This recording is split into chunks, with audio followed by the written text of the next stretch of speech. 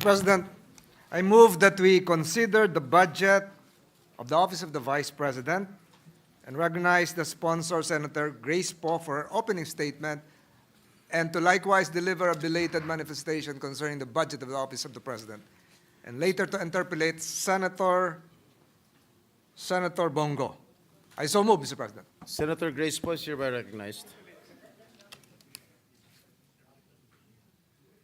Thank you, Mr. President. I would just like to insert into the records the budget for the Office of the President earlier, and also our message of welcome to the delegates that were here earlier.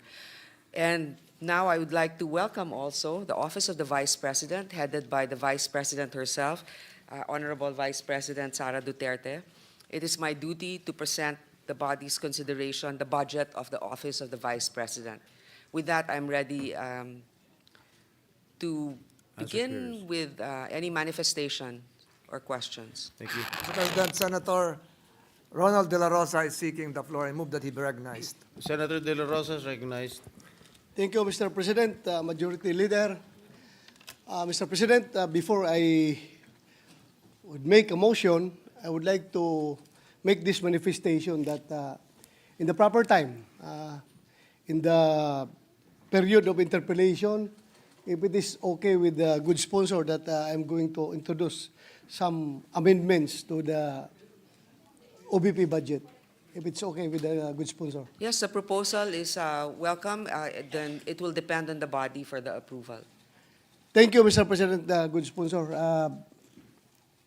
With that, I hereby move for the approval of the OVP budget. Before that, I think Senator Bong Go Meron kami. wants to take the floor. I would like to take back my motion, Mr. President. Withdraw. Withdraw. I would like to withdraw my motion. Senator to give Bong Go. way for the manifestation of Senator Bong Go.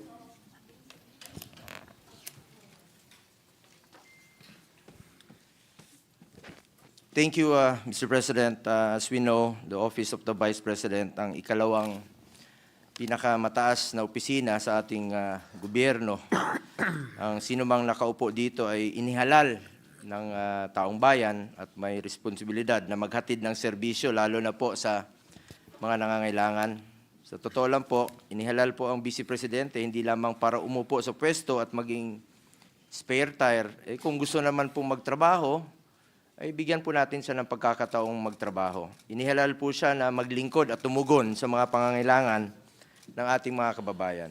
Subalit, Mr. President, ang budget po na inilaan para sa OVP ay binawasan po sa General Appropriations Bill na para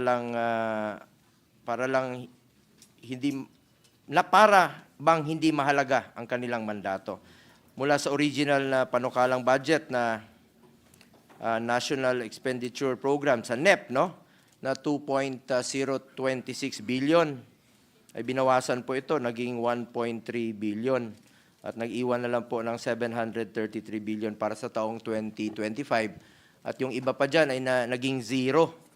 Mr. President, nakapagsagawa ng ating mga mahalagang programa po ang OVP na may direktang benepisyo naman po sa ating mga kababayan tuwing may bagyo, nasasalanta, tumutugon naman po ang Office of the Vice President. Mayroong mga inisyatibang OVP tulad ng Magnegosyo Taday na nagbibigay po ng grants at training para sa kabuhayan ng mga maliliit na negosyante at kababaihan at ang Educational, Medical, and Burial Assistance Program na naglalaan po ng tulong pinansyal para sa mga kababayan nating nangangailangan. Sa panahon po naman ng kalamidad, nandiyan po ang Disaster Response Program ng OVP na nagbibigay po ng agarang tulong, relief packs at iba pang suporta sa apektadong lugar. Kung tayo nga na sa legislative ay tumutulong tayo, hindi natin nililimitahan ang sarili natin bilang mambabatas lamang. Ang trabaho naman natin, representation, constituency at legislation, lalo na po ang Office of the Vice President na executive yung function nila. Sana po'y bigyan natin ng pagkakataon na makapagtrabaho naman po ang Office of the Vice President. Ngunit ang mga nabanggit ko pong mahalagang programa ng OVP ay maapektuhan dahil bahagi rin po dito na tinanggal sa budget ng OVP sa ilalim ng General Appropriations Bill. Mr. President, public offices in general are meant to serve the Filipino people, lalo na kung lumalapit sila diretso ang kanilang opisina sa ating mga kababayan. Basic mandate po ang tumulong, lalo na po sa nangangailangan ng social services.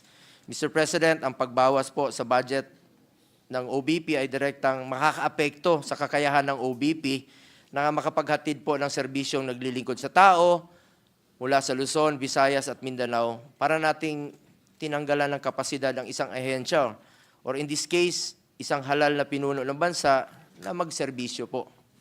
Kaya po nananawagan po sana ako sa mga kasamahan natin dito na sana po ay madagdagan, no? O maibalik ang pondo po na naaprubahan sa NEP for 2025 para naman po makapagtrabaho ng maayos ang ating Vice Presidente na parte po ng executive branch of the government. Para naman po para naman meron tayong working Vice President at hindi lang po spare tire. Gusto naman po magtrabaho ng ating Vice Presidente. Huwag ho nating pilayan ang gustong magtrabaho. Sa totoo lang po, ang daming opisina na mas malaki pa ang budget kaysa OVP, pero underperforming. Ang iba nga dyan, natutulog yung pondo.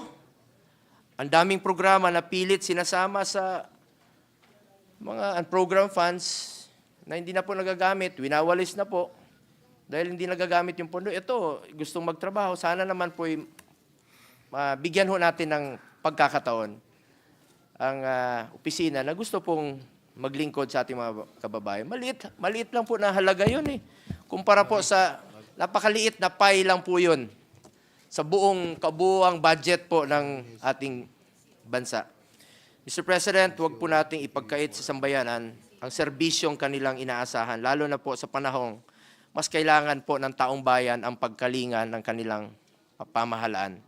Lalo na ngayon, panahon ng bagyo, dami pong naghihirap nating mga kababayan, magtulungan na lang po tayo. Yun lang po yung panawagan ko sa inyo, magtulungan tayo. While we understand that some of OVP's programs are also being done by other government agencies, wala naman po sigurong masama kung bigyan po ng budget ang OVP para sa social services. Ito lang po aking pakiusap sana, para sa social services, para mas marami pang mabigyan po ng tulong at mas marami pa pong matutulungan. Sana po madagdagan o maibalik po ang pondo at hindi po masakripisyo ang layunin ng OVP na maghatid ng tunay na serbisyo sa ating mga kababayang Pilipino, lalong-lalo po yung mga nangangailangan. Let me repeat, yung social services sana po maibalik. Maraming salamat po, Mr. President. Thank you very much, Senator Christopher Bong Go. Majority Leader. Senator, Before we recognize Senator Bato, I would like to convey also that the manifestations of Senator Bong Go is noted, and at the proper time, Senator Bong Go is free to introduce the amendments he would like to include for the Office of the Vice President's budget. thank you. Yes, what is the pleasure of Senator De La Rosa? Mr. President, I would like to move for the approval of the OVP budget. I second the motion. Is there any objection? There being none, the motion is hereby approved. President, I seek a 1-minute suspension. Session is suspended for a minute. To resume, Mr. President. Session is resumed. Mr. President, I move that we consider the budgets of the following: the Presidential Communications Office, Presidential Communications Office proper, Presidential Broadcast Service Bureau, Bureau of Broadcast Services, Bureau of Communication Services, National Printing Office, News and Information Bureau, Philippine Information Agency, Presidential Broadcast Staff, RTVM, budgetary support to government corporations, intercontinental broadcasting corporations, and the People's Television Network, Inc., and to recognize the sponsor and chairperson of Subcommittee G of the Committee on Finance, Senator Lauren Legarda for her opening statement, and later to interpolate Senator Coco Pimentel, our minority leader. I so move, Mr. President. Any objection? There being none, motion is approved. Senator Legarda, you may proceed with your opening statement, if any. Thank you, Mr. President. The proposed appropriations for the Presidential Communications Office, the attached agencies under Senate Finance Committee Report 335, 2025 General Appropriations Bill amounts to $2,026,816,000 pesos. The distribution of the proposed new appropriations is as follows. Presidential Communications Office proper, 694,971,000. Bureau of Communication Services, 77,071,000. National Printing Office, 28,848,000. News and Information Bureau, 138,305,000 pesos. Philippine Information Agency, 418,263,000 pesos. Presidential Broadcast Service, Bureau of Broadcast Services, 466,203,000 pesos. Presidential Broadcast Staff, 251,155,000. Meanwhile, under the PCO budgetary support to government corporations, the appropriations amounts to 1,364,257,000 pesos. It's distributed as follows. Intercontinental Broadcasting, 1,149,000,000 pesos. People's Television Network, 215,257,000 pesos. That is it. That's it, Mr. President. That's the PCO and the attached agencies. Thank you, Senator Legarda. And to interpolate, the minority leader. Thank you, Mr. President. With the permission of our sponsor. Actually, Mr. President, they visited me in the office earlier today, and the purpose of this interpellation actually is to solicit some information that they may want to announce to the public, like some accomplishments or good news coming from their offices. So can I start with the budgetary support to the IBC, for example? Dito si Senator JV who really also helped me push for this. For this year, we gave them an amount for the retirement pay of their long suffering and retired employees. Before the this is before the time of the incumbent management led by the President. Around 500 million pesos pa yata. So when we get the report from the IBC on the usage of the amount given to them,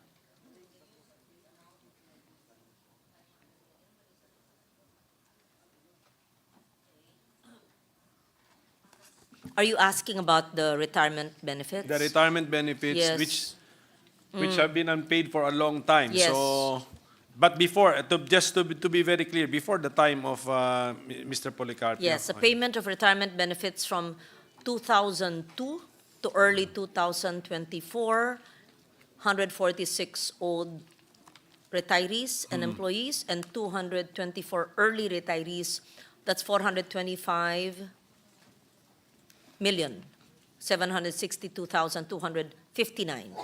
And to be used for payment for remaining 2024 retirees is 74,237,740. Okay, so in short, mission accomplished. Okay, with the thumbs up from Secretary Cesar Chavez, that means mission accomplished. So congratulations President. to IBC. Humingi ng pondo, binigyan ng pondo, nagamit ang pondo. Tapos, ang problema ng 400 beneficiaries plus their families. Tama. So congratulations for that. So, and then, siguro question lang po sa PCO naman, you are the lead agency for implementing the executive order on freedom of information. Am I correct in stating that? EO number 2, series of 2016, as well as Memorandum Order number 10, series of 2016. Tama po. It's okay. Question na lang po, are the people using this? Are the people using this mechanism? How many requests for FOI have been made and were granted by the office? Through the FOI program, Mr. President, the citizens are afforded the right to access government-held information, documents, data, and statistics. There have been 239,741 e-FOI requests lodged, and there have been 151,991 standard FOI filed. There are different types of FOI requests, statistics, data sets, research, legal documents, personal information, etc. And the top requested agencies under the e-FOI portal, Department of Health, with 22,692 requests, PSA, Statistics Authority, National Telecommunications, BIR, DepEd. Thank you for mentioning the top. I can go on and yes, on, it's no, very long. I think that should be sufficient. Yung, Thank you. those are the top agencies which are the, ano bang tawag doon? The subject of the FOI request because they are supposed to be the source of the information. So what did the office what was the role of the office? If the information is needed from PSA, DOH, what was the role of the PCO? Was it just a bridge?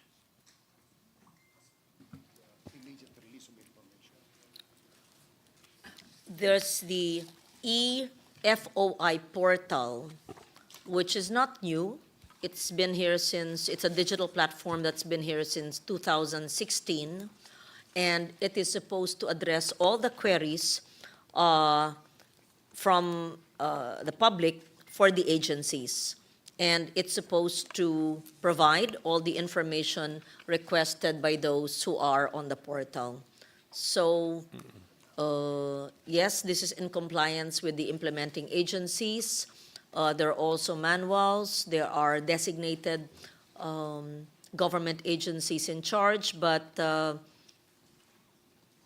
answer is yes, this is the compilation of all the answers to all the requests online regarding the work, data, information of various agencies. Hindi lumalabas sa figures, medyo ginagamit ng taong bayan. They're availing of this mechanism. Close to 400,000 requests. So, meron talagang nangangailangan ng information and do they give feedback as to whether or not they were happy with the information that they got? Did the information given to them answer their need, Madam Chairwoman? I'm told that yes, there's feedback. We know that this is not a new platform because the executive order was way back in 2016, but we can only imagine that this should improve because it's been 8 years. So this is based on an EO in 2016. This is based also on freedom of information is an internationally recognized human right protected by the Universal Declaration of Human Rights. I can go on, and it's enshrined, of course, in the Philippine Constitution. Now, they've also used new technology. The e-FOI portal uses AI, artificial intelligence, to respond to requests for public information. Perhaps what we could ask them to do is to really measure the impact, positive or negative, and see where it lags behind, because they're also requested to have client satisfaction ratings at the end of the service. So if the requesting party, kung magsipag siya to answer these questions, then we can have more accurate information on the quality of service. Yes, yun siguro. I'm sure sinusukat din po siguro nila yan as to the satisfaction of the users of the service. Okay? So hindi lang yung that we are using technology, okay yun, because Yes. but are they happy? Lalo na kung nag-AI kayo, so we need to know if yung information nga na gusto niyang makuha, nakuha ba niya? Yes. So, It would probably interest you to know who are the public users. Apo. The first, the highest is the academe. And then the 52,799, they measure that. Government, 49,000. Private citizens, 159,000. So we also have CSOs, we have information officers, we have business community. So these are the different sectors who have been requesting information from the different portals. Thank you. When we were studying these different offices and bureaus, Mr. President, we suspected that there's some overlapping functions between the News and Information Bureau and the Philippine Information Agency. So can we be clarified, because we may be mistaken, what's the difference between the functions or even the news coverage provided by the News and Information Bureau, may separate budget po yan, and the Philippine Information Agency, may larger budget pa yan. Yes, ma'am. That's actually the same question I also asked during the hearing, because there seems to be an overlapping, just so that we are clear with the functions. The PIA, even there is a new head. We have a new head of the PIA. During the hearing, we had another head. Unfortunately, I asked a question which the head could not answer accurately. I hope that was not the reason for the change of the head.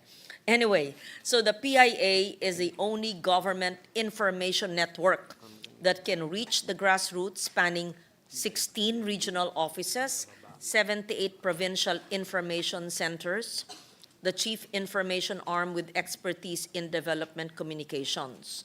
The functions include establishing and maintaining regional and provincial information centers, focusing on planning communication programs, providing basic information about government and on different particular interests to the community.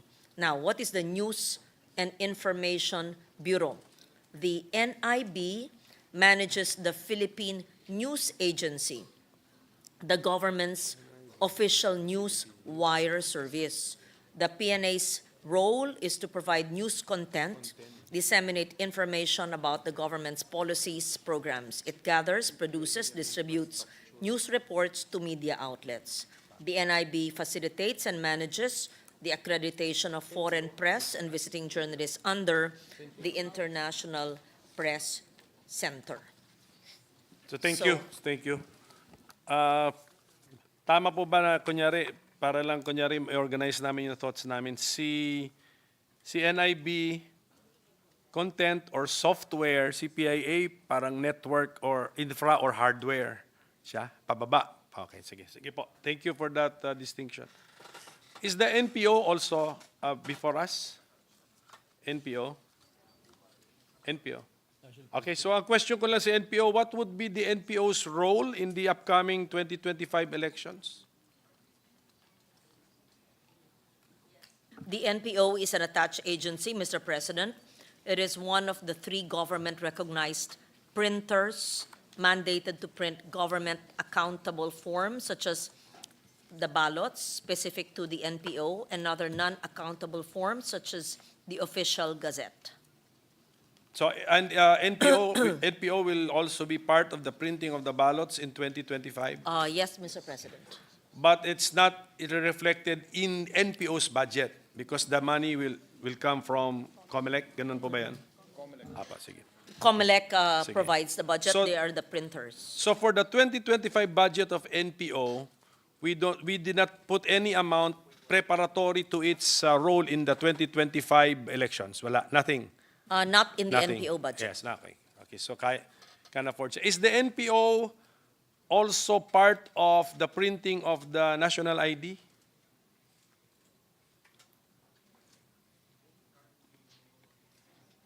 The national ID, it's not in any budget. Are they the ones printing it? No. Not to Kung my may role lang, knowledge. tinatanong ko lang kung may role. No, no role. No, Mr. President. Who's the head of the NPO?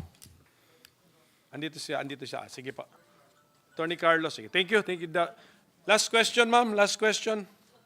Last topic or maybe last question also. In 2022, the SWS reported that 51% of Filipinos, so majority, find it difficult to spot fake news on media. So what are the policies as well as specific programs of PCO which are meant to combat fake news and misinformation? Thank you for that. That's very important. We know that the PCO prioritizes educating the public on the various strategies and motivations behind disinformation and misinformation. As mandated by the Secretary, the state media under the PCO shall identify fact-check officers who will address mis- and disinformation. So the PCO launched the Media and Information Literacy Campaign, MIL, to proactively combat mis- and disinformation. The approach focuses on education, awareness, equipping the public with the skills to critically assess information that they consume. And so it can go on and on. So they have the fact checkers. Perhaps we can do that in all our offices. Kasi galit na ako pag linilihis. Una, it could be incomplete, inaccurate, misinformation, disinformation, or it could be copy-paste. Isa pang delikado na to chat GPT, linalagay sa speech, di ba? It's maaring kina-copy-paste from other sources. Anyway, so there are efforts to fight misinformation and disinformation, Mr. President. So there's an information campaign for the public to be critical consumers of information. The target audience are the youth and teachers and educators. There's capacity building for media and stakeholders. They have a partnership with Google, TikTok, MIL for ASEAN Network, GMA7, UNACOM. What's PAMIL? And PAMIL? What is PAMIL? Philippine Association of Media Information Learn. Okay. Yes. See, thank you, ma'am. Thank you. Thank you. So I heard the phrase capacity building. That means may nagti-training, nag-offer sila ng training. So siguro if they're very experienced in offering training on how to manage, spot or correct fake news, siguro out of a sense of corporate social responsibility, if we can ask PCO to also train our offices. Immediately, I don't think we have to wait, Mr. President, for next year's budget. Yes, In fact, after we pass this budget, they can schedule within the month of November in one of the committee rooms, all our media staff, legislative, everyone, senators' offices and the secretariat, basic, what are the tenets of factual writing, consumption of news. In fact, I was asking the other day, how do you spot a speech or a press release that's not from ChatGPT? Malay ko yung churn out ng ibang mga staff natin galing sa ChatGPT, right? Yes, So, because long ago, you could monitor if copy-paste. There was an app before from my second term that, alam mo tala yun, di ba kayo nila Beck? You could spot if it's copy-pasted, but if it's called from ChatGPT, I don't know if there is an app that can monitor that. So, did we get the commitment of my compare, Secretary Cesar Chavez, Your Honor, Nag-amend ba ako? that his office will organize as soon as possible before the year ends?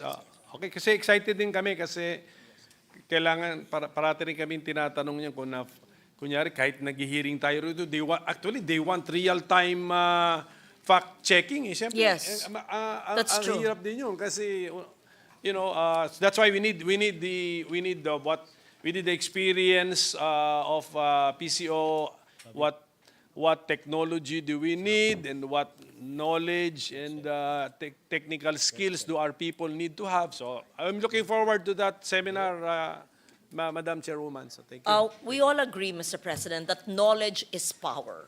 And knowledge using that power to generate knowledge can actually save lives and livelihood.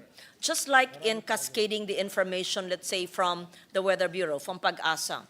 If it is not understood, if it is not given in a timely manner, if it is not accurate, if it's very scientific and just like a copy-paste, the rains will be like this, often it is not understood. Natataas ba ang tubig, at what time? So even that, they should work with the agencies that give out early warning systems so that everyone understands. We know that Bisaya or Cebuano is often used. Filipino is used in some areas, but I think that there should be translation of early warning systems, of information that could be used by our farmers, our fisher folks, by our DRR officers in every LGU. That is why I think this Barangay Information Officers Network, you're from Marikina, it is important. You can amend your budget. I did amend mine. So that in constituencies and LGUs where I want to have specific information, barangay purok sitio level, you will know what's going on.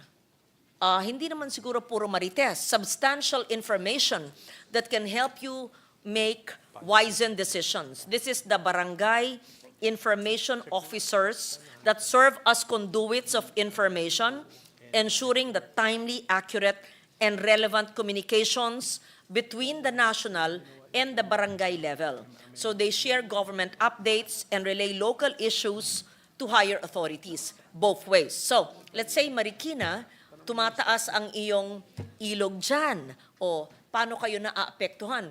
If you will amend your budget so that you will have, how many barangays do you have in the whole city or even in the district where you are running for congressman? Right. It would be good to have barangay information officers so that you can give the information on weather, on floods, on early warning systems, and not just that, maybe on sino sa mga indigent families ang nagma-maintenance na kailangan ng libreng gamot.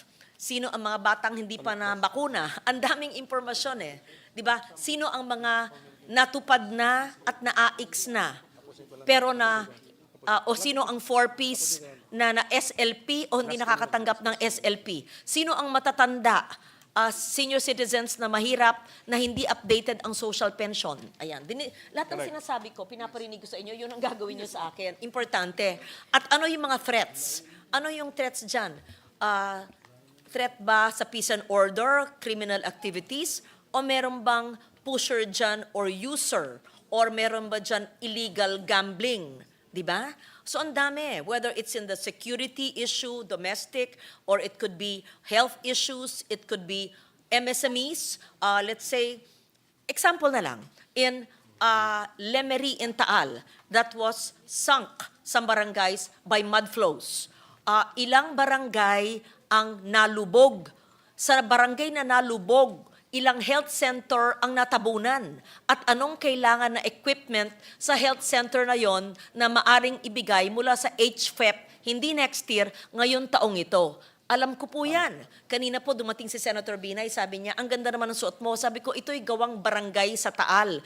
Natuklasan ko, ginagawa pala yung iba sa barangay Gulod at sa Bagong Pook sa Lemery, ang back office ng embroidery. Sinuyod ko po ang mga barangay at household sa barangay. Natuklasan ko na may 101 embroiderers pala sa barangay Gulod sa Lemery, Batangas. So para akong barangay information officer. So yung 101 na yun po, pinapunta ko ang DOLE para magkaroon ng DOLE Kabuhayan Package. Pinapuntahan ko po sa DTI para makita kung kwalipikado sila sa shared services facilities. Papapuntahan ko sa NCCA para malaman natin yung assistance to artisans kung compliant sila. And hindi po nila alam that these government programs for assistance to micro enterprises exist. So, what am I saying? This can be replicated in Tagaytay City, in Marikina City, in Antique, in Batangas, in Camarines Sur, San Fernando, where Attorney Doblon is from, wherever. So, napakahalaga. Just like yesterday, when I suggested that the minority leader amend the budget for a specific provision in one of the interpellations, DFA. this will be very helpful to you. Sige po. And Yes. it will not be expensive. Thank you for the Ayan. advice, Your Honor. Is Attorney Doblon finally running also for office? I am very fortunate to have her in my Running away. office. Okay. Yes. Running away from the The idea genius of the budget. of running in elections. But at any rate, that would be all, Mr. President, because the budgetary levels, I find them to be reasonable anyway, Mr. President. Dumaan na rin yan sa microscopic study ng ating under the microscope of our chairwoman. So congratulations to the PCO family. We wish you all the best for next year. And thank you to our chairwoman. Thank you for your patience. Maraming salamat po. Thank you, Minority Leader. Majority Leader. Mr. President, there being no other reservation for interpellation, Thank you very much to our minority leader. Whenever he interpolates, it's always not just interesting, but very helpful. So I thank the good minority leader. Thank you, Mr. President. again, Please Mr. proceed, President, Majority Leader. there being no other reservation for interpellation, I move that the budgets of the following: Presidential Communications Office, Presidential Communications Office proper, Presidential Broadcast Service, Bureau of Broadcast Services, Bureau of Communication Services, National Printing Office, News and Information Bureau, Philippine Information Agency, Presidential Broadcast Staff, RTVM, budgetary support to government corporations, Intercontinental Broadcasting Corporation, and the Philippine Television Network, Peoples. Inc., People's Television Network, Inc., be deemed submitted for the Senate's consideration and approval. I so move, Mr. President. Is there any objection? There being none, the motion is hereby approved. 1 minute suspension, Mr. President. Session suspended. Mr. President, I move that we consider the budgets of the following: Department of Justice, Office of the Secretary, Bureau of Corrections, Bureau of Immigration, the Land Registration Authority, the National Bureau of Investigation, the Office of the Government Corporate Counsel, the Office of the Solicitor General, the Parole and Probation Administration, the Presidential Commission on Good Government, Public Attorney's Office, and the Office for Alternative Dispute Resolution, and to recognize the sponsor for our opening statement and later to interpellate Senator Raffy Tulfo. I move that they be recognized. Hearing no objection, the consideration of the aforementioned budget is now in order for interpellation. Thank you, Mr. Senator Thank you, Mr. Grace Po is President. recognized. I would like to warmly welcome the Department of Justice family headed by Secretary Jesus Crispin Boying Remulla. Mr. President, it is my duty to present to the body the budget of the DOJ and its 11 attached agencies.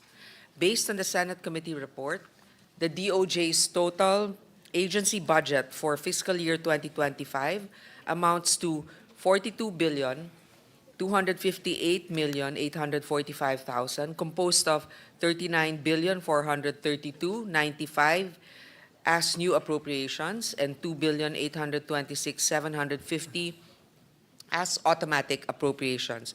With that, this representation is now ready to accept questions or to hear manifestations.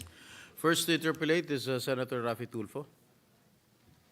Senator Tulfo, may now Thank you, proceed. Mr. President. I would like to make it known to everybody that I fully support the budget of the Department of Justice, but I have some few questions, particularly sa Bureau of Immigration. Madam Sponsor, Mr. President, I spoke to the President and CEO of NAIA Infrastructure Corporation, and I was promised, because I've been talking about this during previous hearings, na magkakaroon ng general aviation processing next year. And gusto ko lang malaman sa immigration kung paano na po ang naging setup nito.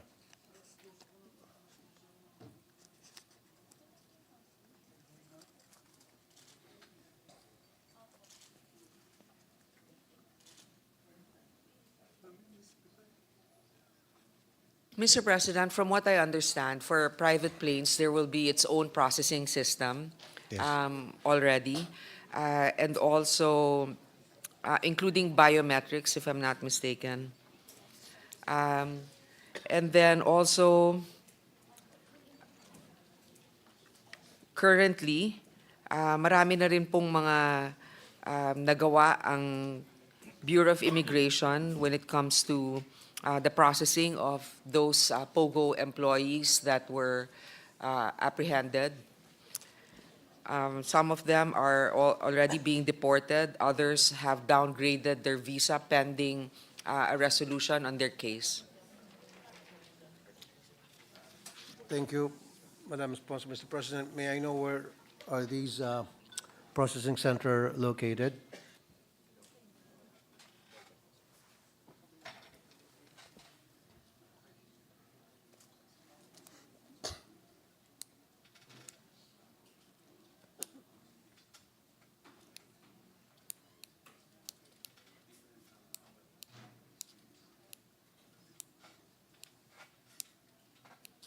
Mr. President, the main processing for these POGO employees are still within the Bureau of Immigration office, but some of them are currently detained in other places.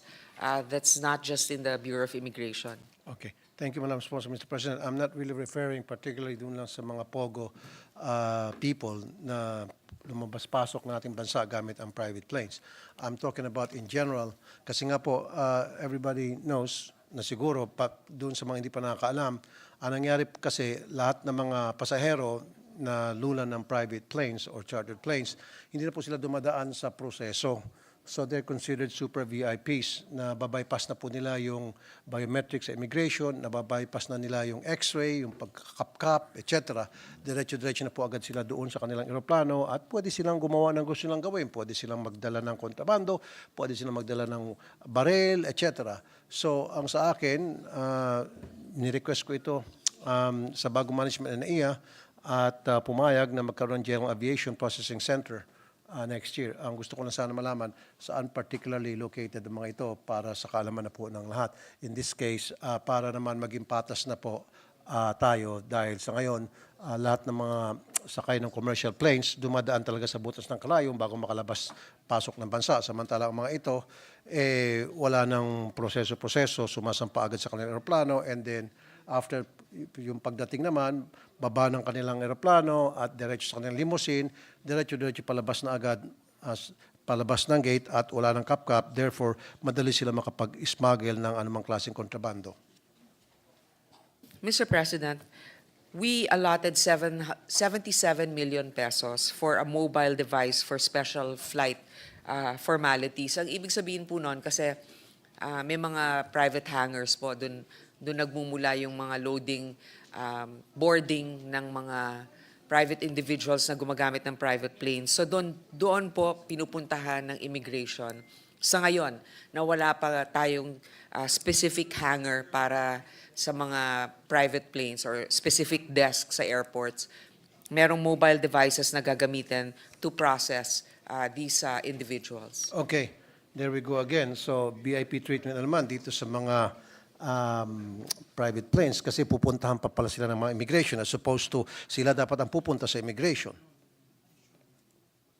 Dapat po, ang gusto kong mangyari dito, sa understanding ko, magtatayo po tayo ng General Aviation Processing Center at doon po lahat ng mga pasahero na gagamit ng private planes, doon sila ipoprocess tulad ng mga regular passengers sa commercial flights. Sila po ay dadaan sa x-ray, sila po ay kakapkapan, and then dadaan po sa immigration at sila po ay kukunan ng biometrics, the works, ika nga. So yung pagkabanggit po ni Madam Sponsor, meron palang mobile facility na pupuntahan sila sa kanilang hangar. Again, so meron naman special treatment sa mga ito. Tama po kayo, Mr. President. In fact, nagulat nga ako dahil hindi ganon kabilis yung response din tungkol dito. Sa ngayon, dahil wala pa tayong exact facility, hindi katulad sa ibang bansa, totoo naman po pagka private planes, talagang VIP sila. Sila ay nagbabayad ng extra for takeoff and landing. May special treatment sila. That's the reality, which is sad in a way that although because of that convenience for them, they have to pay extra. Now, we've already been proposing na dapat magkaroon sa mga airport ng exact facility na kung saan lahat ng mga private individuals ay dadaan doon for processing. Unfortunately, hindi pa nasama yon sa DOTR budget na maglalagay ng lugar doon. At the proper time, Mr. President, I agree with our colleague here, Senator Tulfo, that hindi sila dapat ang pinupuntahan. Dapat sila ang merong pupuntahan na desk. Sabihin na natin, it's more convenient than the others. Then they have to pay extra for it, fine. But then I also fully do not agree that the immigration officials have to go to them. On the other hand, while we're still waiting for that facility na doon lahat dadaan, merong mga mobile devices na gagamitin para i-check yung kanilang identity and also their customs compliance, etc. Okay, thank you, Madam Sponsor, Mr. President. I've been very supportive about the e-gates during previous hearings. So gusto ko lang kumustahin kung magkaroon na po ng mga karagdagang makabagong e-gates para mag-process ng mga pasahero, especially coming in and going out of the country. Yes, Mr. President, there are now there will be additional e-gates that will be put up, and then they also have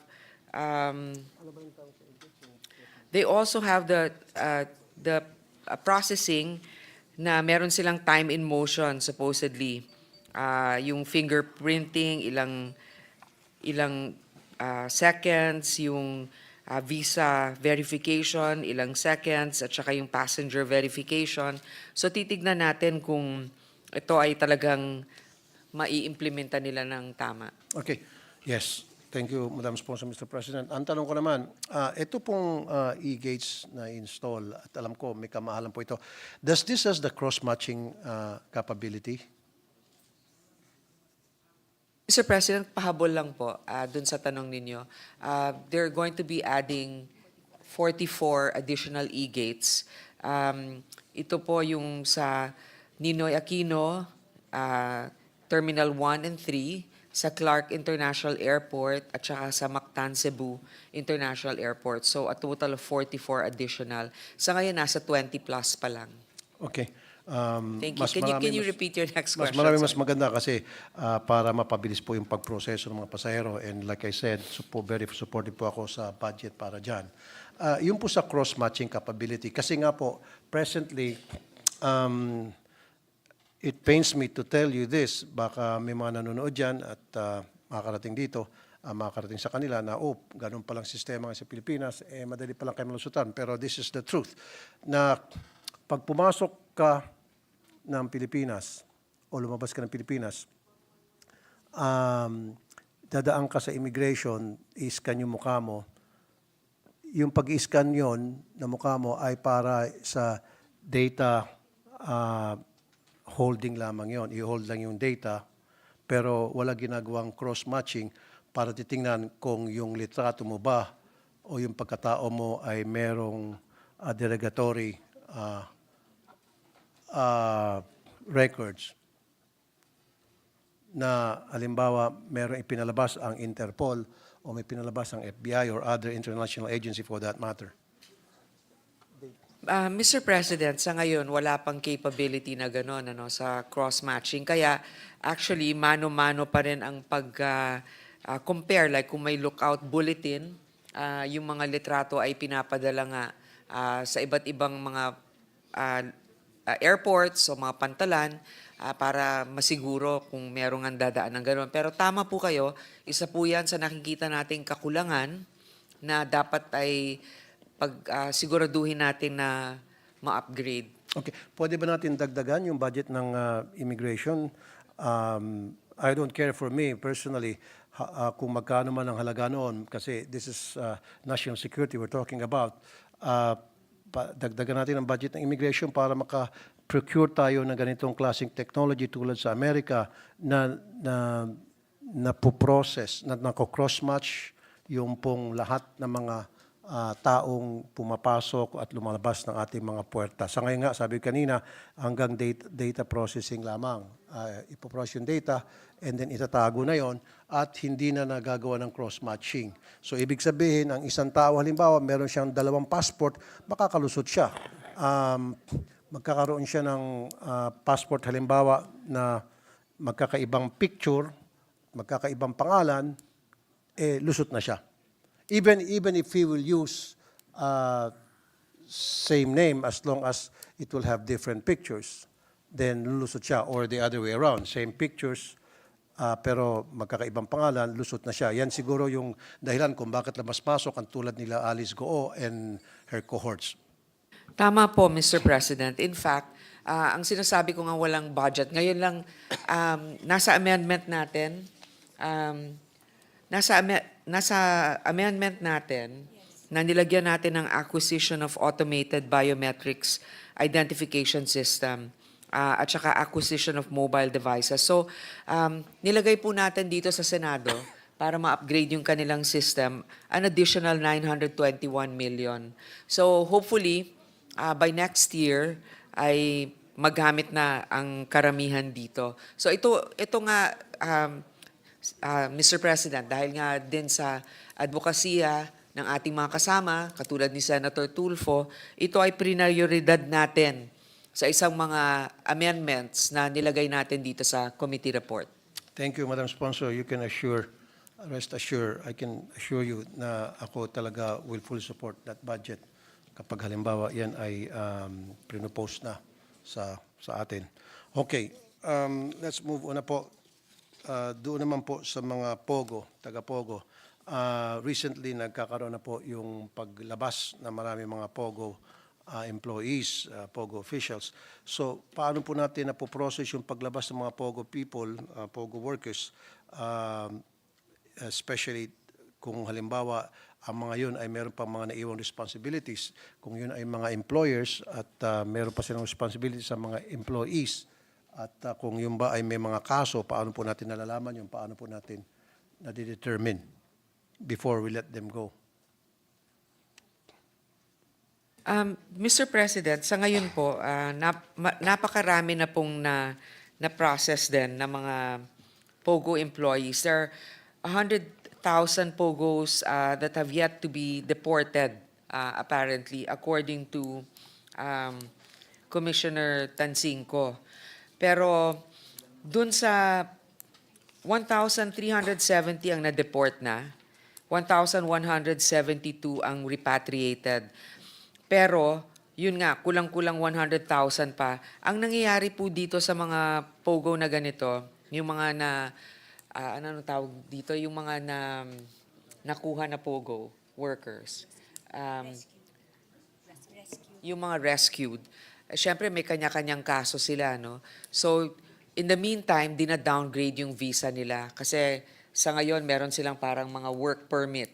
So, na-downgrade yon habang dinidinig yung kanilang mga kaso individually kung sila ba ay i-repatriate o i-deport. So, yun po yung mga kaso tungkol dito sa mga POGO ngayon. Okay. Thank you, Mr. President, Madam Sponsor. Now, let's talk about dredging vessels, and we have discussed this during previous hearings as well, na yung mga especially galing from China, mga barko, para gumawa ng dredging dito sa ating bansa. Paano po natin nasisiguro na yung mga crew dito ay hindi na magti-TNT rito at yung mga crew dito ay hindi mga masasamang elemento, at kapag umuwi na yung mga barkong yon, walang magsasalisi, sasakay ng mga masasamang elementong patakas ng ating bansa?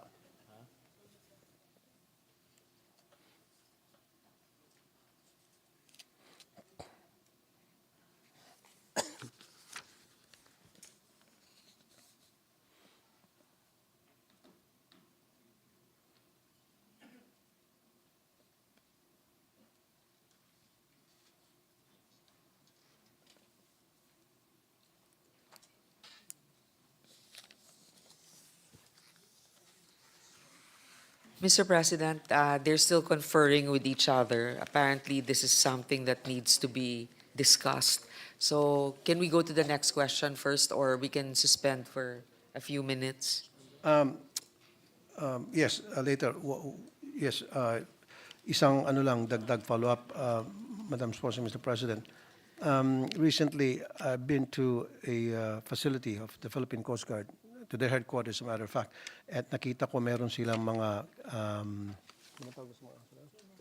K9 units na pinopost ko na pwedeng gamitin yon sasampa sa mga dredging vessels. At yung mga K9 na yon, kayang amuyin whether tao, drugs o baril. Kasi napag-alaman ko, ang ginagawa pala ng immigration kapag may dumating dredging vessel, sasampa and then tatawagin lahat ng crew, papakita ng passport, yung manifesto, yung cross-match. So wala pala yung bawat kanto, bawat sulok ng barko na in-inspection, baka may nagtatago doon na mga Chinese o kung sino man yung foreign nationals na para pupuslit papasok ng bansa. And then paglabas, ganun din, baka pwedeng tumago rin doon sa sulok-sulukan. So dapat pwede natin gamitin yung K9 ng mga Philippine Coast Guard and willing naman sila ipahiram yon. Tama po. Actually, I'm an advocate for animal welfare. Yung ating mga aso ay talagang minsan nga mas mapagkakatiwalaan pa talaga dahil kung ano lang sa kanila, black and white, di ba? Kung ito, naamoy nila na ganyan, ay magre-react yon. So I think it's also good also to keep our own government employees in check, aside from assisting them, na may mga K9 units talaga tayo. Sa ngayon, i-verify ko lang, Mr. President, kung ito ay na-deploy na nila, yung mga K9 units natin.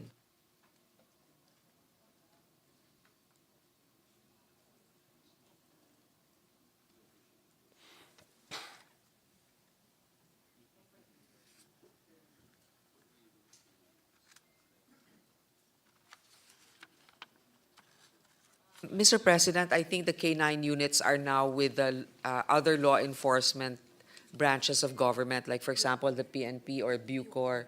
So sa ngayon daw, it was just confirmed that the Bureau of Immigration, they don't have it. Customs may have it. Bucor also has it. Maybe they can coordinate with the Bureau of Immigration. PNP and Coast Guard, meron po. I strongly suggest, Madam Sponsor, Mr. President, na merong K9 na gagamitin para pag-inspect ng lahat ng mga vessels papasok ng ating bansa for dredging. Dahil pwede ho niyang magsiksik sila ng droga. Malaki po yung dredging vessels na yan sa kasulok-sulukan ng barko. Pwede sila siksik dyan ng maletang shabu, cocaine, what have you. In fact, I talked to some immigration people about that, and they said wala raw silang capability na i-check one by one yung mga maleta. They just took their word for it. Pag sinabi ito maleta, kung malinis, walang laman yan, then nilalargahan na agad. So ang sa akin po, dapat bawat maleta ng lahat ng crew ng dredging vessels, inaamoy yan ng K9. At kasulok-sulukan ng barko, hinahalughog yan, inaamoy ng K9, baka may nakasingit dyan ng mga sako-sakong shabu o kung ano pa mga illegal na droga. Tama po kayo. I strongly support this. In fact, but Mr. President, sa ngayon, no, I'm glad that this was brought up by our colleague.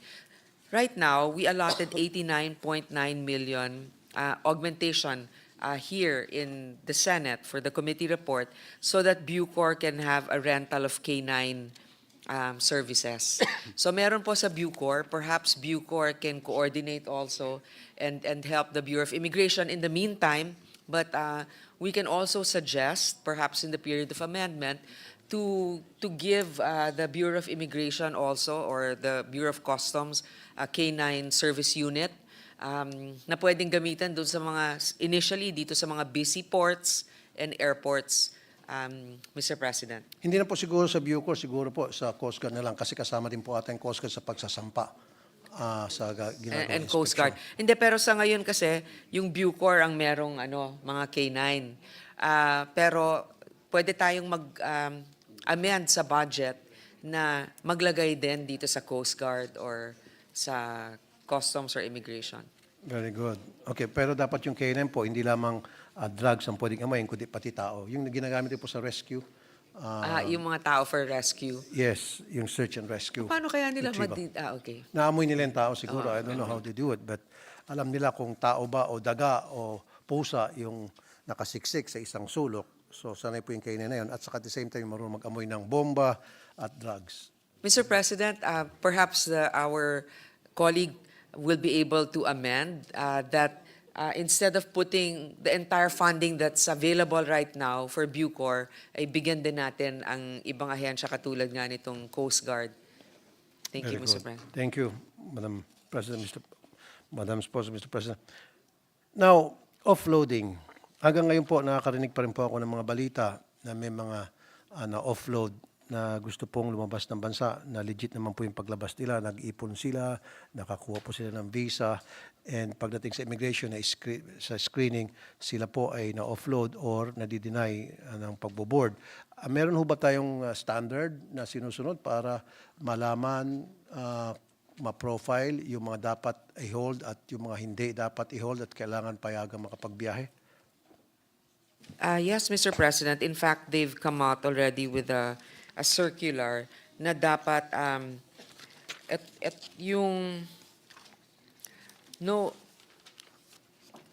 ito yung mga reasons for offloading ay dapat malinaw dun sa ating mga immigrations. Meron ng guidelines and procedures set by the Bureau of Immigration to address it. Number one, yung strict implementation of AYACAT revised rules on departure and formalities. So hindi pwedeng nag-iimbento lang sila ng dahilan. The use of body-worn cameras by iProbes officers conducting secondary inspections, maintenance of border questionnaires, so detailed BCQs for passengers with deferred departures, tapos regular audit, at saka yung complaint mechanisms, kung sa tingin ng pasahero sila ay unfairly targeted, pwede po silang magreklamo dito sa Civil Service Commission o kaya sa Ombudsman. Tapos yung mga dahilan ng pag-offload nung 2024 sa ngayon, 20,349 ang na-offload. So, pag nakita naman na mali yung dahilan para sa kanilang offloading, merong reimbursement process binibigay ang Bureau of Immigration para dito. Madam Sponsor, Mr. President, sana wag na tayo makarating doon sa reimbursement kasi na the damage has been done at naabala na po yung tao at napahiya. Sana wag na tayo dumating doon.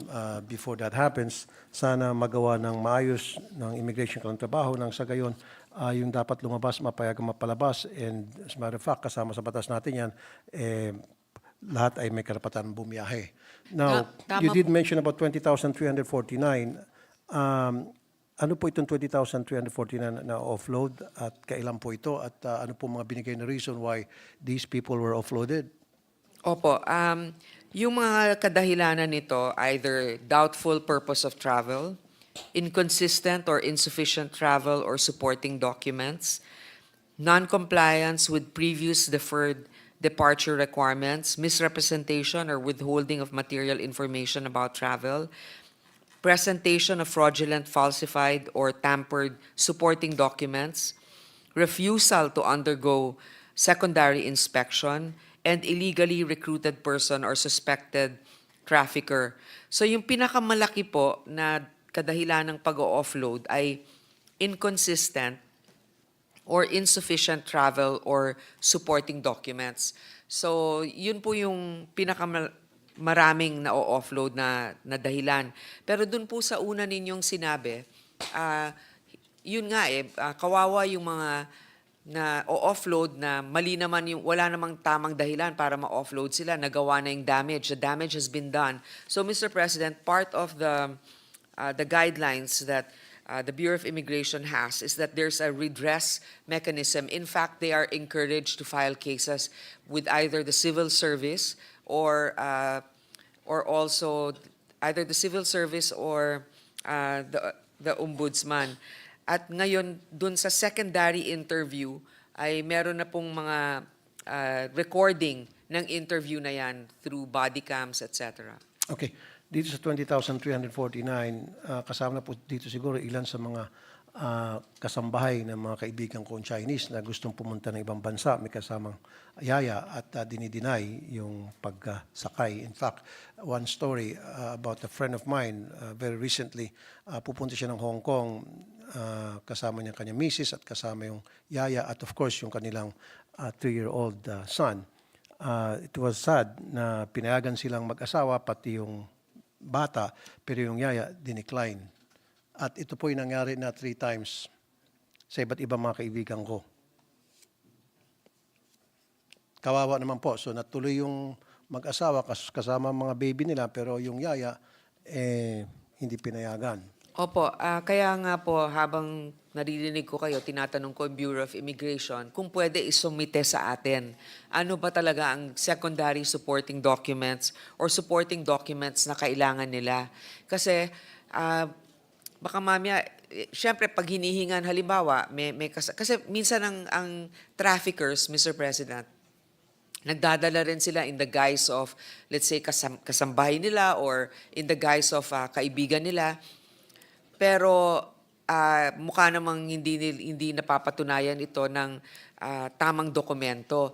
Ngayon, sa paraan ngayon, katulad niyan, sinasabi kasambahay ng kaibigan ninyo, hihingin natin sa kanila, ano ba talaga ang kailangang dokumento na ipakita? Halimbawa na lang, yung pagbabayad nila ng benefits ng kanilang katulong. Kung talagang katulong nila, dapat may PhilHealth benefits yan, dapat merong pambayad din sa SSS, yun ba ay kailangan para isuportahan? Letrato ba na matagal na nilang kasama? Alam ko na ridiculous din yung, di ba yung iba hinihingan ng mga college yearbook, yung mga ganyan. Pero sa tingin ko, a reasonable request for certain documents have to be formally published para alam ng mga nagbabiyahe na yun ang kailangan nilang dalhin. Tatanungin natin sila. Madam Sponsor, Mr. President, hindi naman po ata tama na isipin natin na yung pong halimbawa yung kaibigan ko, mag-asawa sila, they'll go through all the process, magpapakandahirap sila na kunan ng ticket, pati yung anak nila na 3 years old, at gagawin nila modus yung para mapalusot lamang isang babae na para ma-traffic sa ibang bansa. And mind you, itong kaibigan ko to, he owns a big corporation. At napatunay niya doon sa immigration agent na he owns a big corporation and he deserves to bring along with them yung kanyang kasambahay, yung yaya niya para mag-alaga sa baby. Pero kumindat ating immigration officer, parang meron nata pahiwatig at hindi pinatulan, kaya dinicline. Mr. President, judgment is also very important and malicious intent. Tama kayo doon. Pag nakita naman na may kakayanan, tapos isa lang naman yung dala, tapos siguro the judgment of the immigration officer should also be wise and objective, di ba? Pero gayon pa man, para na lang equal treatment sa lahat, kasi may mga iba na siguro magpapalusot rin na may kaya sila, pero mahirap naman talaga ma-determine na yun. Siguro dapat meron talagang ipapublish na mga dokumentong kailangan just in case na sila ay mahingan nga nung pruweba. So ito daw po yung mga...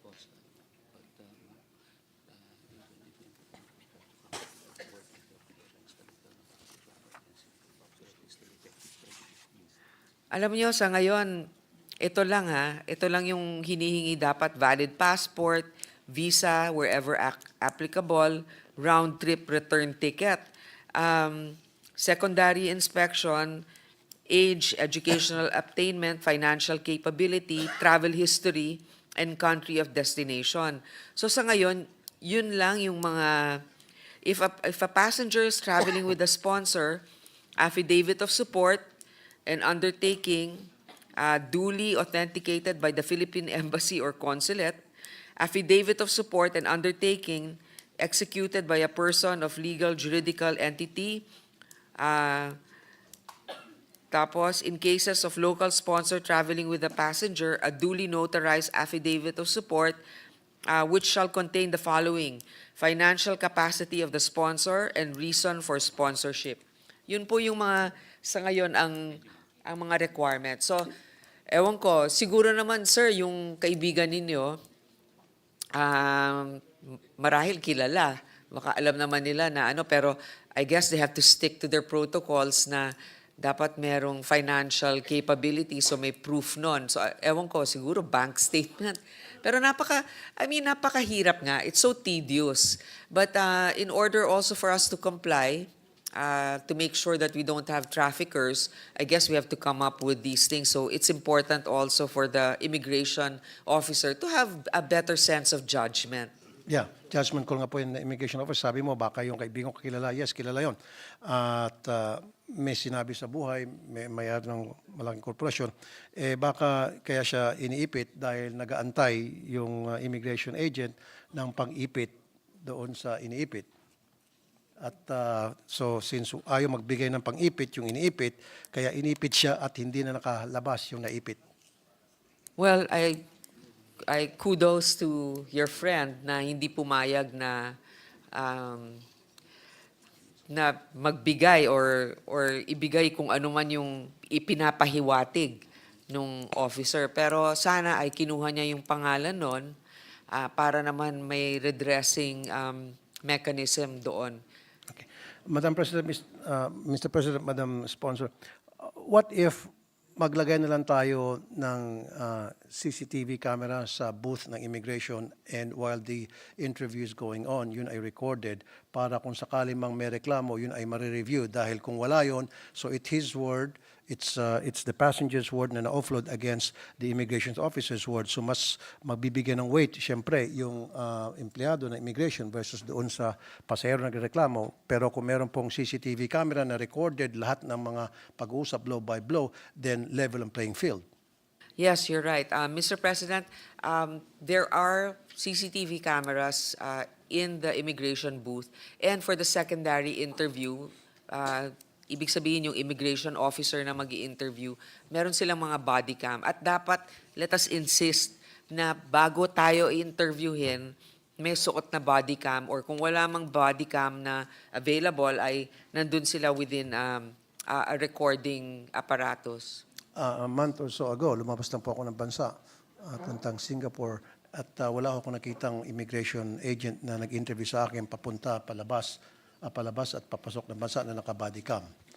Hindi po yun kasi yung naka-body cam po, yun ay for secondary interview. Kunyari, merong pagdududa yung initial immigration officer dun sa booth, yun yung susunod na mag-i-interview sa inyo. So ang gusto ko po, Madam Sponsor, Mr. President, dapat yung CCTV camera recorded doon mismo sa booth while the first interview is being conducted. Kasi doon po nagkakatalo whether yung pong pasahero ay offload o hindi. Yung secondary na lamang, yun ay ginagawa kapag nagkaroon ng konting pagdududa yung isang immigration officer o hindi lang gusto ng isang immigration officer yung pagmumukha ng pasahero.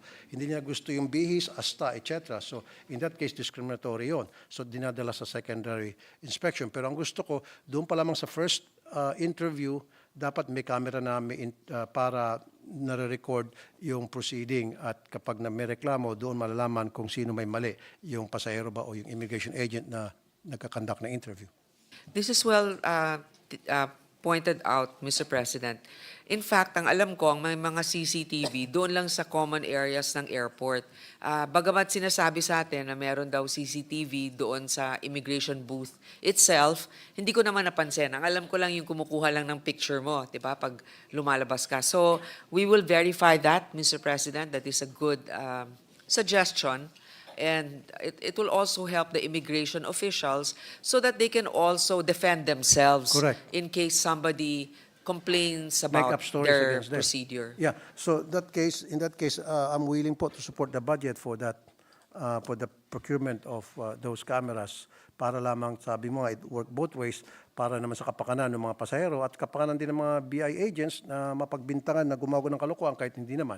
So kung bibili tayo ng mga camera tungkol dyan, kung magkano yan, I will support the budget for the procurement of those equipments. Thank you for the support, Mr. President.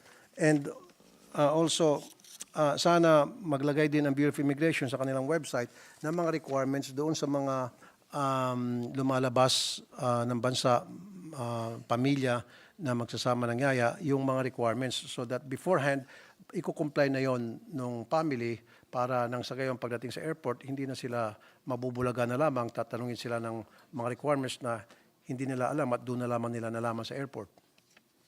Tama po, ayun din ang hiniling ko sa kanila. Kasi minsan napakahirap hanapin kung ano ba talaga yung mga requirements. Dapat nakapost yun sa website nila. Okay.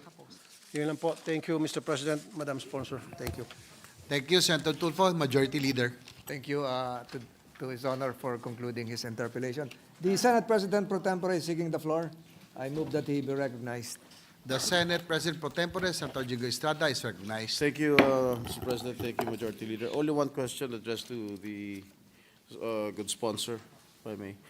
If my memory serves me right, Madam Sponsor, during the hearing that was held, during the hearing of the Committee on Women, chaired by Senator Rosa, regarding the POGO, I heard the BID chairman, Commissioner, say that it was possible for Alice Go to travel by sea going to Indonesia or Malaysia. Can you confirm this, Madam Chair? The initial, actually, based on the submission of the immigration, they feel that hindi by sea but by air ang travel ni Alice Yes. Guo. Can he now confirm if she traveled by air? And if his answer is in the affirmative, can we know what plane did? What was confirmed is that she entered Malaysia, Kuala Lumpur International Airport. Pero the actual flight,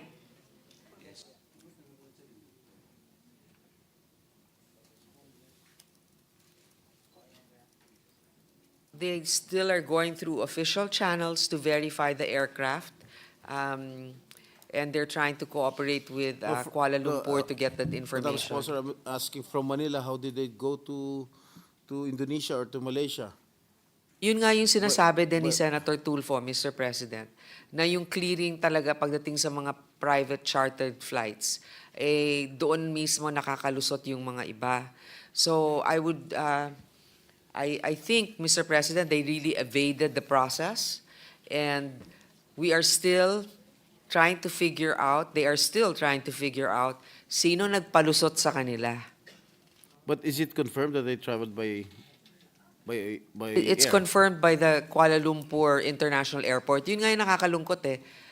We're letting others do the job for us. So sila pa yung nakakonfirm. Pero tayo, wala tayong flight number or manifesto na, or manifest na nakaalis siya ng ating bansa. Yes, I've said this, I've mentioned this every time we had this hearing. Alice Go might have escaped through using a private plane, going to a small airport, like for example, in Samar or basta yung mga malilit na airstrips na kaya maglanding ang mga malilit na aeroplano na walang bantay na naka-up, walang bantay na tao ng Bureau of Immigration. Maraming tayong loopholes eh. So how can we remedy that? How can we stop it? I think one of the best suggestions also, Mr. President, is that all of these chartered flights are monitored properly. Dapat nga meron talagang desk na dumadaan talaga sa mga airports yung chartered flights. So ngayon, ang ginawa natin, sa lahat ng mga chartered flights, bago sila makaalis, yung immigration officer, na pupuntahan sila dun sa hangar, merong mobile device to check their identity, etc., bago payagan ng air traffic control na makaalis sila. So, again, Mr. President, we are banking on the honesty of our officials to be able to comply with these processes. Paano nga po kung pumunta si Alice Go sa isang maliit na airport na pwede naman maglanding ang mga malilit na aeroplano at kaya naman pumunta sa ibang bansa yung malilit na aeroplano na wala naman humbantay? Walang kaap, walang BID, nothing.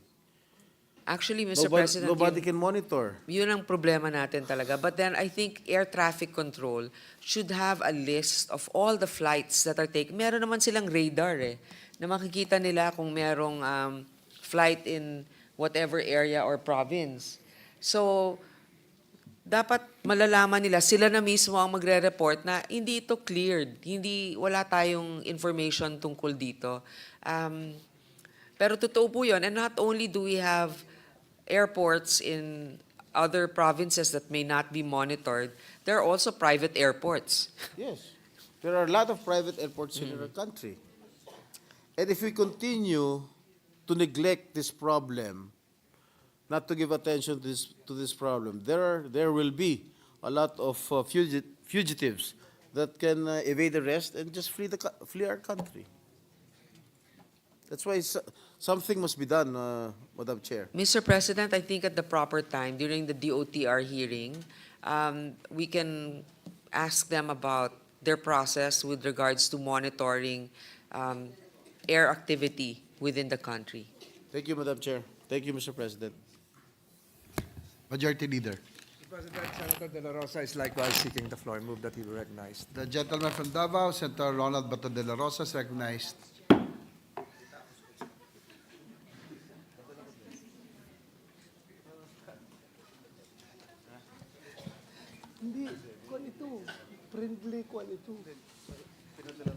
Thank you, Mr. President.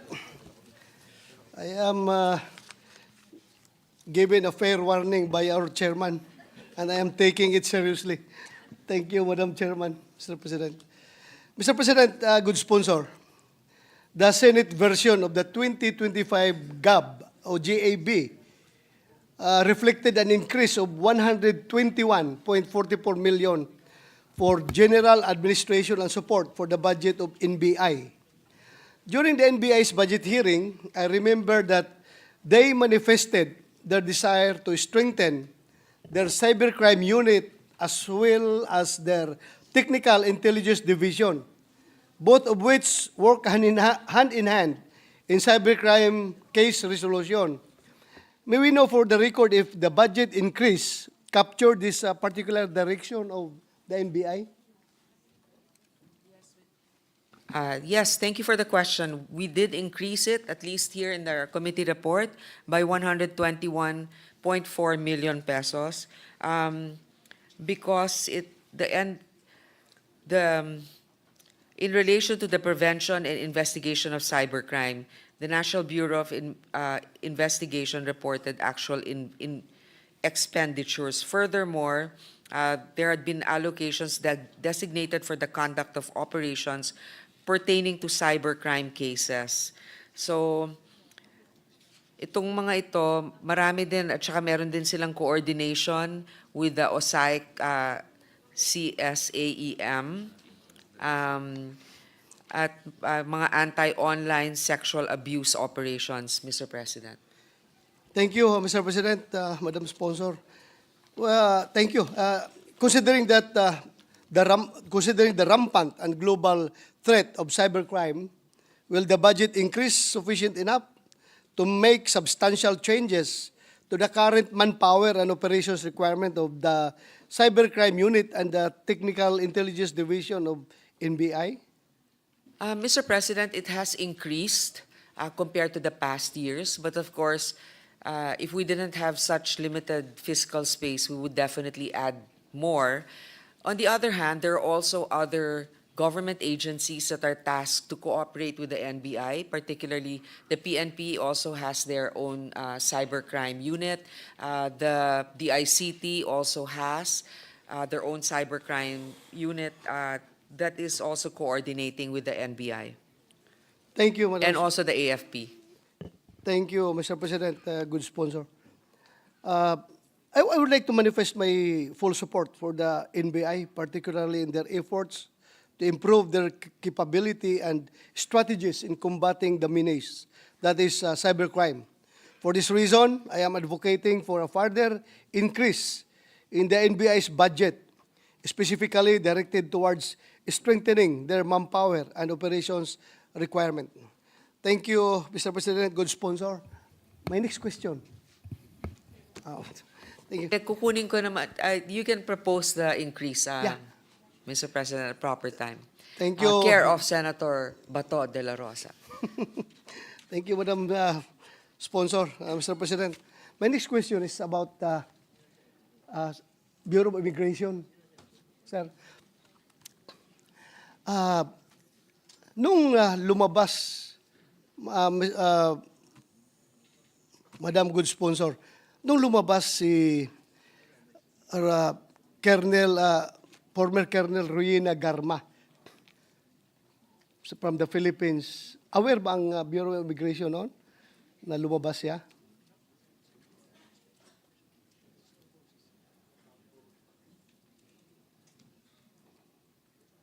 Mr. President, that's also the reason why we knew exactly where she was.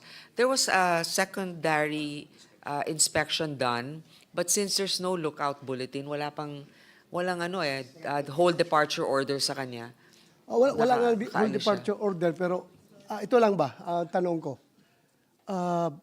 I'm sure mga BI personnel are aware that Colonel Garma was under the custody of the House of Representatives because of her being cited in contempt.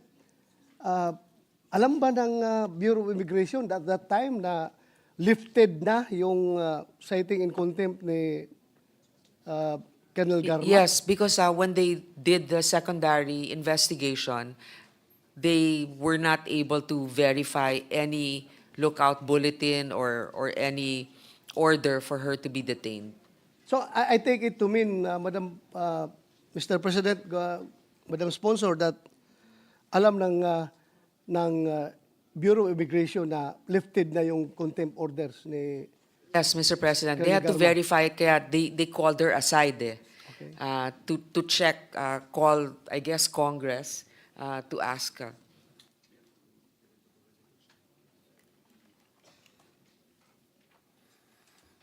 Okay, well, as of now, wala tayong control ngayon dahil siya ang US immigration, US authorities ang may hawak sa kanya. Pero as para sa, meron ba tayong matanong ba sa Bureau of Immigration kung meron ba tayong coordination sa counterpart natin sa US as to the timeline, kung kailan siya maibalik sa Pilipinas.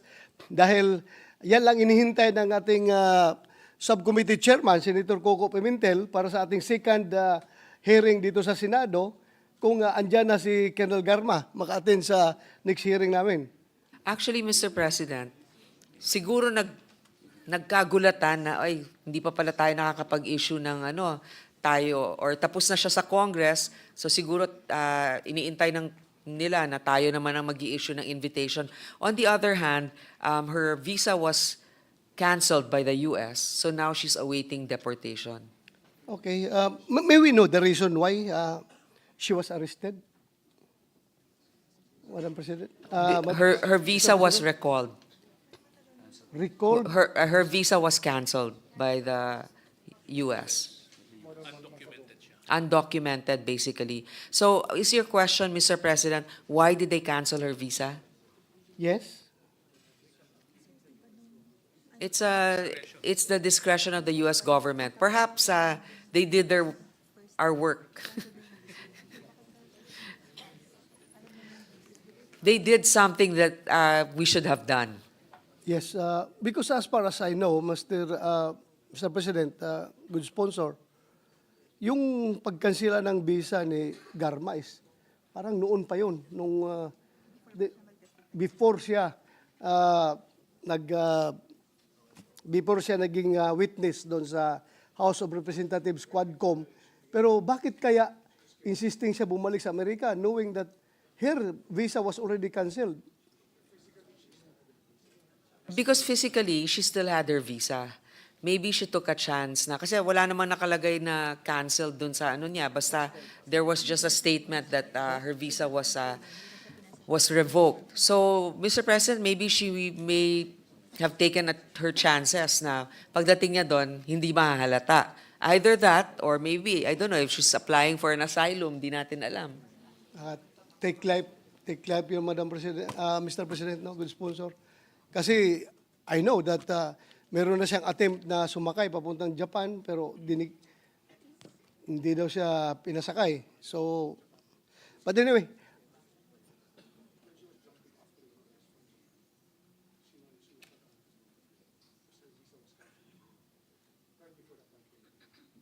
Okay, right before the Quadcom hearing, dun sa Japan, hindi na siya naka-board. hindi na nga siya naka-board. Oh.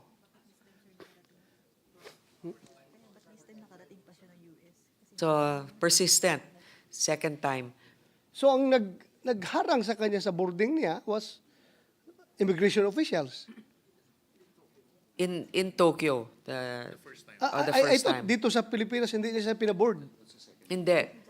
Japan. Sa Japan. Okay, thank you, Mr. President, good sponsor. Yun lang ang aming, kung pwedeng, with the help of BI, yung ating counterparts doon sa US, malaman natin yung timeline as to when she is going to be deported back to the Philippines so that we can schedule our next hearing. Yun lang, Madam President, good sponsor. Thank you. Thank you for your concise questions, Mr. President. Majority Leader. Next to interpolate would be the Minority Leader, Senator Coco Pimentel. I move that he be recognized. Our Minority Leader, Senator Aquilino Coco Pimentel, is recognized.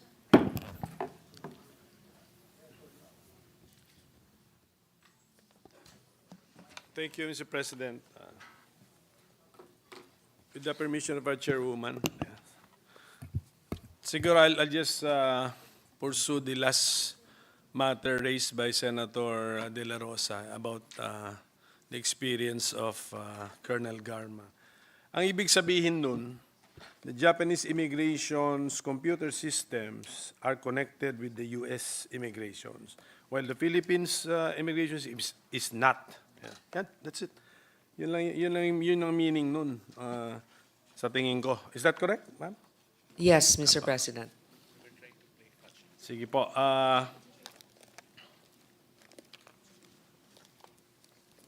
Now, let's go to the budget of the Department of Justice.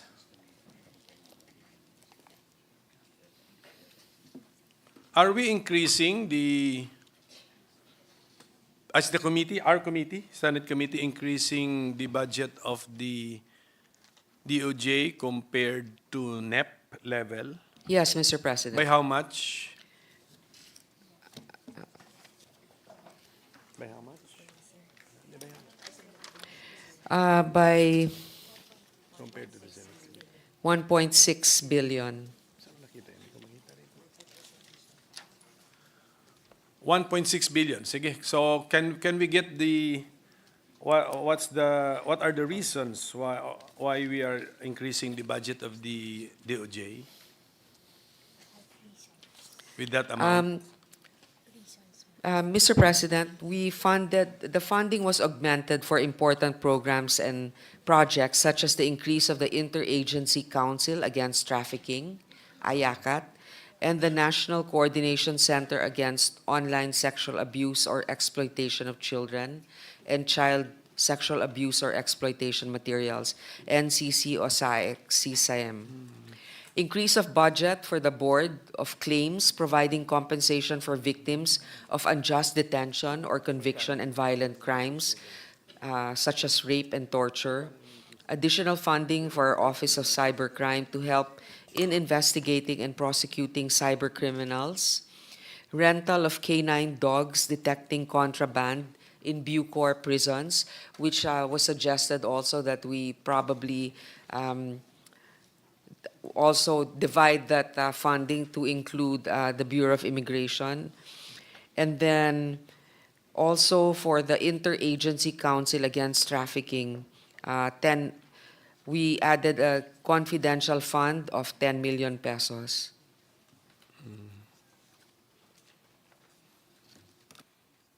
Okay, so it's a council spending confidential funds. So I do not know how that will work. Pero is this the first time you're giving the IACAT confidential fund?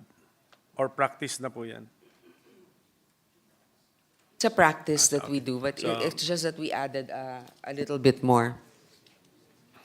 Sige pa, so they know na how to use it. My staff tells me we also increased the Witness Protection Security and Benefit Program amount. Did we? We restored it, Mr. President. Na-cut siya sa NEP. By how much, bale? Na-cut siya saan? Sa GAB? Sa House Bill? Or na-cut siya sa NEP comparing it to 2024 level?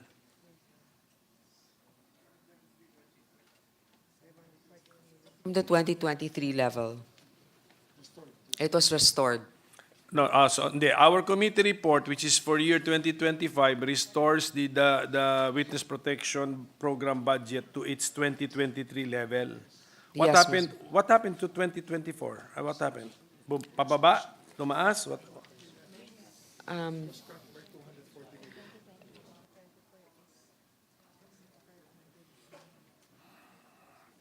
In 2024, it was cut by about 240 million. But then we restored it in the amount of Okay. 319 million. Sige. So nag-increase din tayo ng konti. Wala sa 2024, but in the original proposal, we still increased it also. So, okay, basta ang sinasabi sa atin yung Witness Protection Program budget for next year ay babalik sa 2023 level kasi kinat siya noong 2024. But how was our performance in 2024 with the smaller budget? Yung utilization rate niya, ubos? Ubos o meron pang balanse? Ubus na po. Ubos na Yeah. as of this date. Okay. Sige. Actually, as of October. As of October, ubos na.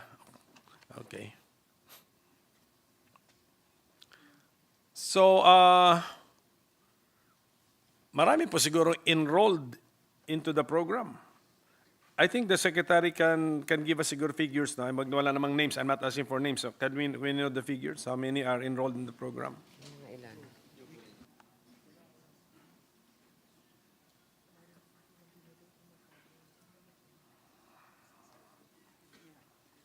There are 582 witnesses in the program So right now, okay po. Dahil po sa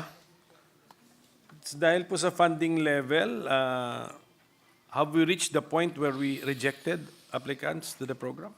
Because the reason is lack of funds or scarcity of funds. We decreased some benefits, Mr. President. Okay, so na at least, so may flexibility doon. It's discretion of the secretary. Okay.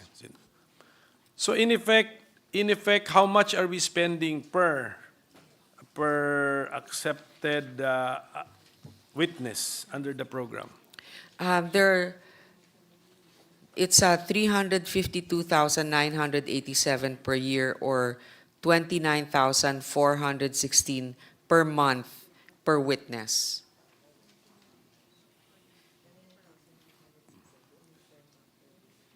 Yes. Para alam lang po natin. And then what would the average longevity or yung coverage, period of coverage of a witness? 7 years. 7 years, okay.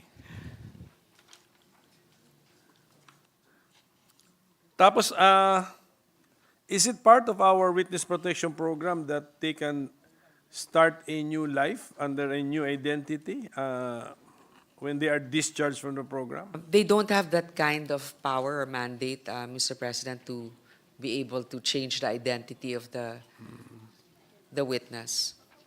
Okay, so when they're released from the program, they're on their own na? Are they on their own? Mr. President, they have livelihood projects also that are given to them. For example, relocation assistance, travel expense if they want to relocate to another area. Then they're also started with, of course, PhilHealth.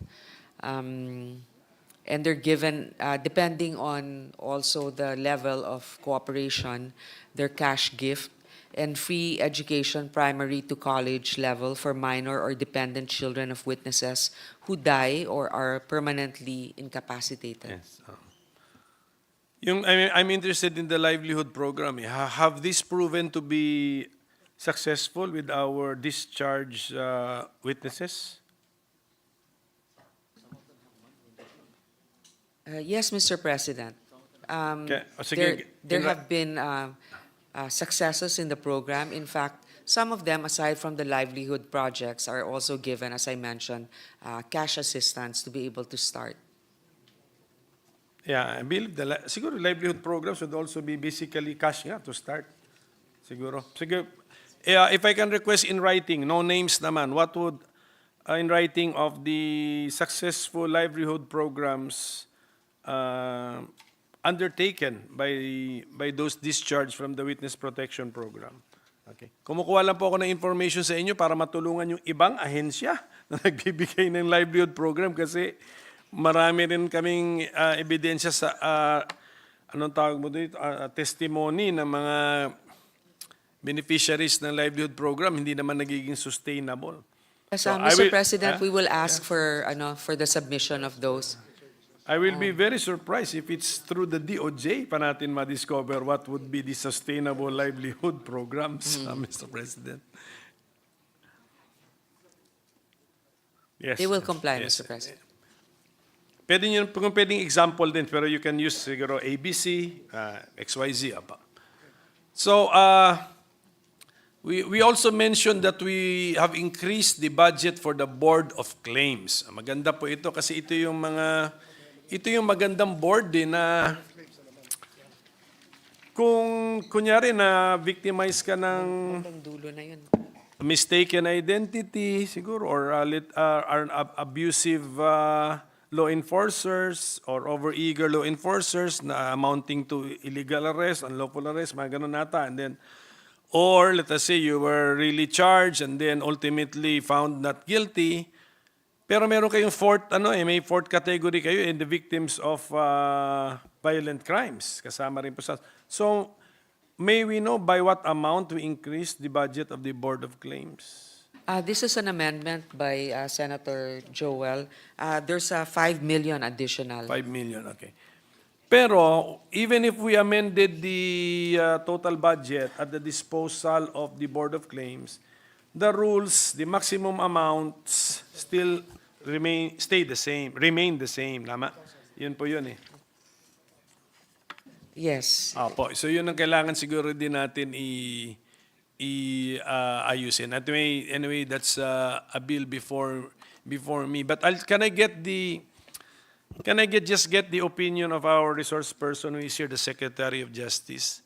Tama po ba ihalo doon yung concept ng victims of violent crimes? Isama sila doon sa mga unjustly detained and charged? I mean, kung from your experience ba, just an input, kasi kung mas maganda ko i-separate na lang natin, ibigay na natin sa ibang ahensya yung victims of violent crimes. Kasi we are after those aggrieved by our justice system eh. Ito yung mga unjustly charged, unjustly detained, ultimately found to be not guilty, acquitted, yun eh. Pero nahaluan siya ng victims of violent crimes which Mr. hindi naman President, resulta yun ng hindi resulta ng prosecution effort, so may I get the opinion of our Secretary of Justice? it can be separated. On the other hand, right now, the reason why they're together is just a convenient way of being able to disburse also the benefits. But this is something that can be done. Sige, kasi no hand si DOJ doon eh. The DOJ had no hand in persons becoming victims of violent crimes. But yung mga yung mga detained, tried, and then acquitted, may hand si DOJ doon. Yes. So thank you for the insight of our secretary. Now, may we know the budget level for our prosecutors?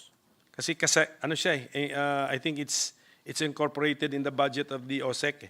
So what amount is for the National Prosecution Service?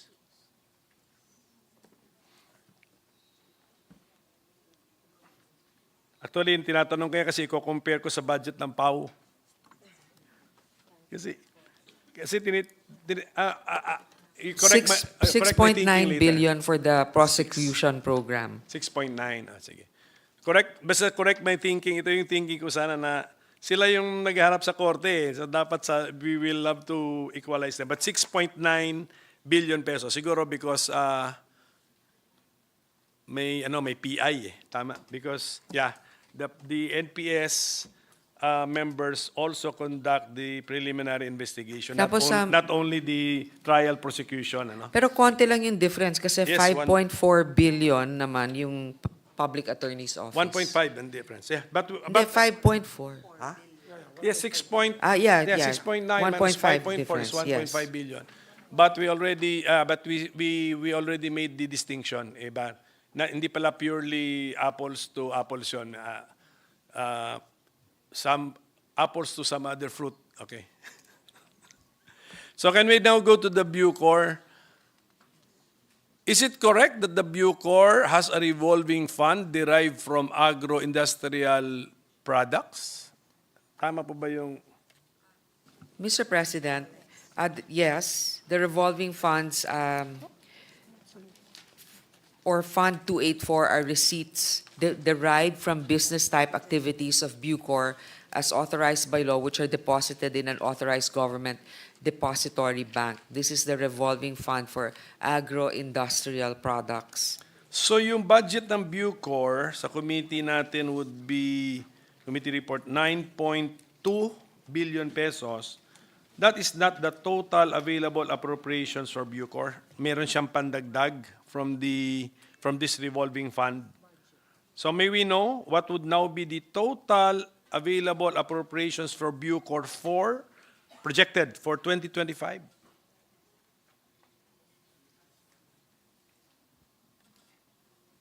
Ito ba i-add ko lang ito? I-add ko to? Ano ba? Kasi sabi yung proposed expenditure, di 320. The estimate, Mr. President, is about an additional 120 million pesos. One additional 120. Ano lang? Sige po. So, at least we know na may additional funds at the disposal of the Bucor.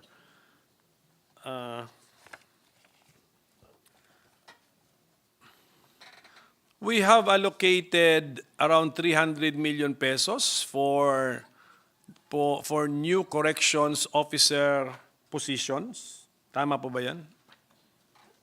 Around 300 to 301 million pesos. Corrections Mr. Officer President, 1. we did. Corrections Officer 1, okay. So when 1,000 ata, I think that when we computed the amount, we had in mind the creation of 1,000 new Corrections Officer 1 positions. Let's assume that they are all hired. After all of them are hired, what would now be the custodial personnel to inmate ratio? Assuming inmate level stays the same. It will now be, it will have a total of 6,939 field custodial position. It will be the current custodial ratio will be 1:8, then it will be 1:7.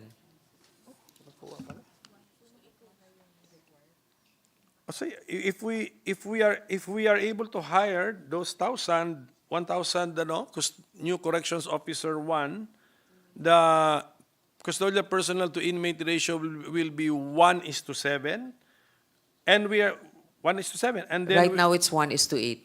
okay, magiging 1:7, and that is the ratio mandated by law. Compliant na tayo sa mandate of the RA 105/75. Check nyo nga ito. Mr. President, I stand corrected. what I mentioned to you is the ideal one. Correct. Oh. Right now, it's 1:27 Ayun. is the ratio. So we are not within our target. How will the ratio improve if we now hire the new 1,000 corrections officer 1 positions? Sa computation po ng Bucor. It will be 1:19. 1:19. Sige. But Okay. Alam niyo bakit ko pino-point out yan? Pero pino-point out ko yung kailangan na, yung amount. If before we reach 1:7, grabbing, we need to really invest in personnel. And I think also it's several different approaches. The DOJ has also instituted certain ways to facilitate the filing of cases na talagang sigurado there's evidence bago mag-detain, and then also the process of decreasing bail, the amount of bail depending on the situation of the defendant. So there are ways also so that we don't overcrowd our prison facilities, and it's the enforcement of the proper implementation of the law and also the resolution of the cases. Yes, we will follow those up in the DILG budget, ma'am, because baka pang BJMP yun eh. But of course, you have programs to decongest our prisons. And I think Well, nag-work. Mr. nag-work President, ba? meron. May mga ibang na-relocate na in other areas, for example, in Palawan. But the total phase out of the new Bilibid prison will be sometime, I think, 2028, if I'm not mistaken. There are other regional, there's also a proposal to build regional prisons to decongest further our current prison systems. There is a plan already for the total, as mentioned by our chairwoman, total phase out of the new Bilibid prison, meaning to say it will be closed down? 2028, that's the proposal. Ililipat yung iba sa Palawan, but also depending kasi, Mr. President, that these are like heinous crimes that will be there. But otherwise, we try to accommodate if it's not if it's not such a grave crime, as much as possible, these regional prisons will allow them to be closer to their from their place of residence or where their family is. That's part of the parang medium-term plan of the Bucor na talagang total phase out of the new Bilibid prison where the PDL population right now is around 25,000. Is my Yes, figure Mr. correct? President. Okay. So let's say tapos na si 2024. So 2025, 2026, 2027, we have in 4 years' time, the plan is to have relocated the 25,000 PDL. Ignore na lang natin yung madadagdag dyan at saka marirelease, let's say, stabla. Yes, And we will be distributing them to the already existing penal colonies? No, parts? no. Mr. President, there will be a PPP project. I mean, they're looking Yan, at the I will pursue PPP that, project yes, for Palawan. But there's also the construction of additional regional prison facilities and dormitories. So, yun po yung mga... So the total phase out is dependent on that PPP project. Yes, Mr. President. So hindi pa natin categorically masabi pala. Okay, that's why. Okay, I thought it was already categorical. So ano nga, sige, saan po siya dependent on the construction of how many prisons in addition to our existing prisons? How many? For that plan to work. Nakasulat po ba yung plan?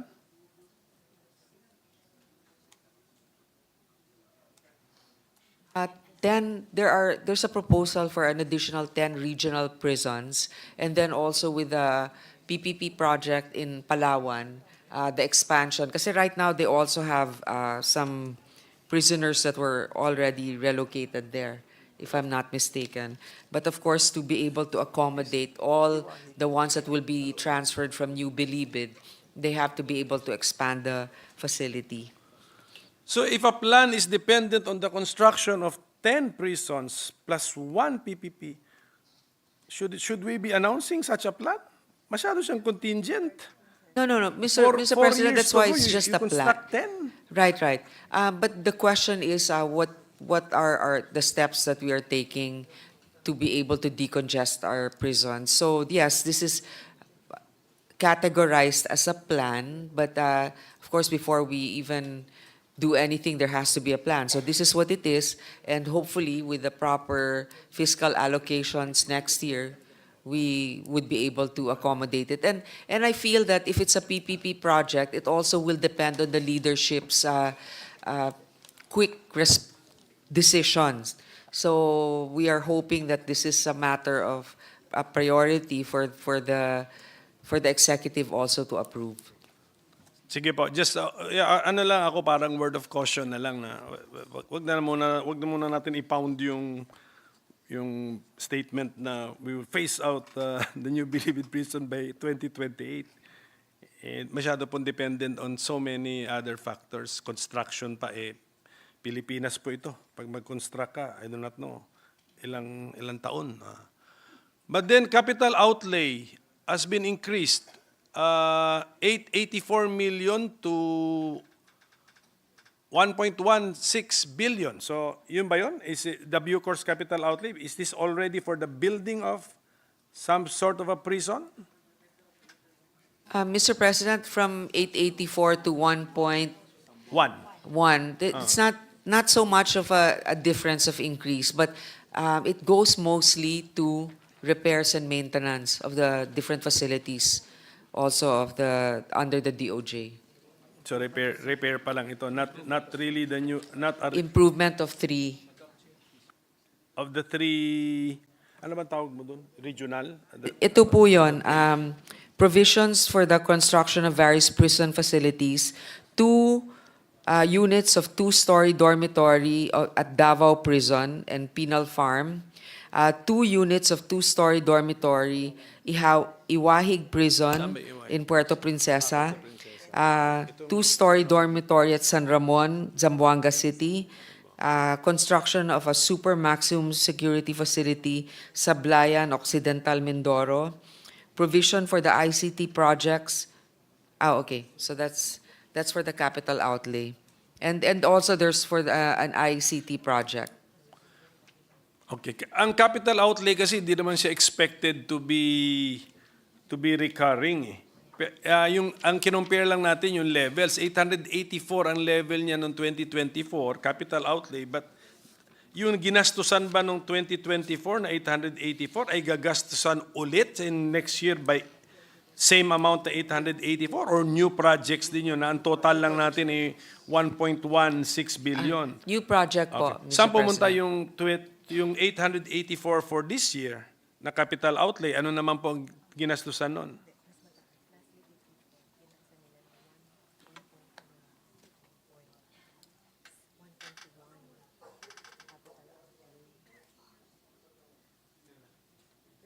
Mr. President, part of it are ongoing projects for Iwahig, Sablayan, and Palawan.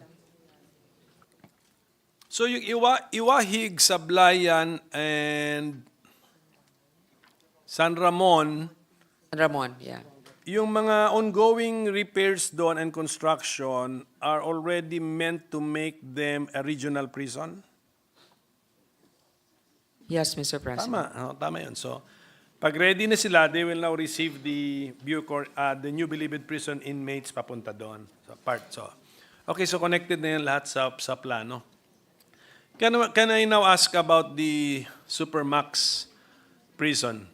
We intend to build one Supermax only, no? Para klaro, one Supermax prison, and this will be located in Sablayan Prison yeah. and Penal Farm which is where in Mindoro. Mindoro Occidental. Occidental. Oriental? Occidental. Occidental, yes, correct. So only one Supermax prison. But the penal farm will not be converted into a supermax prison. Regional prison din siya, but there will be a new structure as a supermax prison. Is that how I correct? Yes, Mr. President. What would be the budget for that particular supermax prison which is meant to hold the PDL convicts of heinous crimes? Magkano po yung budget doon? It's about 4 billion. 4 billion siya. But multi-year naman po yan. Oo, kasi Apo. meron 200 million from the 2023 and then now 300 million. So, 500 million. Naumpisahan na po ba? Umpisahan na po, Mr. President. In what sense na naumpisahan na? Parang, Groundbreaking. sabi ko nga, may hukay, naghukay na. Okay, so 4 billion. But then, ang budget din natin for our regional, how many regional prisons do we intend to build under the law? Dapat 10. Yun yung nasa law, 10. Is that already a law Eh, or wala sa law. just a plan? It's not in the law. The ideal number of additional regional prisons. Okay, the ideal is 10 regional additional or all in all? All in all. All in all. All in all. So, No, additional to the prisons that we already have are 10 regional prisons. no, I think we will convert some and treat them as regional prisons. 3 plus 7. So Okay. 7 new regional prisons and 3 that are already existing. Okay, and that's the plan that the DOJ and Bucor will pursue. So Yes. yung mga funding requests niyo, yan na, pinafund na natin yan. Yan yung plan. Okay, so 3 plus 7. And then yung 7 na regional prisons na bago, I think ang binabudget din natin doon ay 4 billion. Yeah, 4 billion pesos per. Yeah, tama? So, okay, so para klaro lang, our regional prisons will cost as much as our supermax prison. Yes, Yes. okay, tama. Siguro naman, because siguro our regional prisons will be meant to house more than that supermax prison. Tama. Si supermax prison, mahal siya because sa design niya, sa kanya siguro security features. Samantalang si regional prisons, well, meron din security feature but not as rigid or strict, pero mas maraming ina-accommodate doon. Tama. 4,500 per regional prison. Yeah, for that. So that's the plan. Okay. And of course, alam ko naman yung reason sa regional prisons para mabisita po sa part sa rehabilitation nila, di ba? Pero what's the plan? What is the plan? Who will be assigned to a regional prison? How will you determine it? Is it because he committed the crime within that region, or is it because he has relatives in that region? Place of origin, Mr. President. Place of origin niya. So, pero kung marami, if the convict can trace himself back to many places of origin, it is at his option? What's the plan?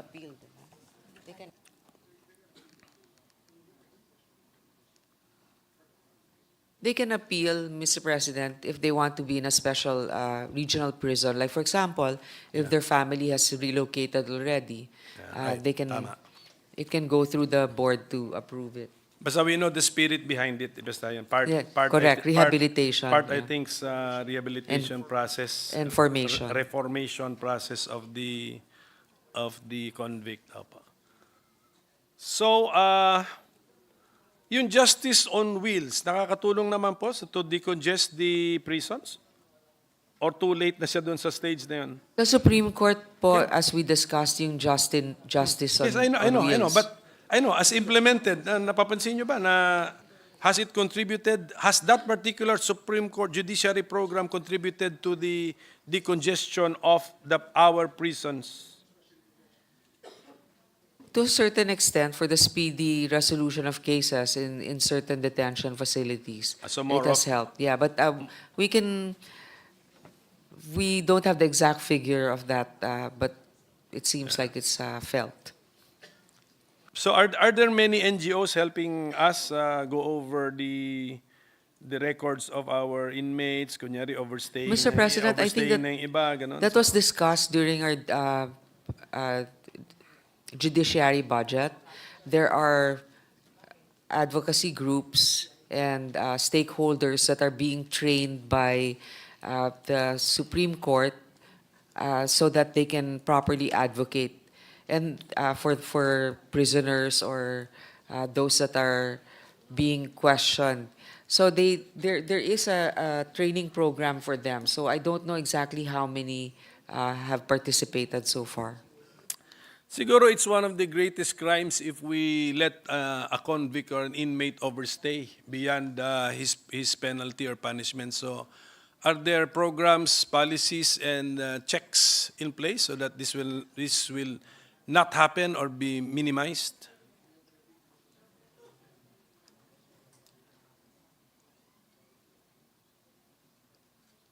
There's a carpeta system that's being implemented with the Board of Parole and Ito na yung Board of Parole and Pardon. the Parole Provision Administration. Iyo, PPA.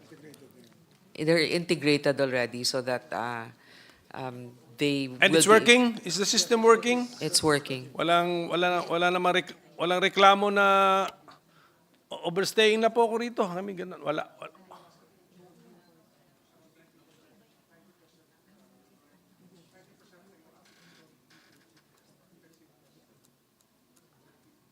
About 90% yung effectiveness nung connectivity.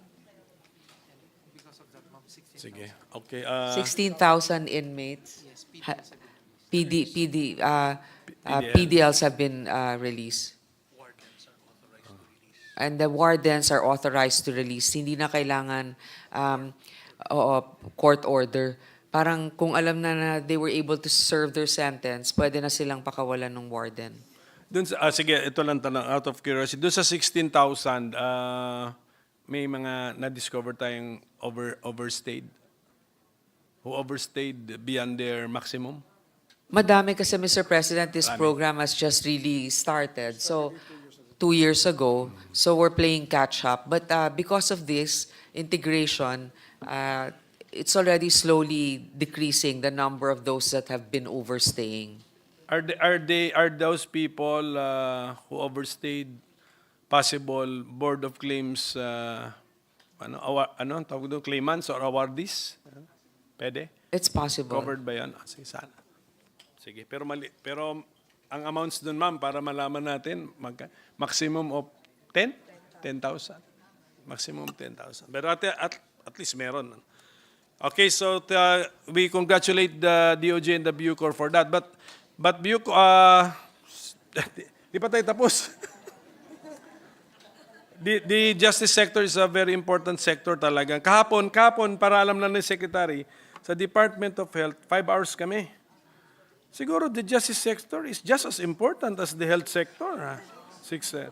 But I think But we also want to think about the health of our minority leader. our chairwoman, I So- think, wants a break. Oh, no. comfortable break. I just want to finish this, not a break. Just to show that it is as important as the health sector, Mr. President. It's So not the we will be- time, it's just the quality. So it doesn't have to be the number of hours, it's the Pero ito- quality of the questions that our minority leader has already been proposing. Yes, but itong sa Bucor po, alam niyo, sinundan ko rin yung kung anong kaya kong sundan dun sa Quadcom hearings natin, sa House pala, sa House. Nabanggit dun yung killings sa Davao Penal Colony, 3 Chinese. Does the Director General of the Bucor confirm this incident, that this really happened?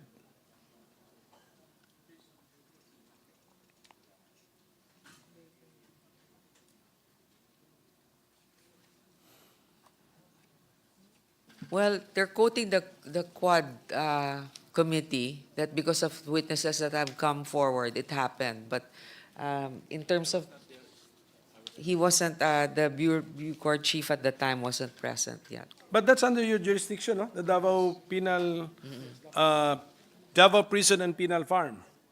That's under your jurisdiction. There are records, Mr. Yeah, there President. should be records na Yes. may tatlo doon, Chinese nationals, and then uh, died while under our custody or killed while under our custody. So I think the Bucor should not be proud of that happened within our correctional system. Since these are, and it's confirmed that those three victims, actually sa Quadcom hearing, parang na-set up sila. I mean, nagkaroon ng parang inspection kuno para maparusahan yung tatlo. May sa other wing, mayroong violation yung dalawa para maparusahan kuno. Di doon sila sa parang penalty area, siguro for disciplinary area, and then sinama sila sa isang cell so that the crime may be committed. And according to the testimonies before the House of Representatives, these were three Chinese nationals.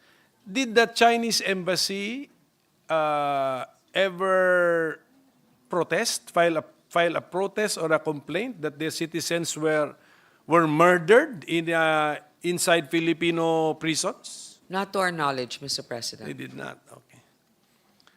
Pero sana po, I mean, to the knowledge of our Director General of the Bucor, were those involved, those who, assuming that these were consciously done talaga, parang set up just to gather them. Wala kasing access daw si designated killers dun sa mga target because they're really separated. So parang some sort of a drama was conducted so that they will be together. So yun po yun. So yung those who orchestrated the situation, have they all been disciplined or punished? And if yes, in what form?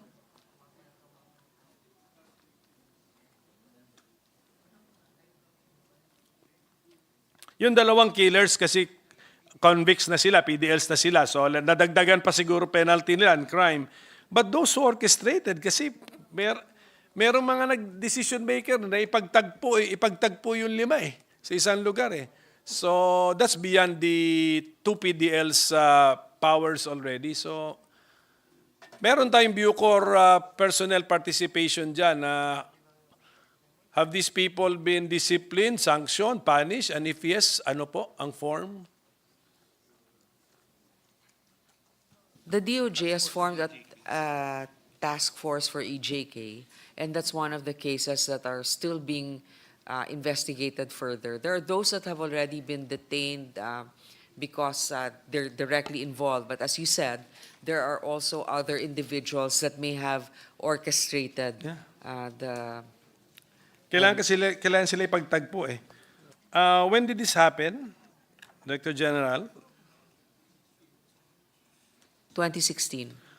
Oh, and then if the information we get is the DOJ is still, so 2024, 8 years. Kaya, I mean, kaya may frustration yung kaya may panawagan tuloy na balik na tayo sa ICC. I mean, kasi diba, 8 years. I mean, Yes, well, we're Mr. still... President, of course, at that time, the task force was actually just created a little over a year ago. Siyempre, nagpalit yung administration at saka nagkaroon ng focus on also giving justice to EJK victims. So, yes, we realize that it's not as fast as it should be. But at least we are moving forward with the task force now.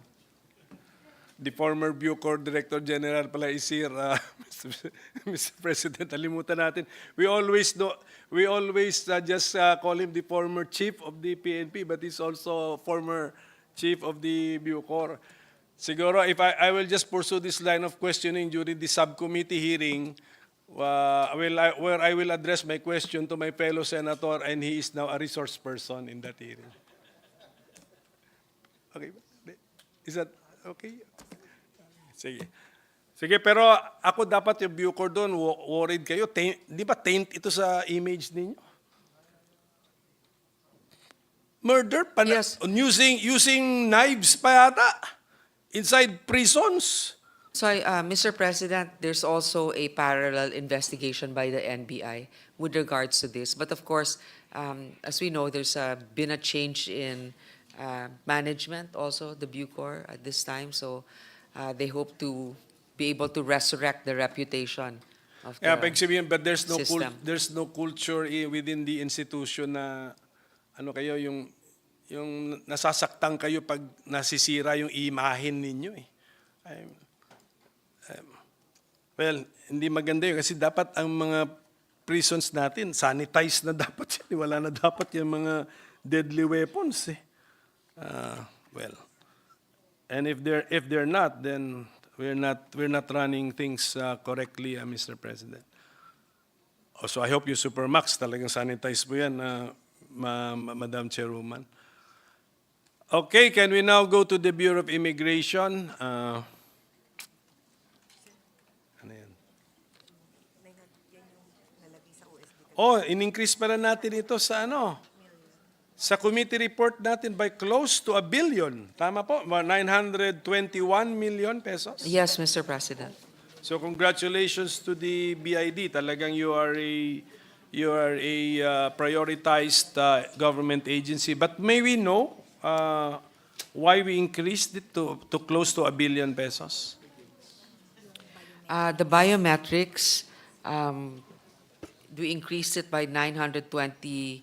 The acquisition of automated biometric system, that's 843 million. And then, as I discussed earlier, the acquisition of mobile devices for special flight formalities for 77 million. Ano yung una sinabi niyo? Biometrics, so that would be some sort of software plus hardware. You meant to store Yes, the Mr. biometrics? President, there are additional gates also that would be able to process passengers. E-gates, I think 44. So the new feature 42. would be the e-gates, siguro. Aside from that, that's one of the outputs. Yung But mga collection of e-gates na- biometrics, siguro, has been an ongoing effort on the part of the BID, siguro. Of course, yes, Mr. President. So the Pero ito nag-expand lang tayo, nag-expand din tayo ng mga e-gates. may e-gates na ba ngayon? Meron na. Talagang hindi ako bumabiyahe, Mr. President, kaya hindi ko alam. Ano ba Or baka e-gates would No, be there- for Filipino citizens? For everyone. Bakit No, sa Mr. last trip President. ko, may booth pa talaga? Hindi kasi, if it's an official trip, Mr. President, I understand that we cannot pass through the e-gates. Okay. So I'm really a law-abiding citizen, Mr. President. Okay. Sa booth pa talaga ako pumunta.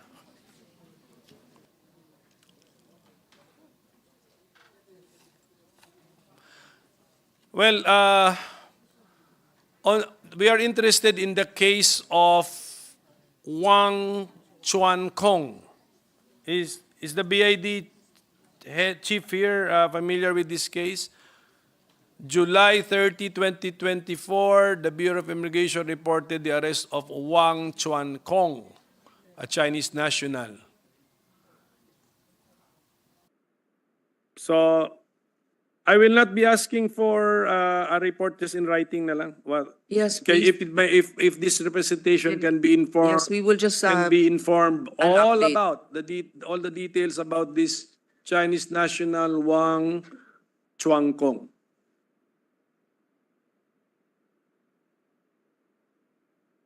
BI, just correct me and my staff if we are wrong, no? Our information says that Wang Chuan-kong heads a syndicate that facilitates the illegal departure of Chinese nationals by forging documents to facilitate their outbound travel to China? To China. So, can we just get a reaction from the chief of the BID?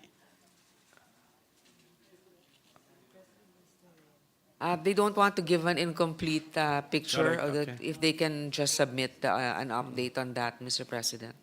Because I have my own questions dito sa information that I got. But just give me what you have on this particular case. Okay, on the case of fake passports, or genuine passports issued to ineligible, ano bang tawag doon? Passport holders. Okay. Has the BI encountered cases like this? And we have been informed that you have also conducted your own investigation. If that is correct, may we get an update? Yes, the Bureau of Immigration has in its custody 13 foreign nationals charged with misrepresentation as a Filipino citizen and who possess fraudulent and/or fraudulently obtained Philippine passports. So the deportation cases are being filed against these aliens, and as of November 2024, there are 29 cases filed in the BI against those aliens. The DFA, on the other hand, are the ones that issue the passport. Kaya nga, para lang pumalaman natin yung situation. Itong 34 individuals were in possession of genuine Philippine passports. Genuine. Obtained with fraudulent Yes. documentation. Genuine in the sense na genuine cover, genuine paper, genuine. Yes, Mr. President. Genuinely issued by the DFA. correct department. Yes. Okay, so alarming po ito, but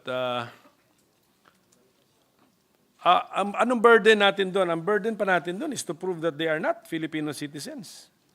Tama po ba? Kasi that is fraudulently obtained.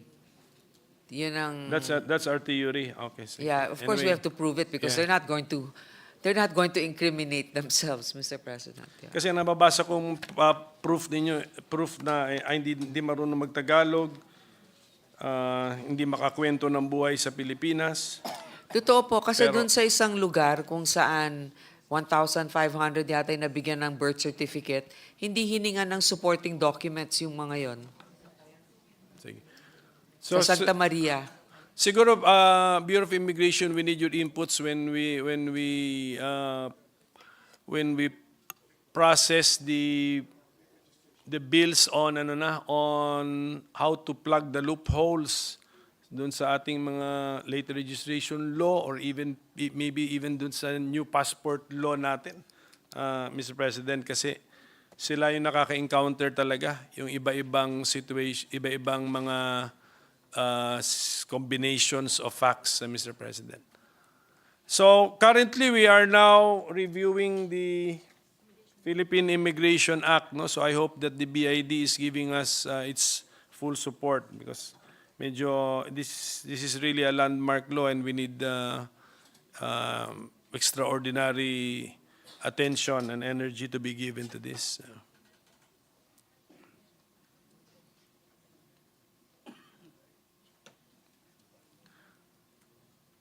Do we issue visas to Chinese nationals married to Filipinos? BID? Do you? And do we issue, if you know, and is it your agency which issues this?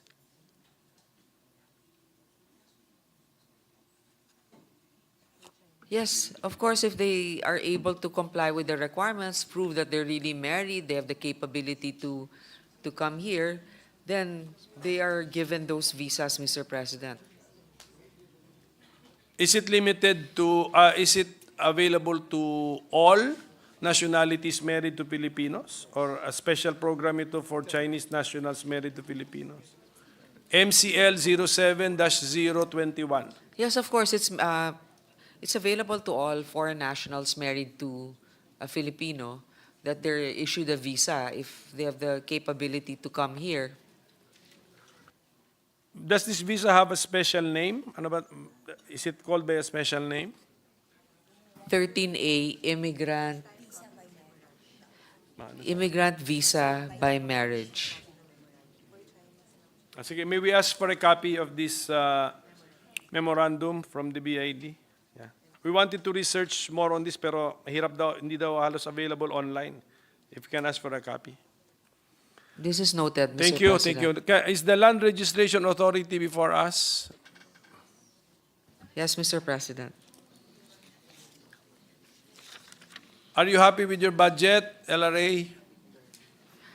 We actually increased it from the NEP, Mr. President. We are the same. No. We retained it from the NEP, 1.239 billion. It's an increase from last year, from 1.217 to 1.239.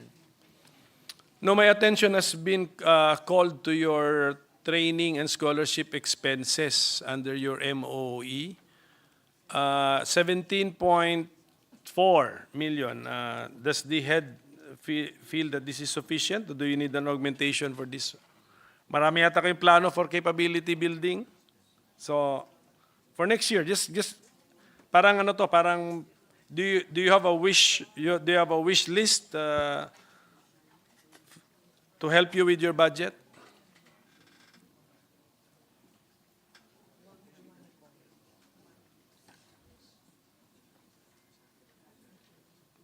If we can increase the budget for training for RDs, so that they'll be more capable and in the new regulations and also the processes in the LRA. Ano po ba yung mga new, what are the new best practices in land registration or new technologies? That's why parang you have a special focus on training and scholarship expenses.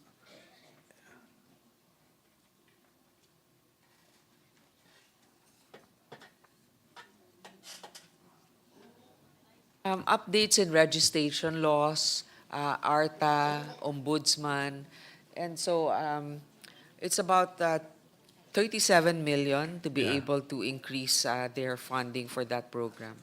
So parang it's basically the same. Gusto niyo lang paramihin na para mas marami ang maraming makover, maraming.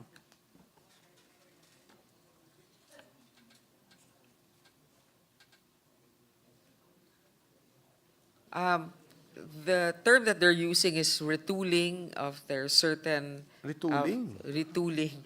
So something must be new. So can you share with us what's new with land titling, land registration? So, Mr. President, kasi nga with the new laws and the regulations of ARTA, it's basically reorienting them with the new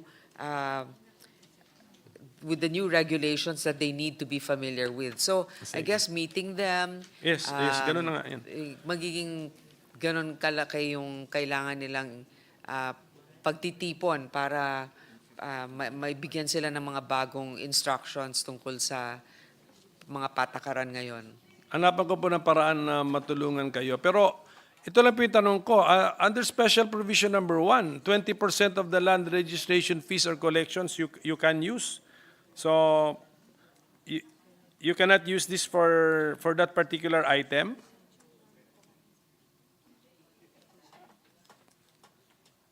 For that particular item, training and scholarship expenses?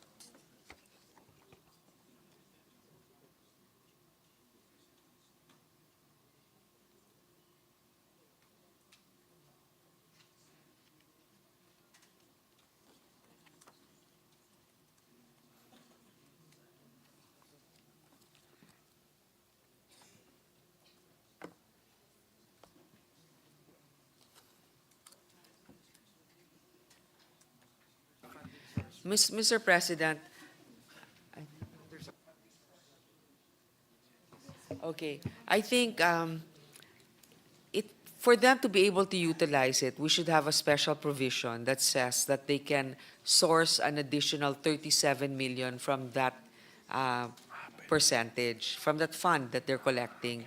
Wala kasi ngayon na nakalagay yun. So without that Special very specific sentence or phrase, you cannot use it. But with that solves the problem? Okay, then that's ano. You can make that amendment. Can we take note of this? This is a very Secretariat? nice amendment because it consists of words, Please not submit to us. not of an amount. Yeah. Please submit to us the proper wording for the Tama ba yun, special Irene? provision. Irene, tama ba yun?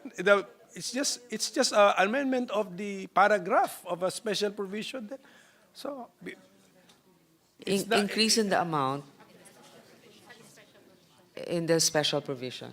okay. So that yun para ano yung ating mga registrars of deeds. Pero magkano po ba, sige, just to complete the picture, magkano po ba ang ating annual collection for land registration fees? More or less. Sige, sample lang po. We collected 11 billion last year. Ang laki pala. So kung ang hinihingi nila 1.2 yung bibigay natin na budget sa kanila billion plus yung ano pa 37 million na idadagdag natin, hindi, I mean, they can sustain themselves. In fact, they're giving pa back to the National Treasury. Yes. Malaki pala. But I'm just worried that the vacancies in the LRA are in the hundreds of plantilla positions, pero 200 plus lawyer positions are vacant? Tama? 200 plus? Hindi na po ba attractive ang lawyer position sa gobyerno? The staffing pattern, the CSSP has to be upgraded because hindi na hindi competitive or attractive for applicants. Paano po ba ang flow chart yan? Who acts first so that the staffing pattern is improved? Is it the agency? Is it DBM? Or is it Congress? They're in talks with the DBM. Sige po. Kasi yan ang napapansin natin sa ano natin. Kunyari, lawyer's position, psychologists, mga ganyan. Psychiatrists, ang bababa. Na-encounter po namin sa Department of Health discussions. So we really have to review the staffing pattern plus the pay. Who's the head of the LRA? May we know who's the head now?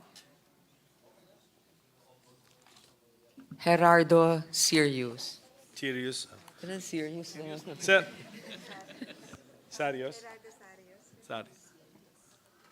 Ito lang po yung experience ko rin sa inyo. Na-share ko na to noon na meron akong kakilala na parang pinipilit siyang to deal in land, pinapakita siya ng titulo. Nung nakita ko yung titulo, siyempre, sometimes photocopy lang. Ang gut feeling ko as a lawyer, medyo, questionable, unreliable, fake yan. I mean, ini-scam ka lang. So I gave that advice, pero ayaw maniwala sa akin, so I got a photocopy, submitted it to LRA for an opinion whether is this an authentic title or not.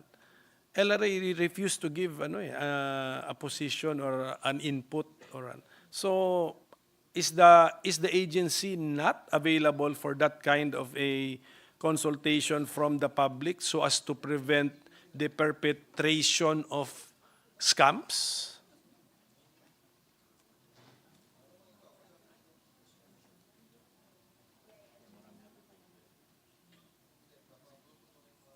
They're now working on an IT solution to make it easy to verify the authenticity of a title. So it's an ICT initiative. Future tense na naman tayo. And then, alam mo, sinulatan ko kayo, siguro, maybe siguro 6 years ago. So, ang ngayon sagot, future tense pa rin. And then, pero the title owner identity verification system, an application wherein registered owners may enroll their title so that prospective buyers shall be able to view the details. So you want... That's already in the process of being utilized. And then there's also an LRA verification of certified true copy of title service. This is to provide the public with a facility for verifying the printed CTC of title with the existing LRA records. And then the title verification service. This is to provide the public with a facility to check if there are existing landowner titles in the LRA records based on the provided title information. available or future? Those are available now. It's available, but they're enhancing it so that it's, I guess they have to enter more So, things okay. there to But verify. so that will be a service to the public, may interface sa public, so sila. But ang ginawa ko nga kunyari, should this happen again, and then I go directly to you, insider na kayo So you'll be able now to check, and you will give a feedback whether the photocopy of the title you sent us, as far as the number is concerned, is authentic, genuine or fake, and then the technical description is not accurate, although the number is authentic. Ano ba? Posible lang ngayon yan, panahon? Yes, they can do it now. I hope hindi na nga maulit ito, but should I encounter ito mga ganito, then let's test your system again. But when I tested it, wala medyo modern times na yun. Nung tinest ko siya, modern times na po yun. May mga computers na tayo nun. But, okay, but I hope, siguro Madam Chairwoman, alam nila next year, wala na tayo rito to follow, to check.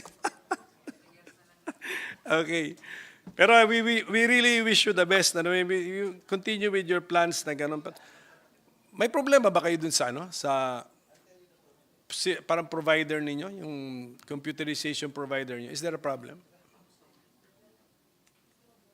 Tapos na yung contract nila, so I guess hahanap ng bago. Is there a problem with the ownership of the data generated by the service?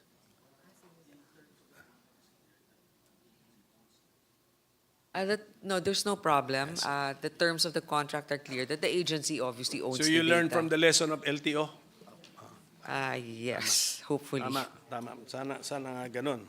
Kasi kung umulit yun, talagang magpapatanong na po tayo. Okay, so thank you to the LRA. Let's now go to the NBI. Okay, the committee is also increasing the budget of the NBI by 121 million pesos. Is that Yes, correct? Mr. President. May we know the reason why? The acquisition of state-of-the-art investigative and intelligence equipment for its criminal investigation, detection, and evidence gathering, as well as for the conduct of relevant training. And then the repair and maintenance of various state-of-the-art equipment. So that's a total of 121,437. 10 minutes na. Bilisan mo na. Bilisan mo na. Tapos na ako.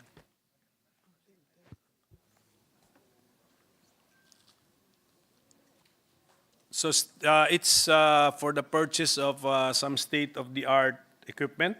Ganun po ba yan? More or less? Yung bulk nun?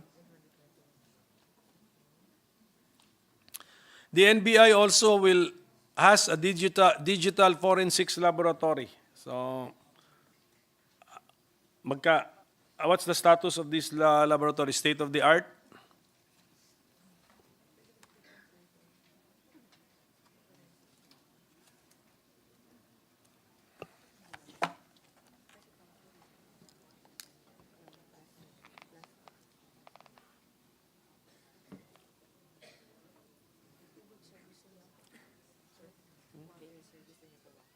They already have the forensics lab, but they're just adding better features and to modernize it a little bit. Okay, when it comes to the forensics laboratory, sige, can I just get the professional advice or opinion of both the NBI director as well as our DOJ secretary? Meron din kasi, may plan kasi si PNP din PNP. Si NBI na andyan, so parehong law enforcement yan. Ang inisip ko sana, kasi kung doble-doble, we need to buy state-of-the-art equipment for PNP, we need to buy state-of-the-art equipment for the NBI Forensics Laboratory. Sometimes, Sometimes, I'm sorry, Mr. President, sometimes the NBI also has to provide some sort of a check and balance. So there are also some investigations by the PNP that are being investigated by the NBI. The NBI themselves are investigating some PNP officers, and the PNP likewise can also investigate some NBI officers. So it's good for them to have autonomy. Hindi, ito na nga. So, that's the current, I think that's the current thinking or the current drive. So state of the art, so multi-billion peso laboratories yan. But I think there's a model from some other country na it's an independent entity, body now running their state-of-the-art national forensics laboratory. Will that, I need to get some inputs. I'll take advantage lang of the presence of the DOJ Secretary, the NBI Director. Do you think that will work in the Philippine context? An independent body running our state-of-the-art, hopefully world-class forensics laboratory, yan na ngayon. Then yung kanilang lab results or findings can now be used by our law enforcement as well as prosecution service. Will that work? Well, I mean, it's possible, Mr. President. It's just a matter of having the right terms so that really competent and reliable providers are the ones that we get in contract with. The problem is sometimes when we get a third-party provider, State din po ito. State. State-owned, state-run, but it's an independent entity. I think the model... state-owned as well. I think the model is Australia, and I think it was the Supreme Court which invited me to attend that. Then the University of the Philippines, as yes, suggested yes, by yes, our that's it. secretary, I think that's it could be a possible independent lab. Okay. Or does the NBI as a law enforcement institution prefer to have its own forensic Of course, they prefer to laboratory? have its own, Kasi Mr. ngayon, President. pero- Also for confidentiality, you want also to be able to secure and be responsible for the data that you have. Sometimes if it's a third party, it might be very difficult for them to monitor or take blame. For example, if something leaks, it is their responsibility alone if it's their own lab. Director, that's your opinion, huh?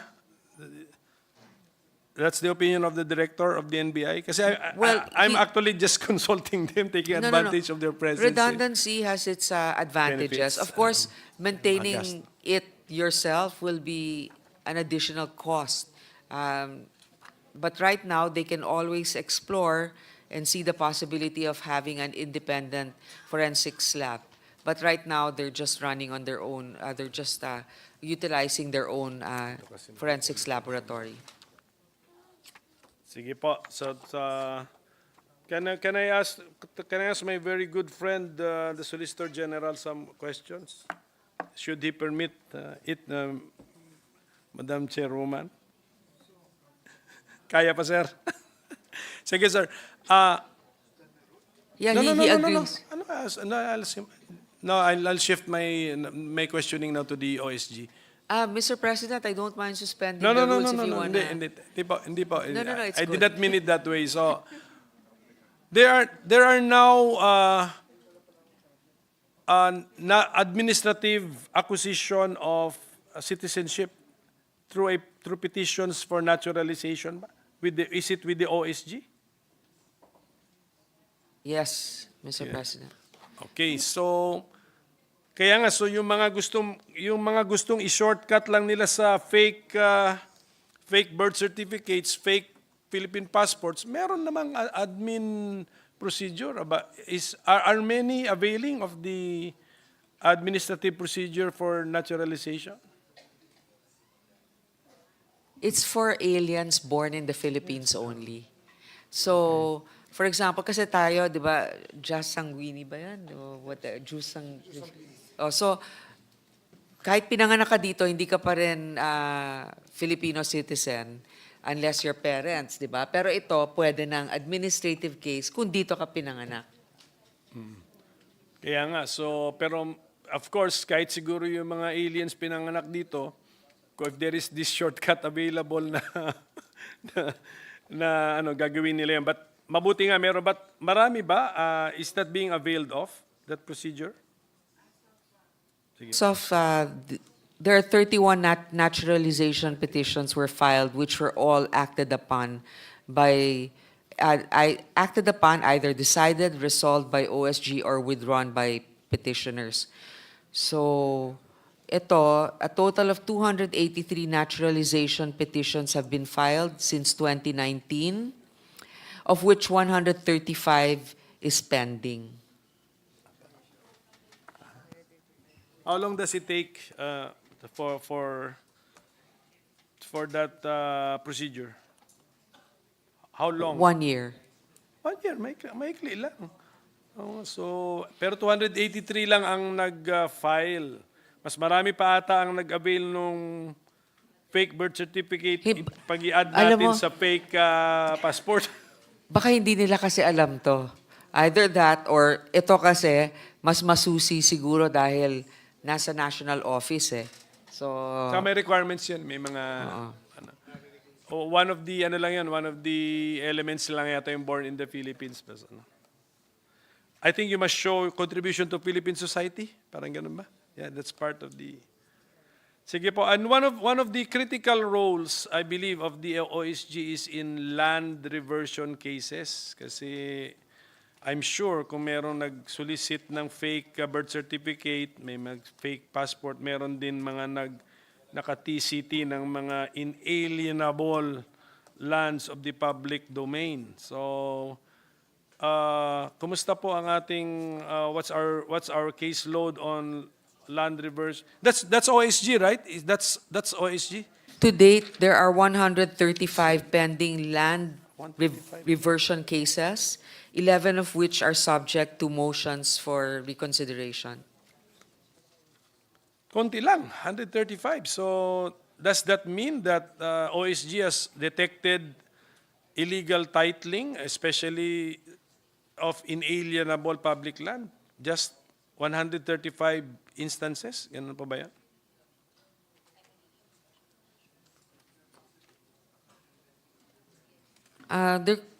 There possibly could be more, but this is within a given period. May we submit that? Yes, ganun na lang. Yes, Yes. in writing, yes. Especially a specific number. Pero actually, this is one of your more crucial and critical powers. Because only the OSG can act, right? Tama. Only the OSG can act Yes. on these cases. Tama. Can question the titling of land na which the government believes to which cannot be titled. Ganun ata yun. This is not a dispute as to who owns the land, di ba? This is a dispute as to whether the ano ba tawag mo doon? The change in the status of the land from in public domain inalienable, it became alienable. Pumunta from public to private. That's the exclusive domain of the OSG. I think this is one of your unheralded powers na dapat importante ma-exercise po ninyo. Baka yung sa famous island, marami na sigurong, tama po ba yun?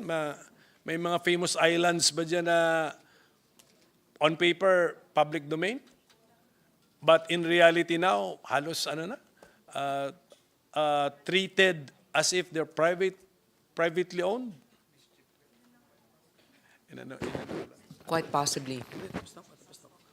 So please, Soljen, I mean, that's a power talagang critical. I think that's a sovereign power pa ata. I believe so. I mean, that's a delegation of the one particle of sovereignty to the OSG.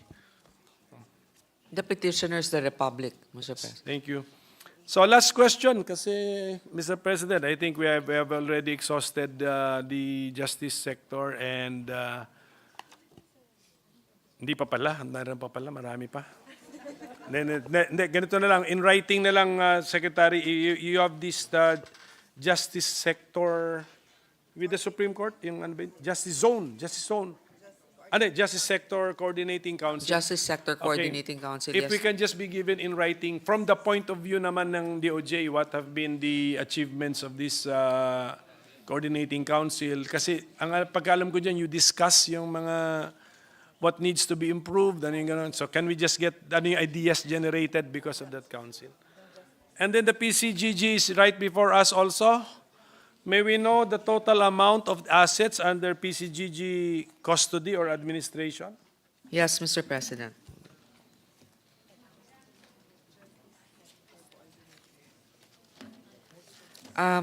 As of now, The forecasted collections for 2025 is 839.9 million.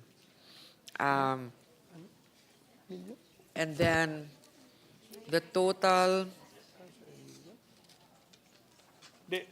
I'm just asking for the total assets.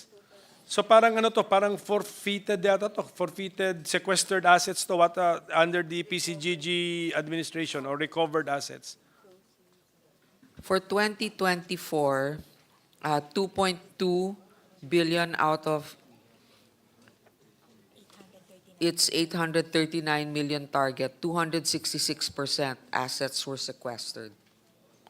But the total assets under the administration of the PCGG now, right now, You mean all of the assets that they've, that they currently hold right now under their in administration? custody, 113 billion. Laki, 113 billion. Okay. And then sa report nga nila, malaki na rin yung kanilang PCGG has already recovered a total of 280 billion in cash and non-cash assets from 1986 up to December 31, 2023. Okay, so malaki. And then yung mga income ninyo, you give it to CARP and then you give it to, ano pa isa? May isa pa ata. Coco Levy Trust Fund. Yes, the Coco Levy Fund. Okay, sige. So, thank you for that. So, pero sa right sizing, I mean, ano ba kayo? Nasa radar ba ang PCGG sa right sizing? Katulad ng, ano ba yung kahapon? Ano yung kahapon? Optical Media Board. Ngayon, nasa radar po eh. Commission of Filipinos Overseas, whose budget we will talk about later on. Already complied by complying to lower the number of personnel. 10% of them personnel were rationalized. But you're giving seminars on even to LGUs on anti-corruption. Tama? Shouldn't we just leave that to the ombudsman?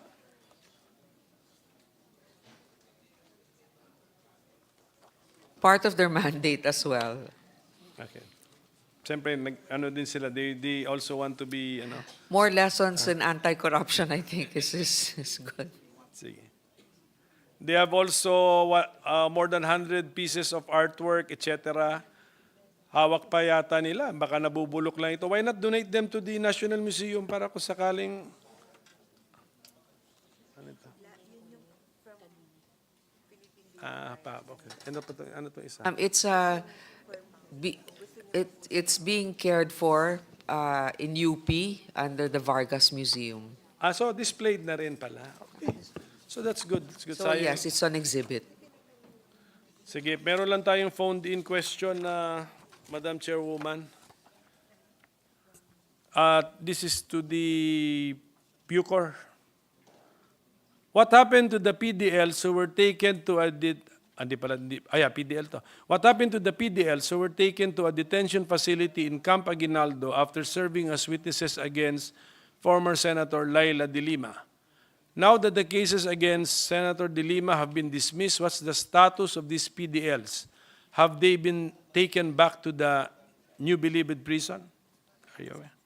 Yes, Mr. President. How many are we talking about here, Ms. Director General? 7. 7. Sige, okay. 7 you- PDLs. Can we just, can you list them down and then just give them to me? So I can refer Yes, the matter Mr. to President, the... and all other questions that you have, we can submit the replies to your query. I have questions for the PAO pero okay na po yan PAO. Outstanding government agency yan eh. So, Siyempre, pag naman si Ms. Acosta. okay, so with that, Mr. President, the shortness of the brevity of the interpellation does not reflect on the importance of the sector. Oh. This is a very important sector, Mr. President. Dapat nga ito, hinihimay-himay natin lahat ng items ng budget ng DOJ, Bucor, BID. including PAOS, OSG, lahat yan, even LRA, pero because we have been doing this year in, year out, so I'm no longer repeating some of the issues I raised last year or 2 years ago. So we just wish you all the best, and we congratulate you for your achievements. Marami namang achievements. I-ano lang po natin, konting pagmayabang lang natin ng konti ang ating mga achievements. So, congratulations, and we wish you the best for 2025. Thank you, Madam Chairwoman, for your patience. Thank you, our Madam Mr. Minority Leader, President. Majority Leader. We have yet to conclude the period of interpellation. I'd like to thank the Minority Leader. Next to interpellate, Mr. President, is the gentleman from Camarines Norte and Mindanao, Senator Robin Hood Padilla. Senator Robin Hood Padilla is recognized. Maraming salamat po, Ginoong Pangulo, at sa ating pong pinunong mayorya. Mahal na Ginoong Pangulo, ito lang pong mga katanungan ko po ay may kinalaman po sa sunod-sunod na accomplishment ng National Bureau of Investigation. Natutuwa po tayo sapagkat meron po tayong isang kaso na ibinigay sa kanila 2022 at ngayon po ay kanila pong inaksyonan at nakasuhan na po yung mga pumatay sa mga bata doon po sa Lambayong Sultan Kudarat. At tayo din po ay humahanga sa NBI dahil sunod-sunod po yung kanilang meron poong accomplishment sila kay Alice Guo, meron din po silang ibang mga accomplishment pa. Nasunod-sunod po talaga, no, na tayo po ay hangang-hanga sa NBI. Meron lang po ako dito na babagabag po ako dahil ang sabi po dito sa report, ang NBI daw po ay pumapatak lamang na 14 million ang kanilang confidential funds every month. Totoo po ba ito?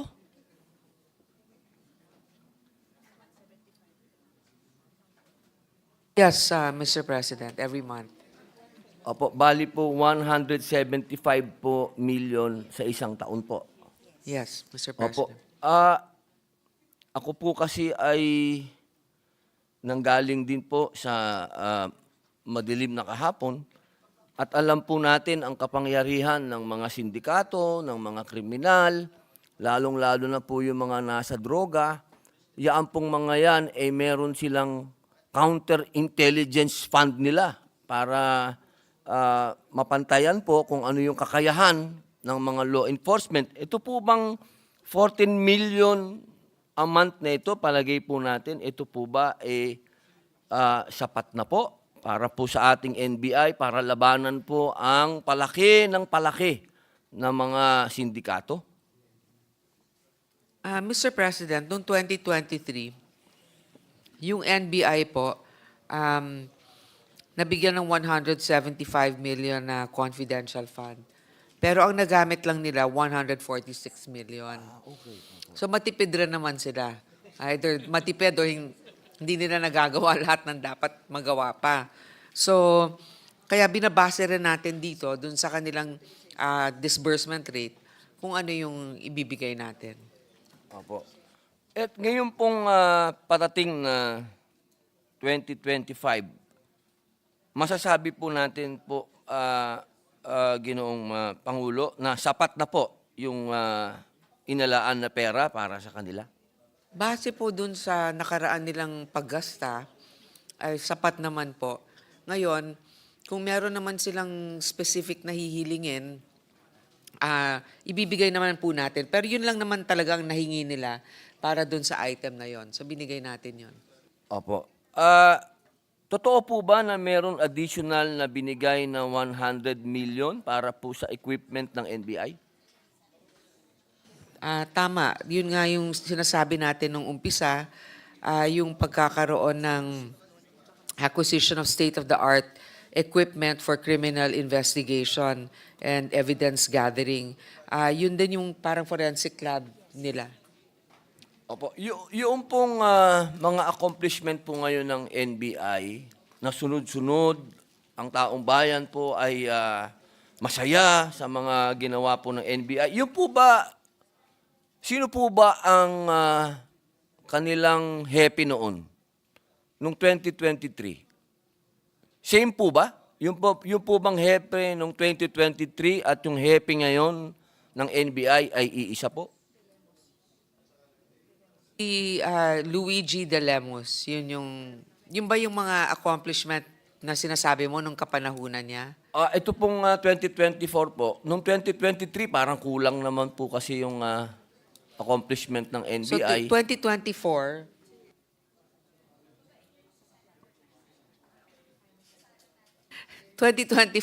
si Director Jaime Santiago na. So, kanya opo. din. Kaya po marami Matagal ang accomplishment oo. ng NBI dahil kilalang naging magaling na pulis po at magaling na judge si General Santiago. Meron lang po akong medyo komplikadong tanong, pero alam ko pong maisasagot po ito kaagad. Masasabi po ba ng NBI na totoo ang sinasabi ng ibang mga sektor na napasok na tayo ng mga agent ng ibang bansa, mga spy? Totoo po ba yun?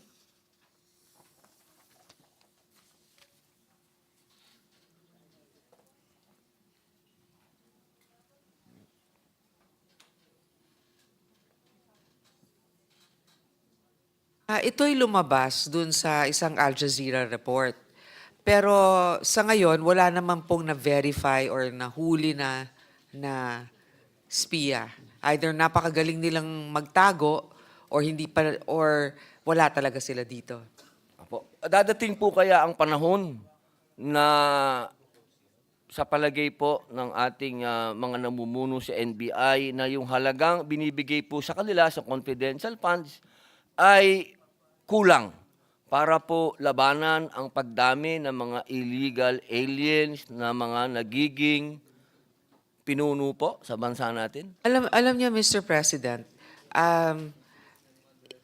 imbis na kaagad-agad sa confidential fund, marami kasing ibang pagkakataon na pwede rin silang matukoy. Halimbawa, yun nga, yung pagkakaroon ng mas stricto at mas epektibong border control system, pagkakaroon din ng yun nga, mga state-of-the-art ICT capabilities.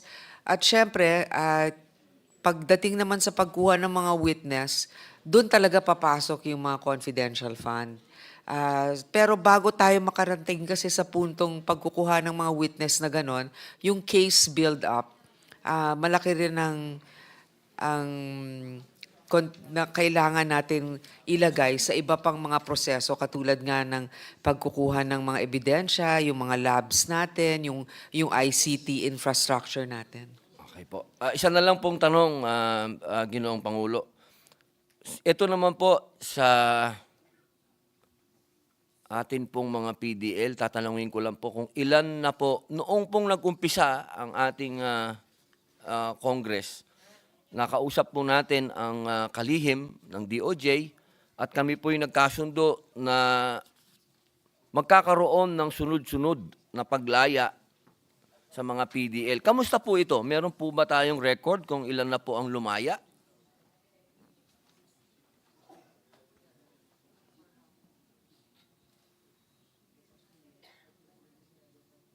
For the past 2 years, 16,000 na po ang napalaya at sa darating na ito pa, may pahabol pang 5,000 more. Opo. Ako po ay pumupuri din po sa Public Attorney's Office dahil narami po silang natutulungan. Ano po ang target po natin ngayong padating na 2025? Kasi hanggang ngayon po, siguro po mga ilang buwan na nagaling ako sa Bilibid, napakadami pa rin pong tao talaga. Ako po'y nakulong dyan ng 3 taon, pero nung population po namin ay nasa 10,000 lang. Ngayon po ay nasa 30,000 mahigit ang nakakulong doon.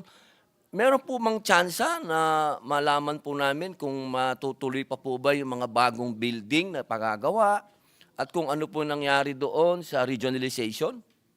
Alam niyo po na ito nga yung dapat talaga in coordination, di ba? Law enforcement, magaling ang paggawa nila ng trabaho, kaya marami nakukulong, pero kailangan mabilis rin ang disposisyon ng mga kaso. So, yun nga, naghahabol tayo. Pero at least, may progress. Yun nga, the short answer is, marami pa rin nakukulong. Pero ito nga, kahit papano, in the past 2 years, 16,000 na ang napalaya at 5,000 pa ang madadagdag. Pangatlo, nabanggit po din na sa 2028 ay magkakaroon ng mas malaking facility sa Palawan para mabawasan ng overcrowding at saka yung kanilang proposal na 10 more regional prisons na kailangan natin ipatayo. Opo. Ito, huling-huli na po. Last na po ito. Yung po bang ito pong mga dadating na mga Pasko at New Year, may maaasahan po ba tayong lalaya? Yung 5,000 po ang makakalaya by Christmas. Ay, maraming salamat. Yun lamang po, mabuhay po. Maraming salamat po. Majority Leader. Mr. President, there being no other reservation for interpellation, I think they celebrated prematurely, Mr. President.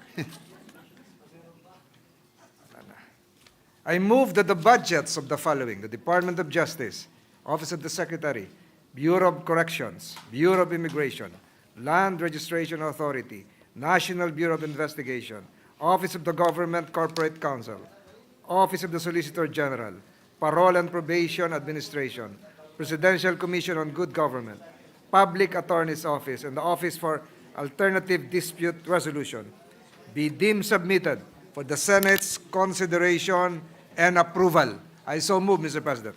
Before the chair would like would act on the motion, we'd just like to congratulate the DOJ family led by Secretary Remulla for the innovations and the reforms that they have been instituting in the Department of Justice and its attached agencies. So there's a motion by the Majority Leader. Is there an objection? There being none, motion is approved. 1 minute suspension, Mr. President. Session is suspended.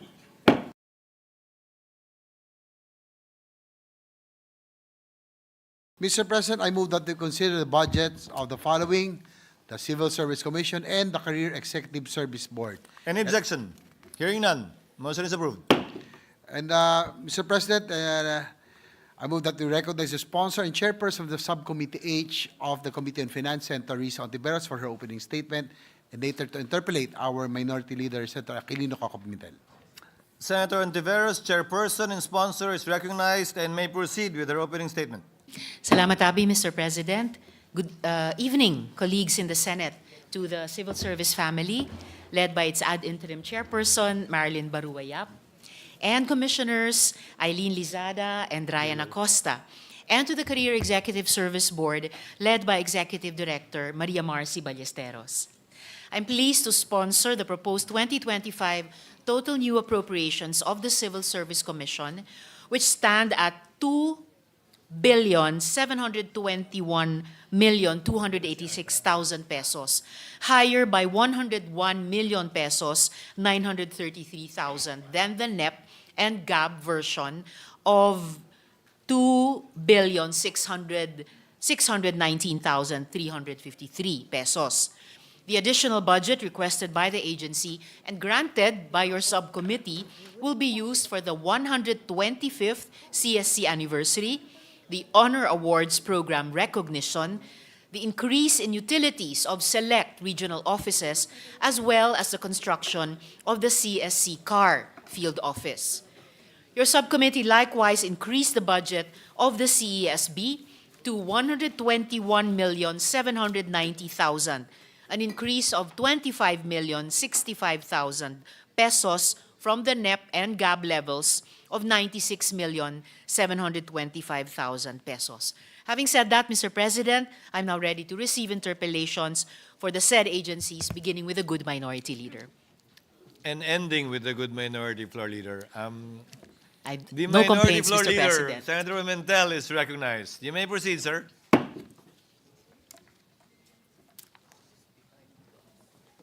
Thank you, Mr. President, and with the permission of our chairwoman, Yes, Mr. President.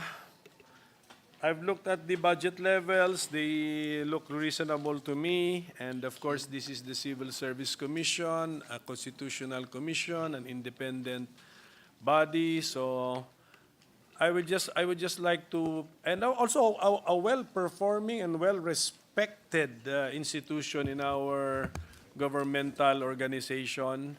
But can I point out the low passing rate in our exams? In the career service exams held last March, only, so when I say last March, 2024, oh yes, this year, last March 2024, only 17.22 passed, while the passing rate for sub-professionals was just also at around 17.02%. This indicate that both academic preparation and practical experience have fallen short in equipping candidates with the basic competencies these exams are designed to assess.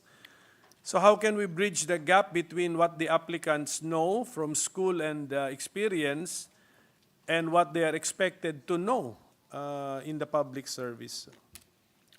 Sige po.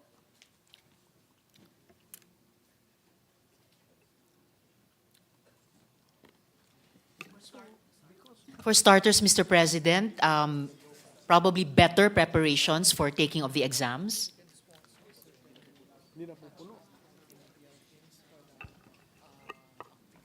The Commission is willing and able to sponsor catch-up preparations and remedial programs for the applicants to the examinations, Mr. President. So ang efforts natin are focused on those taking the exams. How about the exams themselves? Have we taken a look at them? Are they soliciting the information which are relevant? The Commission is in the process at the moment, Mr. President, of reviewing every exam and even every question within the exam to make sure that it conforms to posing the right questions to the examinees and producing passers and even high passers of the examinations indeed well fit for the civil service, Mr. President. I've heard some criticisms kasi about the exam, pero hindi ko na isa-isahin yun ba?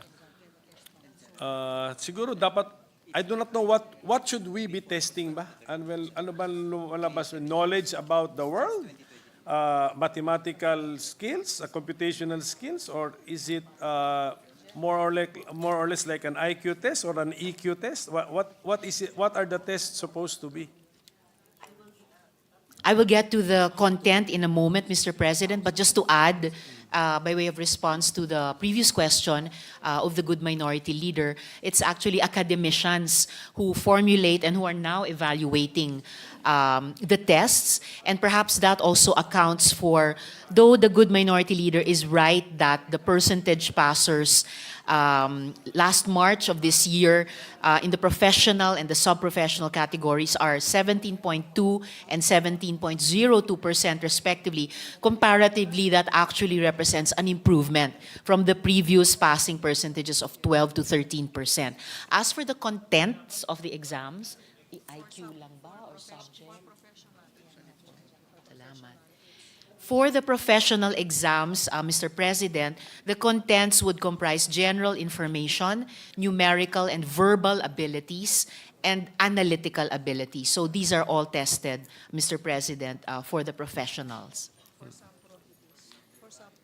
Sige po. I'm sure the exam contents are always in constant review. Siguro. That is correct, Mr. President, as at the present moment in the hands of very capable academicians. And just to complete the response to the good minority leader's previous question, doon naman po sa sub-professional examination, bukod sa general information pa rin, numerical and verbal abilities pa rin, clerical abilities ay tinatest din po, Mr. President. When the tests were designed, was there an expected passing percentage rate? I'm sorry, Mr. President, could the good minority leader repeat the When the question? tests were designed, given the Philippine context, was there an expected passing rate?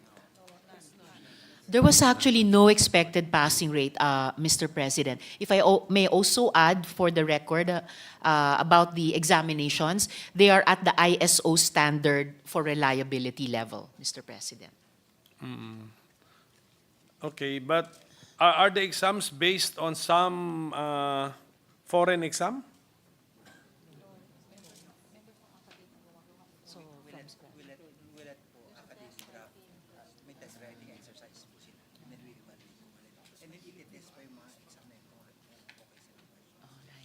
They are actually not based on any foreign civil service exams or templates, Mr. President. What the commission did was to ask the academicians to draft the exams, and then the commission itself assessed the exams and then sent those draft exams back with their feedback again to the academic panel to finalize or to try to perfect, Mr. President.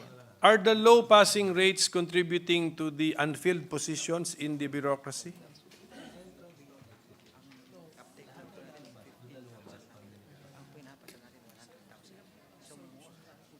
Sorry, the update is 15,000. Pero ito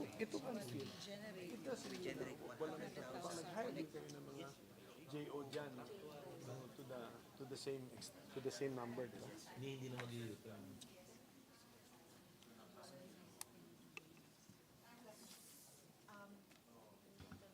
First off, Mr. President, in the analysis of the commission, yung pagkakaroon pa rin ng unfilled positions is not linked causally dun sa ngayon mababa pang, no? Comparatively mababa pa nating passing rate. But there are interesting data that can be put on record about this.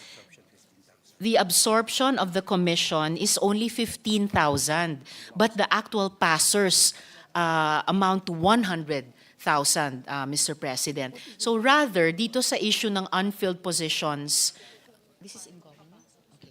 Sa unfilled positions sa gobyerno, the commission has certain reasons listed for the 203,079 unfilled positions. Among these, at the outset, agencies are primarily responsible in filling up their vacancies. And then factors that contribute to the situation. One is the lack of applicants for the position because quality standards are high.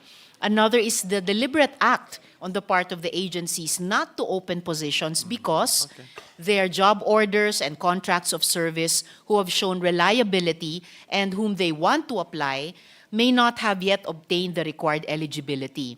Secondly, candidly from the commission, patronage politics where they might be reserving the position for their favored people. And last but not the least, the positions are actually obsolete, but agencies don't want to surrender them because they are reserving the slots for their scrap and build eventually. Further reasons for the unfilled positions, Mr. President, LGUs, who actually have the most number of vacancies, have a limitation kasi po in their PS allocation, so they cannot fill up all of the positions. Second to the last reason, low salary grade for technical positions. So dito po sa mga non-professional. So DBM, the Commission, and PRC, however, are currently discussing on how to address this issue. And lastly, but not the least, other positions are simply not relevant anymore. For example, sad to say, bookbinders, but they are still in the list of vacancies, Mr. President. Okay. So thank you for that very enlightening response, Mr. President. So, ang iba doon can be addressed by legislation, no? Oh, so I think the good minority leader yes, is right, Mr. President. So maganda po yan. Let's look at the TSN or we will review the TSN of this interpellation. So I will now go to the Career Executive Service Board. Our committee report added 25 million pesos. So may we know why? Yes, Mr. President.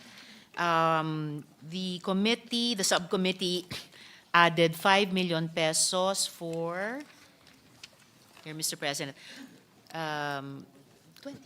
25, I'm sorry, for the record, we added 25.028 million pesos for 4 items, Mr. President.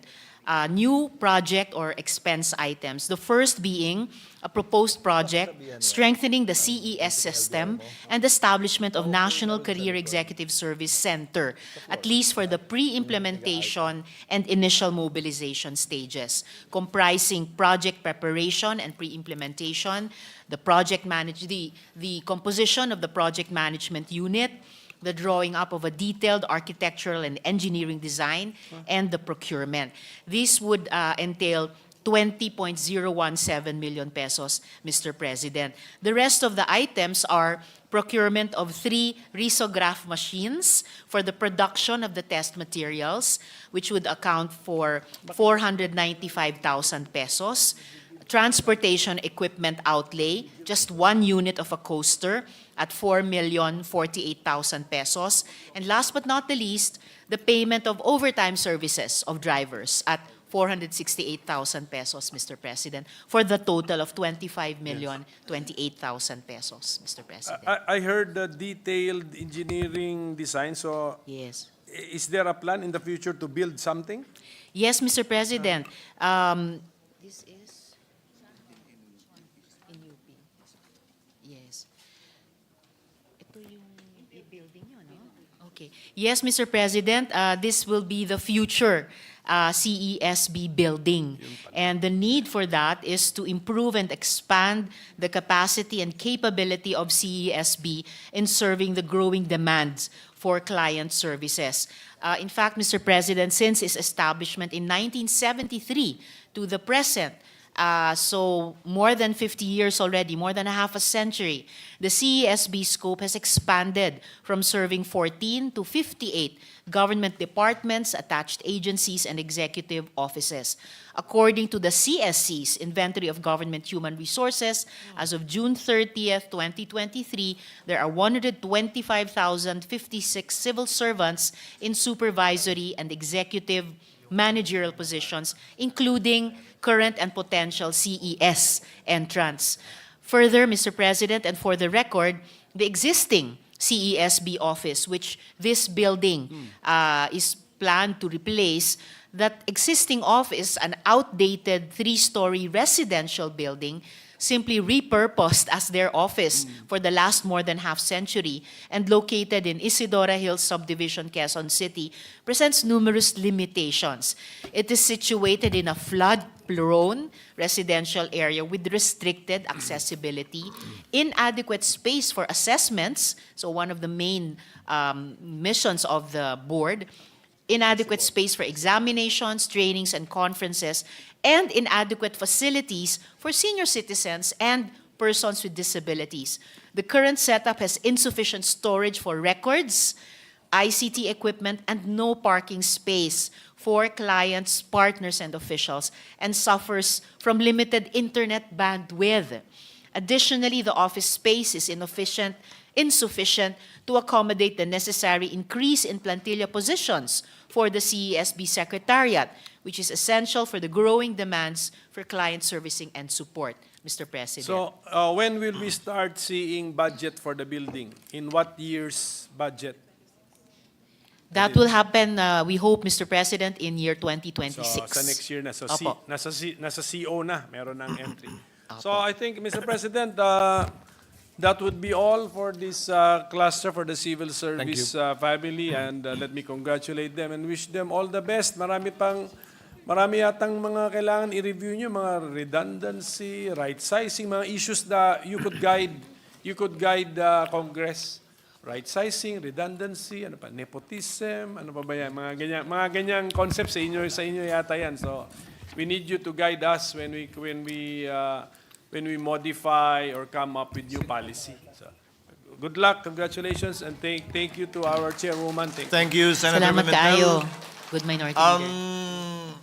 May I remind our guests that there is no need for applause? Majority Floor Leader. Yes, Mr. President, before I make a motion, just like to welcome to the House our former Secretary General, who is now the head of the Civil Service Commission, Marlene Barua Yap. in my only term in the House. She was the Sec-Gen. Probably you were also there when she was Secretary General. So, Mr. President, there being no I other was reservation. actually no longer there, but she was the director of the Committee on Rules when I was there. And this representation was there, Mr. President, good majority leader, when the now CSC chair was our Secretary General in the House. Majority Leader. With that, Mr. President, there being no other reservation for interpretation, I move that the budgets of the Civil Service Commission and the Career Executive Service Board be deemed submit for the body's consideration. So move, Mr. President. Before acting on the motion, may I instruct the head of ARTA, Mr. Perez, to kindly situate himself beside the sponsor, because we will be taking up the ARTA right after, within the same cluster. At saka ma'am, para isang picture na lang, sabay-sabay na kayo, Maylin, pagkatapos. Sabay-sabay na, para isahan na lang. Konti na lang naman, ARTA lang eh. Thank you. Acting on the motion of the Majority Floor Leader, is there any objection?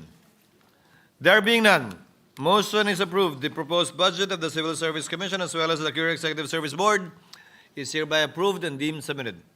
Majority Floor Leader. Matabi, Mr. President. Mr. President, I move that we consider the budget of the Anti-Red Tape Authority and recognize again the sponsor and chairperson of the Subcommittee H of the Committee on Finance, Senator Rosa for her opening statement. Senator Ontiveros is recognized. You may proceed, ma'am. Salamat tabi, Mr. President. Good evening, colleagues in the Senate and to the ARTA family, led by Director General Ernesto Perez.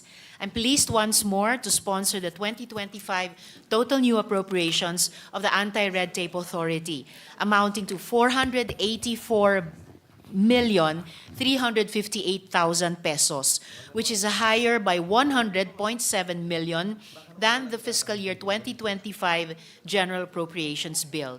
The additional 100.7 million pesos was requested by the agency and was granted in our subcommittee report. Having said that, Mr. President, I'm now ready to receive questions related to the agency. Mr. President, I move that we recognize our Minority Leader for his interpellation. The Minority Leader is once again recognized for his interventions. You may proceed, sir. Thank you, Mr. President, with the permission of our chairwoman. Yes, Mr. We will President. try to keep this brief so that it will be an example of an anti-red tape interpellation, Mr. President. Sir, mahal kayo ng committee, ng subcommittee. 100 million ang dinagdag. So may we know why we added 100 million pesos?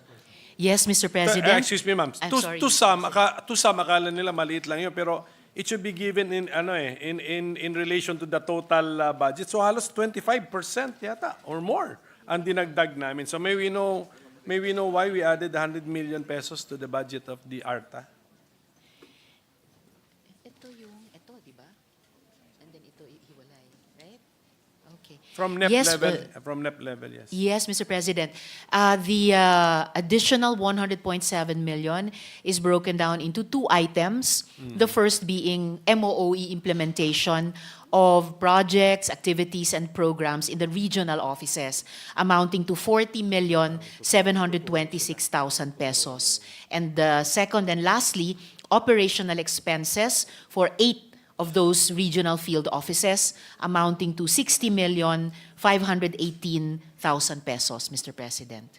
So parang the ARTA services and projects and activities are being brought down to the regional as well, even lower levels pa. Exactly, That's the plan. Oh, sige. Exactly, Mr. President, and in particular to 8 regional field offices, precisely with that hope that in the future, bringing them even further closer to the ground under the regional level, Kasi Mr. President. parang culture din itong pinopromote nila eh. In Tama short, po kayo, Mr. if we label it a culture, it's a culture of what, the Director? It's a culture of hope. If we should use that phrase, what are we promoting? In so many words, Mr. President, it would be a culture of promoting bureaucratic efficiency, transparency, and accountability, Mr. President. Thank you for that. Now, Mr. President, I will just read my 3 questions and request a response or a reply in writing. Ano na lang, in Yes, writing Mr. na lang. President. in the spirit of ARTA. Ilang days, sir? Sige nga. Under ARTA rules, ilang days that you have to reply if it's in writing? Within 3 days, Mr. President. Sige, thank you. Gawin natin yun. Ito, first question. What specific results have been achieved in terms of reducing bureaucratic red tape since ARTA's inception? Of course, I expect you to provide the data on the number of processes that have been streamlined or eliminated. Okay. Number two, in the previous years, the ARTA faced criticism for its own slow complaint resolution process. So whether true or not, pwede nyo i-dispute sa sagot nyo. The COA found that it took the ARTA on average 124 days just to accomplish the first 2 steps in the complaint resolution process. How has the agency addressed this issue? And last but not the least, which agencies have been the frequent violators of red tape regulations or the suki list of ARTA? Meron po bang ganon? Is there such a suki list? Hall of Famer ba? Meron.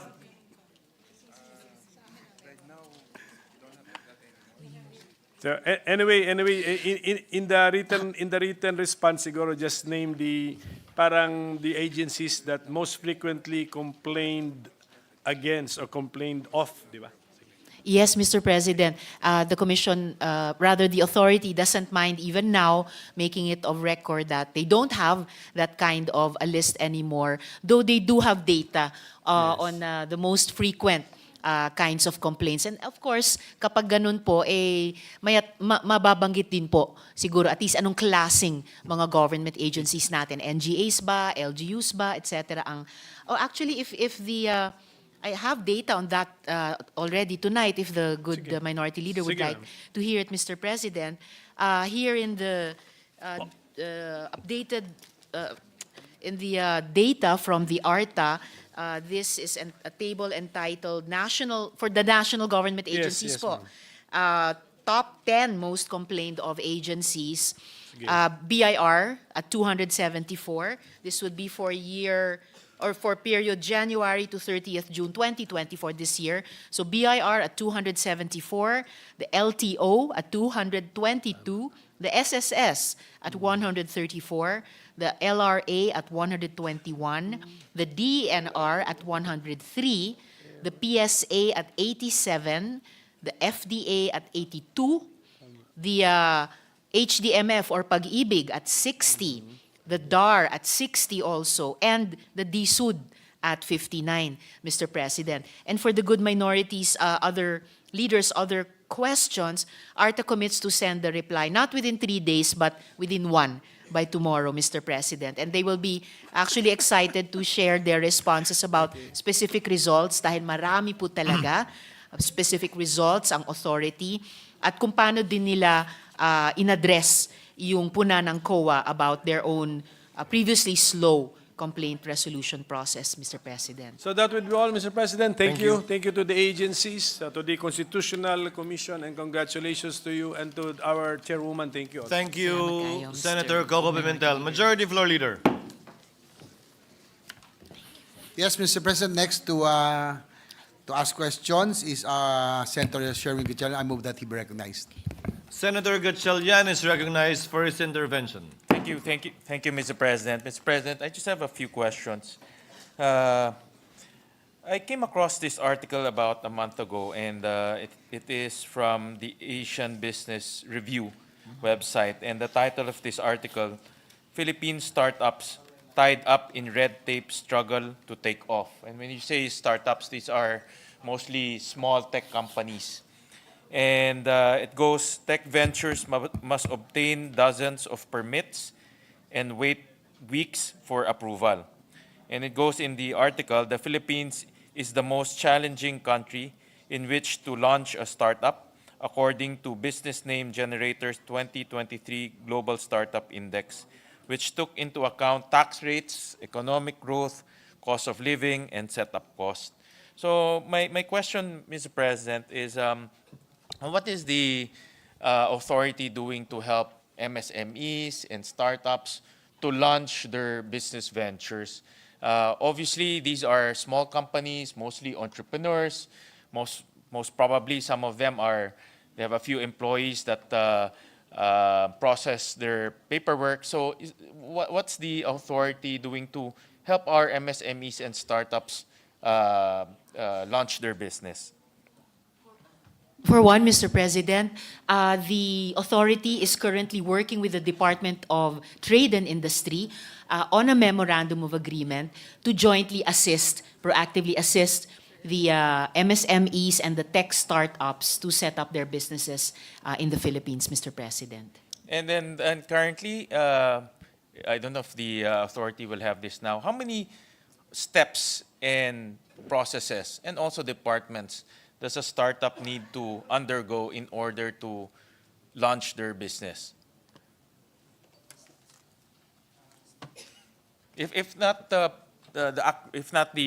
exact number, maybe just an estimate, so that we will just understand, if I'm a startup, how many processes do I need to undertake in order to launch my business?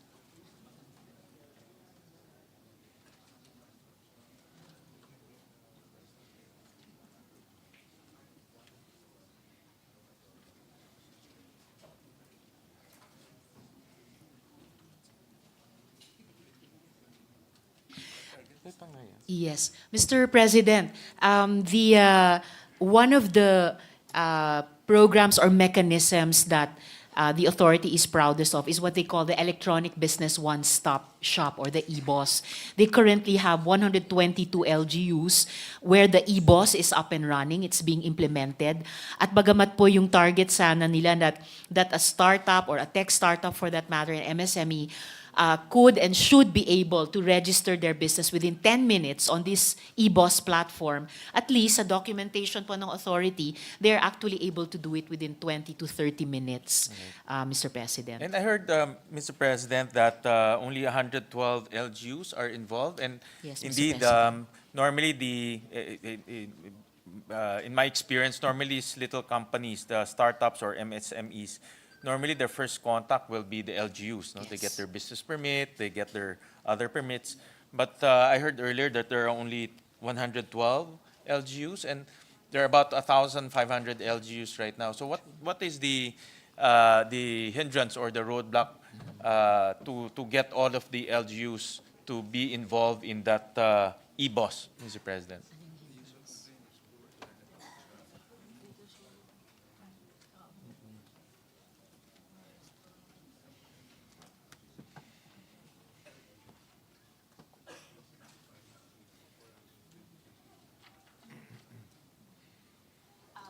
Mr. President, yung isang often cited na dahilan na hindi pa lahat ng LGUs natin, the thousands nga on board sa platform ng EBOS, ay yung poor internet connectivity. So aware po ang authority dyan. So they're trying to work with the LGUs and the relevant agencies para iwas to itong sitwasyon.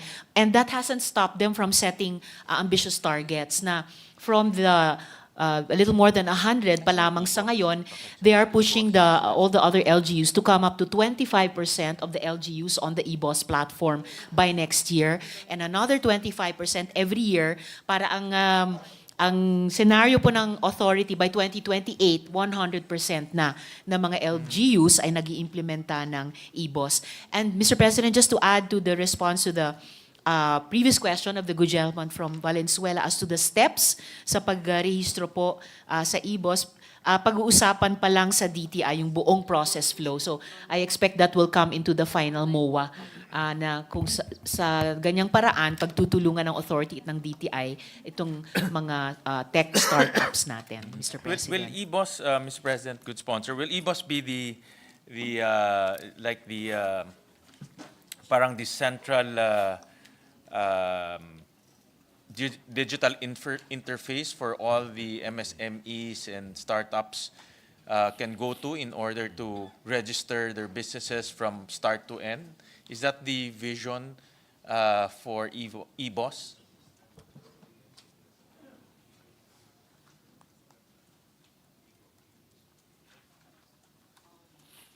Mr. President, the authority tells us that the DICT actually has an eGov PH, and the DICT will connect this.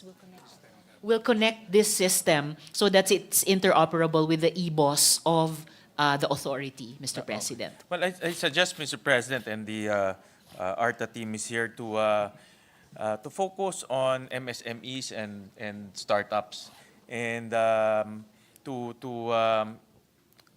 come up with a single window for them, so to speak. No? And I really commend the efforts to launch eBoss, but it might be confusing for them if we have so many digital interface or digital platforms for them to go in. My suggestion is to come up with probably a single window or a single interface for them, so all startups, all MSMEs can go to that interface and launch their businesses. And I remember I have an experience, a friend of mine launched a small business in San Francisco, I remember, and everything was done online, no? Even paying their taxes, even paying their business permit. In other words, he didn't have to go to City Hall or to DTI or to SEC to register the business. Lahat na sa isang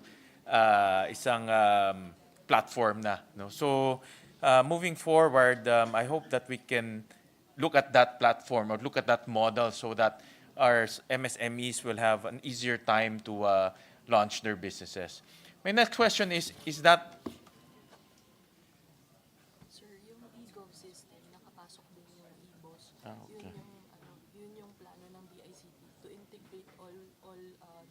Mr. President, the authority reiterates that they are working with DTI for the,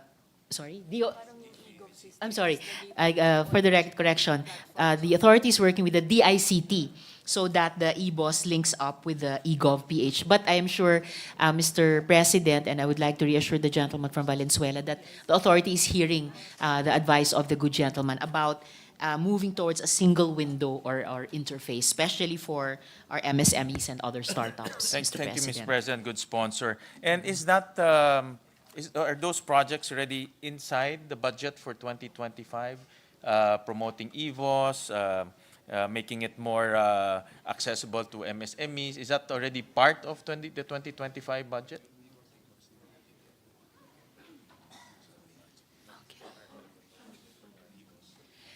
Siguro po, Mr. President, good gentleman, napansin niyo yung ngiti sa mukha ng pinuno ng authority. There's no budget po for 2025 for that. And at the most, what they will try to optimize is working with the DTI. Yeah. Pero para sa eBoss, for example, kahit yung pag-interface niyan sa egov.ph towards possibly a single window in the near future, wala pa po sa budget. Yeah. We'll request na lang from the authority to just submit to us a proposal to how do we help our MSMEs? Kasi just by going through this article doesn't speak well of our country in terms of startups and launching businesses. And we've been trying to, for many years, no, since the ease of doing business matrix in the past. We didn't actually fare in that measure for a very long time. That's why the ease of doing business law came about, no? And the ARTA was born because of that law. But the justification for that law is that ease of doing business index, no? That we always didn't fare very well. So having said that, this type of articles obviously affect our reputation, and I would like to request from the authority to give us some suggestions. No? Give us a paper on how to help our startups, how to help our MSMEs in particular, whether through their department or a collaboration of different departments, and suggest to us how much do we need in order to digitalize that platform, in order to come up with a single window for MSME so that they can just go to that window. Kung maliit ka lang na negosyo, just apply to that window and you can already start your businesses in the next few days. So just submit to us a concept paper, so to speak, and with the required budgetary requests for 2025 maybe or beyond. And at the proper time, I'll request from the good sponsor some augmentation so we can help our MSMEs and startups that can help drive our economy moving forward. So maraming salamat to the good sponsor. Thank you, Mr. President. Thank you, Senator Maraming salamat Gatchalian. din po, Mr. Majority President. Floor Leader. With that, Mr. President, there being no other reservation for interpellation, I move that the budget of the Anti-Red Tape Authority be deemed submitted for the bodies it considered. So move, Mr. President. Any objection? There being none, motion is approved. Salamat tabi, Mr. President. Session is suspended for a minute in order to afford the next agency to be taken up, the DILG, time to move to the main VIP gallery, and for the approved budget, agencies approved budget with approved budgets to likewise proceed to the exit. Is resumed. Chair directs the Sergeant at Arms to kindly clear the corridors and kindly instruct guests and resource persons to kindly settle down and situate themselves in the gallery accordingly. Mr. Thank President, you. Majority Floor Leader. Mr. President, I move that we consider the budgets of the following: Department of the Interior and Local Government, Office of the Secretary, Bureau of Fire Protection, Bureau of Jail Management and Penology, Local Government Academy, National Commission on Muslim Filipinos, National Police Commission, National Youth Commission, Philippine Commission on Women, Philippine National Police, and the Philippine Public Safety College, and recognize the sponsor and chairperson of the committee, Subcommittee L of the Committee on Finance, our Majority Leader, Senator Francis Tolentino, for his opening statement, and later to interpret Senator Wayne Gatchalian. So move, Mr. President. Any objection? The budget of the aforementioned agencies, consideration rather of the budget of the aforementioned agencies is now in order. The distinguished sponsor of the budget of the agencies mentioned is hereby recognized for his short opening statement. Thank you, Mr. President. Magandang gabi po sa inyo lahat. Gusto ko pong batiin ang bagong talagang kalihim ng DILG, Secretary John B. Cremulya, at ang ating Chief ng Philippine National Police at lahat ng bumubuo ng DILG family. As the Vice Chairperson of the Subcommittee L of the Committee on Finance, I'm privileged to sponsor the Department of the Interior and Local Government's budget, DILG budget, and its attached agencies before this August chamber. Composed of the DILG Office of the Secretary, Bureau of Fire Protection, Bureau of Jail Management and Penology, Local Government Academy, National Police Commission, Philippine National Police, Philippine Public Safety College, National Commission on Muslim Filipinos, National Youth Commission, and the Philippine Commission on Women. The department and its attached agencies are tasked with enormous responsibilities of promoting peace and order, ensuring public safety, and strengthening local government capability aim towards the effective delivery of basic and essential services to the citizenry through the institutionalization of highly efficient and competent fire, police, and jail services. In line with the said mandates, the subcommittee recommended total budget of 279,717,291 for the DILG and its attached agencies. This amount is lower by 515,982,000 from the submitted budget of the House of Representatives, but higher by 259,018,000 compared to the NEP figures for the Department of 279,458,273,000. Our proposed budget for the DILG and its attached agencies is higher by 16,067,292,000 compared to the 2024 figures. The details of the changes made in the DILG and its attached agencies' budgets were submitted to the plenary. With this representation is now ready to answer questions that our colleagues may propound.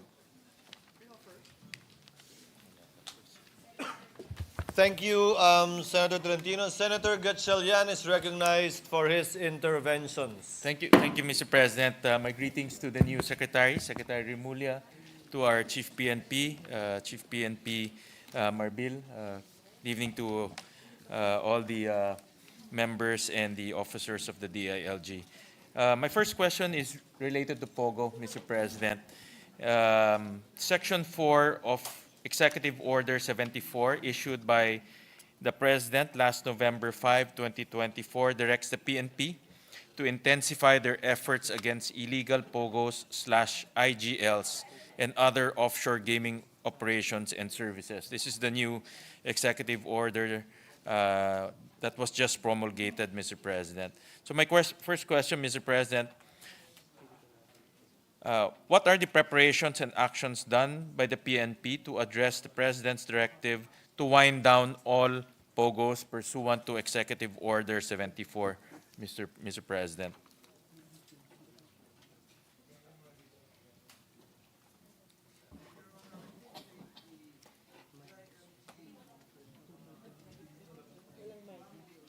Mr. President, there's no volume. The DILG Secretary already issued several guidelines concerning the implementation of Executive Order number 54, Mr. President, and there is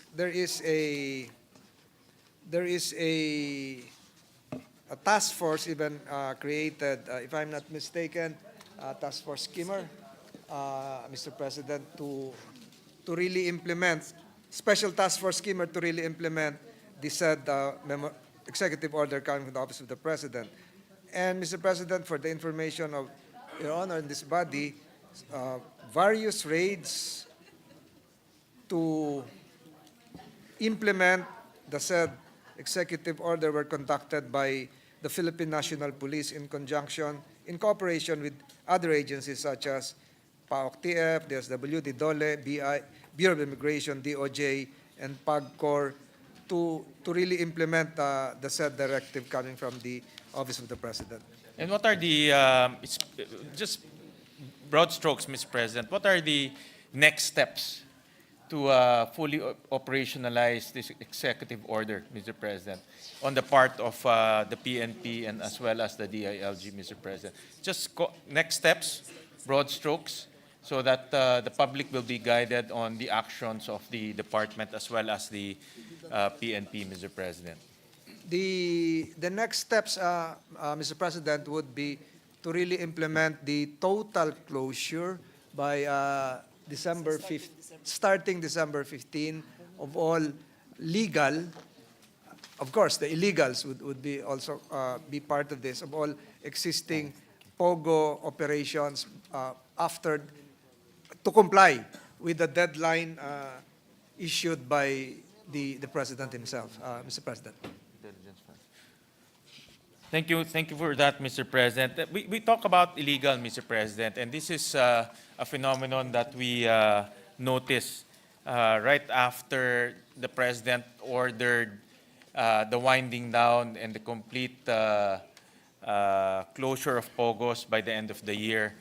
We saw a lot of splinter groups, Mr. President, a lot of small groups scattered all over the different parts of our country. In fact, this is something that was anticipated by PAOK, I remember. In one of our hearings, they said that in the event that the country will close down and wind down POGOs, we have to expect all of these splinter groups will be scattered all over the country, operating illegally, Mr. President. I'm not very sure if the department or PNP will have this number, but is there an estimate on how many of these little groups or these splinter groups are operating in our country? No, I know it might be complicated because if they know the answer, then they should have been on top of that situation. But is there an educated estimate on how many of these groups are currently operating in our country, Mr. President? President, from the universe of illegal POGOs, part of the list coming from the DILG, it would appear that there are 406 POGOs with canceled licenses and 13 illegal POGOs, Mr. President, as of November 3, 2024. So this is the latest validated list, Mr. President. So 406 With canceled licenses. with canceled licenses, Mr. President. So I would assume this includes service providers, all of these entities, one way or the other, linked to POGOs, Mr. President, and 13 illegal, Mr. President. But how about those that are being raided recently? There's a slew of raids being conducted by PNP, by PAOK lately, and how many of those kind of splinter groups that are operating in our country? Just an estimate, Mr. President, based on their intelligence gathering.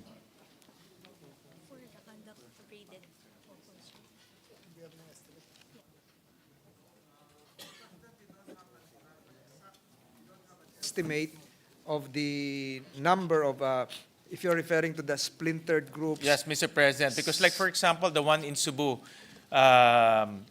based on the news reports and based on the reports that we got, the one that was raided in Cebu are actually from, are groups from Bamban and from Porac, Mr. President. So, in other words, what we are seeing is all of these big pogos that are closed down. These groups are now going to different parts of the country, operating illegally. They operate in resorts, in very in small hotels, even in business centers, Mr. President. So I just want to inquire whether the department or the PNP will have some form of estimates on how many of these splinter groups have scattered all over the country, Mr. President. If that information is available, Mr. President. No.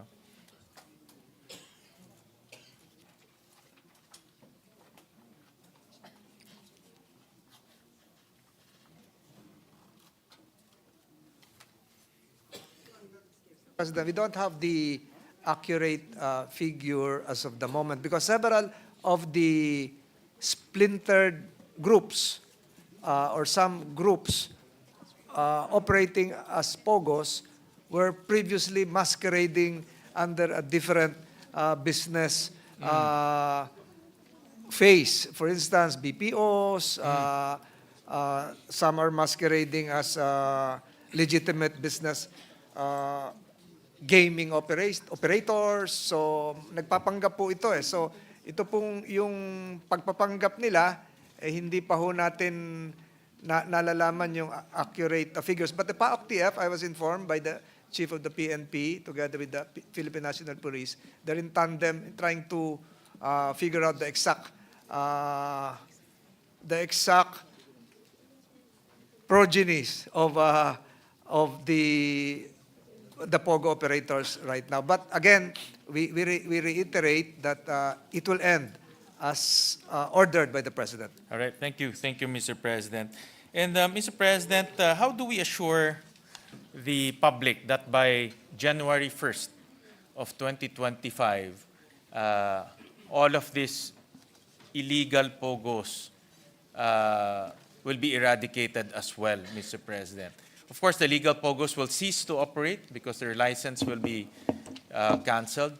But we have to anticipate that after canceling the license, may mga matitigas na ulo, Mr. President, who would want to risk their presence and still continue to operate here in our country. So, what is the assurance that even these illegal POGOs will be eradicated, Mr. President? Are there any special activities that the PNP, PAOK, and other enforcement agencies are doing in order to fully implement the directive of the President, Mr. President?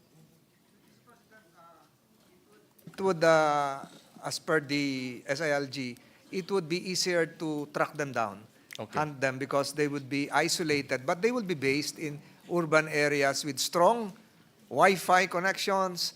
They would not, of course, they would not be located in far-flung rural areas. So with the legal POGOs closing, the ability of the PNP and other government agencies to maximize their resources in identifying and tracking down the illegal POGOs would really be highlighted because the resources would be focused. Thank you, Mr. President. And Mr. President, you mentioned earlier that some of these POGOs are masquerading are masquerading as legal BPOs or legal entities, Mr. President. And I think a few days ago, I read in the news report that there was a raid in Bataan. No? And apparently the raid in Bataan, or the company that was raided in Bataan claimed that they are legitimate or their businesses are legitimate, Mr. President. So in this type of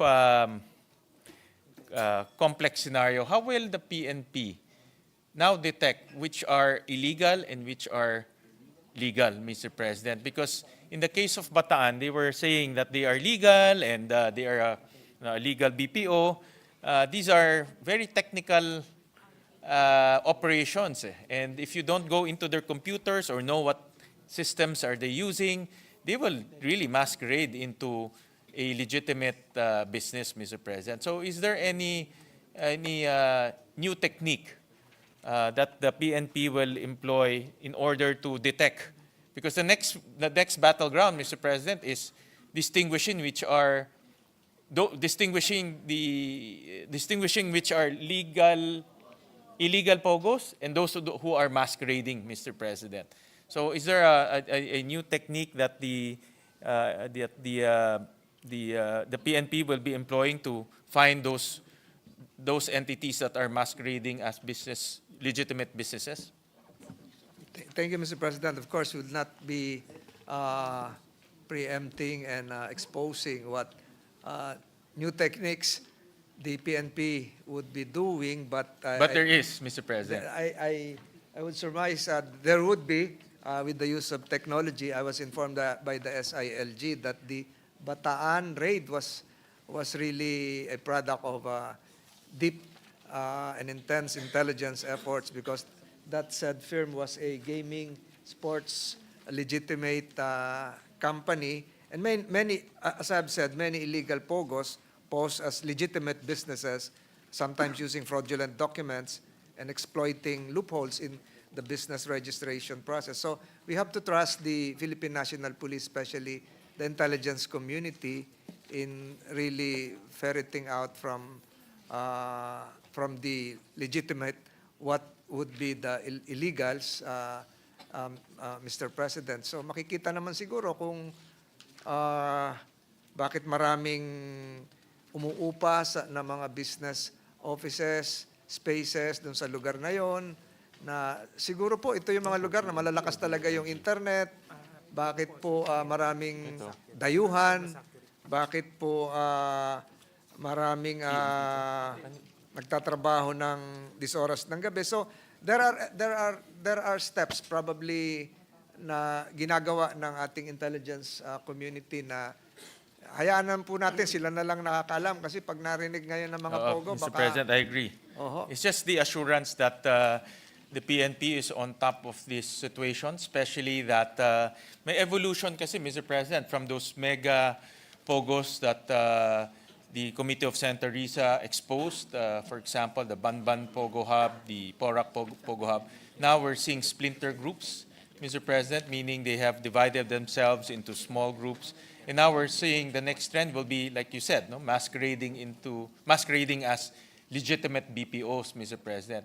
So when you enter, because I was reading the article in Bataan, when you enter that facility, you see all computers. Obviously, they'll say, legitimate to, these are BPO computers. So it becomes a technical endeavor, Mr. President. So all I want to emphasize is the war on pogos have now moved into a different battleground, so to speak, Mr. President. And I just want to bring that up with the PNP and with the department to look at that angle, Mr. President, so we can completely eradicate pogos come 2025, Mr. President. The PNP is ready, the DLG family is ready with the use of technology and other cybersecurity apparatus, Mr. President. Mr. President, how about the role of LGUs?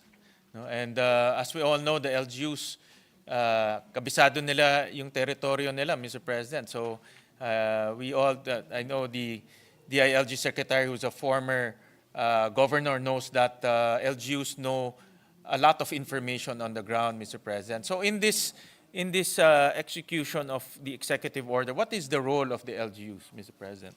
As gathered from the hearings conducted by Your Honors, perhaps the LGUs would play a critical role, especially in facilitating the issuance of licenses, knowing beforehand the number of new residents in their areas. So malaki pong tulong ang mga LGUs kung talagang gagampanan nila, yun dapat gawin, lalong-lalo na kung susunod sa direktiba ng Pangulo at sa direktiba rin po ng Secretary of the Interior and Local Government. So maaari din po siguro na yung ibang LGUs ay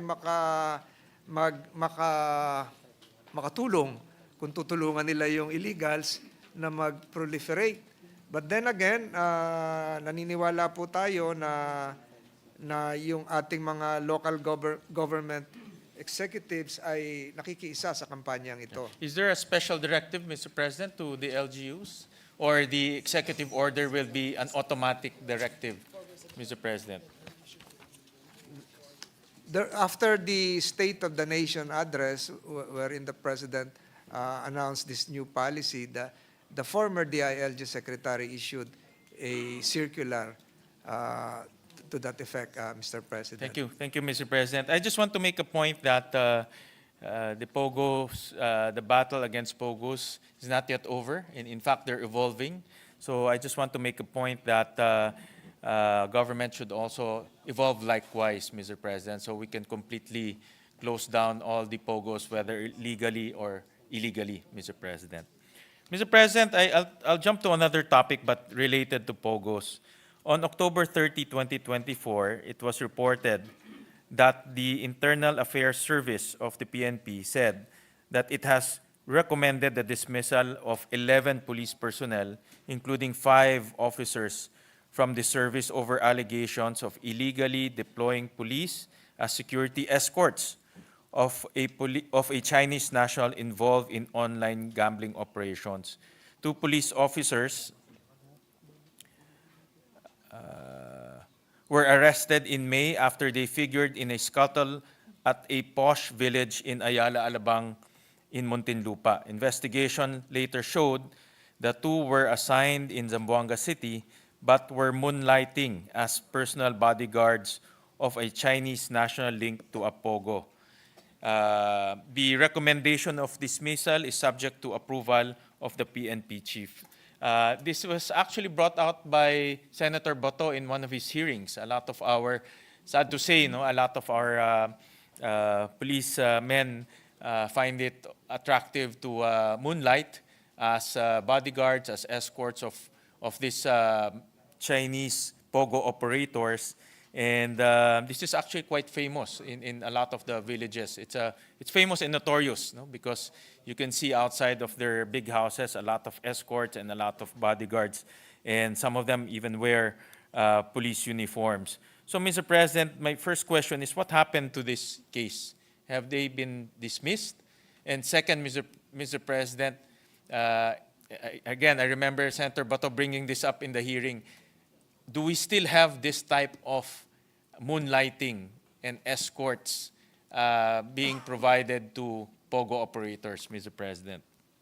First, to answer your question, Your Honor, Mr. President, is that the case involving the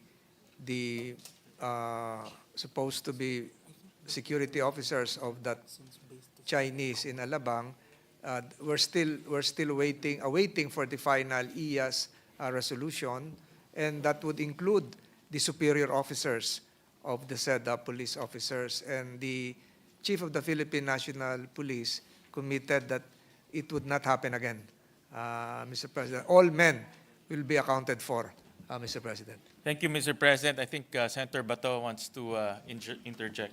Yeah, thank you, Mr. President. Yeah, with the permission of Yes, go ahead, sir. Senator Win With the Gatchalian. indulgence of Senator Gatchalian, Senator Bato is recognized and may proceed. Yeah, thank you, Mr. President. It's good that Senator Gatchalian expounded this issue because nakakalungkot po isipin, no? Minsan, makakita tayo ng mga Pogo operators dyan na maraming bodyguard, may mga escort pa na mga motorcycle cops. Samantalang tayong senador na tinanggalan pa tayo ng motorcycle cops, nag-request ako uli, hindi na ako binigyan. But anyway, that's beside the point. Hindi ko na kailangan yan. Pero sana, yung itong mga POGO operators na yan, na nag-enjoying the services of motorcycle cops ay dapat mahinto na yan. Dahil tayo nga, senador mismo, hindi tayo binigyan ng motorcycle cops, tinanggalan tayo. So yun lang, Mr. President, I just would like to support the point of Senator Gatchalian. Thank you. Thank you, Senator Bato.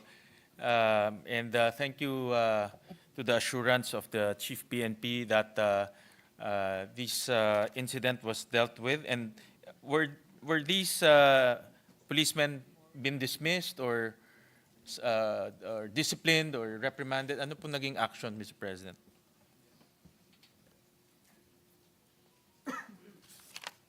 I was informed, Your Honor, that it's just awaiting the signature of the Chief of the Philippine National Police, and that would concern the final disposition of the case, which involves 11 police officers, and it underwent a due process procedure for dismissal, Thank you, Your Honor. Thank you for that answer, Mr. President. And Mr. President, can we assure the public that wala nang ganitong mga escorts? Because this has been we during the hearings in the Public Order Committee chaired by Senator Bato, I remember the past chief PNPs would always assure us, no, that wala na mga ganitong escorts. But we would still get reports from no less than the public, no less than from the homeowners, and now we still have, just very recently, this October 30, 2024, we still have cases of moonlighting, Mr. President. Can we be assured that these moonlighting incidences will not occur anymore moving forward, Mr. President? I was informed by the Chief of the Philippine National Police that you can be assured, Your Honor, that it will not happen again. All men will be accounted for. Thank you, Mr. President.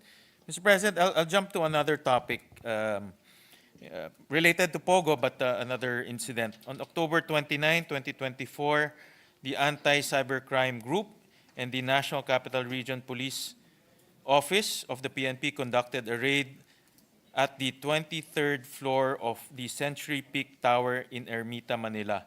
The raid was premised on a search warrant issued to Vertex Technological Corporation, rebranded as Quantum Solutions, for allegedly violating the Securities Regulations Code for involvement in cryptocurrency scams and online romance fraud. According to News 5 and Philstar news reports, the Presidential Anti-Organized Crime Commission, PAOC, distanced itself from PNP's alleged flawed Malate raid, claiming that they were never consulted nor informed regarding this operation. PAOC called the operation a botch raid because the foreigners who were caught were released after the police allegedly failed to secure a legal hold on them. The 34 Indonesians, 25 Chinese nationals, and 10 Malaysians were released after the Bureau of Immigration refused to take legal custody of them, Mr. President. Well, Mr. President, may we get an update on what really happened with this raid, Mr. President?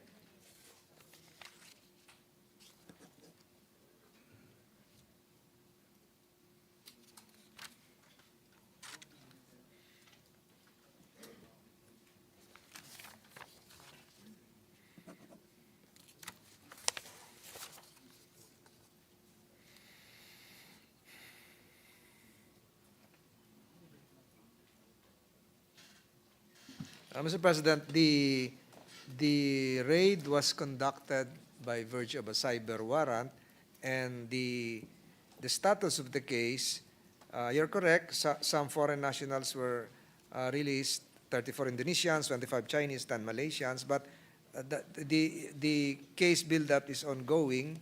Right now, as informed by the Chief of PNP, for a violation of several cases not necessarily human trafficking, but Cybercrime Prevention Act, as well as violations of the Securities Regulations Code. So, Mr. President, the case build-up is still ongoing, and appropriate charges would be filed. Mr. President, there were several.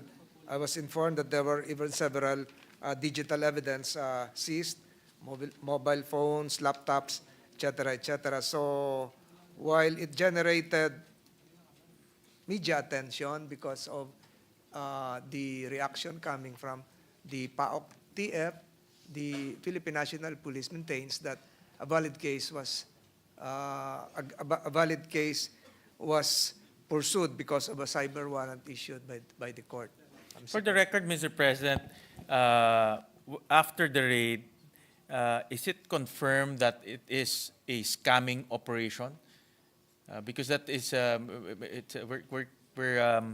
because the statements being made by different agencies made this impression that there's no scamming operation. And of course, the owner, Century Peak Tower, would always deny that. But based on the raid and the evidence found by the PNP, is there scamming, or was there scamming operations in that area? I think that's a fundamental question, Mr. President. I was informed that the seized items, which I mentioned a while ago, are still undergoing forensics examination, and this would lead to the filing of the appropriate case involving anti-financial account scamming, violation of the Cybercrime Act, RA 10175. So these are all related to suspected POGO activities. So, ang sinasabi po sa akin ni Chief PNP, hintayin yung resulta ng forensics, ng mga gamit na nakumpiska.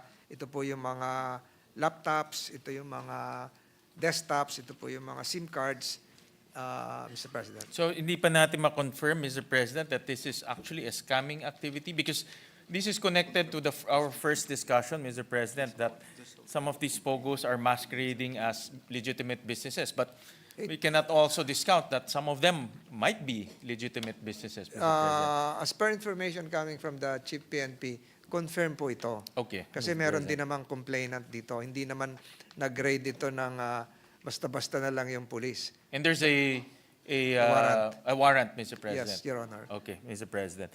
And Mr. President, why were the foreigners released? In the past operation that we observed, Mr. President, typically the foreigners are held or detained, subject to deportation later on, Mr. President, because obviously these are undesired aliens operating in scamming activity. So if these foreigners were released, then sino magiging liable, Mr. President? Mr. President, yung pong mga nahuli dito, nabanggit ko kanina, 47 Filipinos, 34 Indonesians, 25 Chinese, 10 Malaysians. The foreign nationals eventually were transferred to Camp Bagong Diwa and CRPO for biometric processing by the Bureau of Immigration and validation by the respective embassy officials. Nirelease po sila kasi hindi naman human trafficking yung kaso sa kanila. So yung kinaso sa kanila ay yung Cybercrime Prevention Act, etc., etc. So, yung protocol po dito, pag yung kasali yung mga embahada, itatransfer po sila doon sa kanilang mga embassies, Mr. President. So to date, no one is in any of our detention facility, Mr. President. Wala na pong naka-detain ngayon, pati po yung mga kababayan natin ay na-release din po noong October 30, 2024. But were cases filed, Mr. President? Because obviously these people are flight risk. They can leave the country at any given time. We've seen that in many of the cases, Mr. President. Hinihintay lang po yung results ng forensics ng mga na-confiscate na mga digital evidence. And what's the assurance, Mr. President, that these people will not be a flight risk, will not escape justice and the cases that will be filed, Mr. President?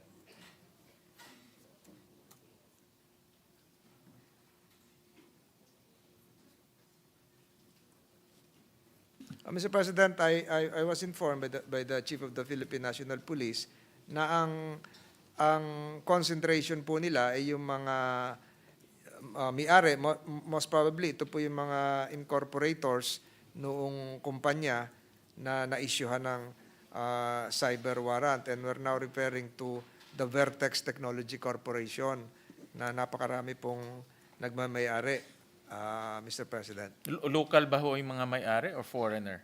Or both? Local po ito, Mr. Local. President. So they will be charged accordingly, Mr. President, correct? Opo, Mr. President. And the foreigners will also be charged because they are directly working as scamming.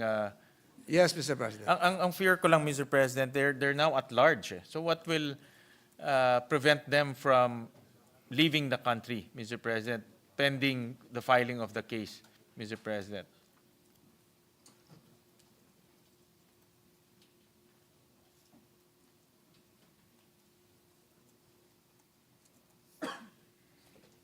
Pinipilit po ng ating Philippine National Police na mapadali po yung forensics.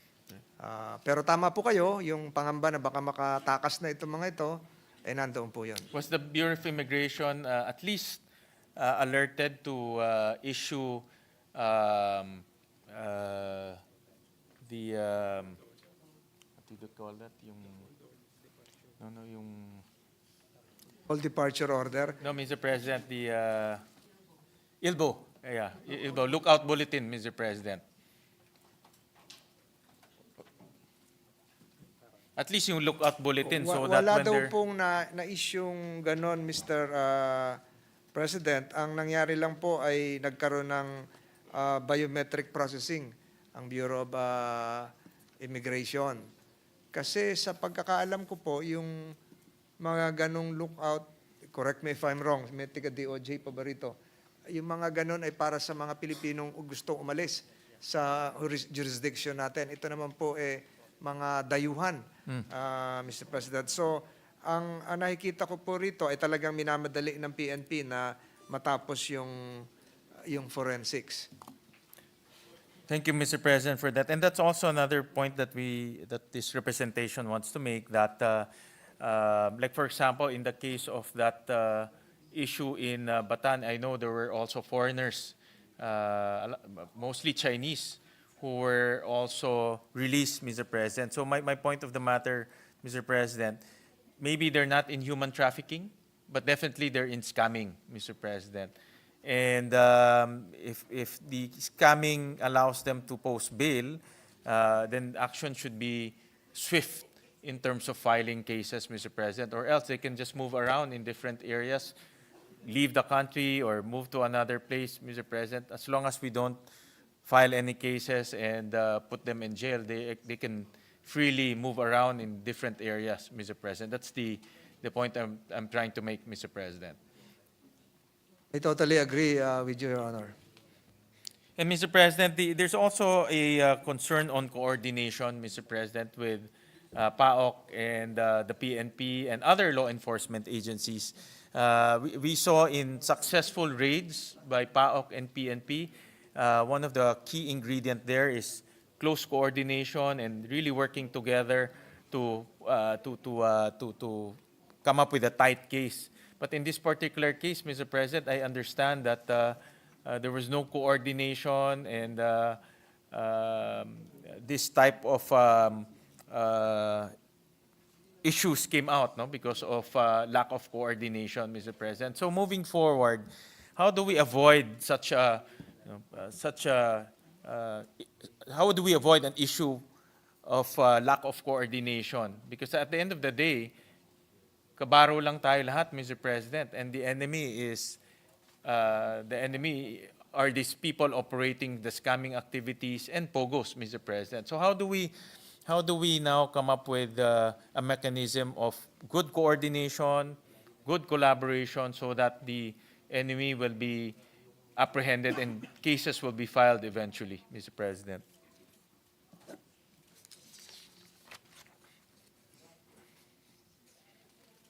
Mr. President, current status is that while they are not required to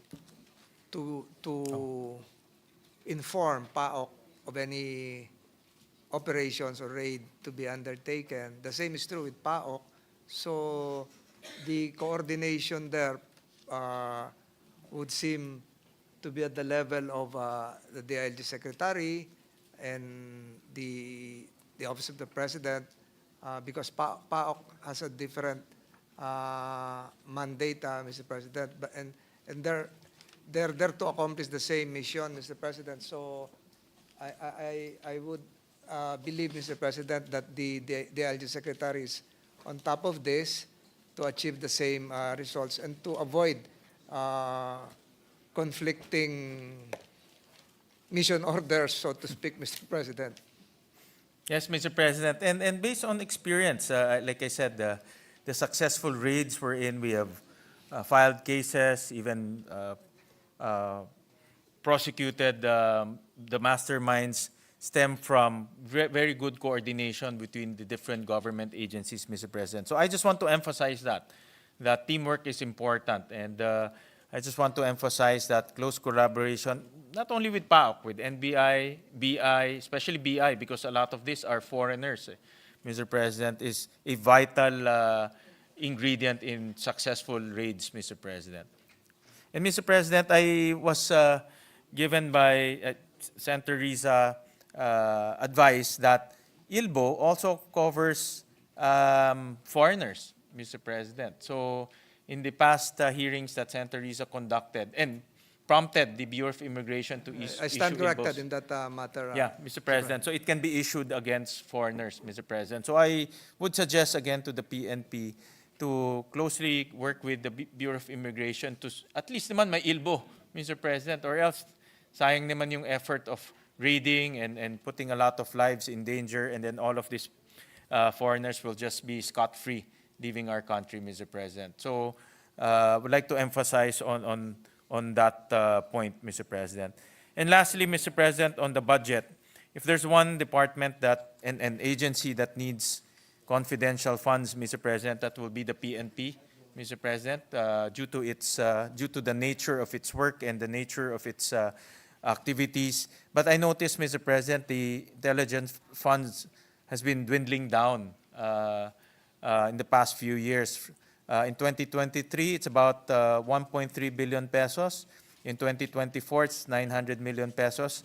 In 2025, in the NEP, it's 800 million pesos, but the Senate increased it by 100 million to 900 million pesos. Is there any particular reason why the confidential funds are slowly going down in past few years? I would assume that the PNP would need more funds to gather more intelligence, no? Particularly in the fight against Pogos, and lalo na ngayon, nagtatago na sila, Mr. President. They're not front, right, and center anymore. They're underground. So more so that we will need the intelligence capabilities through the intelligence funds. And is there any particular reason why it's going down over the years, Mr. President? Mr. President, the figures came from the NEP and the GAB. So your committee tried to restore it to the 2023 level by placing an additional 100 million. Yes, Mr. President, I saw so that. from 806, it becomes 906, Mr. President. I thank the committee for augmenting the intelligence fund by 100 million. But is there, why is because the NEP came from the agency, no? Agency proposal yan eh. So why is it going down? Is there any particular reason? Because my point of the matter there is, these Pogos are hiding, going underground. More so we need intelligence to arrest them. So, but it's, the fund is going down, no? Intelligence fund is going down. It's counterintuitive on what we want to do, Mr. President. So is there any reason why is it going down?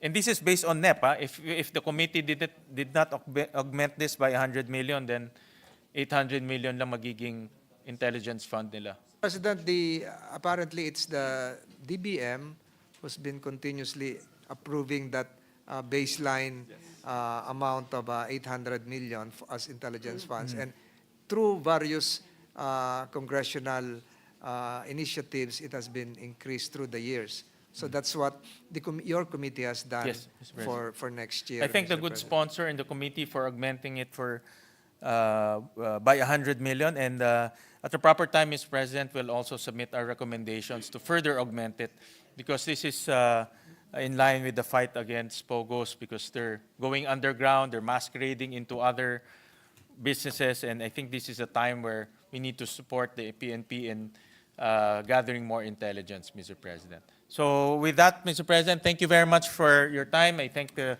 good secretary, the chief PNP, and the good sponsor for allowing this representation to field some questions. Thank Maraming you, Your salamat Honor. po. Thank you, Your Honor. Our due thanks as well to Senator Gatchalian. Majority Floor Leader. Yes, Mr. President, next to interpolate, our sponsor is Senator Ronald Bato de Rosa. I move that he be recognized.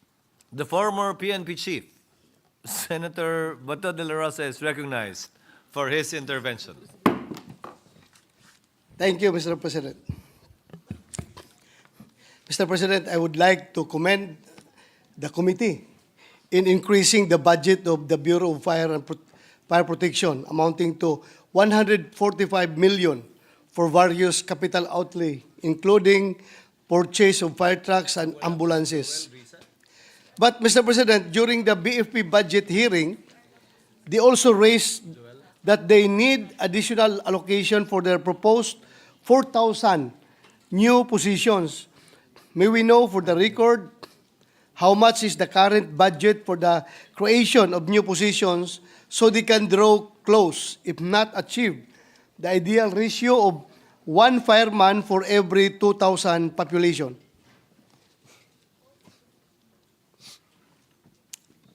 President, from the NEP, the additional personnel required would be 2,000 personnel, but we agree with you that the ideal strength of the Bureau of Fire Protection should be 57,690, and the actual strength right now is 37,569. So the authorized strength to be achieved would be 39,286. So that would be the additional 2,000 personnel to be hired by 2025. Yun lang po yung inauthorize sa NEP. Thank you. Thank you, good sponsor. Last year, Mr. President, we were successful in deleting the cap for the use of fire code revenues by the BFP. Hindi lang ito last year, kundi during the previous year pa. We were very successful dahil pinagbigyan kami ng chairman of the Committee on Finance. However, Mr. President, under the 2025 NEP, as well as the 2025 GAB, the cap of 1 billion is again present in the special provision under the BFP budget. This cap limits the BFP to utilize their available funds. Ibig sabihin po, kahit mayroon naman silang pambili ng additional fire trucks o personal protective equipment, hindi po sila makakabili dahil sa cap na ito. With that, Mr. President, may we know from the good sponsor if he is amenable in deleting again the said cap. Yeah, Your Honor, apparently there is a balance right now of 8 billion plus 65 million. Last year, I agree that there was a cap indeed of 1 billion. Yes, but we were able to delete that in the GAA. In the GAA, there was no more cap. No more cap. Pero ano, general observation. So, Mr. President, Your Honor, kahit po inalis natin yung cap, nagkaroon po ng veto message ang Pangulo. Huh? So, it was part of a veto message for conditional implementation. So, Pero at least, natanggal pa rin natin yung cap. Anyway, So the proposal of Your Honor is- if the good sponsor is amenable to my idea of removing again, this time, the cap. Anyway, bahala na sila sa Malacanang kung ipabito nila, pero at least, there is a chance for the BFP to use this available funds of them. yes, Pwede lang magamit ito. I totally agree. Your Thank Honor, you, Mr. President. to Good sponsor. have this cup removed again. Okay, thank you very much. Salamat.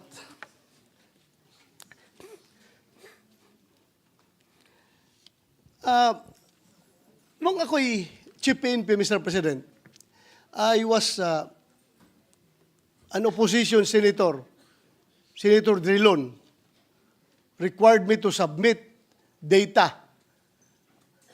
Right away, na-require niya ako umaga, pagkahapon, ganyan kakapal na data yung dala-dala ko dito, sinabit ko kay Senator Drilon. Pero in my case, I don't know if the PNP is considering me as an opposition senator right now. But nakatatlong request na po ako. Nitong nakaraang buwan lamang ay sinubukan ng aking opisina na humingi ng datos sa PNP tungkol sa illegal na droga mula 2016 at ng iba pang datos patungkol sa nationwide crime statistics. Hiningi rin ng aking opisina ang datos sa bilang ng surrenderies, arrest, deaths related sa illegal na droga.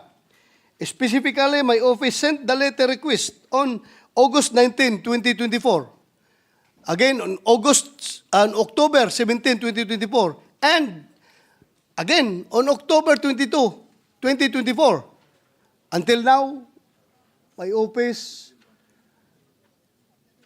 was not able to receive this data. May we know from the good sponsor kung may balak ba ang PNP na mag-comply ng data request ng aking opisina, ng aking committee, ng Public Order and Dangerous Drugs?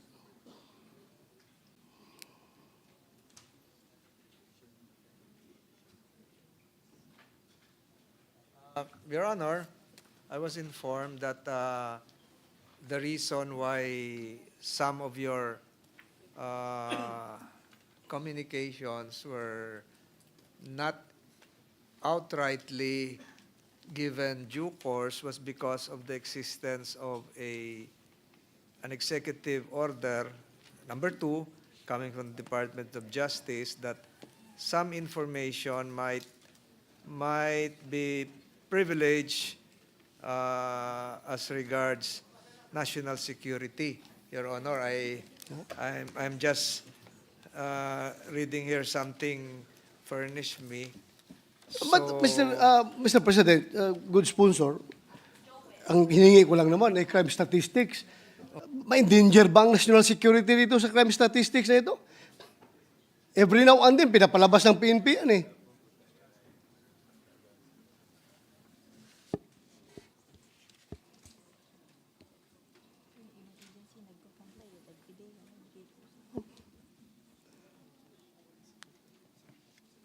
These are official documents. These are official documents that should be available to the public. Your Honor,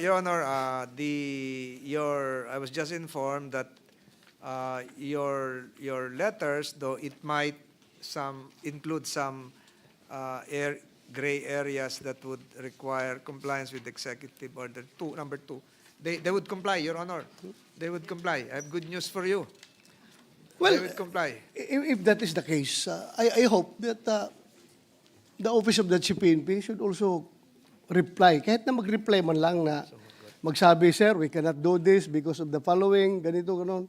We are liberal enough to accept your explanation. Pero yung nakatatlong padala na ako ng letter, wala man lang nihaw-niho na para naman ako hindi former PNP na para man lang binabaliwala yung committee natin na humihingi ng data, yun lang naman sa akin. Mag-comply lang sana, good sponsor. May we know, Your Honor, kanino pong opisina pinadala yung liham na 3? Of course, it's course through the Office of the Chief PNP. Chief PN.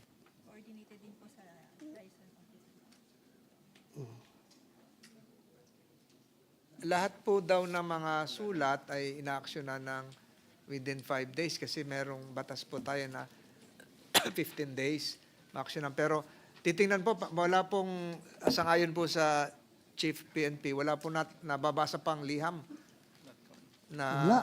na Nakatatlong nakarating liham na ako. tatlong Ha? sulat. Paano ito? Si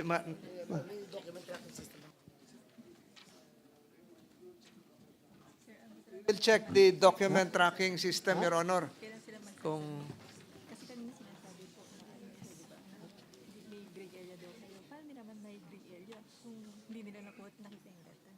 Kaya nga, I'm wondering why the good sponsor stated that one of the reasons na hindi sila nakasubmit sa committee ko ng mga data because of the gray area that you've been citing. Gray area. E paano nyo nalaman yung gray area kung hindi pala kayo nakatanggap ng aking letter? Di ba? Nakatatlong letter na ako eh. Tapos sabi nyo yun, may gray area. Tapos ngayon, sabihin naman yun na hindi nyo natanggap sa opisina nyo. Which is which? it was misinterpreted, Your Honor, because you were referring to consecutive letters. So nalipong na sa Bisaya. Yung ano ba? They will try to secure yung sa tracking po kung kailan yung October 2024 was just of recent vintage, bago lang November lang ngayon. Oh, so siguro matetrace na nila, and then the Chief PNP agreed that ilang oras niyo po gusto mag-reply, Your Honor? Hindi Ugma, naman ako, ugma. hindi naman ako ganun ka-stricto. Kahit na next week, Monday, kung kaya nila. Yun lang naman, data lang naman yun eh. Monday. With the indulgence of the gentleman on the floor, Senator Ontiveros would like to make a short interjection. Yes, Mr. President. No. Thank you, Senator Bato. You may proceed, Senator Ontiveros. Salamat tabi, Mr. President, and salamat kayo to the good gentleman from Davao. Itatanong ko sana ito mamaya, pero kaugnay po ng tanong ng good gentleman.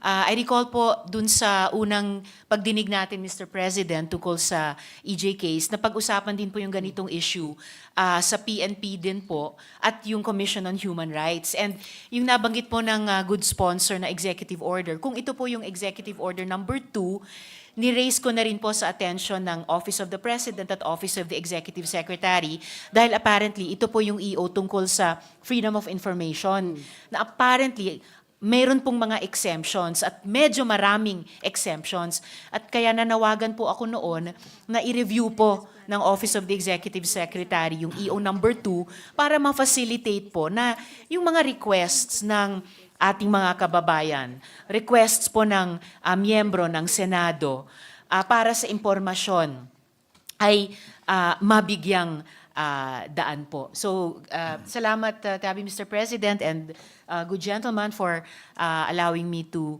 interject na common concern po ito across Commission on Human Rights or members of the legislature o yung kahit po yung mga pamilya po na naulila o nabalo sa EJ case, all seeking information that's of public knowledge and public value mula po sa ating pambansang kapulisan. Salamat po. Salamat. Thank you, Deputy Minority Leader. Thank you, Senator Ontiveros. Just to make a suggestion, may the chair suggest that if indeed some of the matters are sensitive in nature and pertain to national security, then kindly communicate that to the senator requesting or to the office of the Senate President that these are matters of national security, hence the reason why the data cannot be supplied. However, we can call an executive session for you to divulge that information wherein the members are bound not to release such sensitive information pertaining to national security if indeed it does. So I think what Senator Bato is saying is just kindly reply and respond. Whether the senator agrees with the reply or not, at least the letter was responded to. Senator Tolentino is once again recognized as well as Senator Bato. Yes, thank you, Mr. President. Sasagutin na po yung liham niyo next week. At kung ang suggestion ko nga, bukas na kung kinakailangan. Pero Just give them enough payag time. na po kayo next Hindi week ko sa na po madali. Lunes. Monday, okay na ako Monday. Senator Tolentino, kahit next week na basta sagutin kaysa bukas tapos ang sagot because of Executive Order number 2, hindi ka namin pwedeng bigyan. Next week na basta may sagot. So sasagutin na po you have the assurance of the Philippine National Police. Thank you, Mr. President, good sponsor. My next question, my last question is, this is about the moral and welfare of the PNP. Merong Napolcom Memorandum Circular. Ito, kasi may mga pulis na nagtitik sa akin eh. Merong Napolcom Memorandum Circular na nagsasabi, one of the provisions of that circular says that time in grade indicated in the Napolcom Resolution number 2013-501 shall be observed provided that all mandatory and specialized training shall not be counted to accumulate the prescribed time in grade requirement in a particular rank. May we know from the good sponsor why this kind of policy, first time ako naka-encounter na ganitong policy. May we know the rationale behind this policy? Can we restate the last two sentences? Ganito. Time in grade indicated in the Napolcom Resolution number 2013-501 shall be observed provided all mandatory and specialized training shall not be counted to accumulate the prescribed time in grade requirement in a particular rank. Ay, first time ako nakarinig nito. At saka, nagulat din ako yung mga pulis na nagtitik sa akin na, di ba sir, in-encourage natin yung ating mga tao na mag-schooling for their career advancement. Tapos ngayon, nire-require pa natin ating mga tao na mag-schooling as a requirement for promotion. Ngayon, hindi na natin i-count yung kanilang schooling sa time in grade. Mahirap intindihin ng ordinaryong pulis dahil first time ito nangyari itong ganitong pulisiya kung saan para bang pag nag-schooling ka pala, tinatanggalan ka ng ranggo kasi hindi counted in your time in grade. Meaning ng time in grade, time in rank. So ibig sabihin pag nag-schooling ka ng mandatory schooling or specialized schooling, parang wala kang ranggo noon kasi hindi counted yung panahon na yon. May we know the rationale behind good sponsor, Mr. President? Mr. President, medyo po nagkamali dito. We have to admit, dapat po yun ay time and position. At ang nangyari po dito, Mr. President, Your Honor, ay binabago po ngayon, nire-reorganize yung Napolcom. And nakakasigurado po kayo, Your Honor, na once na ma-reorganize yung Napolcom, mag-i-issue ng bagong circular rectifying all these errors which Your Honor just mentioned. So itatama po ito, Your Honor. So thank you for that clarification. Dahil naka-demoralize talaga ito pag totoo ito. With yung sinabi mo na time in position, that is beneficial to the policeman. Di ba? Kasi time in position, nag-schooling ka for 6 months. Tapos yung position na yan requires na at least 1 year ka lang dyan. Nabawasan ka na ng 6 months sa position na yan dahil nag-schooling ka. So thank you for that clarification. Kabal po yan doon sa mga nag-o-OSEC din ngayon at marami pa nag-schooling. Totoo po yan. So thank you. So mali pala ito? Ni-recall ito? Yung ating itong memorandum circular ito? I was informed by the DLG Secretary na pinalitan na yung mga Napolcom commissioners na dating lumagda dito at pagkatapos po noon, pag naayos na yung revamp, ay mag-i-issue ng bagong circular na inaamyandahan na po ito at itatama sang-ayon din sa mga nabanggit ng dating chief ng Philippine National Police. Thank you, thank you. Wala naman siguro sa atin dito gusto na malungkot ang ating kapulisan, di ba? Lahat naman tayo gusto happy ang ating kapulisan dahil they are serving for this country and they are offering their lives in the service of this country. So naman marapat lang naman na dapat happy sila. Hindi sila malungkot. Para bang itong pulisiya na ito ay very, the chief PNP is nodding his head. So I'm sure we are in agreement as far as our position in this particular policy. Thank you, Mr. President, good sponsor. Thank you, Your Honor. Yun lang ang aking tanong. Salamat. Majority Leader. Yes, Mr. President, next to interpellate is Senator Joel Villanueva. I move that he be recognized. We recognize Senator Joel Villanueva. Thank you very much, Mr. President, Majority Leader.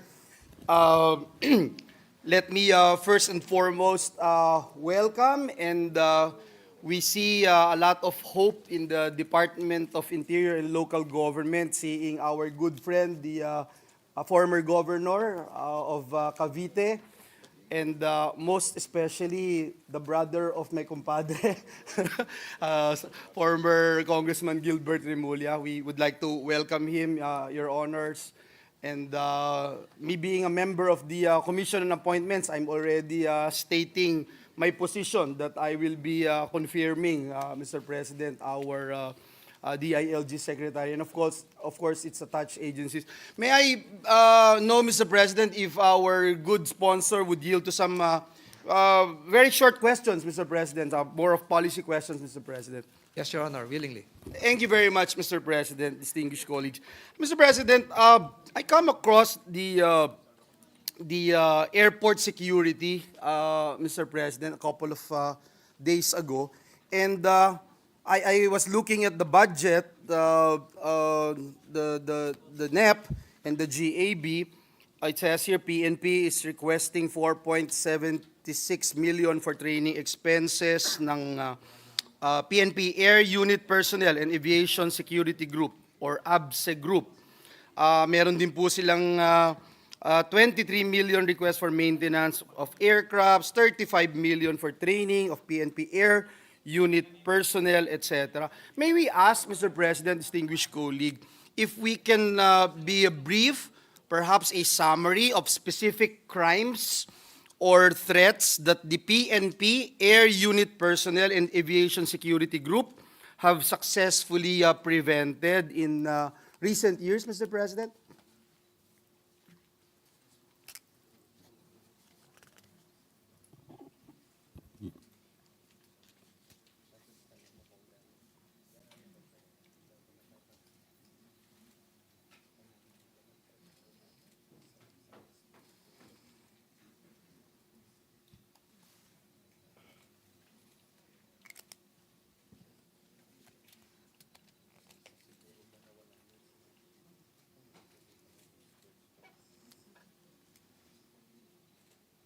Yes, Mr. President, the Aviation Command is purely a support unit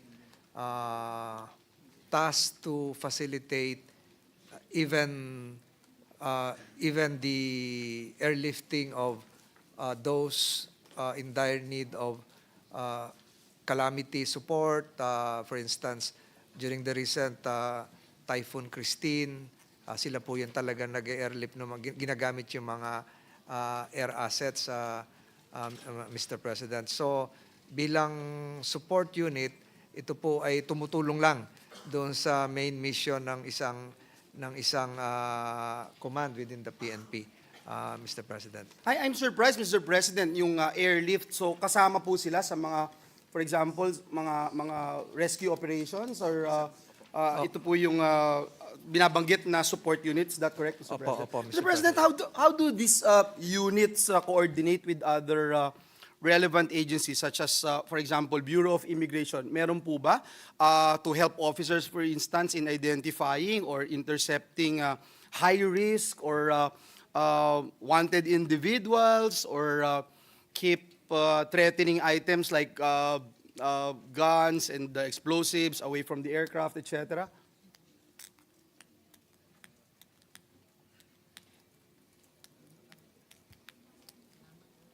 Mr. President, are we now referring to the air unit or the aviation security group?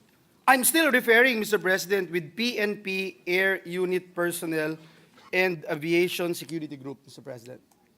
Magkahiwalay po ba yun, Mr. President? Magkahiwalay po, Mr. Oh. President. So, I'm a bit confused, Mr. President, and that's the reason why I'm asking these questions. I wanted to be clear about it.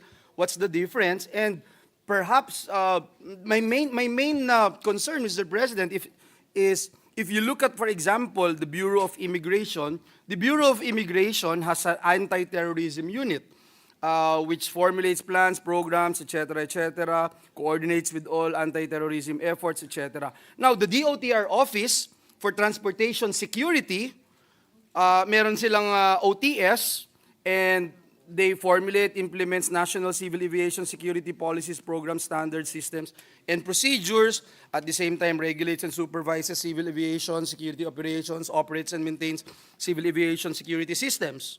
Now, PNP ABSE Group shall secure all the country's airports against offensive and terroristic acts that threaten civil aviation. Yun po yung nakalagay. So, pag tinignan niyo po, Mr. President, I'm just a little confused. Hindi ho ba may mga overlapping dito, Mr. President? Pare-pareho ba yung ginagawa nila? Anong difference yung ginagawa po nila? We have been a staunch supporter of the President's call on right-sizing, Mr. President. And that's what we have been doing for quite some time here in this August chamber. So I just wanted to find out, Mr. President. salamat po, Mr. President, Your Honor. Yung atin pong air unit, ito po yung may mga air assets na talagang lumilipad, panghimpapawid. Ito yung kaya nabanggit natin kanina, Okay. Your Honor, Yes. yung nagsusuporta sa may mga kalamidad, sa bagyo, para Rescue operations. suportahan din yung ilang kagamitan, halimbawa po ng Air Force, ng Coast Guard. Yung atin pong aviation group, ito po yung nasa mga paliparan na nakatutok sa kampanya sa illegal drugs, sa loose firearms, tumutulong po sa mga airport para makasawata rin ng mga taong na involved sa illegal trafficking of persons. Ito rin yung may mga kampanya rin sila sa mga wanted persons na lalabas ng paliparan. So marami po silang gawain. Kadalasan po ay nakabase po sa ating mga airports o mga paliparan. Yeah. So yun po yung pagkakaiba. Thank you very much, Mr. President. But I just wanted to put on record, and I will no longer belabor the issue, Mr. President.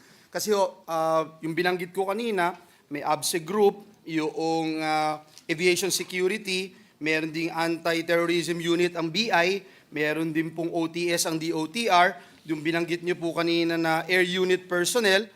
If I'm not mistaken, there is also OCD in the Department of National Defense, and Senator Bato is nodding his head, Mr. President. So ito ho yung for disasters, hindi ho ba? So yun lang ho yung point ko, Mr. President. I hope that it will be clearer, because if you look at the budget and as we scrutinize the budget of PNP, ito ho yung ilan lamang sa ating nakita.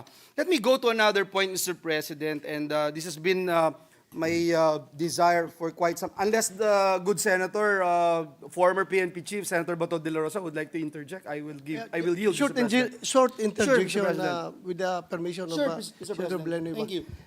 Mr. President, I just would like to emphasize na kahit nasabihin natin na nagkakaroon ng overlapping of functions dyan, yung BI, may sarili silang anti-terrorism unit, whatever, ano pa yung, pati yung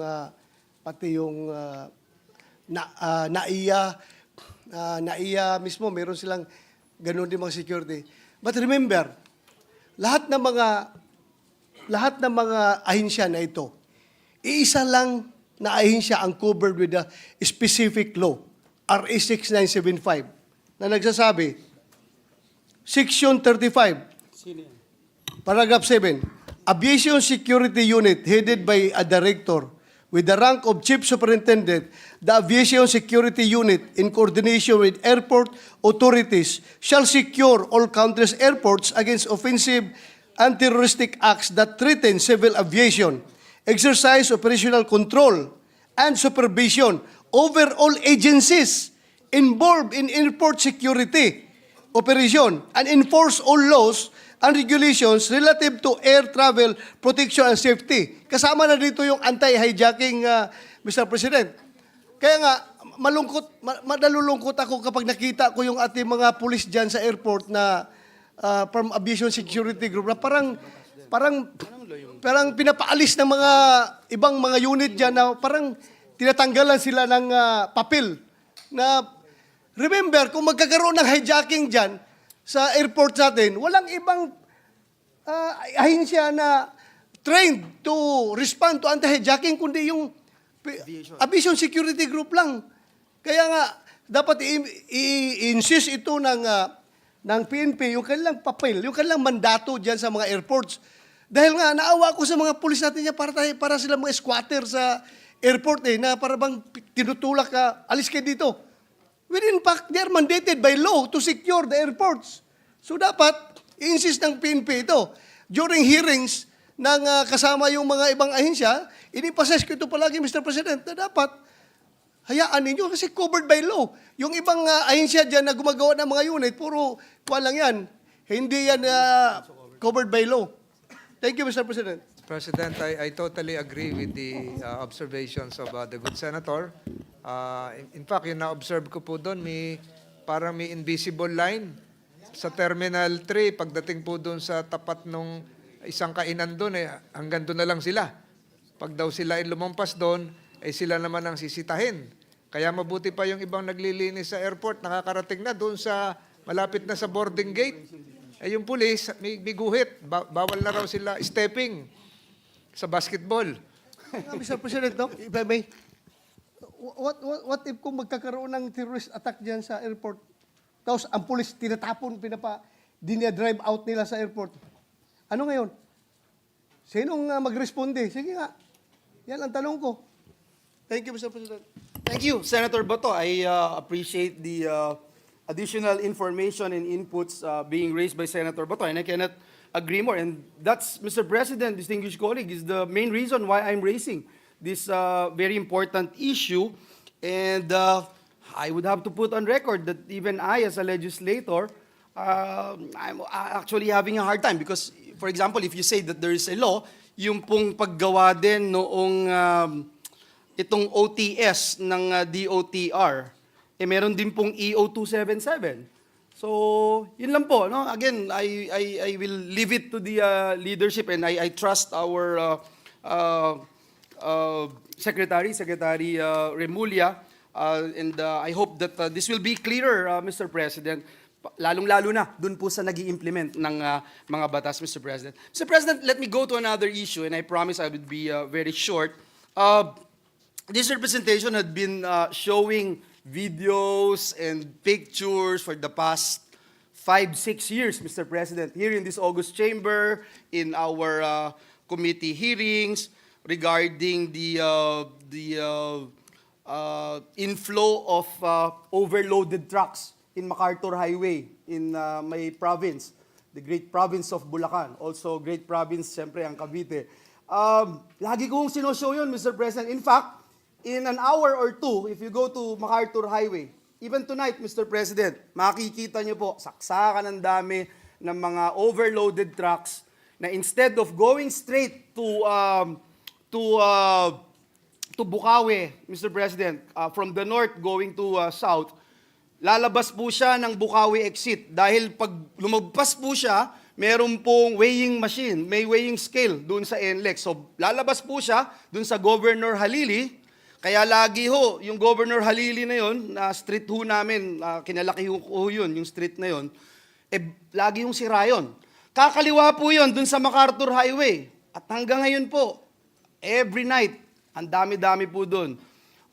Titigil lang ho siguro yun ngayong gabi ulit, tapos bibigyan ko ng 2 linggo, Mr. President, babalik po ulit. So, Mr. President, under Republic Act number 4136, yung Land Transportation and Traffic Code, the use of the TOP, yung Temporary Operators Permits, and ETOP is limited to deputized agents and apprehending officers. So my question lang, Mr. President, is what is the PNP's arrangement with the Land Transportation Office in implementing anti-overloading law? Every time I ask them, Mr. President, doon sa amin, tatanungin mo yung mga local units po doon, sasabihin nila, or for example, yung DPWH, sabi ko, sinisira na yung daan dyan.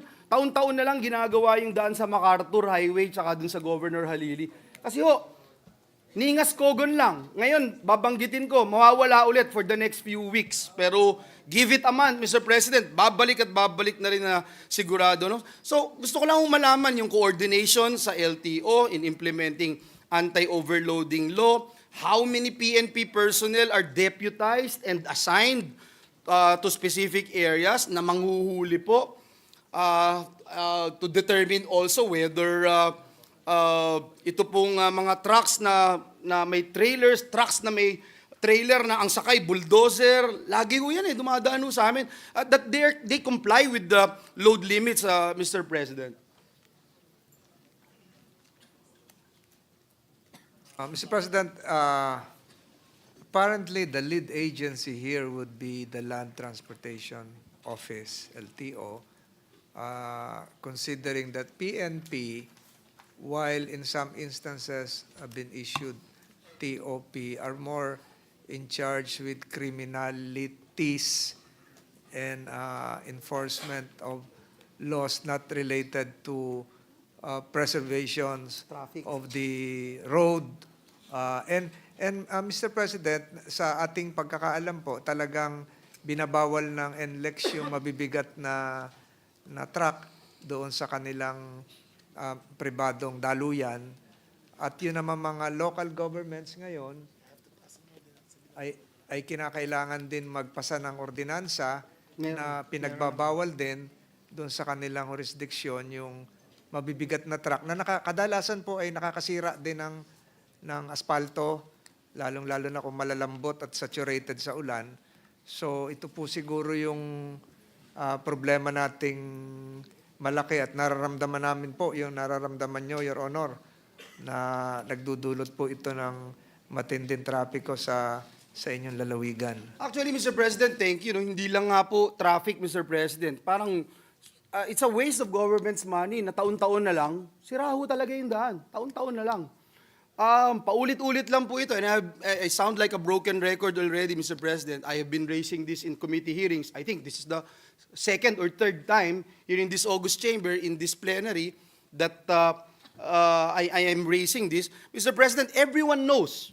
In Bulacan, everyone knows. The police there, I've talked to the PNP provincial director, I've talked to LTO, Mr. President. Sasabihin ng LTO, Mr. President, kulang daw po yung tao nila. Wala silang masyadong tao na pwedeng humuli, Mr. President. DPWH, sabihin na, wala kaming police powers. So, Mr. President, may we know if can PNP deputize or issue a temporary operator's permits? And if yes, Mr. President, how many TOPs have been issued by PNP, Mr. President? Mr. President, I was just informed that the PNP cannot do the same legally because they're just being deputized by the LTO. But I just got an assurance from the DLG Secretary that the DLG Secretary would be issuing a circular concerning this, concerning overloaded vehicles, not just for Bulacan, but for the entire country as well, Your Honor, Mr. President. Thank you, Mr. President. And that's why if today is the Commission on Appointments hearing, I will already move for his confirmation, Mr. President. Mr. President, I can go on and on about this particular problem, and it's been bugging me for quite some time. In fact, it's a bit emotional for this representation because my sister, my late sister, then Mayor Joni Villanueva, before she passed, we even talked about it, and I promised her that night, I remember that the next day, I will be speaking in the Senate. That was the first time I did it, and now it's been 5 years, Mr. President.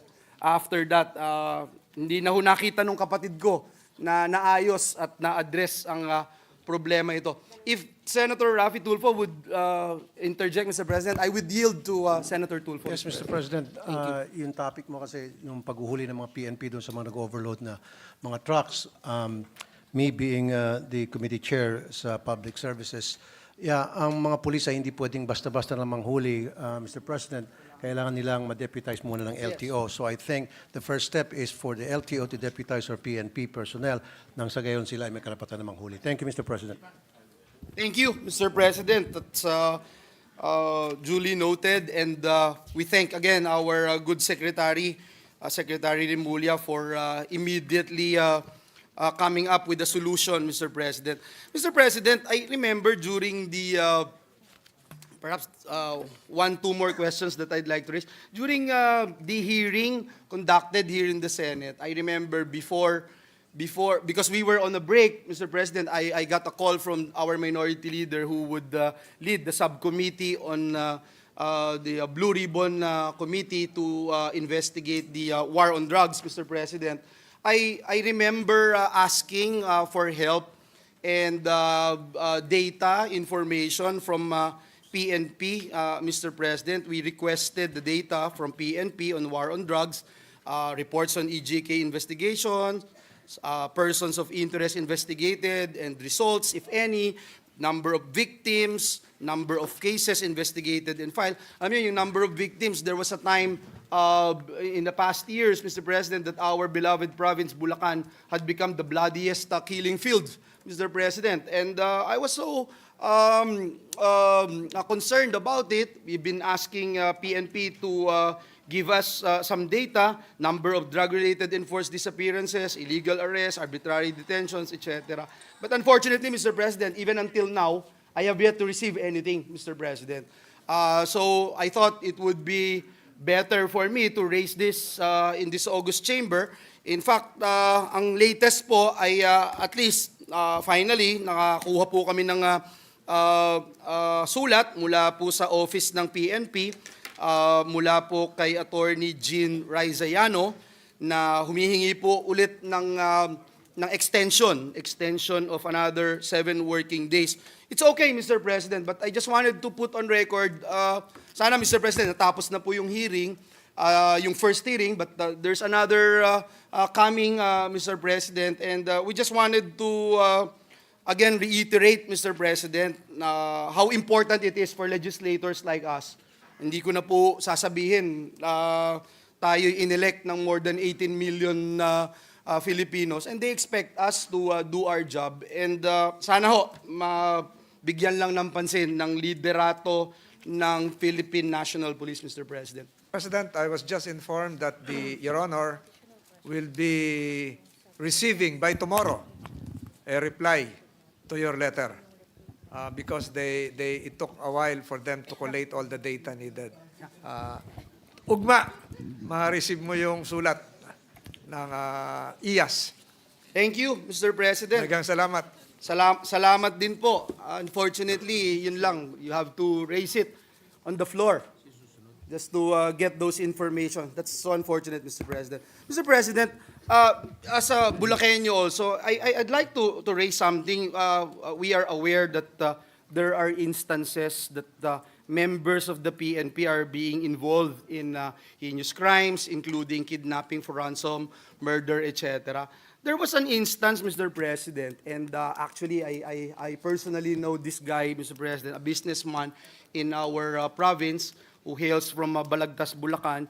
He was robbed by 7 armed men in Balagtas, losing 30 million pesos in cash, and these turned out to be active members of the Philippine National Police, a major, a senior master sergeant, and a staff sergeant. The other remaining 4 suspects, actually, Mr. President, also active policemen. The 3 arrested suspects have been identified as Police Major Armando Reyes, Deputy Chief of Police of Hagunoy Municipal Police Station, PSMS Ronnie Galion, sa Santa Maria naman ho, Municipal Police Station, and PS Sergeant Anthony Ancheta of Malolos City Police Office, Mr. President. Mr. President, I also asked, Mr. President, for report sana and update on this status, Mr. President. Again, dito ko na lang ho babanggitin, baka matagalan pa yung pag-request natin ng status report. So, ngayon lang ho nangyari sa akin to, Mr. President, the past 7-8 years ng pagiging senador ko. Pagka nanghihingi po ako ng mga status report, nakakakuha po tayo agad. Maybe just know, Mr. President, ano na po yung nangyari dito at ano na ho yung status ditong investigasyon ng kasong ito, Mr. President?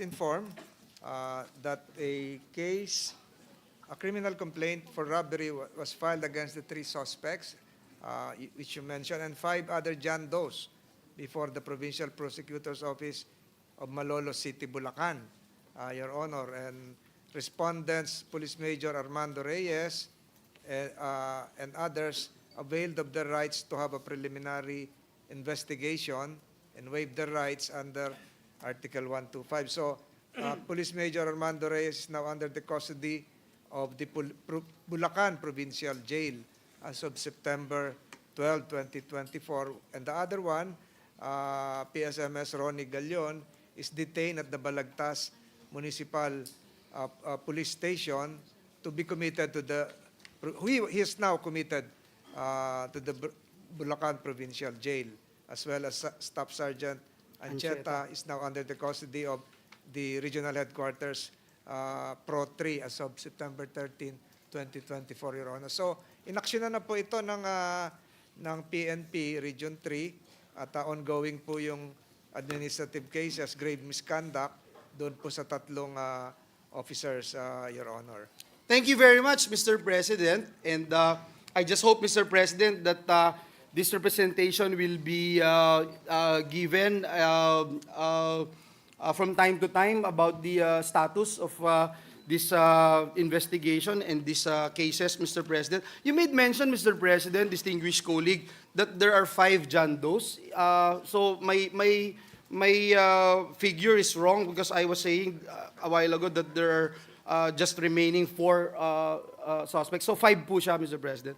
Thank you. Your Honor. Thank you. Thank you very much, Mr. President. Now, Mr. President, this instance, as well as other instances, Mr. President, emphasized the perhaps the need for the active involvement of the PNP in the recruitment and training of its trainees. Mr. President, since 2016, in relation to the previous administration's war on drugs, we were aware that out of the officers investigated for alleged shenanigans during drug-related operations at that time, many are ranked PO1, 81 po sila, PO2, 42, PO3, 48 po.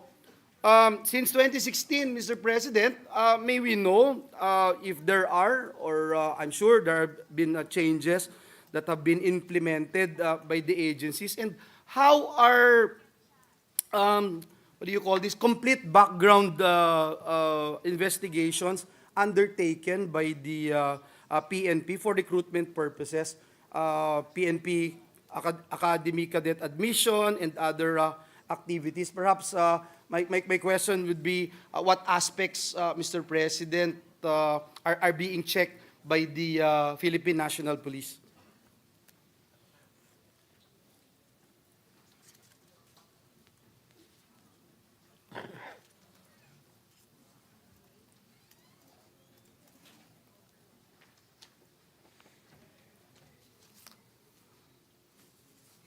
The PNP has been very strict in its recruitment process, and they really vet the applicants, and there is even a 1-year period, Your Honor, before they are 1 year. given a permanent position.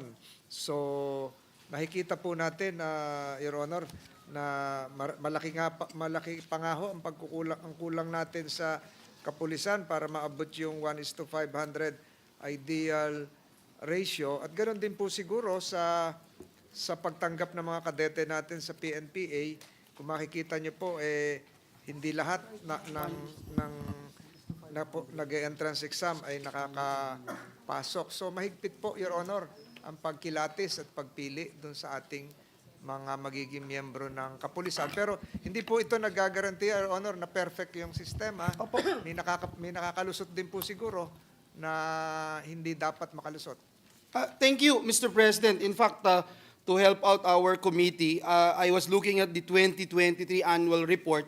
I was told that the PNP reported conducting 13,492 complete background investigations and 40,492 record checks. And I'm glad to to hear this, Mr. President, and I also commiserate with the sponsor saying the ideal is 1:500 policemen. Right now, we are at the level of 1:, how many, Mr. President?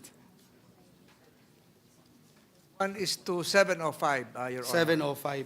Yeah, and will it still be feasible to reach 1:500 ratio, Mr. President, without sacrificing, of course, the integrity and competency of our police personnel? We cannot rush because Yeah. quality would be sacrificed. But then again, we have to measure it with our growing population, likewise, Your Honor. So talagang dapat piliin talaga kung sino yung maging bahagi ng PNP. Yeah. Mr. President, one last thing about this issue. Yung background investigations po, itong mga record checks, how often po ito kinoconduct, Mr. President?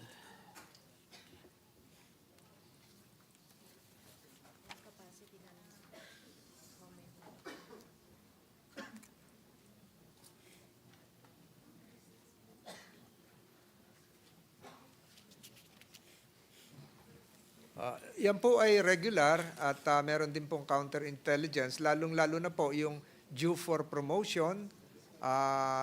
Kahit po nakalusot na kayo dun sa unang check, chine-check pa uli kayo kung kayo ay mapopromote na. So, ongoing po ito, Your Honor, at kagaya po ng nasabi ko, hindi naman po na-perfect talaga itong sistemang ito. Thank you, Mr. President. I agree, yung quality hindi datin po pwedeng isakripisyon. And when you say, Mr. President, regular, what does it mean? Just for me to understand, when you say regular, how often po itong regular, Mr. President? Iba-iba ho, depende sa rango po, depende sa destinasyon, ganun po ba?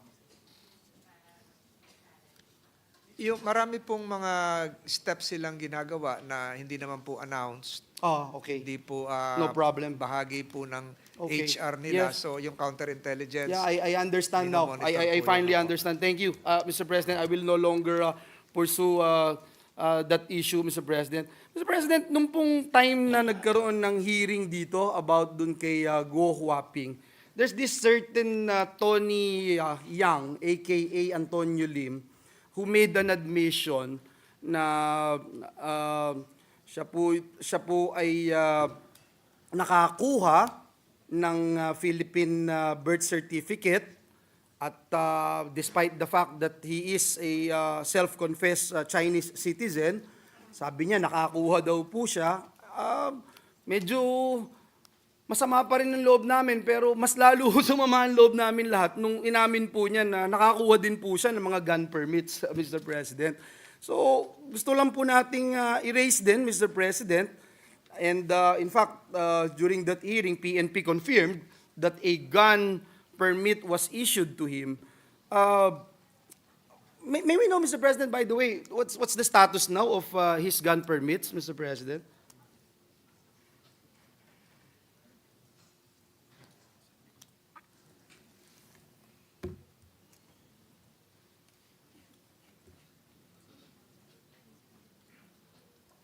Your Honor, all gun permits issued to the subject were canceled.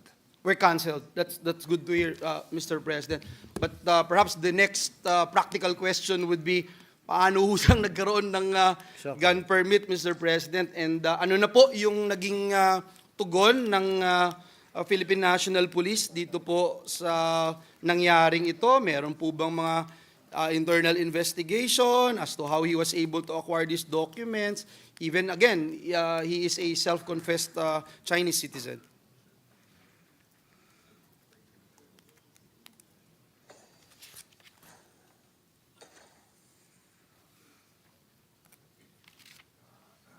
Yes, Your Honor. I probably missed that point during that hearing. Siguro lumabas ako noon. Pero the presumption here is because the documents presented when applying for a gun permit were all valid, Filipino citizen, passport, kaya na-issuehan po ng gun permit po, firearms permit po yung subject, Your Honor. dahil certified Filipino. documents Opo. yung pinresent. So, yun po yung naging dahilan. Anyway, Mr. President, I will no longer pound on this particular issue. I think it's crystal clear how important it is for our PNP to protect the best interests of our people, especially in issuing gun permits. Mr. President, ihilingin ko na lang din po kasi doon sa interview ng Al Jazeera, doon sa detained tycoon na si Xie Ziyang, who claimed he is actually a Chinese spy and that among his fellow spies is Alice Go or Go Huaping. Hindi ko na ho tatanungin kung nabe-verify na po ito, kung may report na siguro may mga information na confidential in nature, so hindi ko na po tatanungin, pero baka ho po pwedeng makahingi na lang kahit na in writing about this. Siyempre ho, as a legislator, we wanted to find out the veracity of this information, whether there are Chinese spies in the country, ano yung monitoring system natin, etc. Mr. President, hihilingin ko na lang po, Mr. President, kahit through our sponsor of the measure, yun na lang po yung aking huling hihilingin, Mr. President. President, I was just informed that it is beyond the competence now of the PNP to validate the veracity of the statements made by that subject as shown during that Al Jazeera footage. It's the NICA. Nika. Yeah, we talked to him which yesterday. would be the appropriate agency. Okay. Thank you. Mr. President, Your Honor. that would be all. We'd like to thank our distinguished colleague, the sponsor of the measure, again, the DILG Secretary, the PNP family, at lahat po ng attached agencies sa DILG. Maraming salamat, Ginoong Pangulo. Maraming salamat, dear colleague. Maraming salamat po, Your Honor. Thank you, Senator Joel. Majority Leader. Yes, Mr. President, next to interpolate the sponsor is Senator Rafi Tulfo. I move that he be recognized. Senator Rafi Tulfo is recognized. Thank you, Mr. President, Majority Floor Leader. Before my interpellation, I would like to put in record that I fully support the budget of the DILG. And just like Senator Villanueva, which he stated that he fully supports the appointment of Secretary John Vic Remulla to the DILG, me being also a member of the CA. So you have my green light. Anyway, my questions will focus mostly on the PNP simply because most of the complaints and issues being tackled on my show, Wanted sa Radio, pertains to the Philippine National Police. And I will start by asking about the body cam. Mr. President and the good sponsor, meron ho bang budget ang PNP para sa body cam ng mga police operatives natin?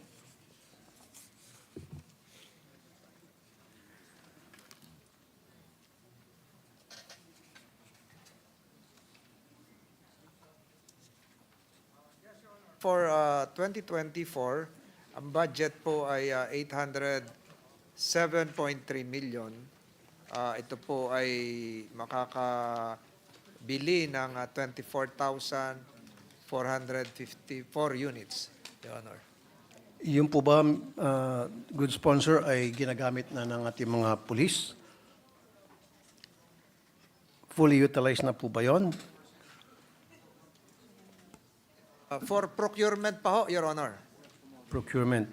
So, tayo ho ba ay mabibigyan ng assurance na by next year full implemented na po ito and at least lahat po ng field operatives ng PNP ay nakasuot ng body cam?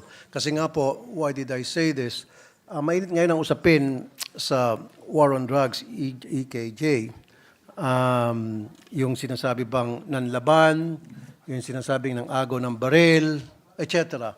Kung meron lang po sanang body cam ang lahat ng ating mga police operatives, maiwasan na sana itong mga ganitong klaseng allegation. So therefore, it is really a must that our PNP should wear body cam every time that they go out in the field para gawin yung kanilang trabaho. Opo, Good Your Honor, sponsor. tomorrow po yung pre-bid At ito pong 24,454 units ay mangangahulugan ng 40% na fill-up rate po para sa ating mga kapulisan. 40%, can we make it at least 99%? Kasi nga po, in other countries, lahat na po ng mga pulis na lumalabas, pupunta sa field, yung nasa patrol car, yung rumoronda, lahat po sila meron na pong suot na body cam. Sa atin po, napapansin ko, sa 10 pulis na naglalakad dyan sa kalye, salamat ko merong isa.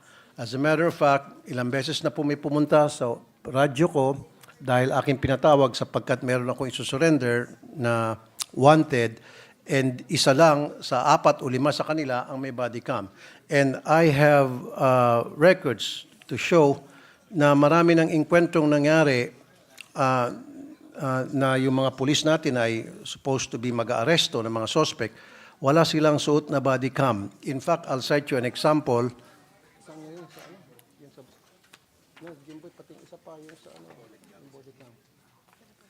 I'll cite you an example. Meron akong isang sumbong na kung saan yung mga pulis pumunta po sa isang bahay at wala po silang body cam at sila po yung mga nakasibilyan. And so akala po ng mga tao doon sa bahay, they were supposed to be serving warrant ay mga sindikato, kaya sila ay nag-resist ng arrest. So ang nangyari, yung pulis na nagkamali, yung pong pinasok ng bahay na illegal ang pagpasok, yung pa po yung mga nakulong.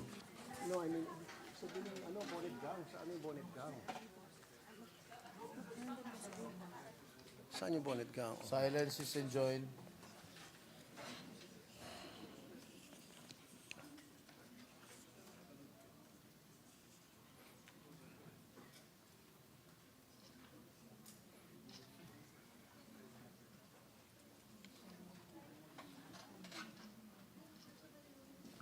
Your Honor, can we have the last sentence?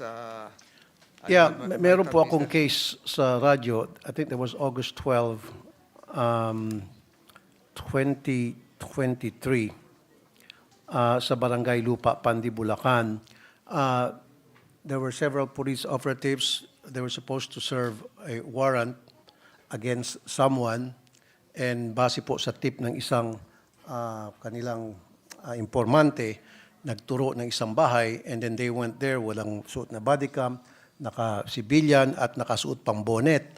So ngayon, pagpasok na sa bahay na yon, akala po ng may-ari ng bahay, sila po yung mga masasamang elemento, masasamang loob, kaya pumapalag sila. Nung pumalag sila, sila pa ngayon ang naaresto at nakulong. Pero kung meron sana silang suot na body cam doon, the body cam will be the witness to tell the truth kung ano talaga totoong nangyari, kasi nabaliktad pa sila ng pulis. Yun ang sinasabi ko na dapat it's a must. Lahat ng pulis pag lumalabas ng headquarters, sa oras na sila ay nag-duty na, they must be wearing the body cam for the protection of the people na ka-interact nila o hinuhuli nila, at protection na rin nila para hindi sila mapagbintangan na gumagawa ng mali. We totally agree with your statement, Your Honor, at talagang kaya nga nabanggit ko na bukas ay magpiprebid na para po makabili nitong 24,454 units na bagamat kulang, ito naman po para sa 2025 budget ay masusupplement. Meron po silang tinatawag na alternative recording devices. Ito po yung multimode mobile devices. Na ganun din po, makakapture din po yung insidente at pati yung boses at yung kaganapan. So, pag na-accomplish na po lahat ito, baka umabot na po ng 70% yung fill-up rate, na halos 70% na ng ating kapulisan ay may kagamitan patungkol po dito. Okay, thank you, good sponsor, Mr. President. Magkano po yung purchase ng ating PNP sa bawat body cam ng mga pulis na magsusuot itong binabanggit niyo po na body cam?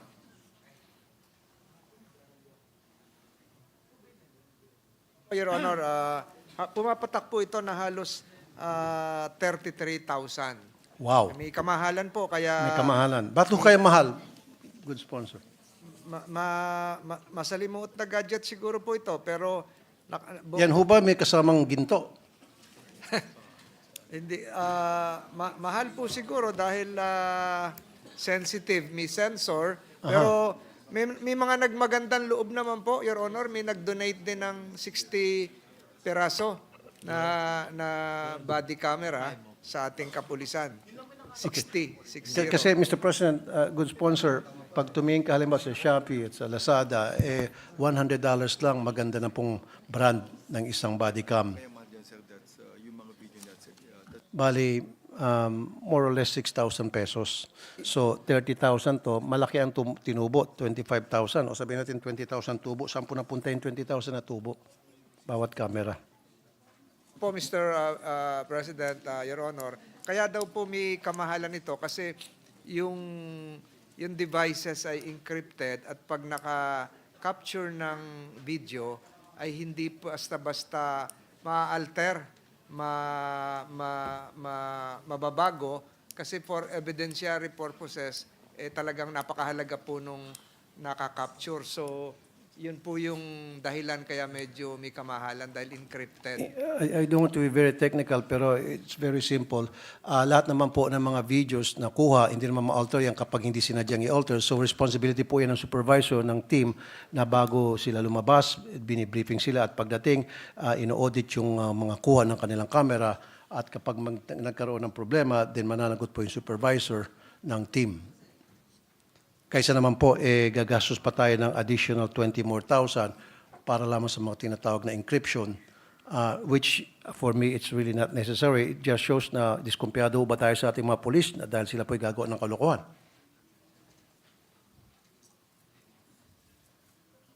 Yun po yung sinasabi ng ating Chief PNP kasi ebidensya po yan na dapat mapangalagaan at naniniwala po tayo na dahil po dito sa cameras na ito, yung integridad po ng ebidensya ay magiging unadulterated, Your Honor. Well, the good sponsor, Mr. President, I'll give you an example. Meron yung isang kaso na lumapit sa akin. I think the Chief PNP will recognize this name, if I'll mention it, Jimboy Baltazar, yung pong napatay ng Nabotas PNP last August 2, 2023, mistaken identity as a matter of fact. Mahigit 10 police operatives doon ang tumira sa kanya at isa lang po ang merong body cam at yung body cam na yon ay na-alter pa, na-lobat pa at so hindi nagkaroon ng pakinabang. So sa akin siguro, kahit na wala na yung tinatawag na encryption or encrypted, I don't know if that's the right term I'm using now, as long as yung mga police ay well-trained and then well-monitored at disiplinado sila sa mga tamang procedures sa paggamit ng mga body cam, hindi sana tayo magkakaproblema at maging mura lang yung ating mga pagbili ng mga body cam. Your Honor, at napag-alaman natin sa Chief PNP na yung kaso pong tinutukoy po ninyo ay nahatulan na yung involved na staff sergeant po doon na nakulong na po at sa kasong homicide at ganun din po yung isang involved sa kaso naman na illegal discharge of firearms. Dalawa. Dalawa, tatlo, apat, limang kapulisan po natin. Okay. Pang-anim po yung si Staff Sergeant Jerry Maliban na nasintensyahan na po ng homicide. Thank you, Mr. President and Madam, good sponsor. Since nandito lang palang Chief PNP, itong bonnet gang case noong August 12, 2023 na lumapit sa programa ko, yung mga victims, sabi po nung team leader, I think Colonel po yung rango noon, sabi ko, bakit gumagamit ng bonnet yung mga pulis mo habang nagsiserve ng warrant? Kasi raw mainit sa Bulacan at siya rin daw gumagamit ng bonnet kapag mainit ang panahon. And ang nakakatawa rito, hindi po siya nasibak. In fact, na-promote pa ata siya, if I'm not mistaken, correct me if I'm wrong. And that's why during one hearing, nag-walk out ako kasi hindi ko na matiis na yung Ken ko ipatawa-tawa pa habang nasa hearing kami at nag-iimbestiga.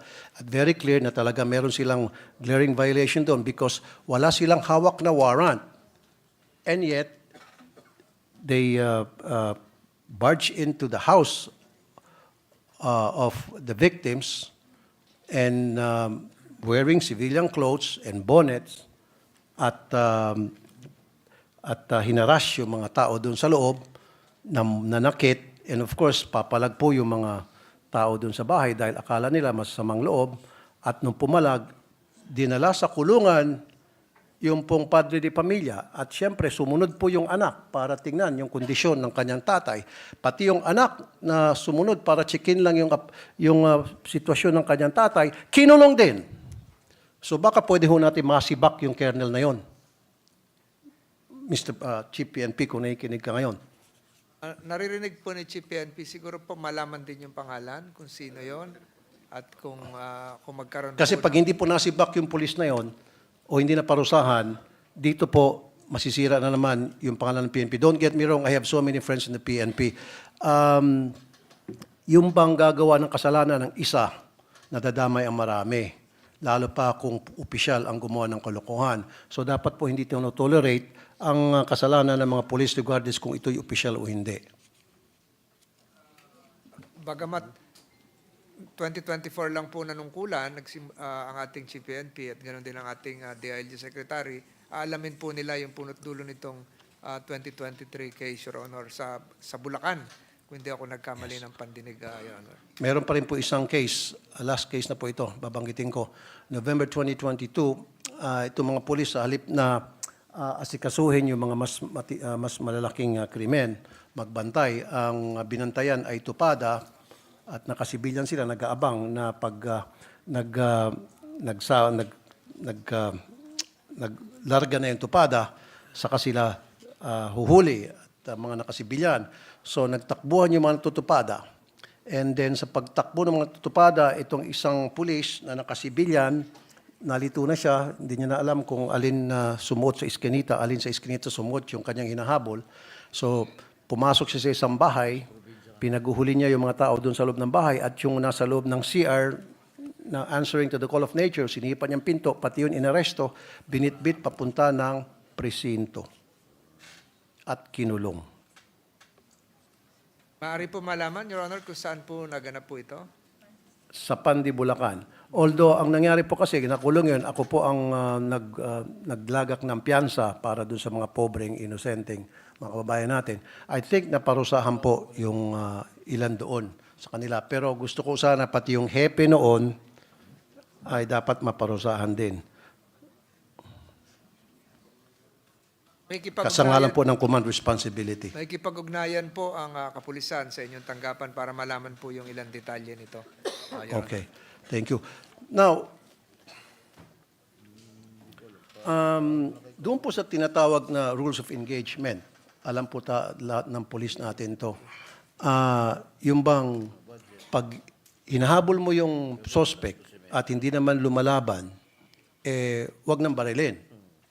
O pag yung isang suspect na nag-resist ng arrest, bumunot ng patpat at pupukpukin yung pulis, wag barilin. So dito dapat nagagamit ng pulis yung kanilang training sa martial arts. So kung siya ay bumunot ng patpat, itong suspect, para paluin yung pulis, then dapat gumamit yung pulis ng kanyang kaalaman sa martial arts, o meron dapat siyang batuta o nightsticks para to neutralize yung suspect na nag-resist ng arrest.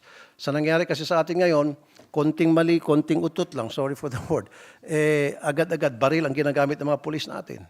So, dapat yung mga pulis natin should be well-trained sa martial arts. Dapat fully equipped din. Hindi lamang baril. Dapat, wala akong nakikita. Unlike sa ibang lugar, yung mga pulis doon, may taser, meron pang batuta, meron pang nakasuot ng bulletproof vest. So, well-equipped sila. Para sa protection na rin nila yon. So, ngayon, halimbawa, meron akong isang kaso many years ago na yung tao, popormahan niyang pulis, lasing, gusto niya makipagsuntukan, binunot ng pulis yung baril niya, lalabang ka, pinaputokan. So, ibig sabihin, yung pulis walang alam sa martial arts. Nakipagsuntukan na yung suspect, dapat suntukan na lang sila. Gamitin yung kanyang training, really, di ba? Meron silang training sa martial arts, how to neutralize someone who's resisting arrest. We totally agree, Your Honor, that reasonable amount of force should be exerted by an arresting officer. And hindi po siguro tolerate ito ng kapulisan na maximum force kagad yung gagamitin na hindi naman life-threatening dun sa arresting officer. So we totally agree. And the Chief PNP is in accordance with your suggestion na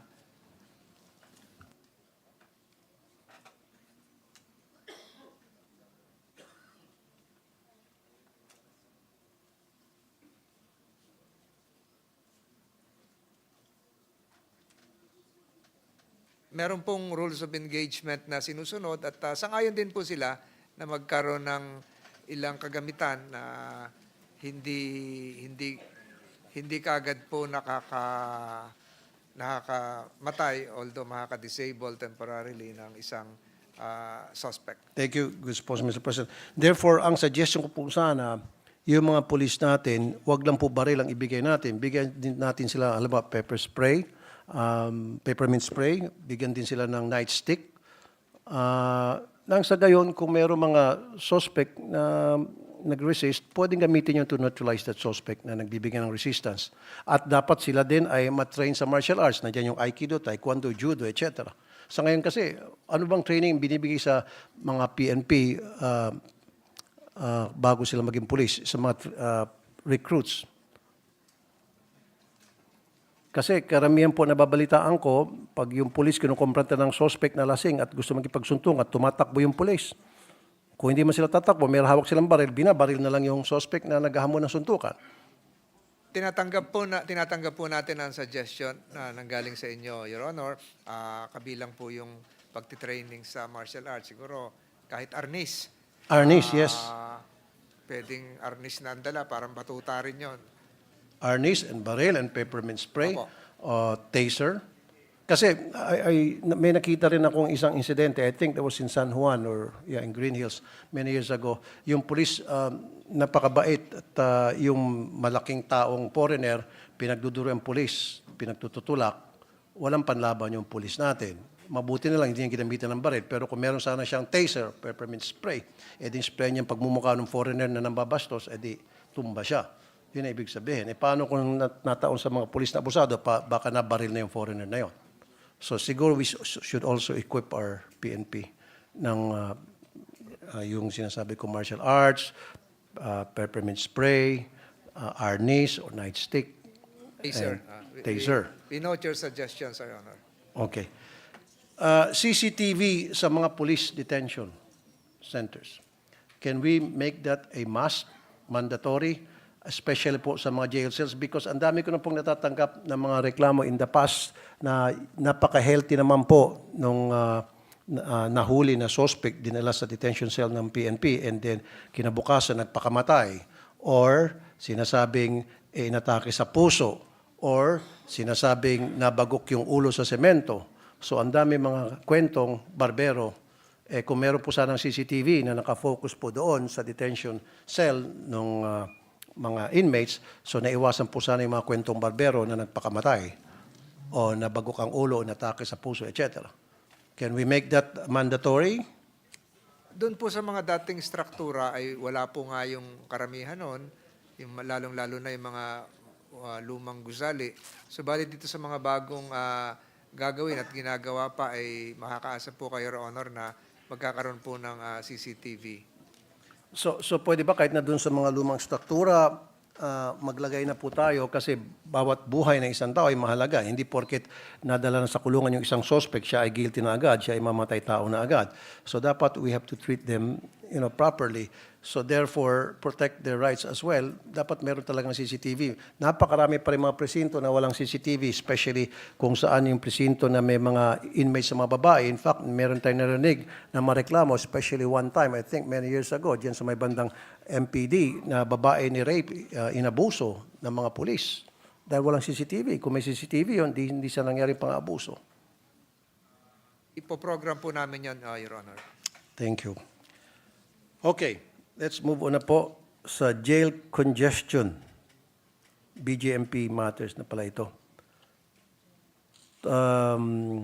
Ang population ata sa NCR ng ating mga city jails ay 29,518. Ang ideal population dapat ideal capacity ay 5,190. So ibig sabihin 500% ang over na number na siniksik sa mga jail cell. Ano pong plano, programa meron nating BJMP para ma-address itong congestion sa mga city jails? Kasi po, every year may namamatay po sa tikdas at kung ano pa mga sakit dahil dito sa congestion. Every year to. For this year po, Your Honor, Ito po muna, 1,269 disease cases in jail facilities na ng DOH. Every year po to, boils or pigsa, rashes, etc. Dahil po sa congestion. Libo-libo po ang nagkakasakit at meron mamatay every year. Nakakalungkot po na balita to.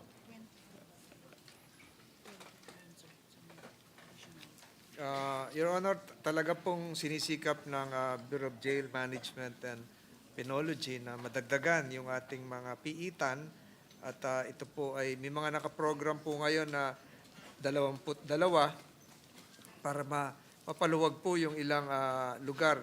At marami pa ho, magugulat kayo na may mga bago na itatayo dahil talagang halos kulang at wala pong piitan yung iba. So, sinisika po ito kahit sa maliit na budget ngayong 2025 na mapunuan itong mga pagkukulang. Tama po kayo, marami pong nagkakasakit.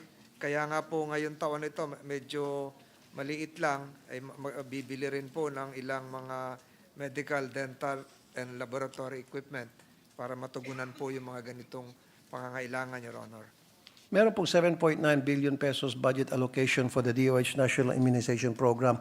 Kasama rin ba dito yung mga inmates po sa loob ng city jails?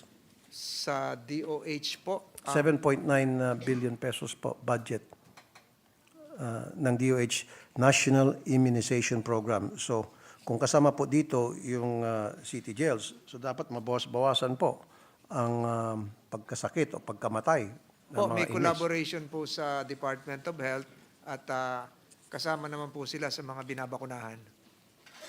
Kasama po. So, kung kasama sa binabakunahan, bakit po marami pa rin ang mga nagkakasakit? Yun talaga pong problema, Your Honor, ay siksikan sa kulungan. So, kailan po natin umpisahan yung programang pagpapatayo ng mga bagong struktura, bagong jail cells para ma-accommodate yung nagsisiksikan na po ng mga inmates sa mga city jails? Ito pong darating na taon, 22 bagong piitan, 3.8 billion pesos po ang halaga ay sisimulan, Your Honor.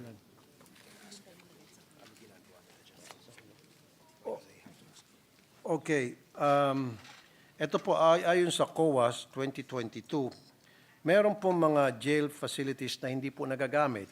Ito po, General Nakar District Jail, Lemery Municipal Jail, North Cotabato District Jail, Coronadal District Jail, General Santos City Jail, General Santos City Jail female and male, respectively, Makilala District Jail. So itong pitong jail facilities hindi nagagamit, walang laman, nakatenga lang at mukhang nilalawa na lang. Baka pwedeng maglipat tayo ng mga inmates dito na nagsisiksikan doon sa mga nabanggit kong doon sa mga jails na sinasabi nating overcrowded na. Napagalaman ko po, Your Honor, na karamihan po sa nabanggit nyo, bukod po doon sa Batangas na naggumuho, ay sa Lemery, ay mga ngailangan ng perimeter fence. So, ang nakaprogram ngayon ay yung bakod. Kasi po, kahit may kulungan, ay kailangan ng may perimeter fence para po sa hindi makatakas yung Okay. iba. Magkano po yung perimeter fence?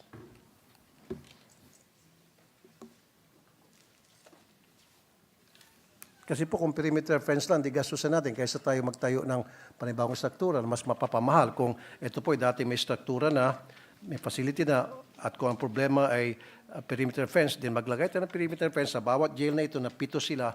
Nang sa gayon, malaking kabawasan po ito sa mga congested ng mga city jails around the country. Kasama po ngayon sa nabanggit kong halaga na kasama rin dun sa 22 yung gawa ng perimeter fence. So kailan po natin magagamit itong 7 unused jail facilities na yung COA mismo ang nagrereklamo na bakit nakatenga lamang po? Di 25 po, Your Honor, ang sabi sa akin ng hepe ng Bureau of Jail. Kailan po sa 2025? Tapusin daw po nila yung fencing ngayon 2025. Mga anong buwan po para abangan ko po? So pag nagsimula na yung Kailan po magsisimula? December, sir, may early procurement. early procurement po ngayon December once maaprobahan itong budget para makahabol kasi magkakaroon din po ng election ban, Your Honor. Mag-i-election, so pipilitin nila mas maaga maibid po ito. So is it safe to say na before December next year, sa susunod na budget hearing, meron na po at papaalala ko po sa inyo. Mga staff, paalala niyo po sa akin. Ano? Tama ba? Okay. Okay po tayo doon. Tama po, Your Honor. Okay. Last na po. Yung mga dalaw ng mga inmates sa city jail, karamihan sa kanila na reklamo bago makapasok para magdala ng pagkain sa kanilang mga dalaw, sila po ay sinisingil ng 150 pesos to 200 ng bastonero. Although ang naniningil ay hindi po yung mga taga-BGMP, kundi yung mga bastonero. At alam ko naman po, hindi naman maglalakas loob yung mga bastonero maningil kung wala pong basbas sa mga jail guards. Tama po ba?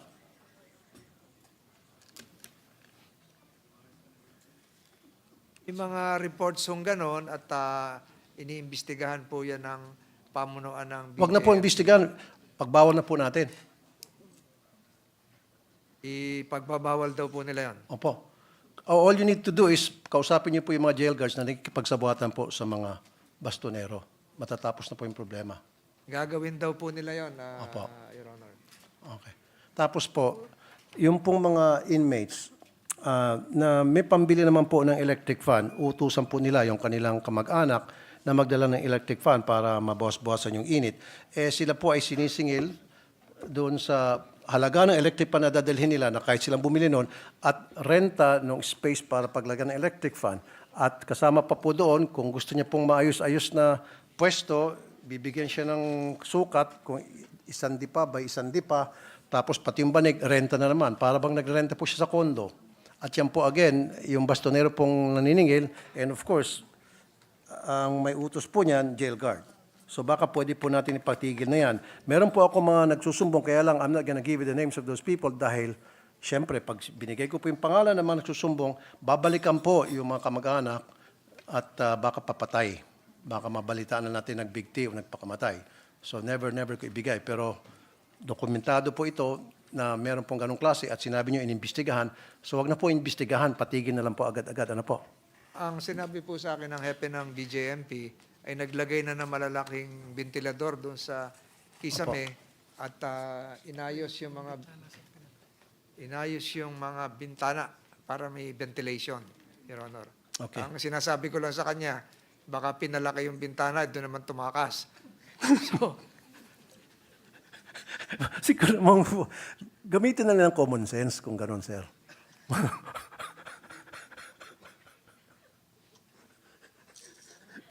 Ito naman si BGMP chief pala biro eh. Baka inaantok na si sir. Common sense na lang po siguro. Alam niyo na po kung paano gawin yun. Last na naman po, pinaka-last na. Meron po yung tinatawag na conjugal visit sa mga city jail and I approve po ako dyan. In fact, na-feature po yan sa isang TV show ko dahil nakakatulong po yan sa mental health ng mga inmates natin. Ang nababalitaan ko, naniningil na rin daw po. Dapat libre yun. In fact, ako nag-provide pa ako ng kama doon, electric fan, para doon sa conjugal visit. So far as siguraduhin lang natin na yung nagbibisita ay talagang asawa at may dokumento. Kasi baka mamaya ang pagbibisita, girlfriend, kabit, hindi pwede. nahingi daw po Prostitute. sila ng marriage contract. Sex worker. Nahingi raw po sila ng marriage contract, Your Honor. Marriage contract. At Okay. wala pong bayad, Your Honor. Walang bayad. Kasi may nabalitaan ko, nagbabayad daw. Siguraduhin niyo lang po na walang bayad. At wala pong CCTV, ha? Baka mamaya, wala. Yun po yung bawal ng CCTV. Yun lang po. Mr. President, good sponsor, maraming salamat. Maraming salamat po, Your Honor. Thank you, Senator Tulfo. Majority Leader. Yes, Mr. President, next to interpolate the sponsor is our Deputy Minority Leader, Senator Risa Antiveros. I move that she be recognized. Senator Risa Ontiveros is recognized.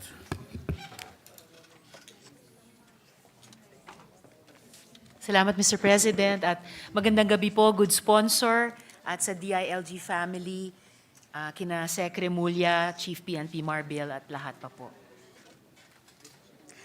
So, Mr. President, good sponsor, may mga tanong po ako para sa department, para sa National Police, para sa Bureau of Fire Protection, at gayon din para sa National Youth Commission.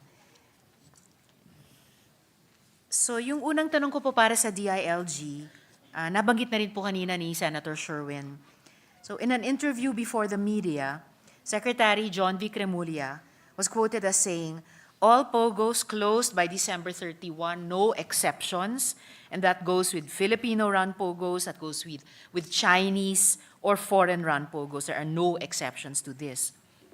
Mr. President, we've received information that some government officials are advising POGOs to just transform into BPOs to escape the exception. Ito bang mga BPOs that engage in activities that used to be performed by POGOs ay kasama din po sa ban sa December 31, Mr. President?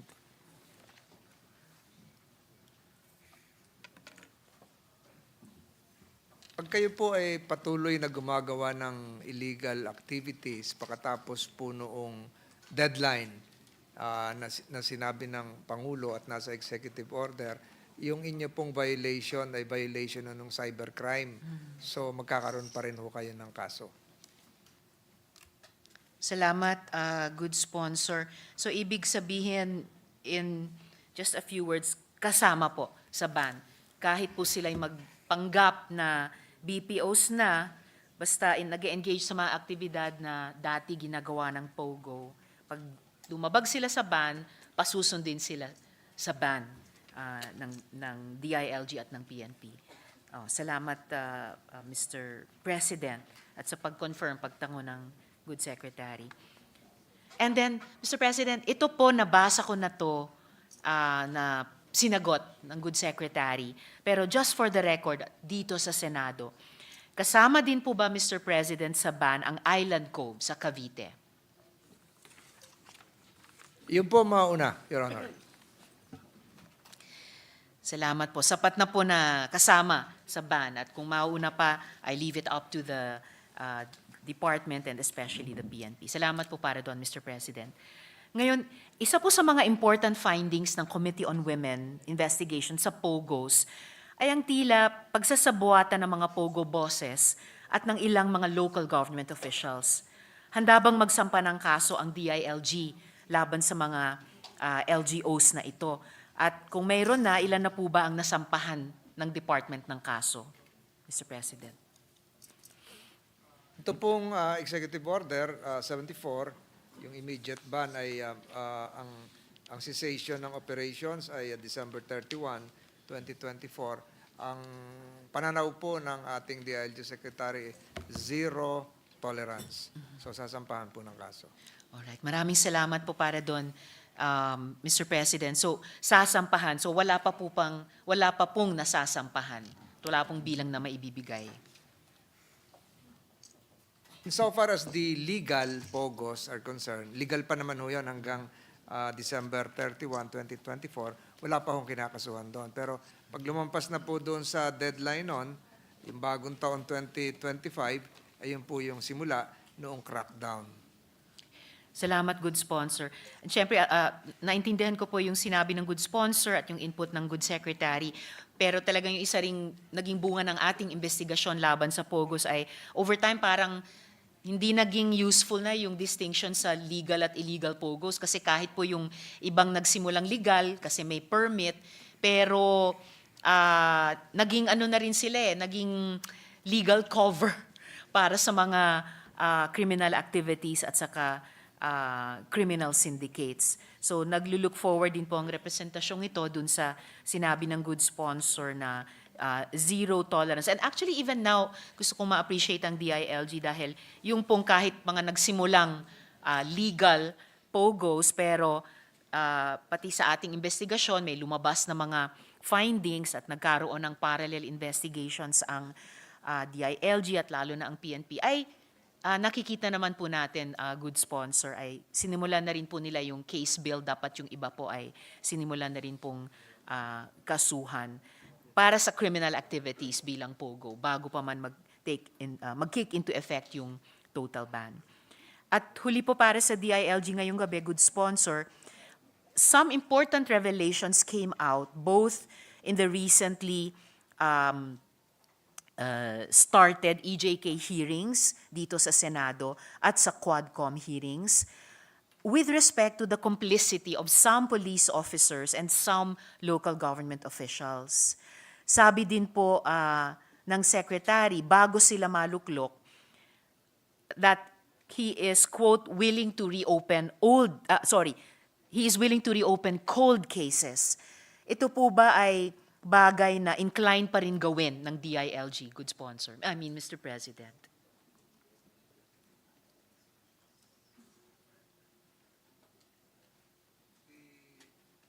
The DILG Secretary just confirmed that they will exert all efforts to unearth the truth and unravel whatever were covered before relative to the extrajudicial killings, Your Honor. Maraming salamat po para doon, good sponsor, at sa good secretary. Dako naman po ako, good sponsor, sa mga tanong ko para sa Philippine National Police. Sa isang news report dated September 12, 2024, SOJ, Crispin Remulla, was quoted as saying na mahihirapan ang pag-aresto kay dating Bucor Chief Gerald Bantag dahil siya ay miyembro ng PNPA Class of 1996 na ruling class ngayon. Ito daw ang dahilan kung bakit nag-aalinlangan di umano ang mga pulis sa paghuli sa kanya. Is there any truth to this? At kung wala naman po, ano po ang update sa paghuli sa puganteng si Gerald Bantag, Mr. President?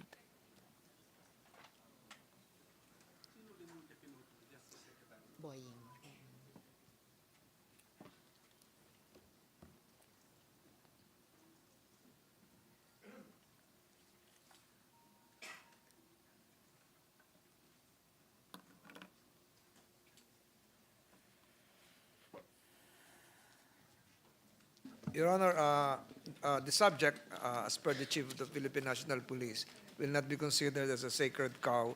Tuloy-tuloy po yung kanilang ginagawang manhunt operation, subalit hindi po natin pwedeng i-detalye, i-reveal sa pagpupulong na ito kung ano yung kanilang ginagawa so as not to compromise whatever actions they are doing right now. Salamat, good sponsor. Makokontento naman po ako sa sagot na iyon sa ngayon, lalo na in the light of recent successful arrests naman po ng PNP sa ilan pang mga taong matagal nating pinaghahanap. And sapat na po yung commitment na walang ituturing sacred cow, ni si Bantag, ni sino pa man na maaring pinaghahanap nung ating gobyerno. And I look forward na kapag pwede nang gawing public ang mga bagay-bagay na ito, ay magkaroon ang update ang PNP sa ating publiko na naging matagumpay na yung pagpapasakamay sa gobyerno ni Mr. Bantag. Good sponsor, at kanina nabanggit din po ito ni Senator Sherwin, talamak ang balita na tumatay yung bodyguard di umano ng mga pogo boss ang ilang mga miyembro ng PNP. May mga pahayag rin pong may pulis daw na tumulong sa pagtakas ni Guo Huaping. May investigasyon na po ba sa ganitong mga aligasyon? Mayroon na po bang kahit isang pulis na nakasuhan at naparusahan para dito at sisibakin ba sila sa pwesto, Mr. President?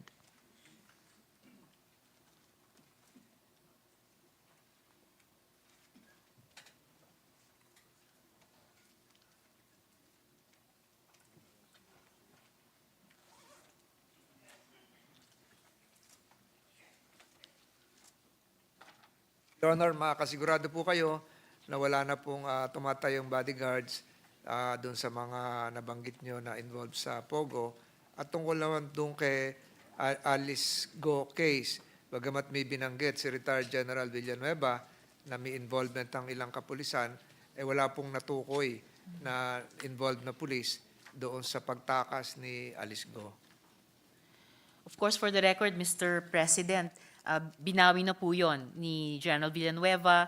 Sila po ay humingi ng paumanhin sa kanilang nasabi. At ni-reiterate nila na nung nagsalita silang ganon sa ating hearing, sinabi niyang yan ay chatter lang at wala pong siyang maibibigay na pag-confirm sa chatter na iyon. Tama po kayo, Your Honor.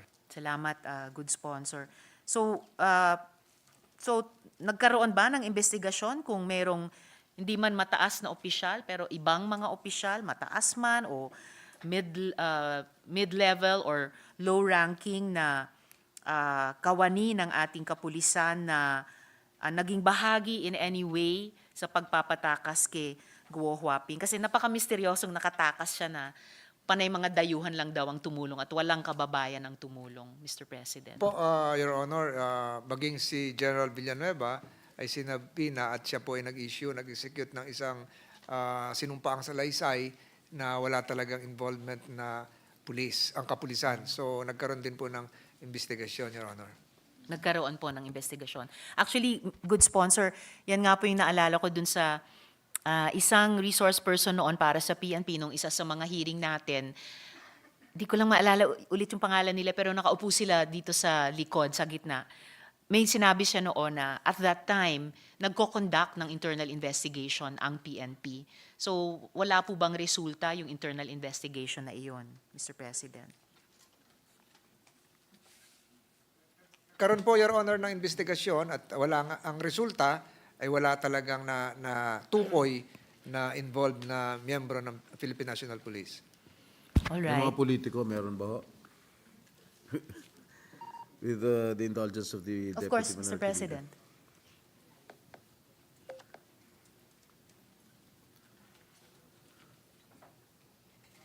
Focus po, Your Honor, sa kapulisan yung naging investigasyon dahil internal po ito sa Philippine National Police, Your Honor. Base sa inyong intelligence arm sa kapulisan, meron bang mga na-involved na politiko sa pagtakas ni Alice Go?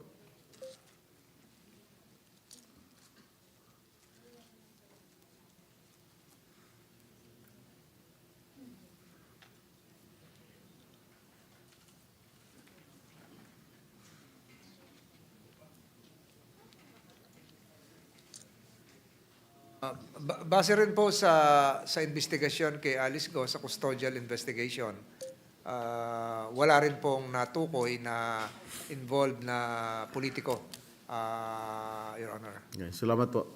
Senator Risa, I'm sorry. No apologies necessary. Salamat po, Mr. President. So, yun po yung ating input, good sponsor mula sa PNP.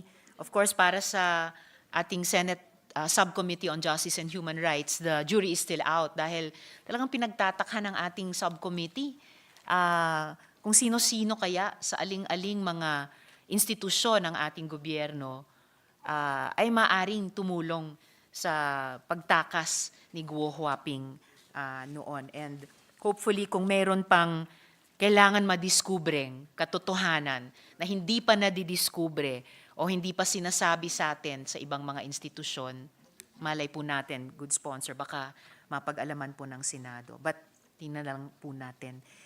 Good sponsor, ito medyo natalakay nyo na po, but kung meron po kayong gustong idagdag, kumusta po ang pagpapasara ng mga POGO bago matapos ang taon?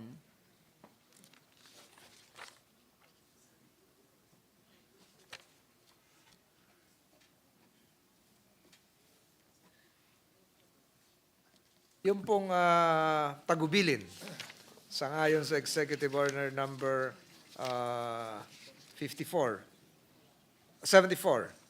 ay isara ng December 31 at subalit magsisimula po ang tatrack down, pagmamonitor nito ng December 15. So yun po yung maasahan po ninyo, Your Honor, na kikilos na po ang kapulisan, DILG, patungkol po rito sa pag-comply sa Section 2D na Executive Order Number 74, cessation of all operations, including the winding up of their affairs on December 31, 2024. Maraming salamat, good sponsor. At pati dun sa impormasyon na 2 linggo pa lamang bago yung actual final deadline ay magsisimula na po yung pagpapasara. Of course, 2 linggo lang po yan para sa isang napakahiganteng trabaho and talagang mabigat po yung responsibilidad para dito ng PNP. Mataas po ang expectations ng publiko sa institusyong iyan ng ating pambansang kapulisan. And I can only wish them the best. And I am assured naman po, good sponsor, na tayo dito sa Senado, bahagi or kapatid o kakambal ng ating mga pagtatanong sa PNP. Minsan mahihirap na tanong siguro pag ang dating sa kanilang mga dinig or kalooban. Pero ang kakambal po nun, gusto talaga natin kasi magtagumpay sila. Ang taas ng pangarap nung ilabas yung PNP Reform and Modernization Program Law. Daming matatayog na pangarap tungkol dyan. At like any human institution, kapag nagkakaroon tayo ng problema, and tayo naman bilang Senado o bahagi ng Kongreso, gusto lang talaga natin maiwas to kung may iwawas to or mapuno pag may pagkukulang. Kasi alam naman natin, good sponsor, Mr. President, walang maayos na estado, walang maayos na gobyerno na pwedeng mag-function pag walang maayos din na pambansang kapulisan or for that matter, kasandatahang lakas, any other institution. So yun po yung at least 2 motibasyon natin sa ganito rin pong pagtatanong kahit sa isang importanteng batas tulad ng budget. Kanina po, good sponsor, nabanggitin po ito ni Senator Sherwin. Noong October 29 po, nagkaroon ng isang anti-pogo operation sa Century Peak Tower sa Ermita.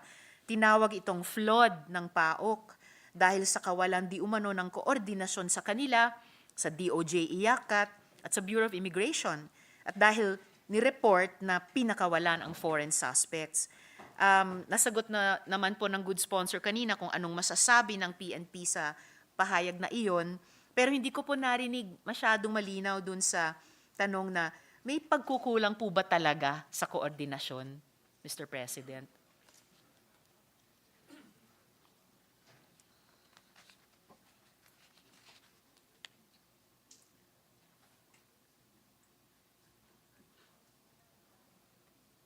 Your Honor,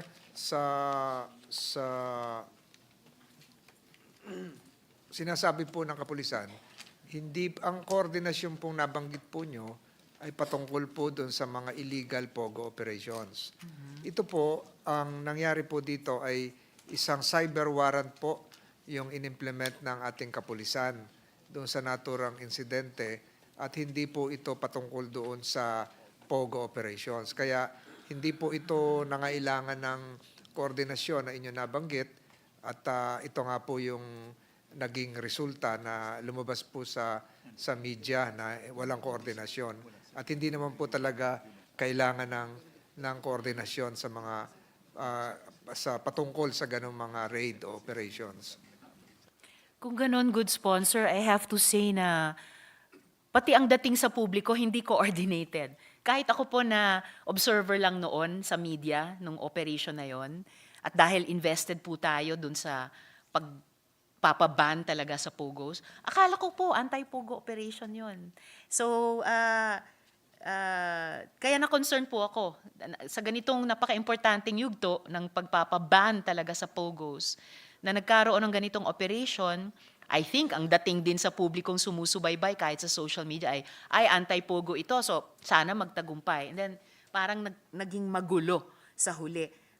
Ang sa paliwanag po ng Chief PNP, ito po ay hindi nga raid sa isang pogo operations. Parang anti-scheming, anti-scamming, financial fraud, etc., Your Honor. So, siguro po napataon doon sa explanation naman noong spokesman noong ng PAOK-TF na yun ang nauna ata na interview. Your Honor, at siguro ang naging pagkukulang doon ng kapulisan ay hindi kagad nakatugon. Yun ang mga kung may spokesperson para maipaliwanag. So doon po siguro naging sanhi at punot dulo ng kalituhan. Well, of course, ang pangalawang tungkulin na yung sumagot sa spokesperson. Of course, pinaka-importante at urgent yung actual implementation ng operation on the part of the PNP. Pero pinaalalalan din po ako ng legis ko, Mr. President, na nabanggit na nga po kanina na halo-halo na sila. So, nagpapanggap na legit BPO ang mga dating POGO. So, hanggat mailabas yung final report ng PNP dito, ganito po yung magiging understanding ko. Good sponsor, sa pahayag naman ng PAOK a few days ago, nasa 111 illegal POGO hubs ang hindi pa tumitigil sa kanilang operasyon. Ano po ang plano ng PNP dito? At di po ba kailangan na, ito ilang beses na po natin sinabi, good sponsor, sa ating investigasyon, di po ba kailangan na magtulungan ang ating national agencies para siguraduhin ang tagumpay laban sa POGO, Mr. President?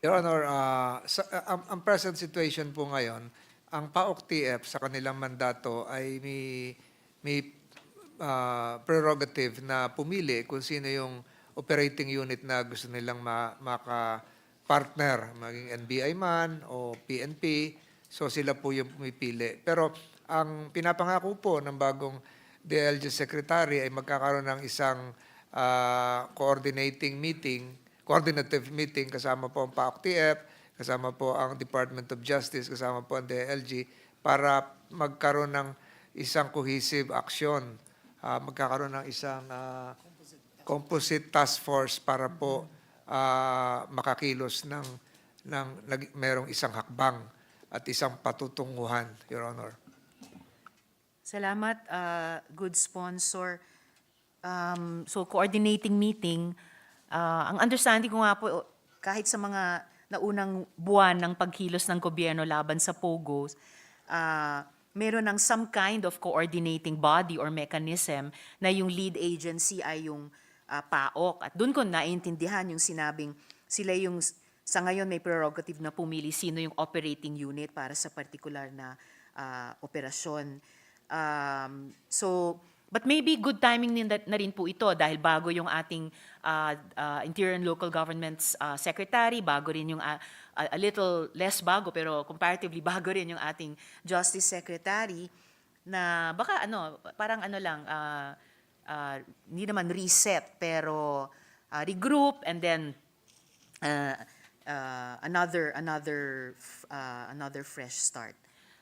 Po kayo, Mr. Your Honor, President. maging doon po sa bagong labas na Executive Order 74 ay nakalagay po doon sa Section 3 na bubuo ng isang grupo, TWG pa nga nakalagay dito, para sa anti-illegal offshore gaming operations composed of the following: PAOK, DOJ, DILG, PNP, BI, NBI, AMLAC, SEC at CESA. Maraming salamat, good Salamat po. sponsor. At marami akong narinig dun sa mga grupong binanggit ninyo na naging matulungin din ng mga resource persons, agencies sa ating investigasyon. So, tamang sila yung patuloy or sila yung magbubuo ng technical working group or yung task force na kukumplituhin harinawa yung sinimulang trabaho laban sa POGOs. At sa PNP po, salamat naman po at nahuli na rin si Apollo Quiboloy.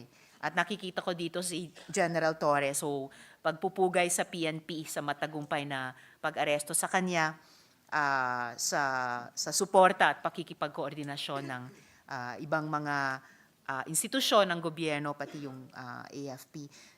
So, pagpupugay doon, pero may update din po ba sa paghahanap kay Harry Roque? Bakit po parang napakadaling iwasan ng batas para sa ilan?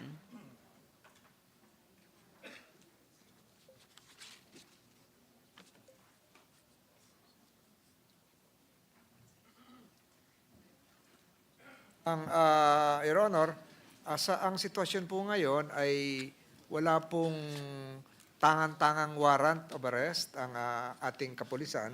So ang parang lumalabas pong violation ay yun lamang na yung contempt sa Kongreso. So yun po yung status po ngayon, Your Honor. Pero good sponsor at mas alam po ito ng majority leader kaysa sa akin. Pag meron pong contempt citation ng isang bahagi ng Kongreso, hindi po ba meron din pong effect iyon na kailangang paharapin yung taong iyon? Hindi para i-detain, pero para humarap at sumagot sa mga tanong sa kanya ng isang congressional investigation, Mr. President. Post siya sa social media eh. Doon na lang kaya siya magsalita sa harap ng Senado at ng House, Mr. President. Your Honor, bagamat nabanggit ko yung walang warrant, meron pong tracker team naman, ang RFU 14, Regional Field Unit, na kumikilos at ang huling reported na pagkilos po dito, hindi ko lang kung dapat banggitin ko ito. Kahit hindi na po, Mr. President. Bago-bago lang. Okay po. So, may ginagawa naman po. Opo, nanalig naman po ako na may ginagawa. Sana lamang po ay magbunga din tulad nung nagbunga yung paghahanap kay Kibuloy. Dako naman po ako, Mr. President, sa police efforts kontra droga. So nabanggit po sa isa sa mga hearing natin na hirap ang Commission on Human Rights kumuha ng impormasyon sa PNP para sa mga investigasyon nila kaugnay ng violenteng war on drugs ng Administrasyong Duterte. At ito kaugnay ng minanifest ko kanina dun sa pag-interpellate ni Senator De La Rosa. Ano po yung polisiya ng PNP sa pag-comply sa mga document requests ng CHR, Mr. President?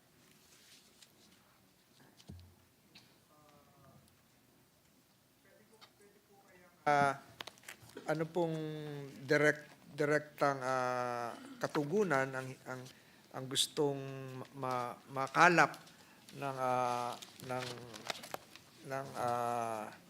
Your Honor, kasi po may nabanggit kanina dun sa pasimula ng ating deliberations na meron pong memo na tinutugunan ang ating kapulisan. Ito po yung nabanggit, madalas mabanggit, yung Executive Order number 2, at nag-issue rin po ang memo ang PNP noong July 25, 2017 patungkol po dito.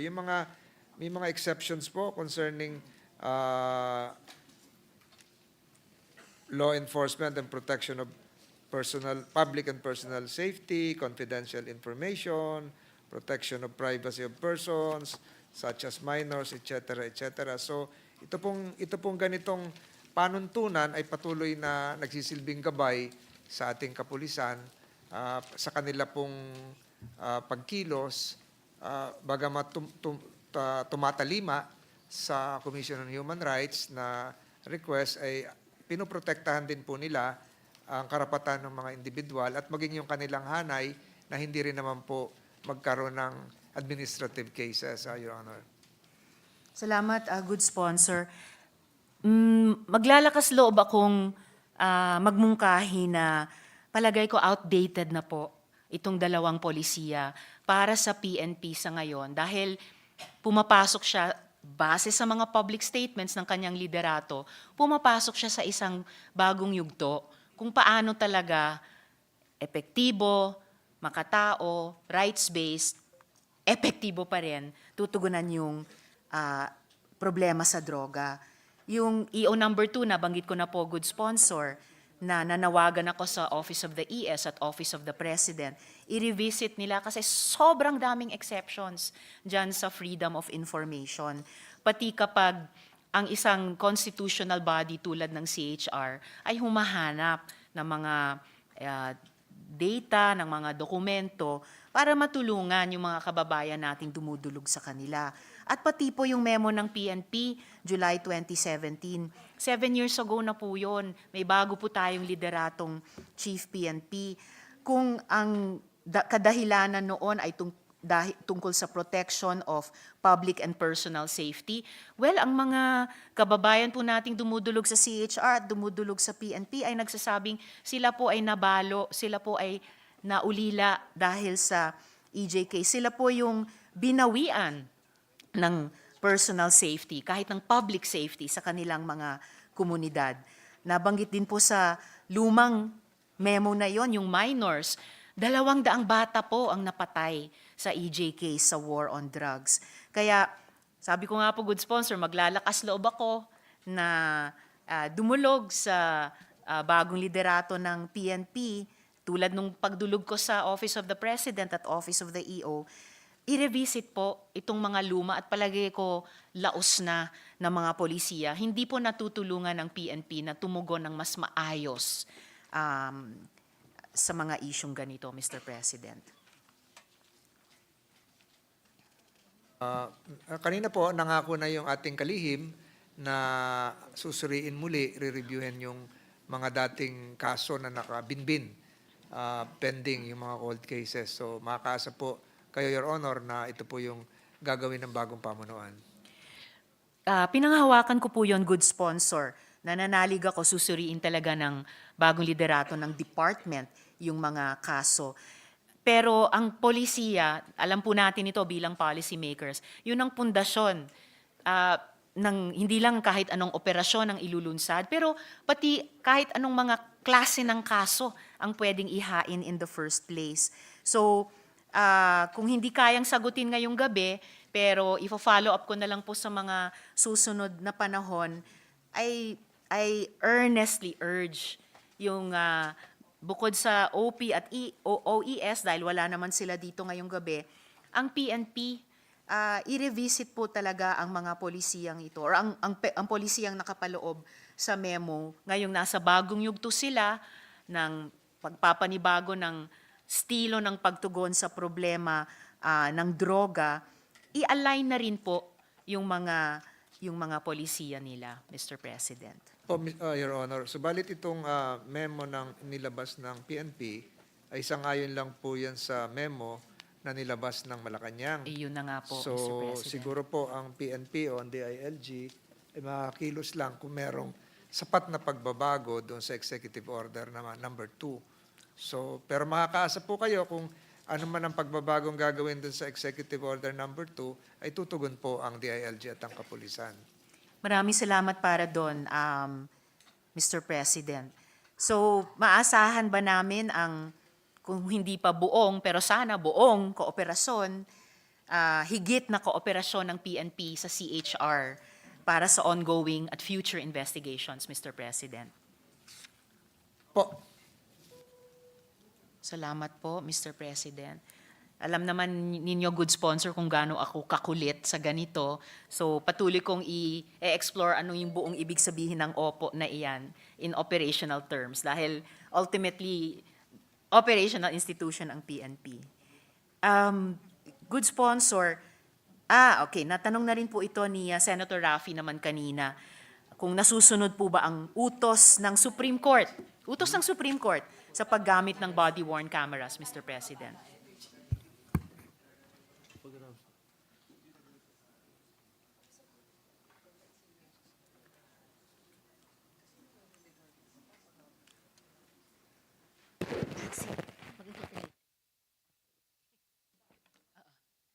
Susunod po, Your Honor, ang handicap lang po ngayon ay yung talagang kakulangan ng kagamitan dahil sa budgetary limitations, Your Honor.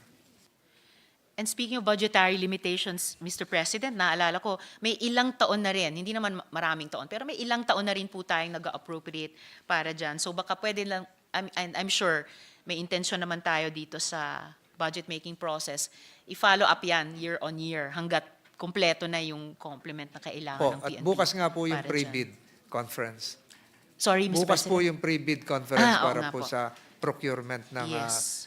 cameras. Okay po. Salamat, Mr. President. Tingin ko po kasi mahalaga ito, di lang para sa protektahan ang mga subject ng operation, pero pati yung mga kapulisan natin. Kasi gaya din ng sinabi ni Senator Raffy kanina, kapag may body-worn camera, may iwasan ng pagsisinungaling o paglilihim sa totoong nangyari sa kahit kaninong panig, Mr. President. Mr. President, ang sabi po ni dating Pangulong Duterte, napakataas ng krimen ngayon, di tulad daw nung panahon niya. Pero tinabla po ito ni Chief PNP Marbil, ni Executive Secretary Bersamin, at ni DOJ Secretary Remulla. Ano po ba ang totoong sitwasyon sa paglaganap ng krimen ngayon? At may pruweba po ba tayo dyan, Mr. President?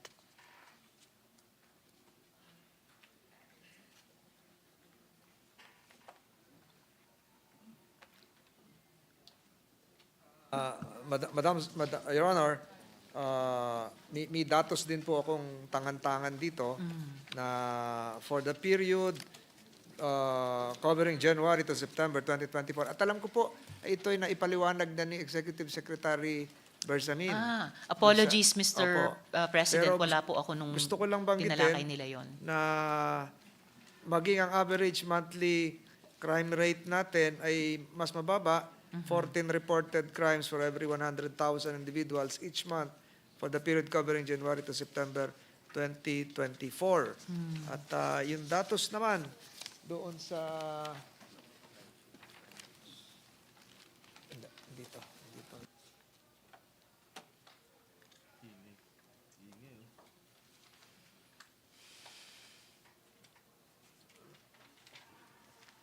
Kung hawak kanina, alam nyo, Your Honor, sa dami na ng dokumento sa harap ko at dala na rin siguro ng gutom, ay hindi ko matandaan na rito kung saan nakapatong.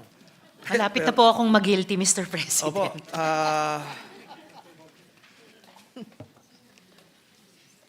Baka gusto po ba ng good sponsor mag-suspend pansamantala? Hindi po. Okay lang po tayo. Yung January,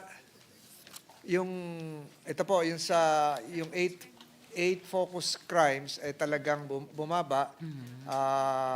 Kung noong, halimbawa po, kung ating pong tinutukoy ay, ang ating pong tinutukoy halimbawa ay murder, kung ito po ay bumaba po ng kaunti, January to September 2023, compared to January-September 2024, ng ilang bahagdan, 3,107, 3,057. Bumaba po.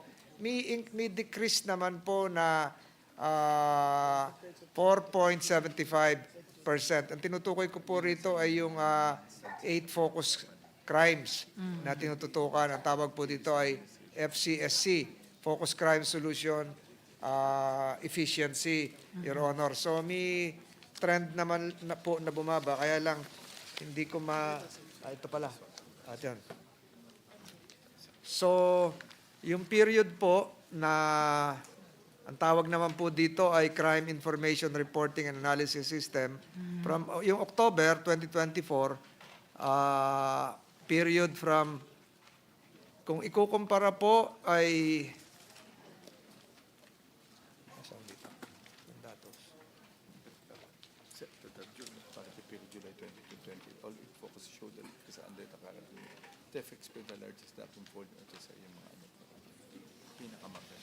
yung isa sa focus crimes, yung theft, largest reduction in volume, dropping from 84,089 to 30,172 incidents, Your Honor, sang-ayon po sa datos na hawak-hawak ko ngayon. Comparing it with the data from July 2016 to 2018, mas bumaba po sa period na nabanggit ko ngayon. And we are more than willing to submit this data to Her Honor, for her perusal. Maraming salamat po, good sponsor. Kasi lagi nga nating sinasabi na evidence-based policy making ang gusto nating gawin. So, yung mga numero, bagamat mataas pa rin, at least bumababa. So, importanteng maintindihan natin bakit at paanong bumababa para pwede nating i-drive further forward. Mula dun sa addressing the roots of crime, hanggang sa yung deterrent talaga sa krimen na yung certainty of arrest, prosecution, and conviction, hanggang pa po dun sa reforms sa lahat ng haligi ng criminal justice system, pati po sa penal reform. So marami nito na tinalakay siguro 2 decades ago ng mga grupo tulad ng Bantay Katarungan or kahit na mga institusyon tulad ng Korte Suprema sa kanilang mga yung sinulat ni dating CJ Panganiban sa column nila na 3 generations of reforms na Pero dito pinamunuan. submit, Your Yes, Honor, Mr. President. itong datos na hawak-hawak. Nakita ko na.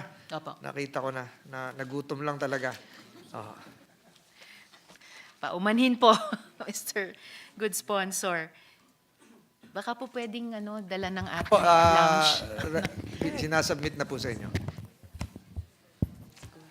Salamat po, Good Sponsor. Pag-aralan po namin ito sa office ko. Konting exchange gift. Kapalit po ng datos na ito, nagbilin po ako magdala ang lounge sa inyo ng konting pantawid gutom.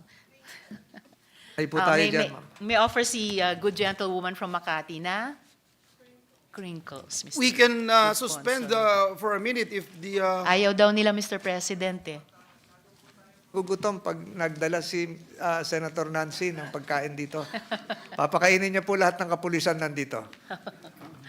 Okay. Salamat po, Mr. Walang President. nagugutom Good sa sponsor. alagang Nancy Binay. Apo. May mani pa. Salamat, Good Sponsor. So, huling dalawang tanong ko na lamang po para sa PNP. So, dati po may tokhang, libo-libo ang namatay, kasamang napakaraming inosente at batang walang kamuwang-muwang. Problema pa rin po natin ngayon, ang droga. So, ano po ang ginagawa ng PNP ngayon para labanan ito, Mr. President?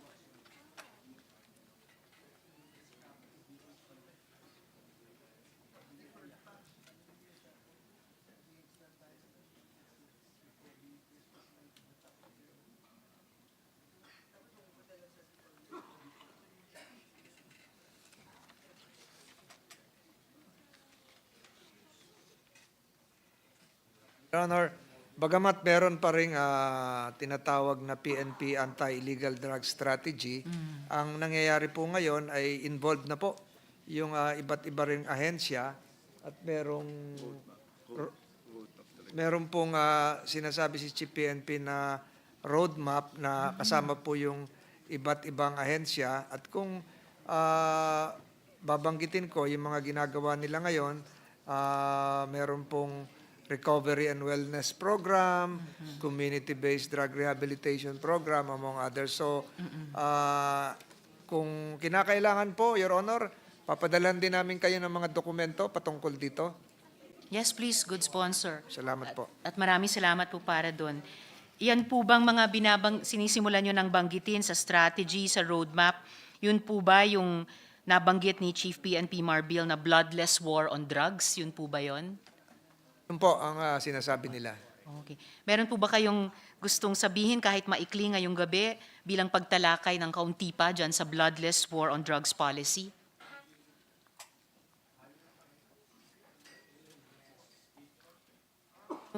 Ang lumalabas po ngayon ay yung pangkasalukuyang kampanya ay ang tawag po ay ADOR. Ador. So, Anti-Illegal Drugs Operations through Enforcement and Education. So, bahagi po nito ang narinig nyo na po siguro, puro letter E po ito. Engineering the structure, education, alam nyo na po yan, extraction of information, enforcement of law, enactment and amendment of laws and policies, sangayon sa RA 9165, environment, focused drug rehabilitation, economics, providing support to surrenderies, evaluation, conducting regular evaluations of campaign plan, etc., etc. So, kung kinakailangan din po, Your Honor, padadalhan din po namin kayo ng kopya nitong mga nabanggit ko. Yes, please, good sponsor, at maraming salamat po. Lahat po interesante at importante at lalong-lalo na siguro para sa atin yung enactment and amendment para magabayan din po tayo sa ating legislative work. So, at epektibo po ba itong ginagawa ng pulisya ngayon, Mr. President?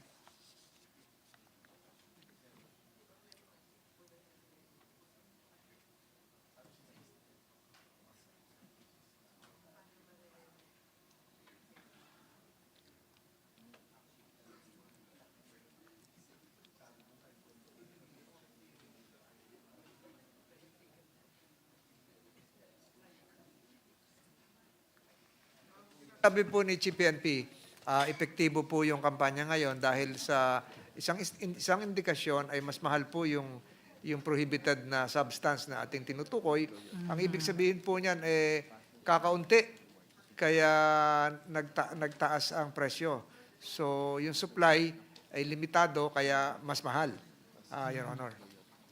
Salamat, good sponsor. I'm sure mas marami pang maibibigay na indicators na nakikita na nagiging mas epektibo yung ganitong ginagawa ng PNP sa ngayon at ating pong susubaybayan para kung talagang mapatunayan natin over time na ito yung tamang approach, no? Na hindi lang law enforcement heavy pero may kasabay na public health approach at may division of labor ang gobyerno sa dalawang importanteng sangkap na ito. Yung public health approach para sa suppression ng demand at yung law enforcement approach para sa suppression ng supply. At hari nawa talaga magpatuloy itong maging epektibo para ibang paraan sa tokhang, ang daming napatay, na ang outcome ngayon sabi nung iba, mas matindi pa yung problema natin sa droga ngayon. At bakit kaya? Sa halip, yung ganitong ibang approach na sabi nga sa unang mga buwan ay nagmumukhang mas epektibo. Hindi pa daw tuloy na natigil ang mga EJKs on the ground, good sponsor, di umano mas kaunti, mas tahimik, pero nagpapatuloy pa rin. So kailangan pa rin nating tugunan. Pero kung mabawasan hanggang matigil yung patayan na yan sa ganitong epektibong paraan, then pati tayo bilang Senado ay magbabuy-in dito at over the years, mas susuportahan po ito. Your Honor, sinasabi rin po ng DILG Secretary na mayroong correlation ng crime sa utilization ng illegal substance. Yes, Mr. President. Wala pong duda dyan sa mga correlation na iyan. Pero ibig sabihin, I think yung isang leksyon na, mapait na leksyon na natutunan natin sa war on drugs, hindi single cause yung naging problema at nagiging problema pa rin natin sa war on drugs o sa problema natin sa illegal na droga. So importante ma-surface natin lahat ng correlations para tama at makatao yung tugon natin at epektibo. So huling tanong ko na lang po para sa PNP, Mr. President, galit po tayo sa kriminal, galit po tayo sa krimen. At trabaho po ng pulis na protektahan ang bawat Pilipino laban sa krimen at siguraduhing ligtas ang ating mga komunidad. Gayunpaman, may sentimiento po ang iilan na di daw ito nagagawa at mas mabuti na lang patayin ng mga pulis ang mga suspect. Ano pong masasabi nyo dito, good sponsor?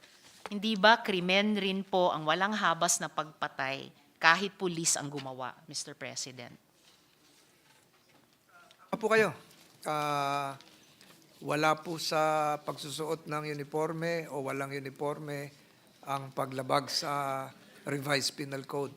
So, krimen din po yan.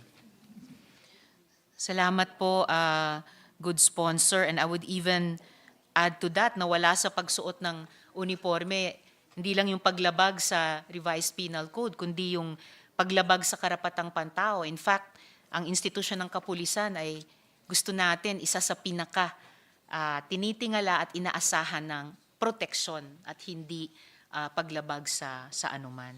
Nabanggit din po, Your Honor, ng ating Chief PNP na ang guidance po ng Pangulo is to protect and preserve human rights.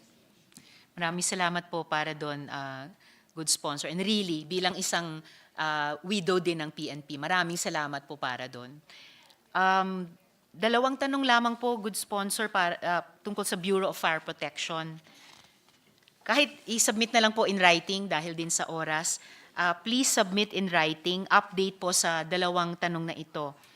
Una, update po sana sa cancellation of contract for design and build of 51 fire stations awarded to a private company, reportedly because of the delays in the completion.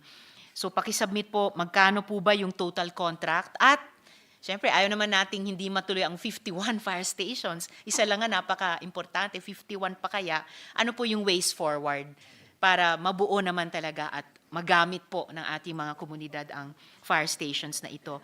At huli po sa BFP, pakisubmit na lang din po in writing, in our meeting with ARTA, Anti-Red Tape Authority, whose budget I just defended, it was cited that one of the main reasons for the gap in the LGU's Electronic Ease of Doing Business One-Stop Shop o EBOS is allegedly the release of a BFP memo. Memo na naman.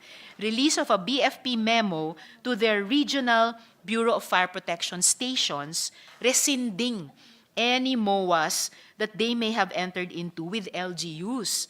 This is reportedly being done this is reportedly being done for them to fully implement their BFP system.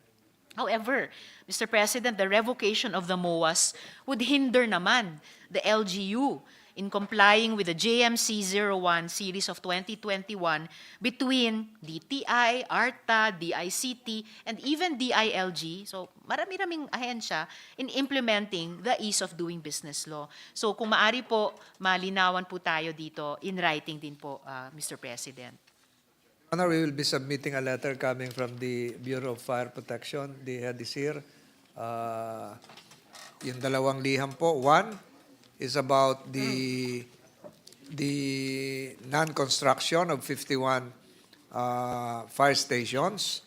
Number two, the alleged memo issued that would appear to be violative of the ease of doing business law. We will comply, Your Honor. Maraming salamat po, good sponsor.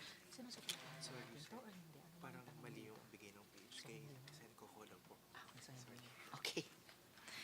Salamat po, good sponsor. Huling mga tanong na lang po sa National Youth Commission.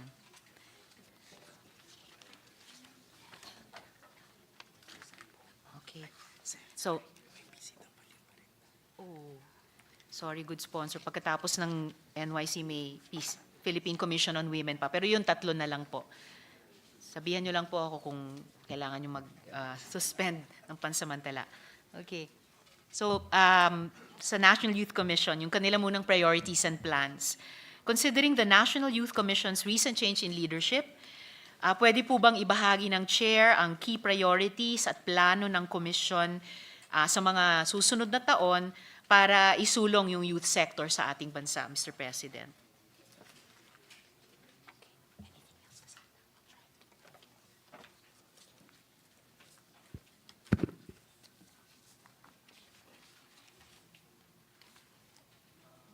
Po sa mga plano ng National Youth Commission ay yung i-reorganize yung kanilang hanay down to the regional offices at nakaabot na rin sa akin kaalaman na sila po ay naghahanap ng bagong tahanan na kanilang lilipatan dito sa Kalakhang, Maynila. So isa po din sa ginagawa po ng gagawin ng National Youth Commission ay yung pagpapalaganap ng kaalaman para po sa kalusugan ng ating mga kabataan sa pakikipagtulungan po sa mga SK officials and local youth development councils, Your Honor. So meron po silang 5-point agenda na marami pong nilalaman patungkol po sa mental health, sports, tourism, collaboration with other youth serving organizations, etc., Your Honor. Maraming salamat, good sponsor. At tamang-tama, mamaya may tig-isang tanong din po ako tungkol sa ugnayan ng NYC sa mga sangguniang kabataan at sa mga local youth development councils din. Kaugnay naman po ng Philippine Youth Development Plan, given that the National Youth Commission's main policy advocacy is the Philippine Youth Development Plan, pwede po bang magbigay ng liwanag ang chair sa mga dahilan sa substantial decrease sa pagpopondo sa Philippine Youth Development Plan Advocacy Project para sa fiscal year 2025. Previously, 5 million pesos was allocated for the Philippine Youth Development Plan Advocacy in the 2024 NEP compared to only 489,000 in the 2025 NEP. So hindi 10%, Mr. President.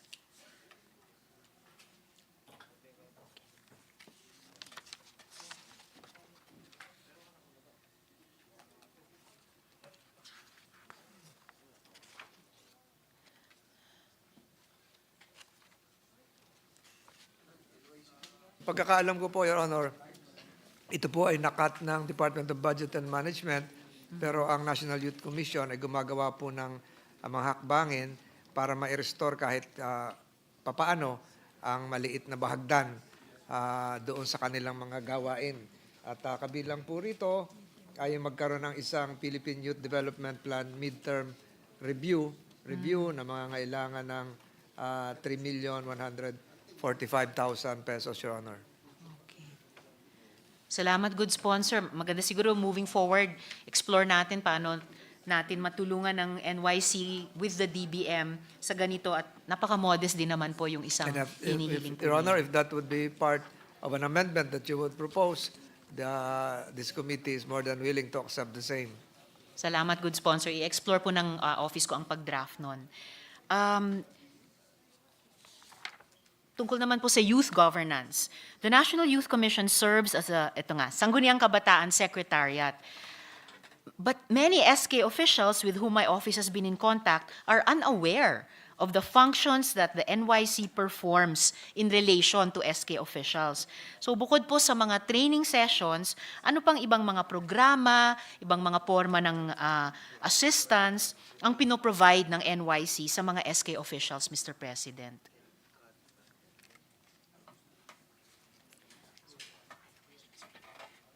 Kasalukuyan po ang National Youth Commission gumagawa ng mga modules kung paano ugnayan sa ating mga sanggunian kabataan na sa ganun ay pagkaroon po ng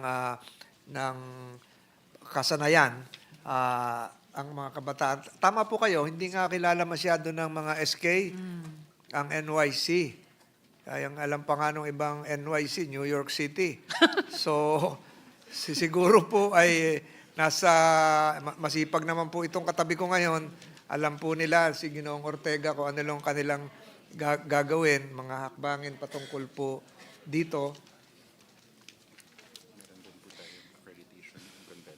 At meron po silang binabalak na isang accreditation and convention ng National Youth Convention and regional and local youth development officers training, Your Honor. So marami po nakaplano ang National Youth Commission. Yes, salamat para doon, good sponsor. Pati na-anticipate nyo na yung isang susunod na tanong ko tungkol nga sa mga Local Youth Development Council officers.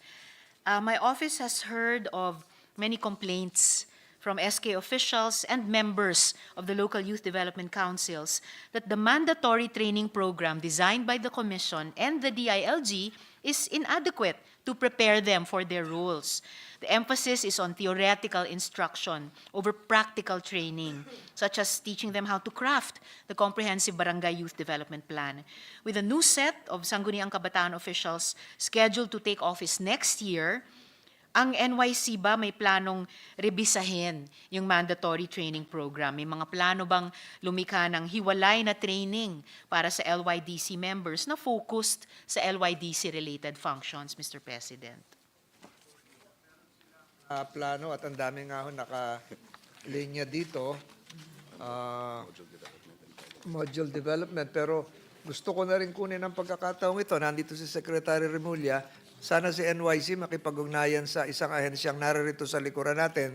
Ang tawag po doon ay LGA, yung Local Government Academy. Nasa palagay ko, malaki may tutulong kung nakikinig yung LGA dito sa likuran natin. So, nangangako po ang NYC na sila ibabalangkas ng programang Kabataang Resilient, Youth Health Learning Package, etc., etc. All right.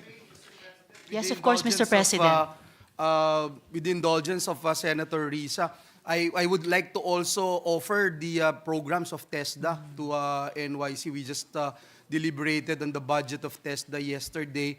We just had, we actually increased the budget for scholarship programs. There's a lot of scholarship programs. TWSB, Training for Work Scholarship Program. STEPS, Special Training for Employment Program, which includes toolkits, Your Honors. There's PESFA, from the gospel law or private education, financial assistance, students' financial assistance, and so forth and so on. We passed the Tulong Trabaho Act. We passed just recently, the President signed IBET law, or the Enterprise-Based Training and Education, and this would really help our young people, especially not just gain fruitful education, technical vocational education, but also gainful employment, Your Honor. Thank you, Mr. President. Maraming salamat para doon, Mr. President. Yung sinabi ni Mr. President also reminds us na may bagong liderato tayo sa TESDA, bagong liderato sa DILG, bagong liderato sa NYC. So ang ganda, Mr. President, kunin yung pagkakataon na that fresh, strong start together. Sa Friday daw po ang interagency. meeting ng TESDA at NYC. Ano po, Mr. President? Sa Sorry. Biyernes, magmi-meeting na sila. Excited po sila. Perfect. Okay. Salamat sa good news na yan, Mr. President. Good sponsor. We've received information from different SK officials that some SKs pay from nothing up to 20,000 pesos for the mandatory training that should reflect the same content designed by the commission. We've heard grievances from SK officials that these are large sums for a training that is inadequate pa to prepare them. So ano po yung stance ng commission sa variation ng fees na yan para sa mandatory training? At may paniniwala ba ang commission na dapat yung fees na to i-standardize na lamang, Mr. President? Wala pong bayad, libre. Hindi ho Na nga po namin eh. alam kung saan ang gagaling yung naniningil. Right. Baka nag-i-scam po yun. So far as NYC is concerned, libre po yung pagsasanay. Good to know po. At sa mga, siguro naman marami pang gising na nanonood sa ating live stream, magandang kaagad malaman, marinig ito ng ating mga SK officials.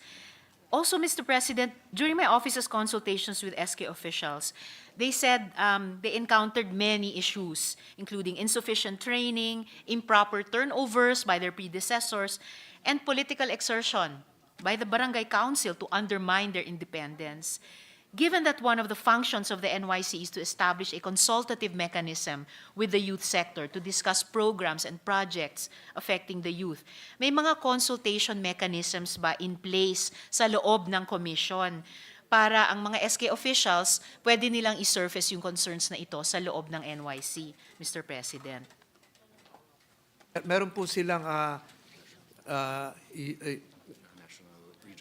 regional and national youth parliaments. Parliamentary na po sila eh. Sila po yung consultative mechanism kung paano po nasasala yung mga ganitong reklamo, Your Honor. So, meron din daw po silang regional task force for consultation. So, hindi po talaga maalis yung mga reklamo ng iba, pero ginagawa naman nila yung mga tamang hakbangin. Your Honor. Salamat, good sponsor. At ito po bang regional and national youth parliaments or yung regional task force for consultation, nakapag-conduct na po ba sila ng consultation sa mga SK officials at anong proposed policies or plans ng commission para i-address yung mga concerns na ikonsulta nila, Mr. President? Opo, out of 16 regions ng ating bansa, 4 na lang daw po ang natitira. Okay, so nakapag-isang dosena Opo, na. marami na Good silang job sa NYC. nagagawa. Opo. And may nabubuo na po silang mga polisiya at plano para i-address yung concerns na at least panimulang narinig po nila dun sa 12 rehiyon, Mr. President.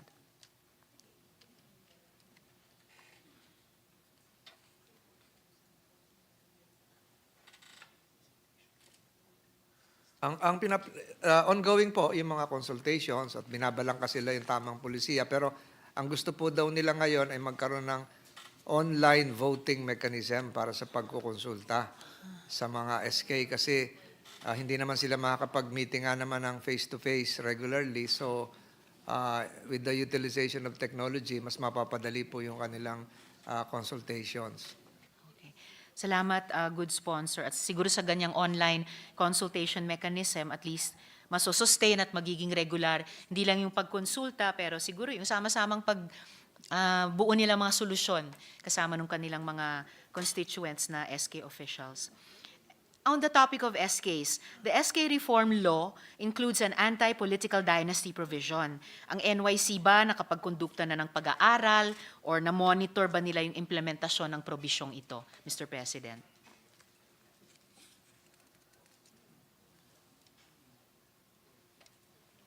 Ang NYC po ngayon ay nakafocus doon kung matutuloy yung SK election sa December. Subalit alam naman natin may mga nakasampang panukalang batas na i-defer din yung barangay and SK elections, Your Honor. Bagamat merong Supreme Court decision patungkol dito. So tinatalakay na rin po ito maging dito sa kapulungang ito, Your Honor. Salamat, good sponsor. Sana po sa pamumuno ng liderato ng NYC ay posibleng bukod dun sa pagtutok sa SK elections, yung issue na naman ng pag-defer o pagtalima sa Supreme Court decision, ay baka maisama nila sa program of action nila sa susunod na taon, yung ganyang pag-aaral o pagmomonitor dun sa implementasyon ng una at napaka-innovative na anti-political dynasty provision habang wala pa tayong batas. And I think may halaga yung provision ito, the way it was formulated and we passed it sa SK Reform Law dahil may pagtingin sa pagbibigay ng tsansa sa mga kabataan natin na hindi galing sa mga dynasties, pero may sunset provision yon, yung 3 eleksyon, para pag mas na level na yung playing field, bukas ulit sa lahat. Pati sa bawat isa na dahil sa family history na hindi naman niya pinili nung pinanganak siya sa mundong ito, ay hindi naman habang buhay na disqualified. Pero ile-level lang po natin ang higit ang playing field among sa dynasty and non-dynasty youth dahil lahat naman po ay mga kabataang Filipino at across those two subgroups ay napakarami ng pwedeng maglingkod sa ating bayan. Po silang Policy and Research Division, bagamat undermanned, ay inaaral po yung patungkol sa dynasty. Okay, great to know, Mr. President. Maganda po na leadership sets the example and yung wholeheartedly ay inaalam at binabahagi sa mga kapwa kabataan yung mga reflection sa ganitong issue. Huling tanong na lamang po para sa NYC or tungkol sa NYC, Mr. President, ano po ang policy proposal ng NYC para i-institutionalize yung mga local youth development councils at pati local youth development offices, Mr. President?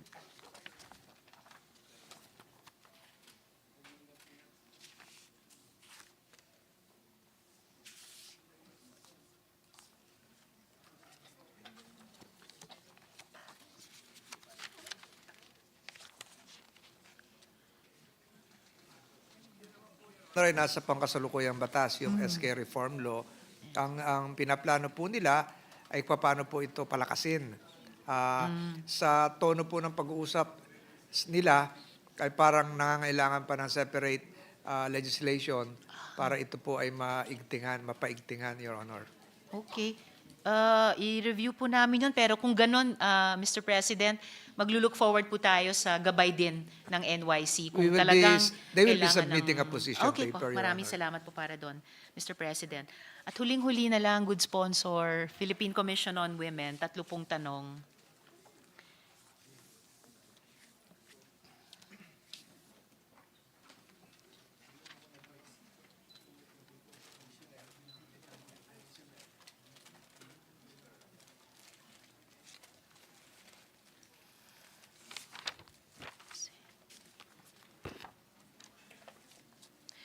So, good sponsor, in broad strokes, pwede po bang ibahagi ng Philippine Commission on Women yung mga obserbasyon nila dun sa implementasyon ng Safe Spaces Act at anumang possible areas para sa improvement, Mr. President?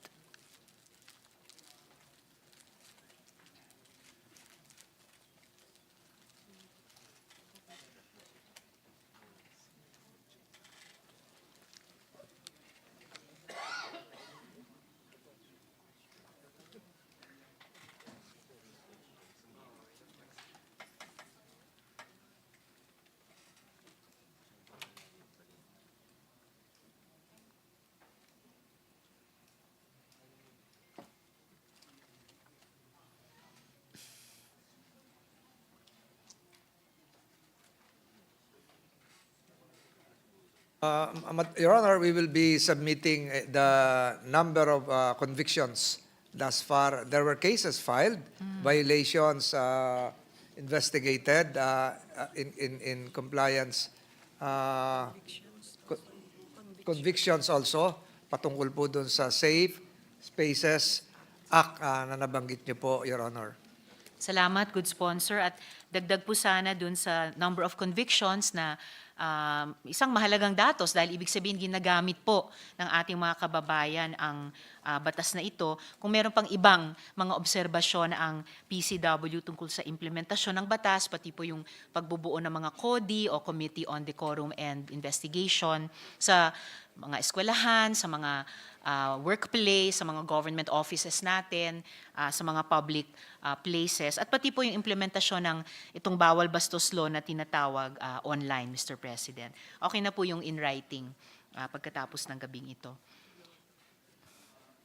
Yung po ay kanilang patuloy na inaaral at meron po silang proposal na meron daw gap doon sa batas. Okay. Patungkol po doon sa gender-based violence na walang penalty sa eskwelahan, Your Honor. So yung kanila pong proposal ay mabago siguro ito para ma-address yung ganong kakulangan, yung ganong concern. Salamat po, Mr. President. Magsasubmit po sila ng proposal. Maraming salamat po. Tulad sa NYC kanina, ma-appreciate natin yung gabay ng PCW sa pag-amend ng ating mga batas. Mr. President, may mga efforts po bang isinasagawa ang PCW para gabayan nga po yung national agencies sa pagiging mas gender responsive yung mga budgets po ng mga ahensyang ito, Mr. President?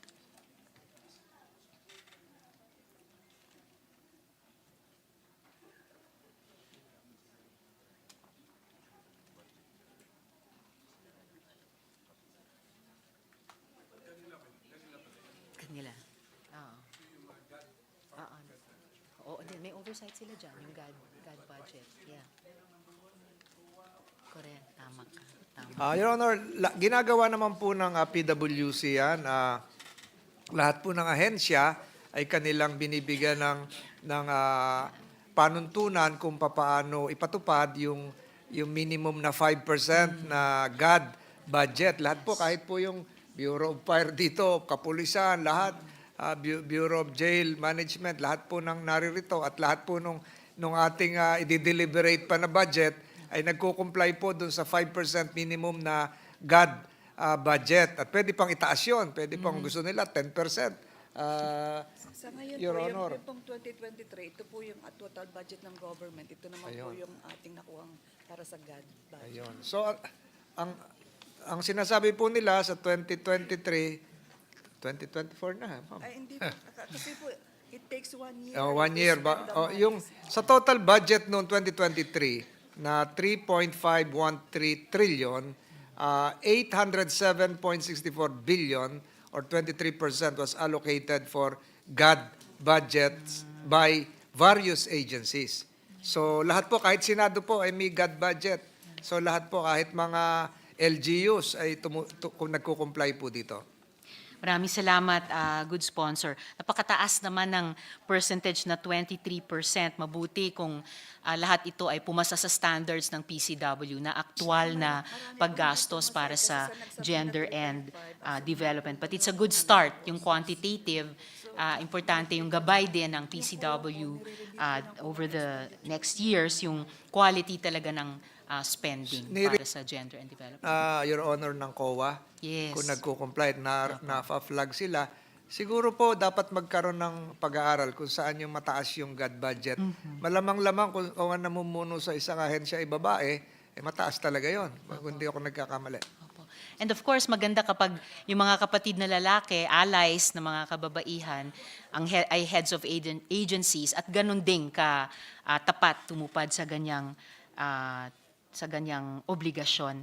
And baka din moving forward, good sponsor, pwede tayong makipagtrabaho sa DBM kay Sec Pangandaman mismo, si Sec Mina. Dahil kung naalala din po ninyo, good sponsor, may nakaraang budget debate last year or a few years ago na sinabi ni Sec Mina, bukas sila dun sa parang gender audit ng buong budget, ng buong GAA para to engender the national budget.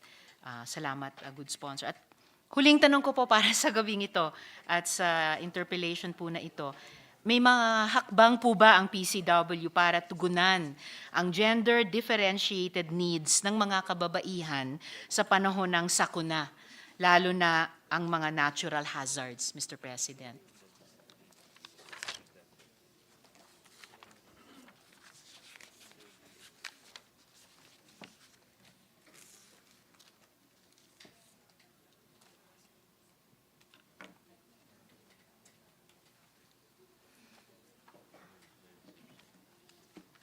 Sila po ay, Your Honor, nakikipag-ugnayan sa iba't ibang ahensya para po doon sa mga tinatamaan ng kalamidad. Alam to ni Secretary Remulla na maraming kalamidad na tumama sa atin. Pag nagkaroon po ng proyekto sa kababaihan, dapat po yung ibibigay na proyekto ay yung makakatulong din sa mga kababaihan bilang nanay, bilang ate, at makakapag-angat ng kaalaman tungkol po sa mga gender-based activities that would support the resiliency and productivity of communities, Your Honor. Maraming salamat, good sponsor. Siguro moving forward din, laging interagency napakayaman na moments no para sa ating mga ahensya. So baka yung pakipag-ugnayan din ng PCW, baka ginagawa nila sa NDRRMC at iba pang mga ahensyang Climate Change Commission na may kinalaman sa overall na paghahanda at pagresponde at pagbangon mula sa sakuna.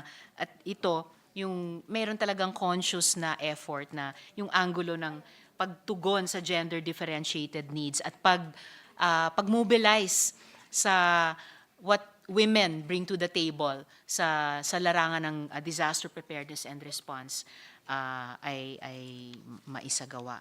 So maraming salamat po, good sponsor, sa inyong pasensya at pagtugon sa mga tanong na ito at gayon din sa buong DILG family, sa PNP, sa BFP, sa NYC at sa PCW at lahat pa po ng miyembro ng pamilya ng DILG. At maraming salamat po, Salamat Mr. po. President. Thank you, Senator Risa. Majority Leader? Yes, Mr. President. Hopefully, the last to interpellate is our Minority Leader, Senator Aquilino Cocopimentel. I move that he be recognized. Our hardworking Minority Leader, the gentleman from Cagayan de Oro, Senator Coco Pimentel, is recognized. Thank you, Mr. President. The more you describe me that way, the more I want to really exert effort and If I'm allowed work very to, hard. if I'm allowed to endorse Your Honor, I will do it now if it will help expedite the deliberation. Anyway, since the chairman and I are both lawyers, I will try to avoid the already asked questions. Ganun. Meaning to say, he can object to my question. Thank you, Your Honor. Siguro, ganito po, bago ko malimutan siguro sa NYC, advice na lang namin ni Senator JV. Try to limit the number of your flagship projects so that you will be remembered or something. Kasi sa ngayon, parang you have faded into the anong tawag mo doon? Into the Oblivion. abyss. Oh, faded into oblivion, tama. Oh, kasi and then kami ni Senator JV, galing kami sa JCs. Ako Rotaract and Rotary, and I know we have a Rotaract. Try to tap them. Gamitin ninyo. At saka I know one of your issues is where you have been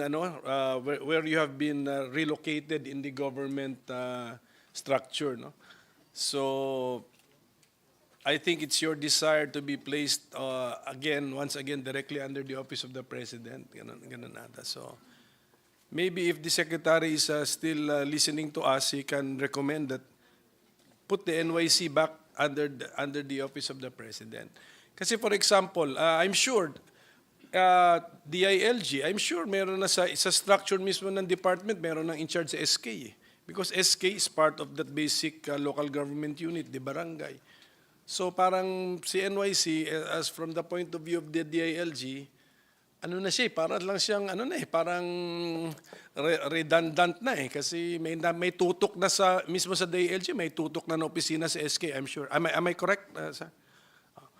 So ganun na lang po. It also raises the stature of the NYC when they deal at the international level. They are directly under the office of the president. Parang may stature sila when they deal. And then, can I ask the LGA, yung idea po ng ating chairman, tama ba? What can the LGA do to collaborate and help the NYC?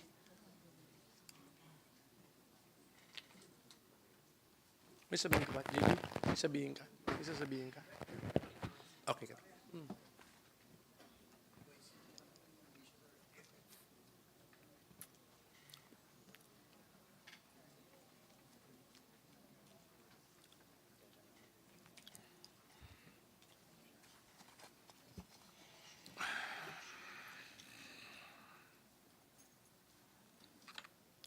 Ready to answer questions concerning the No, LGA? yes, I'm pursuing your suggestion kanina. They're a member of the steering committee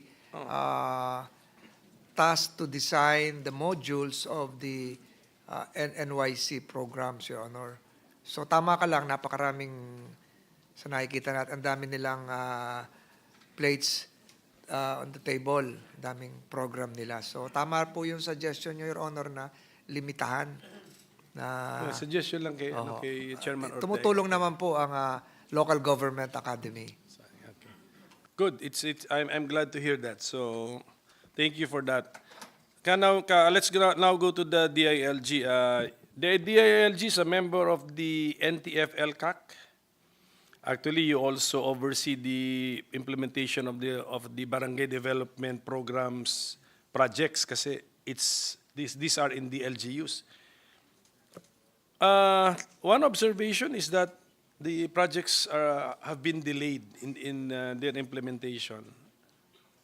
May we know the reason why, and then what can the LG do to fast track the implementation? Isa sa criticisms yan sa funding for the NTF-LCAC.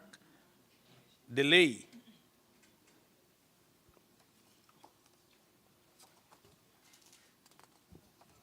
Reason for the delay, Your Honor, was that the funds were released just April of this year, May, June, and it has to go to the normal procedure in compliance with Republic Act 9184. So bidding, etc., etc. So hindi siya kasali para dun sa sinasabi sa atin ng DBM na January 1, release na yung mga funds. Hindi po. Bakit kaya? No? There must be, well, and we will ask the DBM, there must be a special reason how come siya yung sa dulo. At minomonitor din po kung ano naging kaganapan doon sa mga barangays bago mag-release ng pondo, naging epektibo ba o hindi. At saka siguro, affected siguro kayo past year's performance din. Kung delayed na nung past year, dinidelay din yung for the current year.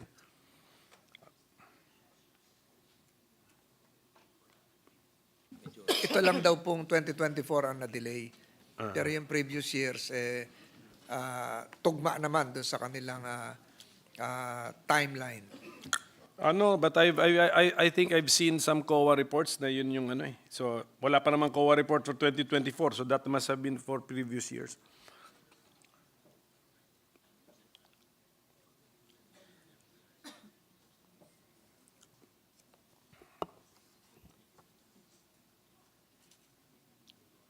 Sa 2023, Your Honor, more than 70% compliance na. Sa 2024 ay 5% pa lang kasi kare-release nga lang Yes. Okay. nito kalagitnaan ng taon. So sige, thank you. At least na bring up natin yung topic na yun. Bureau of Fire, sa Bureau of Fire, I participated in one of your events na distributing fire trucks. Hindi na po ito natutuloy? Are you continuing with that program, distribution of fire trucks?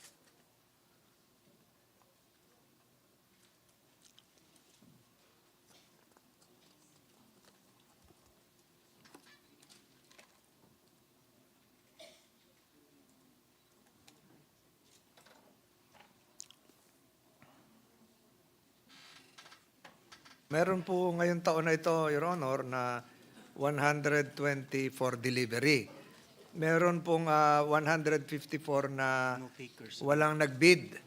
So no takers. So hindi 150 per unit sana, pero wala 100 nag-bid. additional 150, pero yung 120 ay for delivery na. Okay. Kasi yung recipients natin, they were all ecstatic and happy. So that means talagang merong need dito. I just hope you still monitor the use and the conditions of those fire trucks that you gave out earlier. All are working condition pa? Kaya? Your Honor, one of the reforms made, hindi na po sila nagre-rely dun sa procurement ng PITC. So sila na yung bumibili. Opo. In 2023, is it correct that the BFP had an unused appropriations of 2.6 billion pesos? Unused?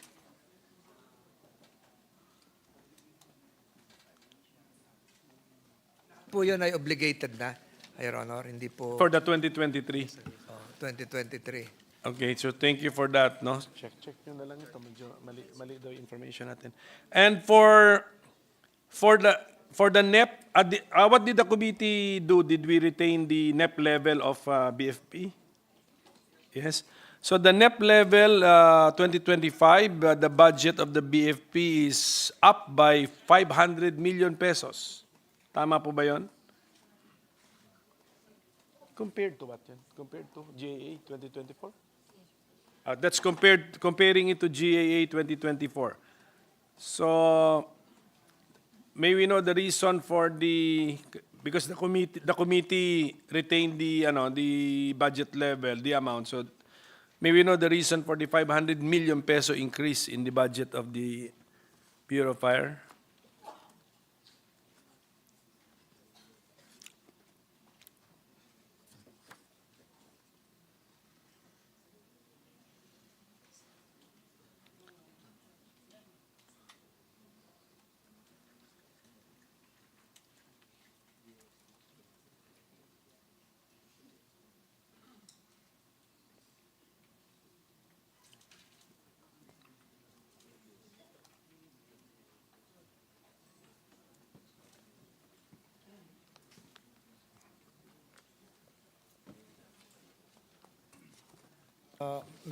Your Honor, Mr. President, meron pong increase sa MOE ng 203.765 million plus Sa PS namin, sir, may increase kami, sir. sa PS naman po ay merong increase na 1.081 billion, Your Honor, or 4.18% increase, Your Honor. So yung MOE, ano yun, para saan po yung 200 plus million? Sa fuel, sir, increase kami sa Sa mga, kasi pag nag-acquire po kayo ng fire truck, Correct. ang consequence nun ay gasolina naman. May mga ibang lugar na maging yung tubig ay hindi naman po libre. Kailangan may laman din yung fire truck na hindi naman po puno, pero may level po yung tangke nun na mini-maintain din at hindi naman po yun laging naka-stack doon. Nagagamit din po yan. Minsan Correct. mga local government units nahingi ng Okay.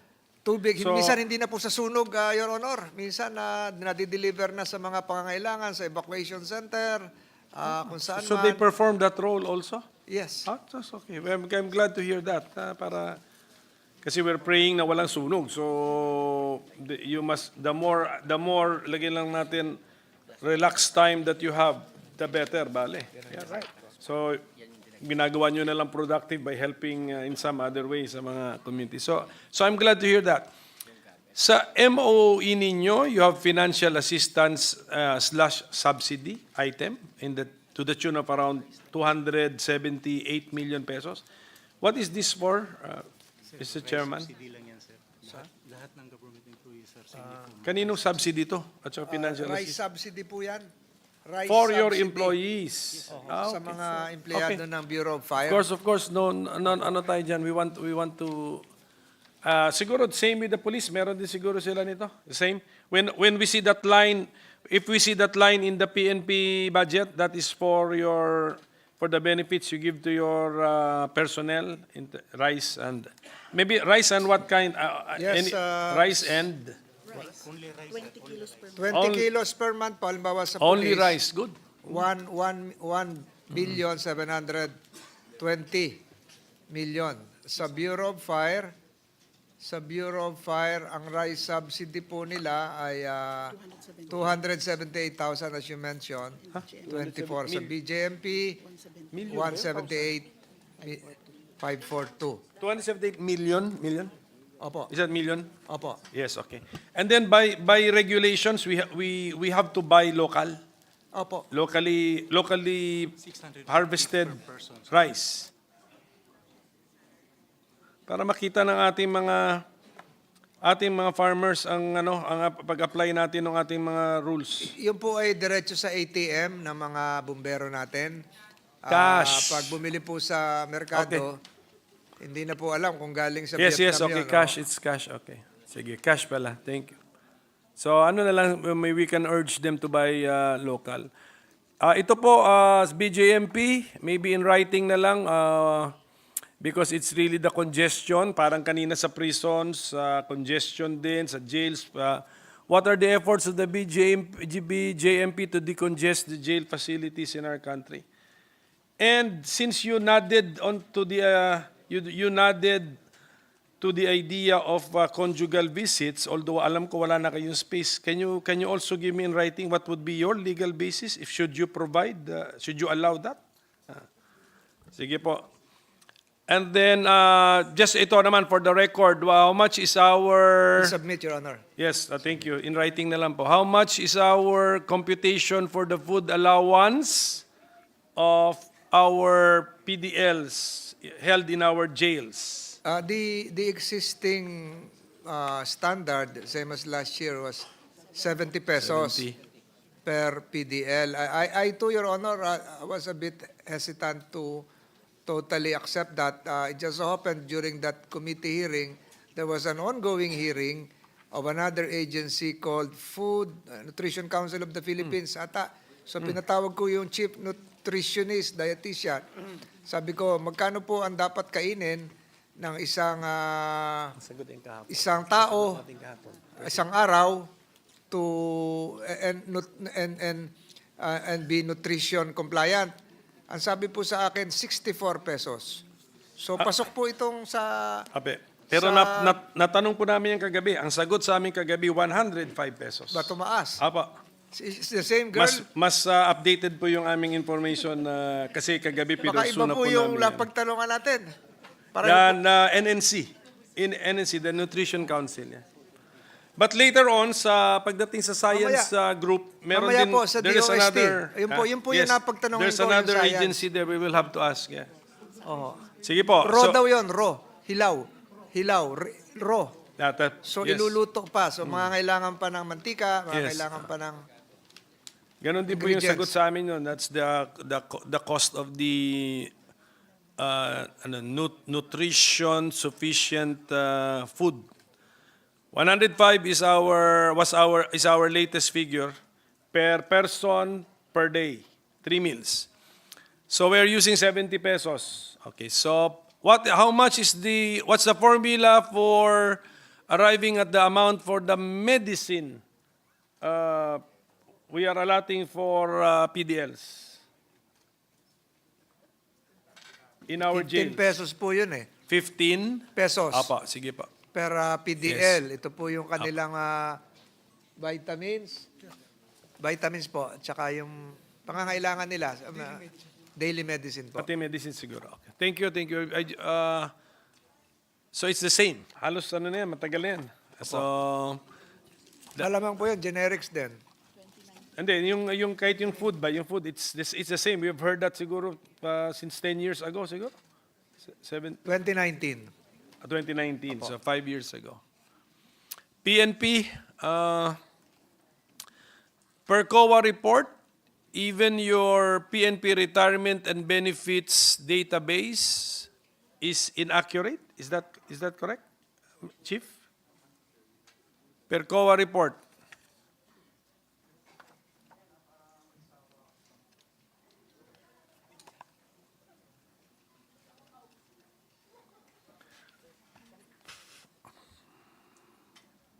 And it is as recent as December 31, 2023.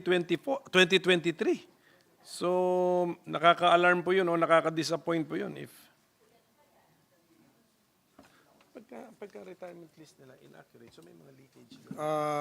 You're probably correct, Your Honor, that there were some COA observations, but the PNP, the agency, they have taken some actions to rectify this.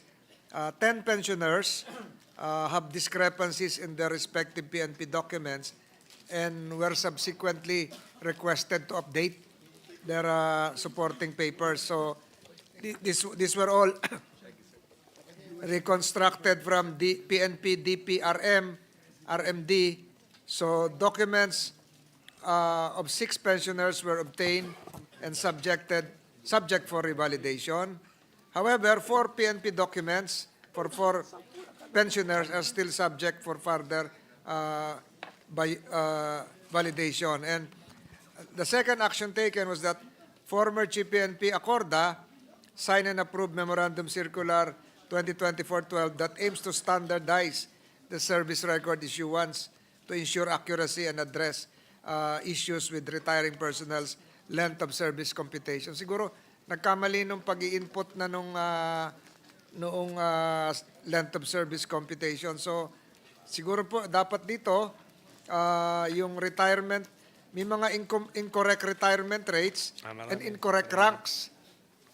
Correct. So ito po yung naging sanhi ng COA observation report, Your Honor, na ginawa na nasagot na yung 6, yung 4 po ay binabalidate pa. So, the chairman is telling us it's just 10 entries only are affected? Ito po yung, kung totoo yung binanggit nyo na December 31, 2023, ito po ay tungkol doon sa 10. So only 10. So the PNP admits to only 10 inaccurate entries. Well, okay. Correct, Your Honor. Okay, so at least na-contextualize po natin. I mean, Opo. I thought it was alarming into the thousands or the 10,000s, Mr. President. So, Mr. President, siguro in writing na lang, if I were to ask the PNP chief, no, and I'm asking the PNP chief, if you are to assess the success of a PNP effort against illegal drugs, if the PNP were to declare a war against illegal drugs, what would be the metrics that you will be using to measure whether or not you're succeeding in your war against drugs? I think na-raise na rin yan ni Senator Risa, but in writing na lang po, no? Sige. And of course, if I can get the assurance from our PNP chief that if invited, he will attend the second hearing of the subcommittee of the Senate Blue Ribbon Committee investigating the Duterte administration's war on illegal drugs. Because I need you there to fix and be ready with the following information. And I need you there to fix the basic facts. Like, for example, how many were killed during the Duterte administration's war, or attributable to the Duterte administration's war on illegal drugs. So June 30, 2016 to June 30, 2022. Kasi iba-ibang figures, but I want to see the PNP's official report, di ba? And then you have to explain to us the chain of custody of the evidence gathered in the vicinity or in the crime scene where people were killed, di ba? So kasi malilink po natin yan na if the X number ang nanlaban, do we have more or less X number of firearms? I mean, di ba? So gusto ko po malaman yung mga ano po diyan, mga real facts po diyan.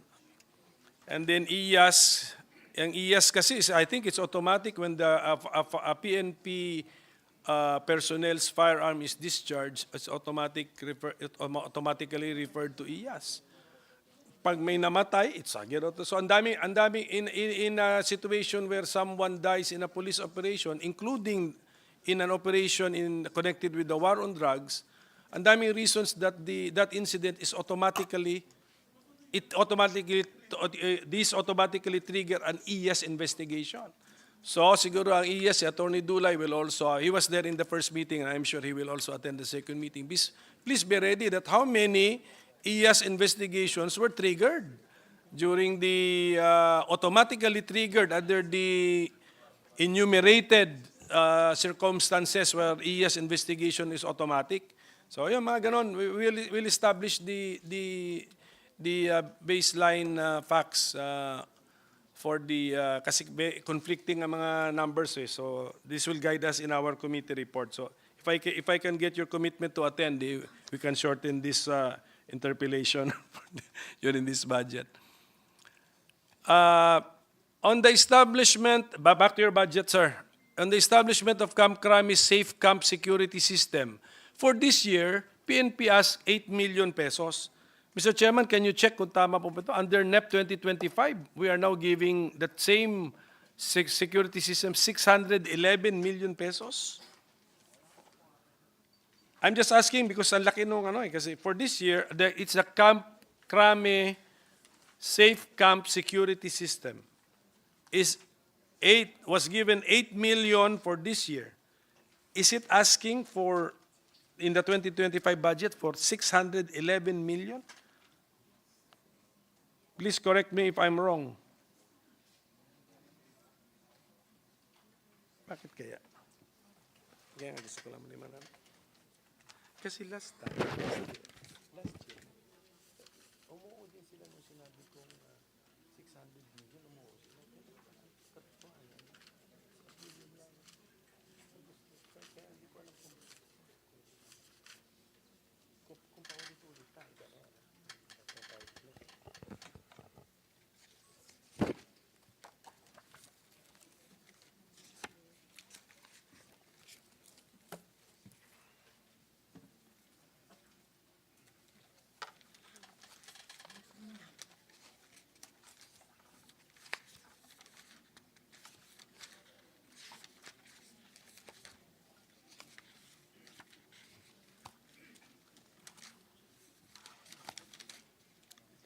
Yes, Your Honor. Originally, the amount requested was 659,000, and the committee reported 300,000. So 300 million, Your Honor. So, okay, our committee report, 300 million. But Yes. it's also a fact that for GAA 2024, it's 8 million. Yes, Your Honor. So, can we explain why all of a sudden, from 8 million given to a security system, it's now 300 million? Parang masyado pong malaki ang talon.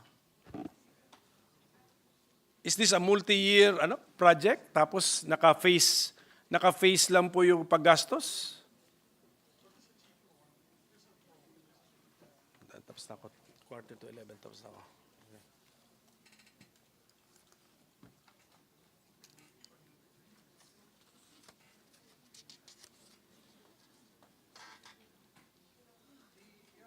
$8 million is not will form part of procurement of ICT equipment.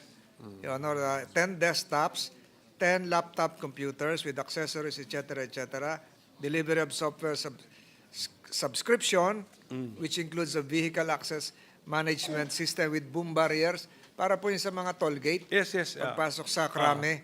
So, and accessories for cameras and plate. That's for the 8 million. recognition. Yes. So ano pala, I can just imagine what would the 300 million buy? It will now include an enhanced command center, Your Honor, surveillance video with facial recognition, visitors management system, and the maintenance and warranty thereof, Your Honor, including plate recognition, CCTV cameras, high-end computers, and a safe camp security system. Kasi po yung krame, kung makikita niya, may gate sa EDSA, may gate dun sa isang side naman po, sa may Sige. Boni Serrano. So for the security system of Camp Crame, what would be the totality envisioned by our PNP? Project cost na different amounts on different years.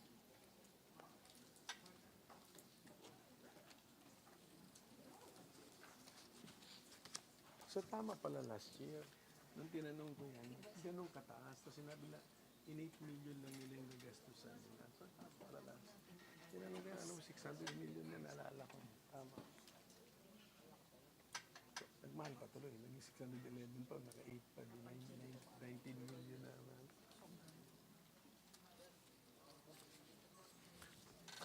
In writing na lang, sir.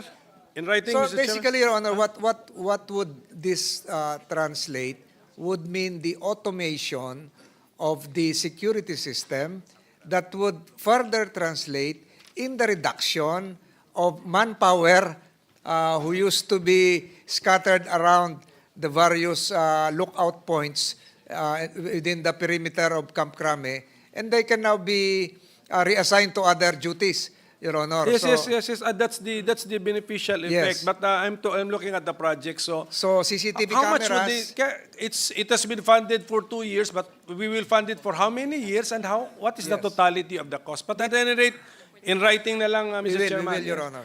Kasi naalala ko, we also pointed this out last year.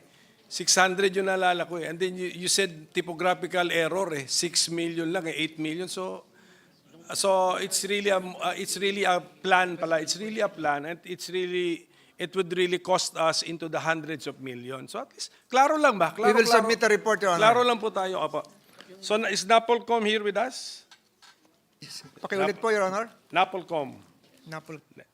Well, at any rate, pinopoint out ko lang, I just want to say na Napolcom, siguro PLEB, and IAS, and are the three mechanisms known to me, to this representation, which can help in disciplining the police force or in giving our people some remedy, relief when they have grievances against the PNP.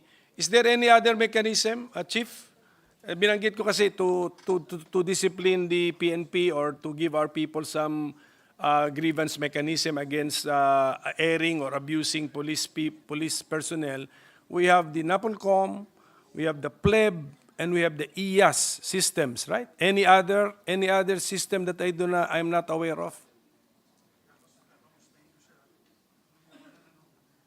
We have another one, the IMEG, Your IMEG. Honor, aside from IAS. So it refers to, it's an integrity monitoring enforcement group that would enable the PNP to file cases against erring officials, Your Honor. Sige. Thank you for that additional. So so at least we are letting the people know there are four mechanisms, and of course they can go directly to the PNP chief. And there's also Okay. an internal ombudsman. For the Internal ombudsman. Yes. Yes. The ombudsman for the PNP. Yeah, ombudsman for military and law enforcement. Okay, but that's in the office of the ombudsman. Yes. And then they can go directly to the PNP chief. Tama po, chief? And of course, the secretary being a former provincial governor, sensitive yan sa mga sensibilities ng constituents na. Okay, kasi it's very important to know that the police should know that the people have remedies if they should abuse, di ba? If they should, anong tawag doon, misbehave. Kasi we really need a police force which is disciplined. So I hope that discipline is also one of the priorities of the new PNP chief. Definitely, Your Honor. So I hope he is more of a disciplinarian. He wants to be more like a disciplinarian than a populist leader, Mr. Chairman. Kailangan natin ng discipline kasi at any rate, dinoble na rin natin yung, di ba? Dinoble natin yung, or actually hindi naman double yun, ang dinoble natin is the lowest, naalala ko yan, the lowest salary grade of the PNP, yun ang nadoble, but nag-increase naman lahat. And then marami pa tayong mga concessions sa ating mga police officers. So we expect at the very least some discipline. Okay? Ayaw natin itong naririnig yung mga, hindi ko na ulitin yung sinabi ni Senator Tulfo, pero napanood ko rin yung kanyang, yung kanyang episode doon. Naka-shorts pa yata yun, sir. Naka-shorts, naka-t-shirt lang, pumasok sa bahay. So, well, may isa pa doon na ano yung latest na yung pati yung CCTV, magiging useless kasi ginalaw ata yung focus ng CCTV. So, dapat yung mga ganyan, pati yung body cam, siguro dapat bawal i-turn off. Pag i-turn off ng police operative yun, severe ang sanction. Pwedeng gamitin na lobat ang reason kasi lobat is the same as turning it off.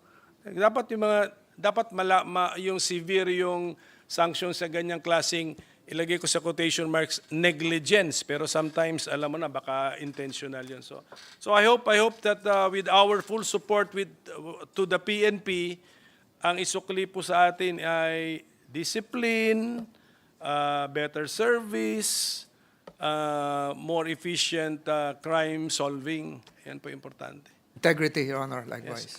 Yes. And ang overall thread yan, making that possible would be their integrity.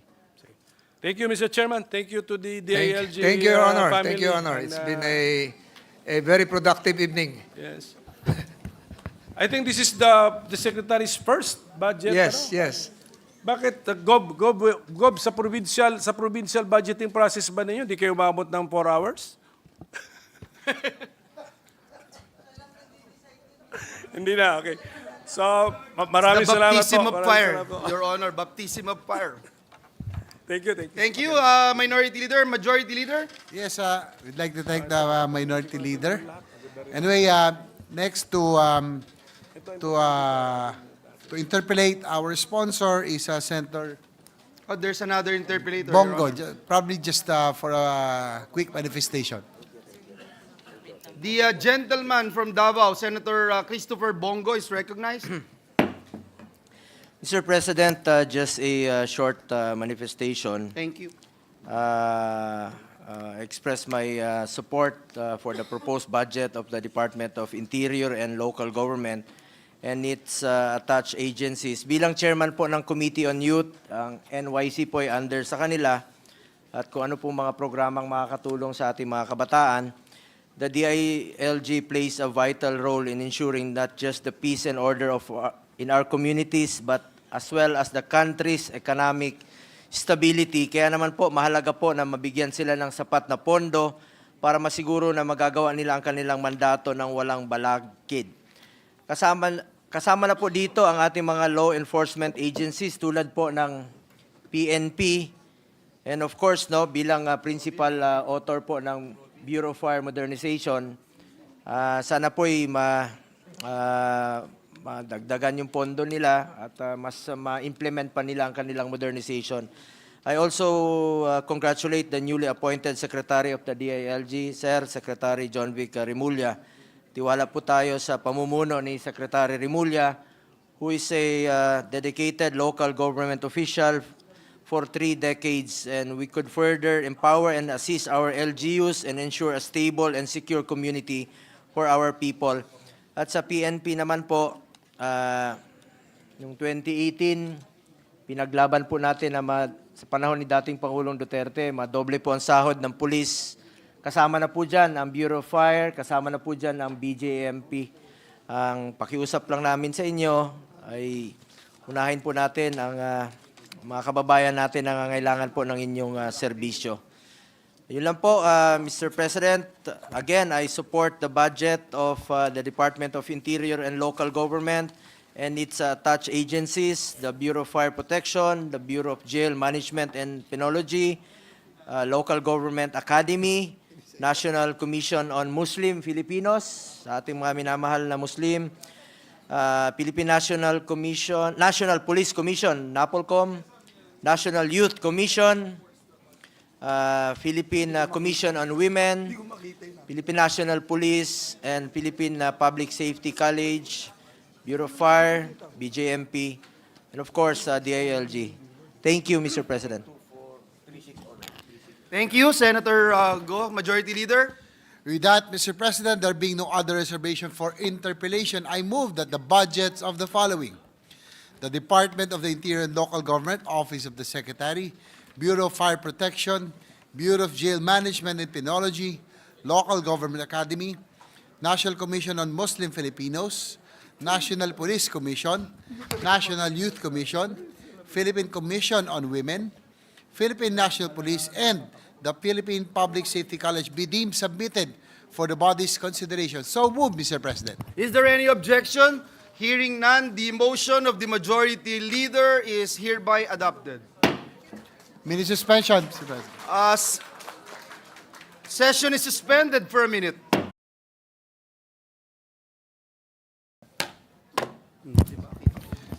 Mr. President, I move that we consider the budgets of the following: Department of Science and Technology, Office of the Secretary, Advanced Science and Technology Institute, Food and Nutrition Research Institute, Forest Products Research and Development Institute, Industrial Technology Development Institute, Metals Industry Research and Development Center, National Academy of Science and Technology, National Research Council of the Philippines, Philippine Atmospheric, Geophysical and Astronomical Services Administration, Philippine Council for Agriculture, Aquatic and Natural Resources Research and Development, Philippine Council for Health Research and Development, Philippine Council for Industry and Energy and Emerging Technology Research and Development, Philippine Institute of Volcanology and Seismology, Philippine Nuclear Research Institute, Philippine Science High School System, Philippine Textile Research Institute, Science Education Institute, Science and Technology Informative Institute, and the Technology Application and Promotions Institute, and recognize the sponsor and chairperson of the Subcommittee K of the Committee on Finance, Senator Juan Miguel Zubiri, for his opening statement, and to interpolate our Minority Leader, Senator Aquilino Cocop-Mintel. Is there any objection? Hearing none, the motion of the Majority Leader is hereby approved. We recognize the distinguished sponsor, the very hard-working senator from the province of Bukidnon, no other than our seatmate, Senator Juan Miguel Zubiri. You are recognized, sir, to sponsor the measure. Maraming salamat po, Mr. President. You know, I have gone through 22 budgets already, but this is the first time that I've actually sponsored the department. It's my first time. Buena Bano po, and it's one of my favorite agencies. You know, people say, Mr. President, that the soul of a nation lies in its culture and the arts. But the heart of the nation, for me, lies within its research and development and its sciences and technologies. Look at countries such as Israel, Taiwan, South Korea, to name a few, that have become world-class nations and states due to their, of course, science and technology and research and development. Mr. President, tonight we have on deck the budget of the Department of Science and Technology and its attached agencies. We received 28,456,894,000 in new appropriations in the National Expenditure Program and 28,506,894,000 in the General Appropriations Bill. Under our committee, we are proposing a slight increase that will bring the DOST allocation up to 29,373,075,000, broken down as follows. The Office of the Secretary, 7,644,123. The Advanced Science and Technology Institute, 392,382,000. Food and Nutrition Research Institute, 804,000. Forest Products Research Development Institute, 304,266,000. Industrial Technology Development Institute, 517,656,000. Metals Industry Research and Development Center, 313,255,000. National Academy of Science and Technology, 165,927,000. National Research Council of the Philippines, 245,544,000. And the Philippine Astrophysical, Geophysical and Astronomical Services Administration, or PAG-ASA, 2,081,372,000. And the Philippine Council for Agriculture and Aquatic and Natural Resources Research Development, 1,705,973,000. Philippine Council for Health and Research Development, 883,399,000. Philippine Council for Industry, Energy and Emerging Technology Research and Development, 1,063,326,000. The FIVOX, 921,339,000. The Philippine Nuclear Research Institute, 1,040,986,000. The Philippine Science High School, 3,041,816,000. The Philippine Textile Research Institute, 384,832,000. The Philippine Education Institute, 7,488,557,000. Science and Technology Information Institute, the 142,706,000. And the Technology Application Promotion Institute, 250,812,000, totaling to 29,373,075,000. A considerable part of this increase will be going to PAG-ASA to help repair our weather stations and replace old and defective weather instruments. This is, of course, crucial to our whole of government efforts to strengthen our disaster risk reduction and management, especially in the light of recent typhoons. A large chunk of the increase will also be going towards establishment of a Philippine Science High School campus. I think our dear colleague from Negros also, Senator JV, whose mother is also from Negros, in the Negros Island region, where he sponsored and I authored to make sure that the STEM, STEM-inclined learners in the region will have access to the best science-centered secondary education the country has to offer. With that, I am now ready to answer questions from our colleagues, Mr. President. Maraming salamat. Thank you very much, Your Honor. That's the longest sponsorship of a budget. But I would It's like my to point first time, out, Mr. President. Pasensya na lang, yes, I naganahan po know. tayo. I know that you're so excited and considering there's A to S units of government agencies that you're going to sponsor. The majority leader, I think the minority leader, the majority leader is actually doing a gesture in front of me. We'd like to recognize our majority leader, Senator Francis Tolentino, to ask questions to the distinguished sponsor. Yes, I would be very happy to entertain questions, especially the fact that I did not ask any questions in his departments that he ALG. sponsored, but I really would like to hear his questions because Tagaytay is host to one of the most active volcanoes, the Taal volcano. And the gentleman used to sponsor the budget of Yes. DOST. Love niya yung department. Yeah. Yes, please, we will be welcome to ask any questions. Senator Tolentino is recognized. Yes, thank you, Mr. President. Just some few friendly questions, reciprocating the friendly gestures of our good chairman sponsor. Would he yield to some questions? Absolutely, to our majority floor leader. Your Honor. I just have 3 or 4. One is just a manifestation of support. I realize since being part of a science Olympics being initiated by the Department of Science and Technology, that said event is really important because it involves the youth. At a young age, it teaches them how to love science. It teaches them how to be creative and innovative. So I'd like to congratulate the DOST and Your Honor for continuously sponsoring and promoting science and technology amongst the Filipino youth. That's the first. Number 2, Your Honor, I also would like to take the cudgels for our LGU officials and those frequently being battered by typhoons. And I'm not referring just to our frequent visitors coming from the south, the Bicol region. Now it's going to the north, especially after the passage of Marce and now Nika.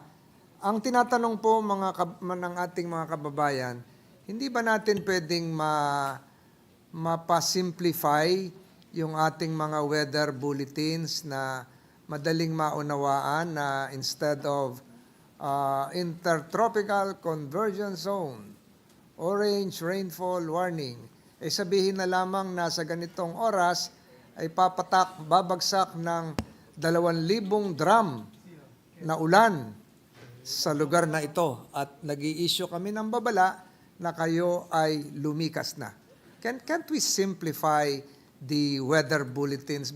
Although I have to admit that these are very timely, relevant, and the consequences would be preparation on the part of our parents, the school children, government offices. Pero ang tanong ko lang po, hindi ba po pwede pa itong, wala po akong pinagbibintangan dito, you're following international standard and protocols. Kasi po, tandang-tanda ko pa nung 1 linggo, kasama po ako dun sa naglibing sa Talisay, Batangas, kabilang po ang 6 o 8 bata. Pinakabata ay 3 buwan lang.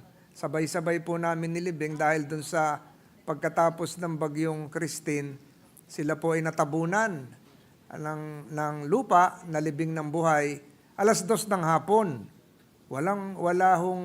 Lahat sila ay nagulat sa lakas ng ulan. So, wala po akong pinagbibintangan. Gusto ko lang pong malaman, hindi ba ho natin to pwedeng ma-simplify na sa ganitong oras, sa Tugigaraw ay babagsak ang ganitong kalakas na ulan na doble sa dinala ng bagyong Paeng.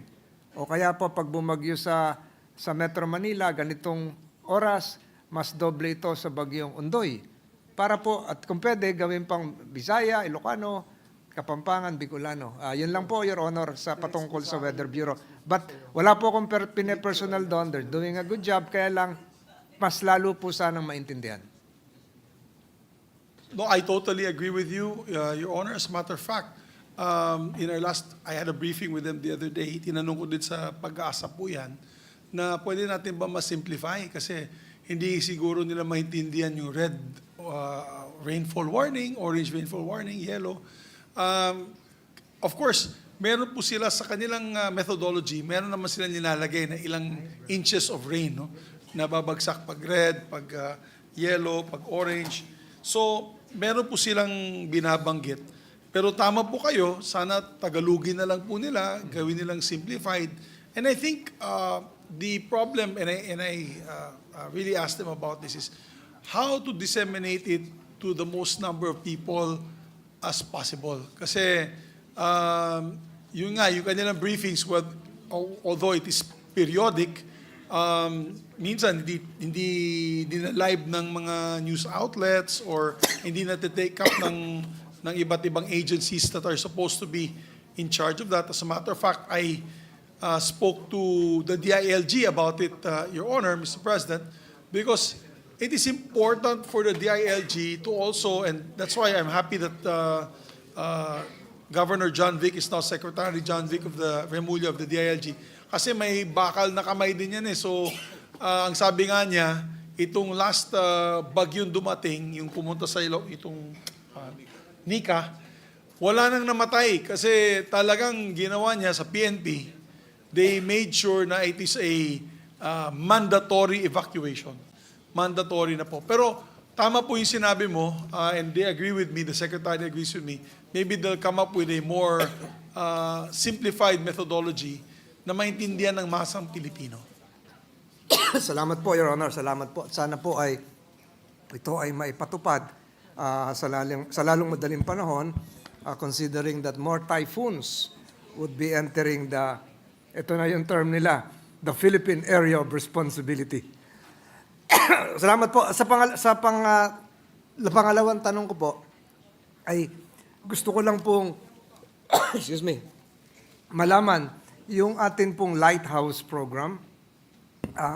I've been consistent in supporting the Lighthouse program kasi po, ang daming isla ng Pilipinas, lalong-lalo na po yung kapapasalang natin nung Philippine Maritime Zones Law at Archipelagic Sea Lanes. No? Talagang kailangan natin yung palatandaan. At alam ko po, isa sa mahal na lugar ng ating good sponsor ay ang Kalatagan. Ang Kalatagan po ay kilalang-kilala dahil merong isang lighthouse doon na dekada na po ang taon ng edad. 100 years na. Ganon din po sa La Union. Mga sikat po yung lighthouse at yung po talaga ay palatandaan ng ating mga mangingisda. Pwede ba malaman kung ano nang nangyari po doon sa ating lighthouse program?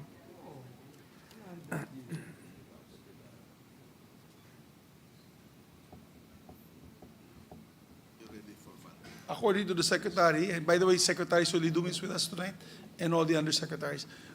May mga dumaanan na bagyo, but it's ready to be implemented after this typhoon season. Yes. Pero I would like to make the volunteer that all the budget for the lighthouse for Bukidnon, I will give to your pet island. Wala palang dagat doon. Sorry. Joke lang yun, Your Honor. So pero definitely, itutuloy po nila. So ano naman po to, Your Honor, di ba ho, ito ay prefabricated na parang Lego na lang na ini-install. So hindi naman po kahirapang itayo.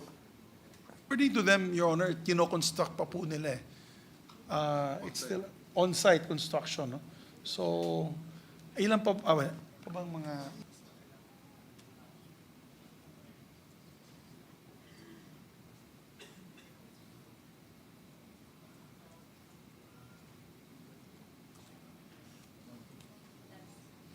pero meron na silang igagawa doon sa favorite isla nyo po na Mahulis Island.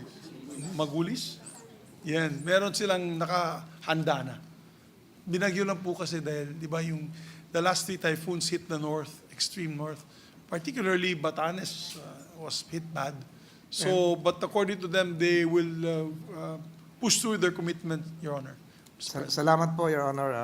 And finally, just one last question, which I've been asking for the last several congresses. Tuwing darating po ang buwan ng Nobyembre hanggang Pebrero, tayo po ay nagkakaroon ng closed fishing season sa Zamboanga Peninsula. At dahil po dyan, ang layunin ay to protect our marine resources as well as to produce more fingerlings. Noong nakaraang taon, if I can recall, Your Honor, ako po ay nag-propose sa DOST na baka pwedeng mapag-aralan and we supported the budget for this to enable the DOST to come up with a hatchery program for our tamban. Yung tamban po kasi yun yung ginagawang sardinas. At yung sardinas po, yun yung pagkain ng mga kababayan natin, lalong-lalo na po pag may kalamidad. Yun po yung pinamimigay ng DSWD, yun po yung tinda sa palengke. I don't want to name the brands, I'm not endorsing them, pero ang tawag po dyan ay Ligo, ang tawag po dyan ay 555, ang tawag po dyan ay Omega, at marami pa hong iba. Katatapos lang po ng budget deliberations kahapon ng Zamboanga City Export Processing Zone. Halos po yan, gawaan ng sardinas. May I know from the appropriate office, and I think the appropriate office is the National Council for Agriculture, Aqua, Natural Resources, PCARD. Whatever happened to the plan Tamban Hatchery in Zamboanga del Sur? Ito po ba ay natuloy o pinag-aaralan pa? Kasi close season na naman ngayon ng tamban, baka mag-import pa tayo ng tamban. Ang ini-import ng ngayon ay galunggong. Hindi naman kasya yung galunggong doon sa lata ng sardinas. Baka lumabas yung buntot nun. So, ano ho kaya ang status nito, Your Honor? Thank you, Your Honor, for the question. Actually, it's being headed by PCARD. PCARD is there pagdating sa Research and Development for Agriculture and Fisheries. Sila po namumuno. The project officially commenced with the inception meeting between PCARD and NFRDI on October 28. Bago lang. So itong October 28, 2024. The project is currently working on extensive data mining of sardine hatchery technologies, protocols globally and locally to assess the attainability of the soundness of a captive breeding and rearing of Bali sardinella in the country. To date, there's a total of about 12,996 kinds of literature within the last 20 years that have been collected. So they are still, they've commenced, Your Honor, and I think they're still doing this feasibility study. The present feasibility study on NFRDI is conducting data collection and fieldwork activities in Batangas, Iloilo, Magallanes, Bulan, and Sorsogon, Zamboanga, and Bohol to determine Tamban's actual fishing operations and practices. If you're asking about the study, nag-umpisa na po ang kanilang study. I think it will take a bit of more time before they can actually finish the feasibility study for this particular project. And it says here, during the visit of NFRDI to SIFDEC, the project team visited the Galunggong Hatchery facility, and there was a discussion on hatchery design, water filter system, and other needs that may be related to sardine hatchery facilities. In addition, in relation to potential development of the Tamban Hatchery in Dipolog City, Zamboanga del Norte, PCARD team, in collaboration with Jose Rizal Memorial State University and the Dipolog School of Fisheries, with TESDA accreditation, conducted an initial ocular inspection on November 6. So newly minted yung pagbisita nila doon, they were newly visited, recently visited rather, November 6, 2024. The JRMSU, together with the DSF, are currently crafting their proposal to develop the sardine hatchery in this area, where sardines can be collected from the Murciélagos Bay for the possible culture of their multi-species hatchery. So yun po yung bigay po nila. It's quite, I believe it's just in its offspring stage kasi bumisita po sila. I think they commenced meeting October 28, and they had the actual visit on October 6. So maybe we can ask them to give you, submit more data as the months go by, Your Honor. But it can be done, Your Honor. It can be done, although this is a pelagic species, it can be done. Kahit po ito ay isda na nanggagaling sa salt water, ang pagkakaiba po sa bangos ay hindi po salt water, ay kaya pong gawin ito. Kaya po. As a matter of fact, they've already collected initial samples of Sardiniella lemuru stock from the wild in Balayan Bay. in June 2024, and these are being reared for more than 120 days at the NFRDI Batangas Hatchery in tanks. Salamat po. Sana po sa lalong madaling panahon ay magkaroon ng pagbubunga ito na maka-produce tayo ng fingerlings ng tamban para po tayo ay magkaroon ng sardinas kahit close season. Nang sa ganun po, pag may mga pangangailangan ng ating mga kababayan, lalong-lalo na pag may bagyo, ay meron pong mapagkunan ng sardinas. Maraming salamat po, Your Honor, and I truly believe that the science and technology community is now in good hands with you at the helm of this committee. Maraming salamat po for entertaining my questions. Thank you very much, Majority Floor God Leader, bless us sir. all. Thank you very much, Mr. President. Thank you, Senator Tolentino, Majority Leader. And before I just one little quick manifestation before I recognize our next interpellator. Being a son of or graduate of UP Los Baños, halos lahat ng kasama ko dito, may marami dito taga UPLB, puro kami mga green-minded maroons. And the agency that you mentioned, PCARD, is one of my favorite agencies because when I was a student, I used to visit it to get all my documents I need. For example, to start a cattle fattening project, or if you want to do in vitro fertilization of livestock, you want to grow quails, you want to grow ube, sila po ang go-to. Alam mo, napakasayang na agency yan. They have all the documents that you need if you want to start up a livelihood with agriculture. And I think it's an underutilized agency. So I think if the senators would want later on, kung meron po silang hinihingi na kailangan na gusto nila magtanim ng kung ano-ano, gulay, prutas, rear livestock, fisheries, they're the go-to agency. So thank you, Mr. President. I just wanted to say that kasi ganado po ako sa aking trabaho tonight. We love to hear your comments, Your Honor. Thank you, Yes, Mr. Majority Leader. Yes, Thank thank you. you. Thank you, Mr. President.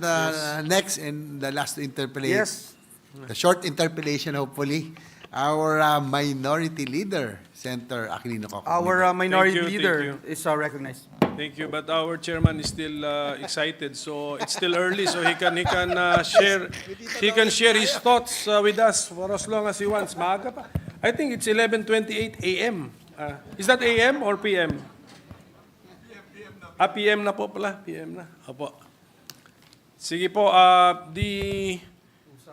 the agencies can choose to answer me in writing sa question na ito. Because we have noticed the DOST has 18 attached councils, institutes, and other bodies. So.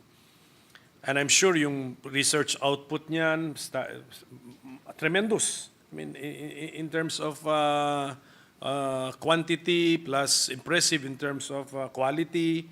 The question is, are the outputs of the DOST and its attached agencies being utilized by the rest of the government, by the other agencies? Yun po ang sigurong pinaka-practical na tanong.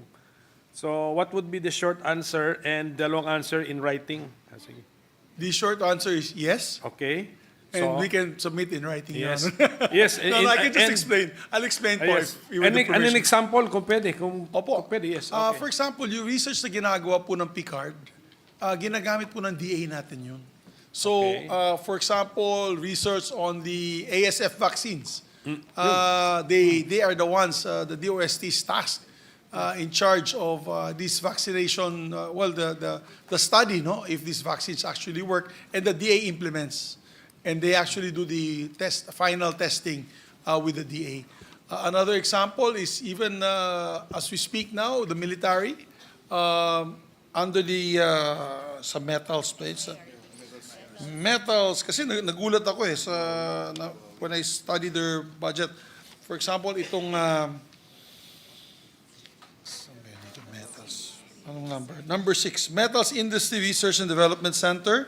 They're developing unmanned drones for the military, and they're also doing unmanned sea drones as part of their research and development, and also for ocean mapping, ginagawa din po nila, and many others. So there are And I forgot also, use of forest. Itong forest products, Your Honor, yung bamboo production nila, yung bamboo development, and I know malapit sa puso din ni Senator Coco ito because tayo both of us unsuccessfully sponsored the Bamboo Industry Development Act. Hindi pa natin na ipapasa yata yun. You were chairman of the committee. Because of turf war. Turf war between the DNR and the DA. Sayang po yan, napakagandang bill po yan. We tried, well, hopefully, but next Congress we can pass it. But itong Forest Products Research Development Institute, they're developing new technologies for bamboo and uses for bamboo. So much so, bamboo now, Your Honor, and I'm proud to say, is become not a multi-use plant product because it is the bamboo now, they can use for fiber. So may bamboo barong, bamboo dress. They use it for textiles. Bamboo can be utilized also now for building, hindi lang for decor kasi dati pang furniture lang, decoration. Ngayon, they can use it for buildings, for laminated flooring, columns of buildings. They've been able to come up with a new technology where laminated engineered bamboo is so strong and powerful that it actually can carry tons of weight on its or per square inch of their bamboo column. So, as a matter of fact, part of the request of the bamboo industry is that we amend the building code to allow bamboo now as a structural material for beams in homes, in buildings. As a matter of fact, we're going to use that, sir, sa Bukidnon Airport, a lot of bamboo. And also, I believe it's also going to be utilized in another airport. It escapes my mind which one. Pero marami po uses, and it's all headed by the Forest Products Research Development Institute. We have also yung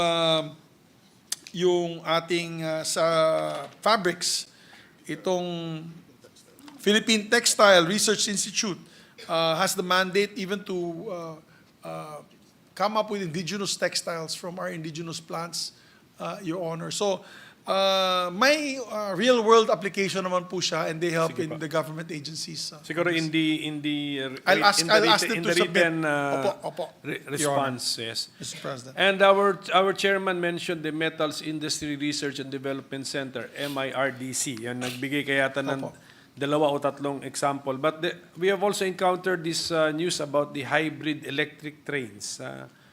Tama po ba yan? In 2019, you turned over a prototype to the PNR, but we didn't hear about it after the turnover. So, may we get an update? What happened to this idea or to this project?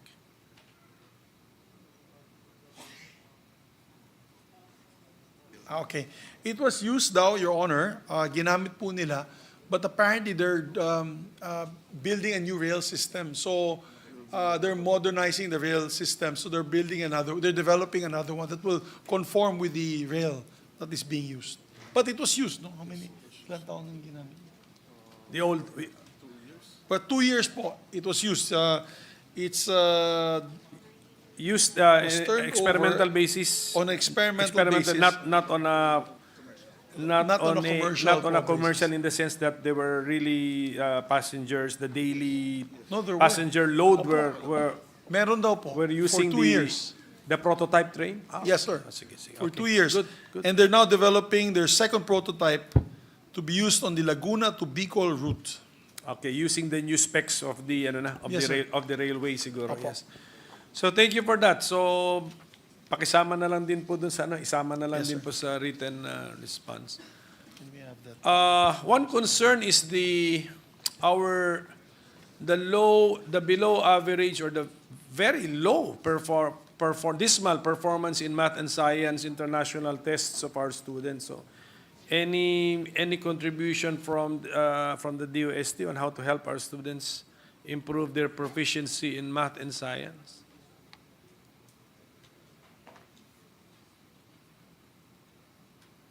Science and Engineering, Science and Education, S&T Education Program of DepEd And we will have a first meeting on Friday with our proposal to help them. So they have a proposal now with the DepEd through Secretary Sani Angara. It's department to department assistance. No, they have a proposal for the development of their science and technology education programs with the DepEd. Kasi yung, di ba meron po silang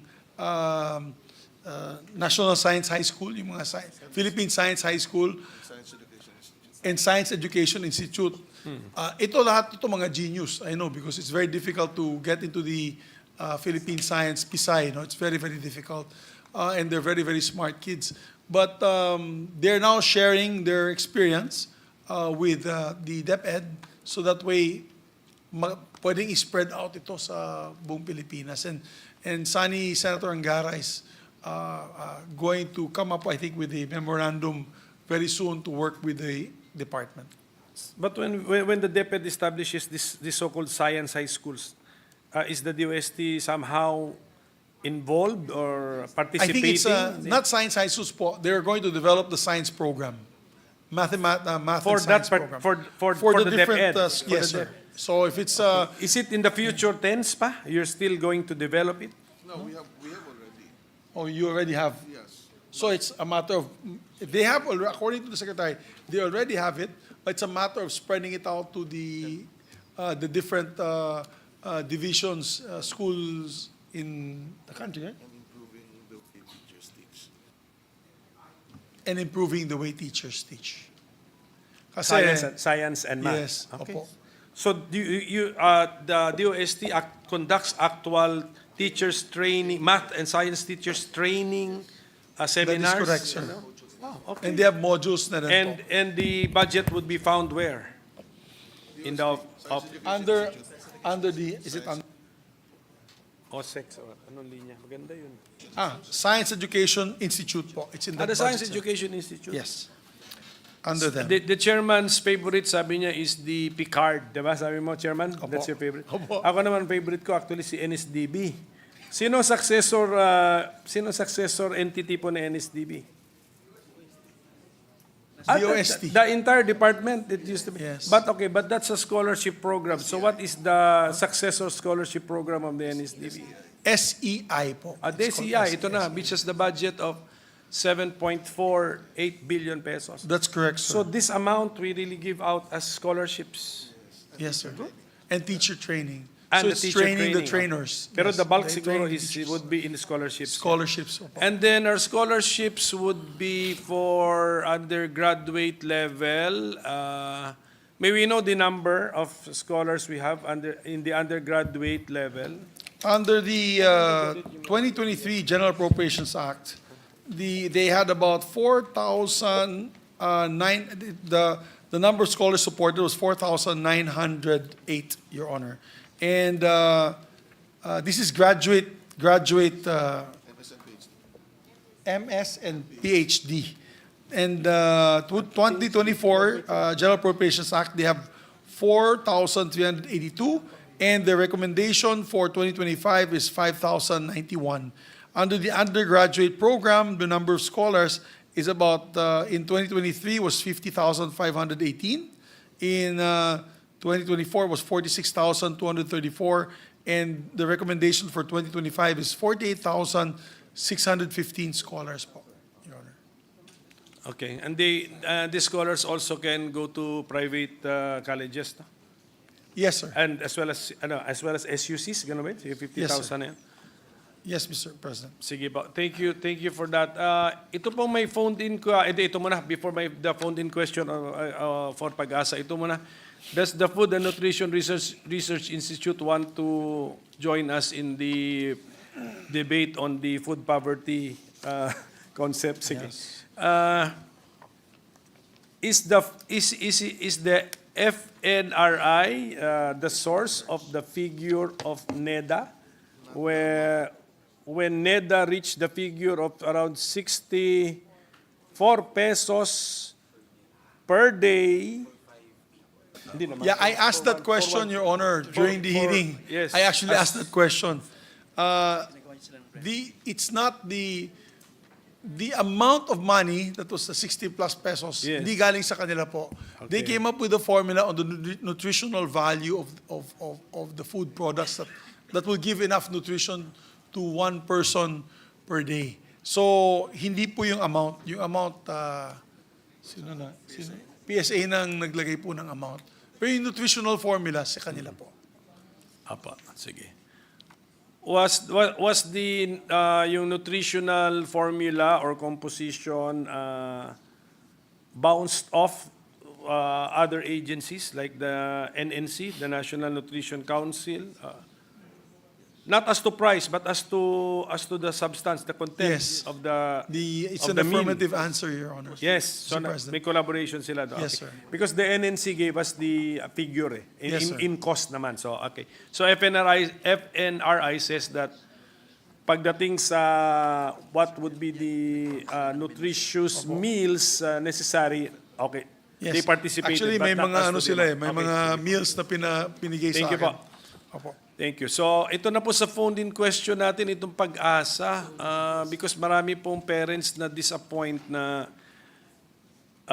kasi your alarms, I think, are used by the LGUs. The LGUs are the ones deciding to whether to declare kung may pasok o walang pasok. And of course, some of them siguro are misguided that they believe that if they declare walang pasok, they get more popular. I don't know. Kasi but they're using the pag-asa rating or alarm system. Tapos tumawag sa akin yung recent ano ba yung recent na no classes Nika o di maganda ng panahon sa Metro Manila eh.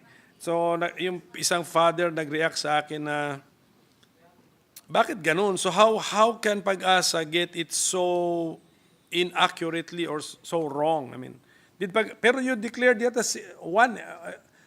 Tsaka why are we using colors? I mean, there is no natural, anong tawag mo ba doon? Connection? Yes, there's no color which is naturally linked with alarm. But if you use numbers, you can say the degree of the alarm, 1, 2, 3, 4, 5, with 5 being the most alarming situation. But when you say red, yeah, wala. It's neutral na mga colors. Eh. So why did we use colors in the first place? Your Honor, you know what? I asked them the same question. Okay. With the briefing Monday, Your Honor. To be honest, kasi may pasok naman tayo nung Monday, although walang pasok yung mga anak natin. Tinanong ko din yung pag-asa, dito po si Director sa atin sa pag-asa. And I said, wala namang ulan. Ba't walang pasok? You are very popular with my children. Sabi ko, all my kids love you, pag-asa. And I agree na it's quite confusing. Ang sagot po nila sa akin, Your Honor, was, in fairness to them, they did not give any color coding, they did not give a rainfall warning, but they gave the signal number 1 for the wind, yung hangin. Kasi talagang signal number 1 talaga tayo noon. Ang ginawa po ng DepEd, ng government agencies, sila po nag-call na walang pasok. Because I asked, you and I have the same train of thought, and I asked them the same thing. So nangyari, when they raised signal number 1, siguro dahil nakita po nila, siguro nagkaroon na sila ng tawag dyan, yung trauma from the last bagyo, which was the strong one. Christine, I guess, they canceled classes already. Kasi parent ito sending his kids to private school. So nagbabayad siya ng tuition. Ito na po pala, before, Tapos Your Honor, if I may, yes. it became pala a DepEd policy. Yes. Pag may signal number 1, no school na. That is, di ba signal number 2? Can we be clarified, is it DepEd or delegated to the LGUs? DepEd, sir, Department of Education. As far as school, has a policy for suspending classes due to typhoons, and it says here po, signal number 1 is suspended in all public schools. And LGUs have the discretion also, Your Honor. So, kasi dati, alam ko yung 1, siyempre yung elementary, then 2, high school, then 3, up all the way Yes, to that's college. correct, na Your yun. Honor. But ngayon, 1, all levels? opo. All levels. Hindi all levels po, grade school and high school. Depende. Okay, hanggang Yeah, depende. senior high school. Okay, tama. Your Honor, if I may interject, I would just like to ask also, because there was a time that there's no signal. We were asked to go to work. In fact, the kids are already on their way to their respective schools, and then all of a sudden, there was a heavy rainfall, and then in the middle of the day, the schools were canceled. Even the government offices, Your Honor. So, ano ba talaga, Mr. Your Honors, no? Yun lang yung medyo nakaka-confuse, Mr. Sponsor. The appeal is to rationalize. I am also confused like you, Mr. President, to be honest. Secretary, the appeal siguro na lumalabas ngayon sa exchanges natin is to further rationalize it given the feedback from experience. Pero I agree kasi with them, Mr. Secretary. I just like to share my thoughts. I was just in Japan over the Undas. No, I was there for. Pag sinabi nila, I was telling that to the Pag-asa group, the Pag-asa guys, and with due respect to them, I'll explain maybe some of the reasons. Doon pag sinabi, rainfall, 2 p.m. hanggang 6 p.m., talagang rainfall. 2 p.m. hanggang 6 p.m. Ang sabi nga ng guide ko, yung parang tour guide, at dala-dala ko pa yung payong pagbaba ko sa kotse. No need of payong. I said, why? But it's going to be raining the whole day. It's raining earlier. No, by 6 o'clock, no more rain. Tama, by 6 o'clock, no more rain. Sabi ko, how did you know? Here. Then he looks at the app. May app sila. And it says the precipitation, the percentage of precipitation that will hit that day, and the amount, yung parang approximate amount na babagsak. So sabi ko nga, Baba, sana magandang ganito din yung sa atin. But unfortunately, Your Honor, they are now utilizing Japanese technology and Korean technology on satellites. But their Doppler radar kasi is the radar that they use to monitor rainfall. And to be honest, out of 19 Doppler radars, only 11 are functioning. 8 are busted. And I know we were talking about this inside, Your Honor, Mr. President, with the Minority Floor Leader. It's expensive kasi to repair and to build, replace Doppler radars. At kaya nga yung pangalan niya Pag-asa, atmospheric. Atmospheric din yung cost ng astronomical pala. Astronomical yung cost ng repair ng Doppler radars. But in the absence of that kasi, nahihirapan sila because the Doppler radars have a distance of 400 miles wherein they can actually, coverage, diba? 400 kilometers rather, 400 kilometer radius where they can distinguish the amount of rainfall falling. So, alam ko, sinisisi po natin ang Pag-asa. And minsan sinasabi natin walang pag-asa. Pero they're only as good as the equipment that they have. And I feel sorry also for them. Now that I'm the chairman of their, of course, their agency, nakikita po natin na kulang. This year, they were only given, how much were they given to repair? 250 million for Doppler radar. I think one Doppler radar, Your Honor, is 250 million to build a new one. No? 250 million more or less to build a new one. And they only got 250 million now. So, they got one last year for Iloilo. And 200. And what's the new one for this year naman? It's for Siargao, no? Hinatuan in Surigao. So, Surigao del Sur. So, talagang, kung serious po tayo na gusto natin improve yung weather prediction of our Pag-asa, the agency of Pag-asa, sana naman yung DBM, alam ko hindi naman natin kaya kasi we have very limited fiscal space here. But when the NEP comes out, dagdagan sana nila yung budget for the improvement of the Doppler radars. Mr. Chairman, Your Honor, if I may just put into the records that we're not blaming Pag-asa. We are asking these questions because, for instance, in my case, I am confused. And you yourself, Your Honor, the sponsor is also confused. The minority leader is also confused with the information that we are getting. So I'm not sure if the right question would be, will Pag-asa actually know what is going to happen or how much rainfall will fall in a particular place at a particular time? Do they have the capacity? So, am I correct to assume that right now we don't have that capability, Your Honor? Actually, yung sinasabi niyong color warning, when they give a yellow warning, it's moderate to heavy. Ano yan, 50 to 100 millimeters ang bagsak ng ulan. Mr. Chairman, Opo. let me cut you. Yun na nga eh, we need to memorize. Diba? Yellow means this one, orange means this one, red means this one. We need to memorize. Pero pag sinabi mong 1, 2, 3, 4, 5, 5 is the most severe, daling intindihin. I agree with you, Your Honor, Mr. President. As a matter of fact, that's why the Secretary is saying, yun yung tanong din kanina ni Tolentino, how can it be more understandable, more comprehensible by the people, na ma-comprehend nila. So they're trying to change the terminology now to tell the people what will happen. Na magkakabaha, dito sa landslide-prone areas, pwede magkaroon ng landslide, ganun po.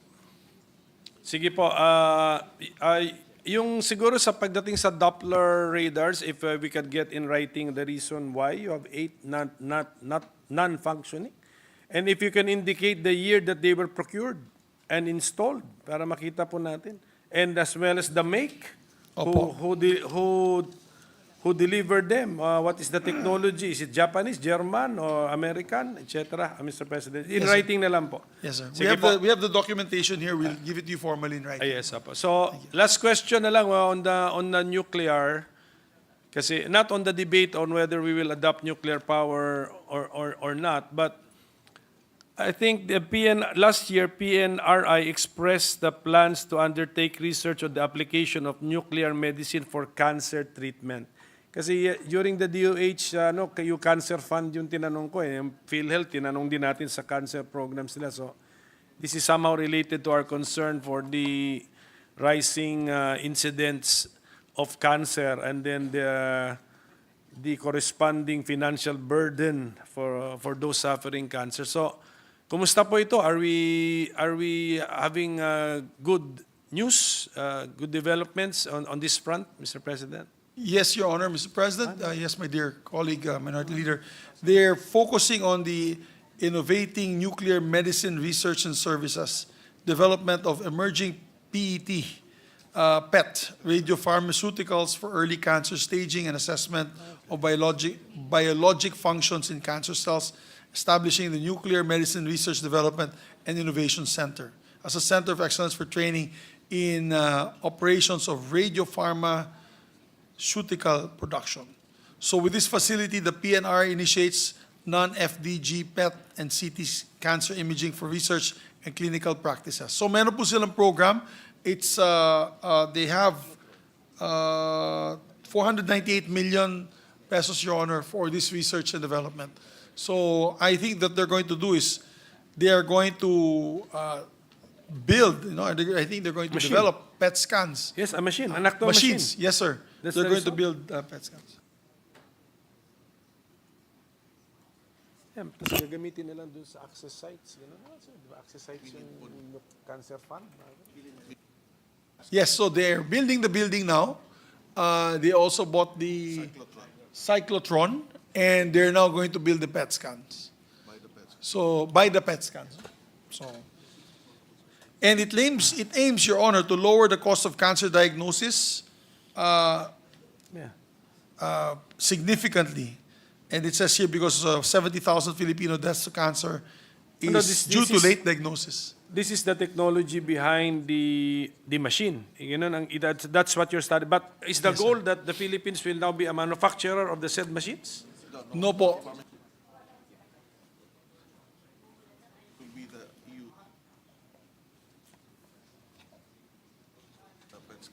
The pharmaceutical that will be produced by the cyclotron, very technical to, Apo.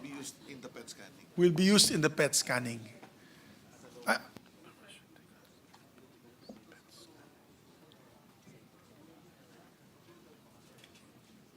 To the cyclotron machine. So they're committed to mass produce this para, as they said nga, the death of many deaths in cancer due to late diagnosis. So they'll make this more available. So pag may mga bukol, may mga makikita kaagad po, Your Honor. Yeah, but hindi dyan pupunta yung pasyente. So that's quite detached pa from the actual patient. So can we just get in writing what's the update of this actual research being done by the PNRI connected with nuclear medicine for cancer treatment, and how this will ultimately, siguro years, ano pa yan? Yes. Years away pa, how this will ultimately help Filipinos who are afflicted with cancer. Apparently, they're working together with the DOH, Your Honor, on this, on how to, as you said, no, be able to support government's programs on anti-cancer or cancer detection. So I'll have them do it in writing. Very technical po siya. I'll have them do it in writing and submit to you your, of course, the answers. Yesterday ba yung DOH? Yeah, because we asked them about yung cancer fund. We have more than 1 billion pesos sa cancer fund. Yes. Pero may nag-phone in question din sa akin, nag-apply daw siya, hindi naman din siya nakakuha. And the balance is still 500 million. So anyway, tomorrow they will come back. I will have to raise this issue brought to my attention late last night. So with that, Mr. President, we can see that the science community is very active here in the Philippines. We have many researches, studies. Importante, we also have to put most of them to practical use. Hindi naman siguro, some are theoretical naman siguro, but most of them to practical use. And then I'm just happy that ang buhos natin ng funds, I think malaki na po ito, no? Sa history ng support for science, 29.3 billion pesos. Yes, sir. The highest so far, Your Honor. Yes, the highest so far. Highest NSDB started with how much now? Pero nila naabutan dito. Pero ano na yun, yung, ano pa yun, ano pa, old notes pa yun, demonetized notes na nun, yung mga notes nun sa time. So, hopefully, we will, because of our support for the science community, yung aking dream kasi we ultimately develop a culture of science culture in the Philippines. So, dandahan.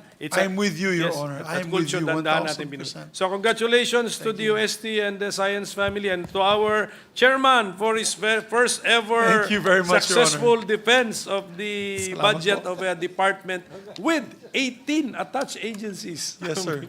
Thank you very much, Minority Floor Leader. Truly appreciate your support. And just a short manifestation before we finish. When I had a chance as a congressman to visit Kuala Lumpur, I asked them why they grew so fast. And they told me science and technology, research and development. And that's why they even developed their own cars, like the Proton, alam mo? And they even had their own airplanes.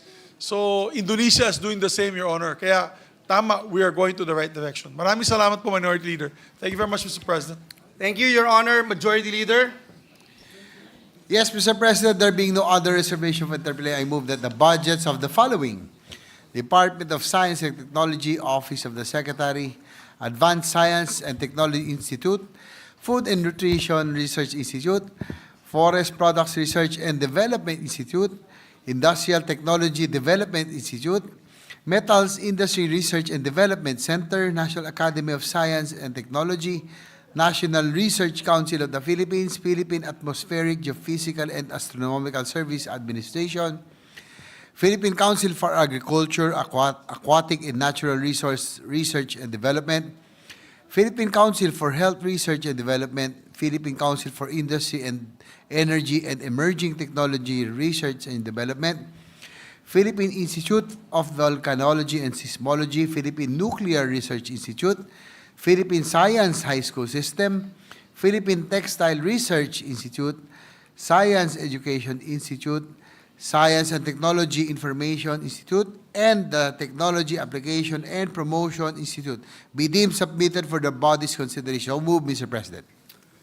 Before I act on the motion of the Majority Leader, may I know if Yusek Ted Gatchalian is present? Thank you. So, is there any objection on the motion of the Majority Leader? Hearing none, the motion is hereby adopted and approved. Congratulations to the OST family. Before we take a break, we'd like to congratulate Senator Zubiri for his very first defense after 18 years of a committee. I think he wants more interpellators, Your Honor. 22 years. Session is suspended for a minute. Mr. President, I move that we consider the budgets of the Commission on Filipinos Overseas and Philippine Space Agency and recognize the sponsor and chairperson of the Subcommittee K of the Committee on Finance, Senator Juan Miguel Zubiri, for his opening statement. Is there any objection? The consideration of the aforementioned budgets is now in order for interpellation. The hardworking gentleman from Bukidnon, the sponsor of the measure, Senator Mig Zubiri, is recognized. Thank you very much, Mr. President, my dear colleagues. Magandang umaga na po, 12:06 ng umaga. Mr. President, we are now taking up the budget of the Commission on Filipinos Overseas, Commission on Filipinos Overseas, which was given a budget of 234 million in the General Appropriations Bill. In the committee, we are increasing this budget by 10 million, taking it up to 244 million. This is to allow the CFO to put up a satellite office in Cagayan de Oro City in order to reach more of our constituents in Mindanao. The increase will also go towards the creation and rollout of advertisements for a CFO to be aired on airports and seaport television screens to remind concerned citizens that they need to transact with CFO if they have plans to permanently living abroad. I hope that our colleagues can support our proposed increase of the CFO, and I'm happy to take any questions on their budget. And if I may, also read the Philippine Science. Yes, Your Honor, please Philippine proceed. Space Agency. The 2025 budget of the Philippine Space Agency in the General Appropriations Bill has been granted the budget of 913,509,000, which the committee is increasing by 78 million for a total of 991.5 million. This increase is to support the agency's industrial space launch systems and space training programs, as well as its efforts to use space data for environmental protection, national security, and maritime domain awareness.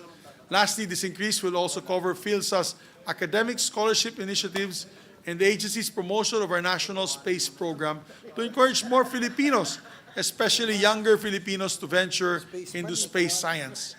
Dapat meron tayong Space Force. Di ba magvo-volunteer po yung asawa ni Nancy Minay sa Space Force? De joke lang, Your Honor. I hope that our colleagues are in agreement with us on this budget increase, and I'm now ready to answer questions regarding these two agencies. Thank you, Senator Zubiri, Majority Leader. Yes, Mr. President, last to interpolate is our First and last. first and last to interpolate is our minority leader, Senator Aquilino Cocomet. The purpose is to help the agencies. Yes, Mr. absolutely, President. Your Yes, Honor. our minority leader is recognized. Yes, thank you. There is a law for the Philippine Space Agency, RA 11363. Tama po ba yan? That's correct, Your Yes, ang sabi daw dito sa law, the BCDA is required to allocate at least 30 hectares of exclusive land within the Clark Special Economic Zone for the PhilSA. And then you just entered recently into a contract of lease over 1 hectare. Bakit po parang we are not compliant with the law? Discussions is already ongoing. According to the Director General, it's 1 hectare yung inuna po, but the 29 hectares is under discussion na po, Your Honor, Mr. President. At least sa umpisahan, di ba? Yes, sir. Yes, sir. Okay, thank you. And what would be the use of that land? The 1 hectare will be for the headquarters, and the 29 hectares will be for the other facilities that will be needed for the Philippine Space Agency. Yes. Malay mo, mag-launch na kayo doon in the future. Opo. And then, but we've noticed yata that your budget was decreased by a significant amount. So around around 800 million. Tama po ba yan? And, Yes, and the affected project would be the Mula satellite? I think the initial budget that was quite high was for the development of the Mula satellite. Okay. Since na-develop na po, na-launched, kaya bumaba ng significantly yung kanyang Development budget. cost. So hindi na Yes, kailangan sir. hindi na kailangan ulitin natapos Opo, na. opo. But it doesn't mean that the project is being parang on its way to termination or being downgraded, ganun pa. It doesn't mean we should Well, not interpret it that way. According to them, it's a 3-year MICA, multi-year understand. allocation. And the second year lang is mas mababa. Pero may budget allocation pa rin dyan to that program, and I think there'll still be another for next year. Just to anticipate next year's budget request, it will be significantly bigger than this year's request. 2025 Mas request. maliit ganun pa ba? rin po, Your Honor. Mas maliit. So nauna na. So Na-front end front po, load. na-front load na po Okay, siya. na front load. This is So the we, front-end loaded. so we understand now, Mr. President, we were just worried kasi what happened to the 800 million peso decrease. So yun pala, that explains it. Doon mismo sa multi-year budgeting, ano na yun, predetermined na po yun. Opo, Okay. that's correct, Your Honor. So with that, so we congratulate PSA. So ako na-witness ko tong start yung original yung original budget nyo, talagang wala less than 100 million pa eh. Ngayon nagbi-billion na po kayo.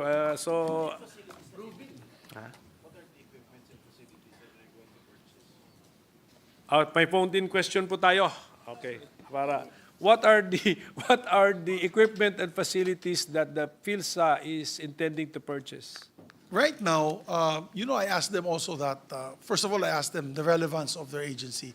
Apparently, due to the satellites that they've launched, yung mga satellites na nilaunch na nila, sa dalawa na yatang na-launch nila, and the partnerships that they're doing with other space agencies, they are now doing geomapping of the Philippines for agriculture, for geohazard areas.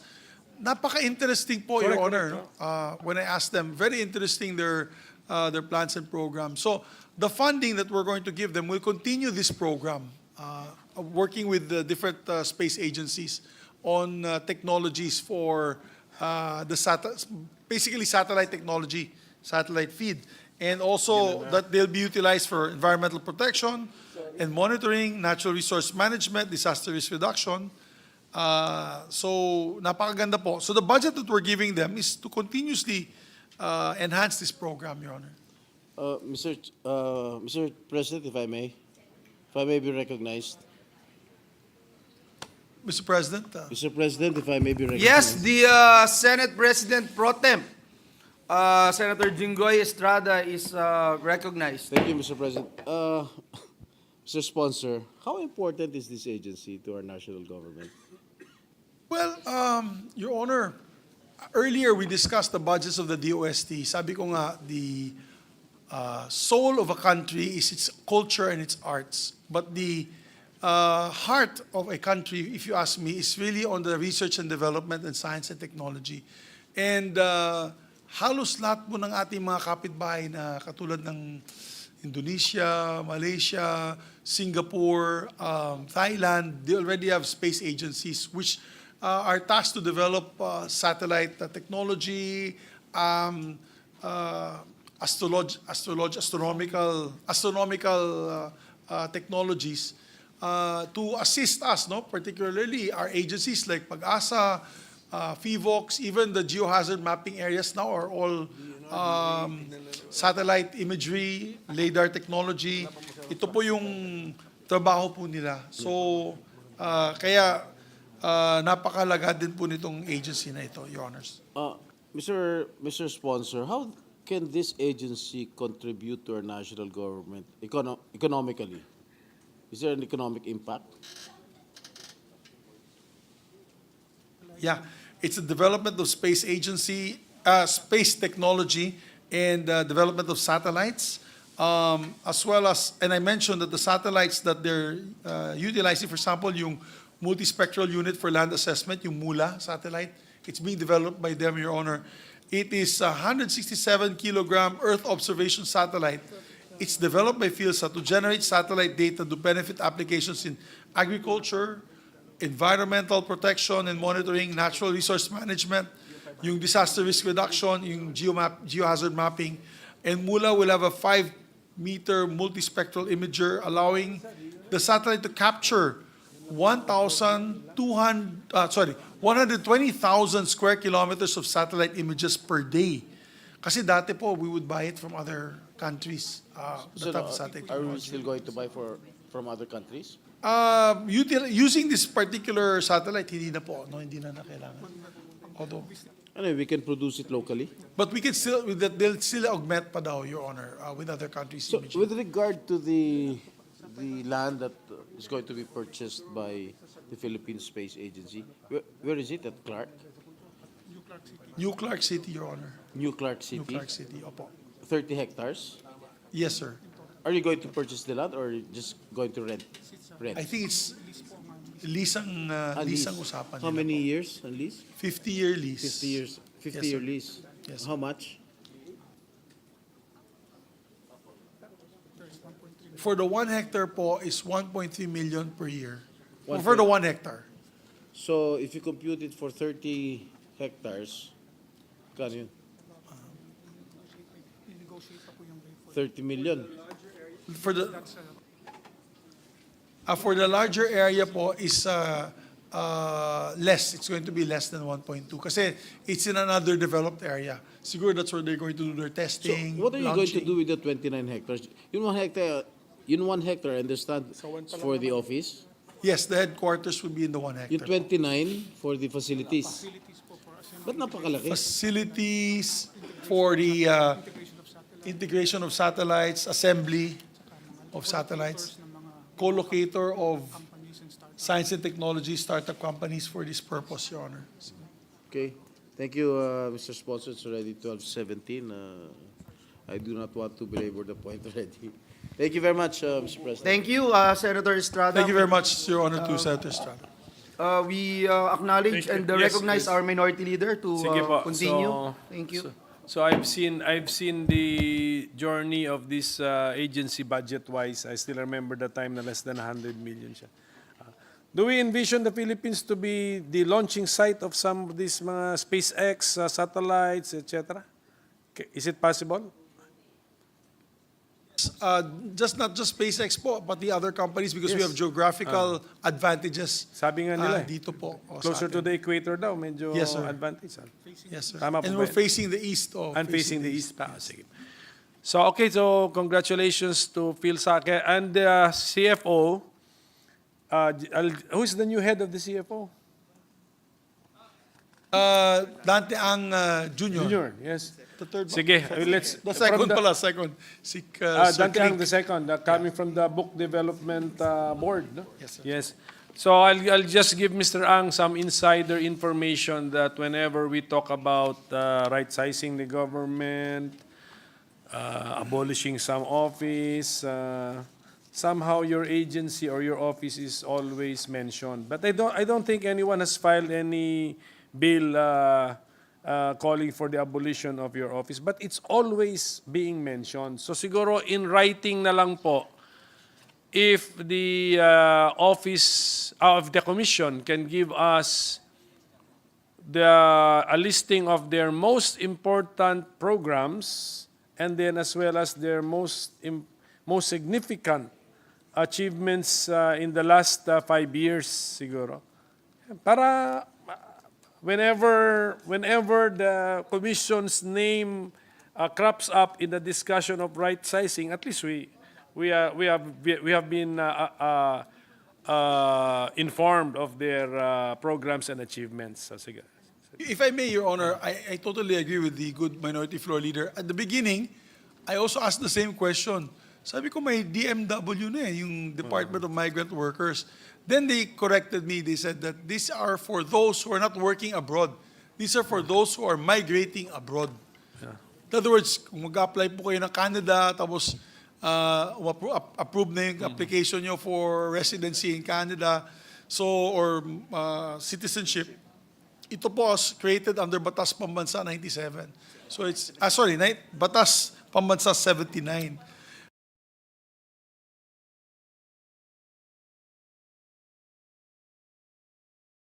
Is to inform those who are leaving, yung mga Pilipino po na titira na sa, siguro may asawang Amerikano, may asawang Pranses, aalis na po ng bansa, ang mga pwede mangyari sa kanila, yung mga pitfalls, warnings, and all. At same time also, it is to check if there is, if they're actually leaving on their free will. It's not human trafficking. Kasi apparently hiningi po ng the Bureau of Immigration ito sa kanila when they show their papers that they're migrating to another country to make sure that they're not succumbing to human trafficking. So, and apparently it's free now. All they have to do, all the people have to do, is to pay documentary stamp tax. Yung doc stamps lang po, which is a minimum amount, 30 pesos, and it's actually not even given to them, it's online payment. So, and the seminar is for free, Your Honor. And then And pwede online. we are still concerned with them or about them, even if they are already in foreign land, for as long as they remain a Filipino citizen. But if they give up the Filipino citizenship, we are no longer, the CFO is no longer concerned with them.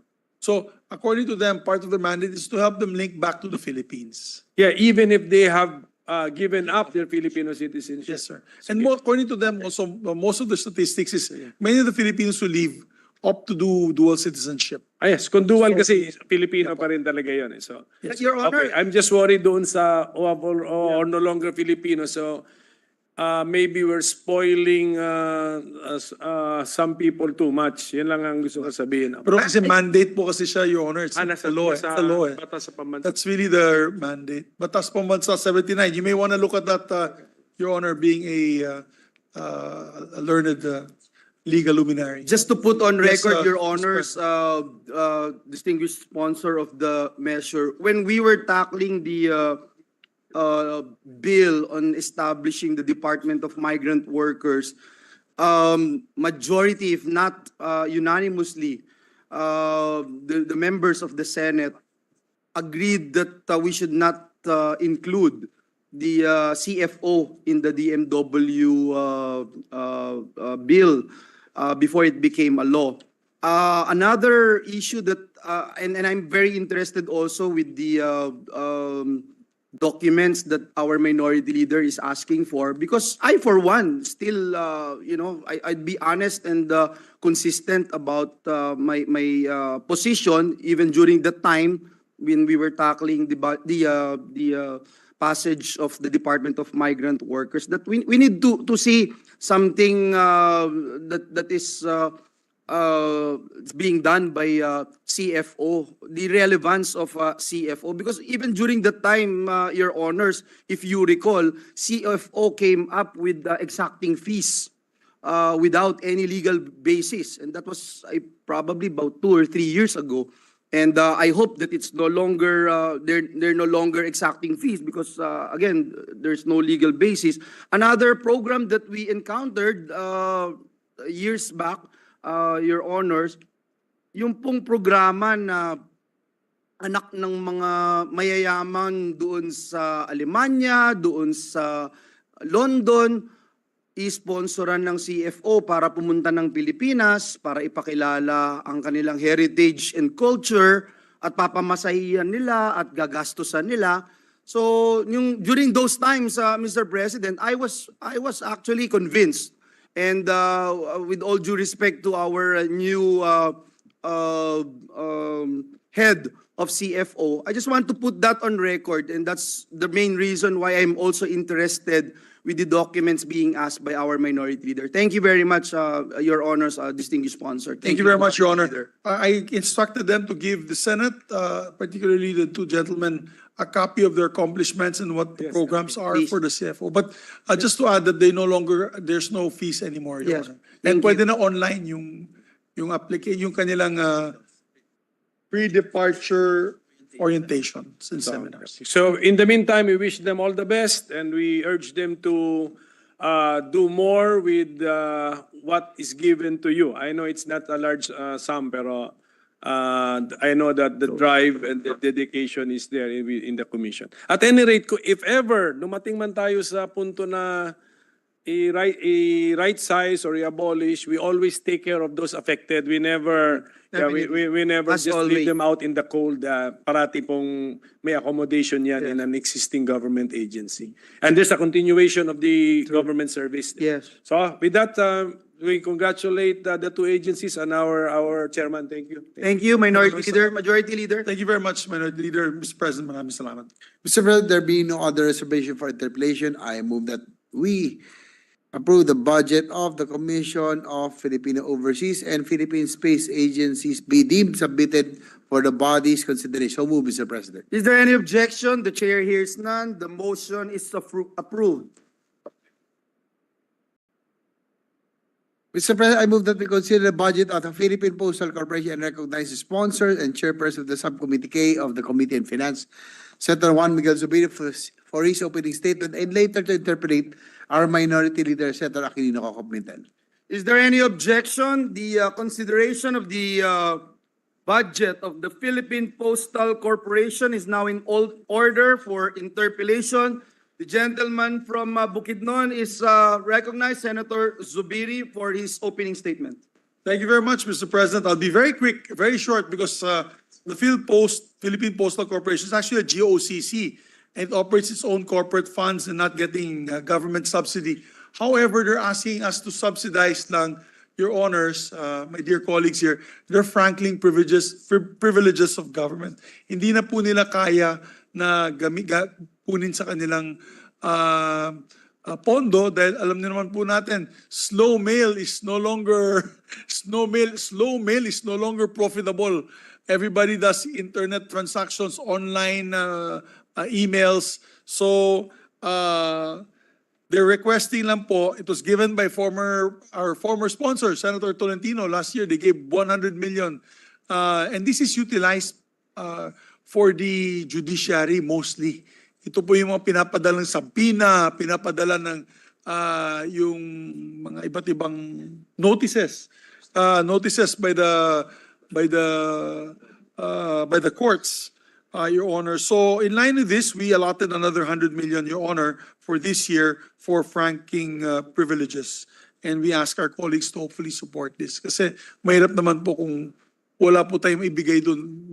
Thank you. Thank you, Mr. President. Yes, we recognize our Minority Leader to propose his questions. What Senator Coco. happened to this year's 100 million subsidy? Na ubos? 70 million pala last year po. For 2024. There's 70 million for 2024. What's the status of the fund? Ubus na po. Ubos, okay.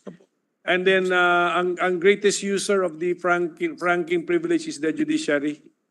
Tama po, Yes. for the record. Total of about 14 agencies, 500. 14 agencies, actually, Your Honor. To be Pero honest, they're requesting 500 million.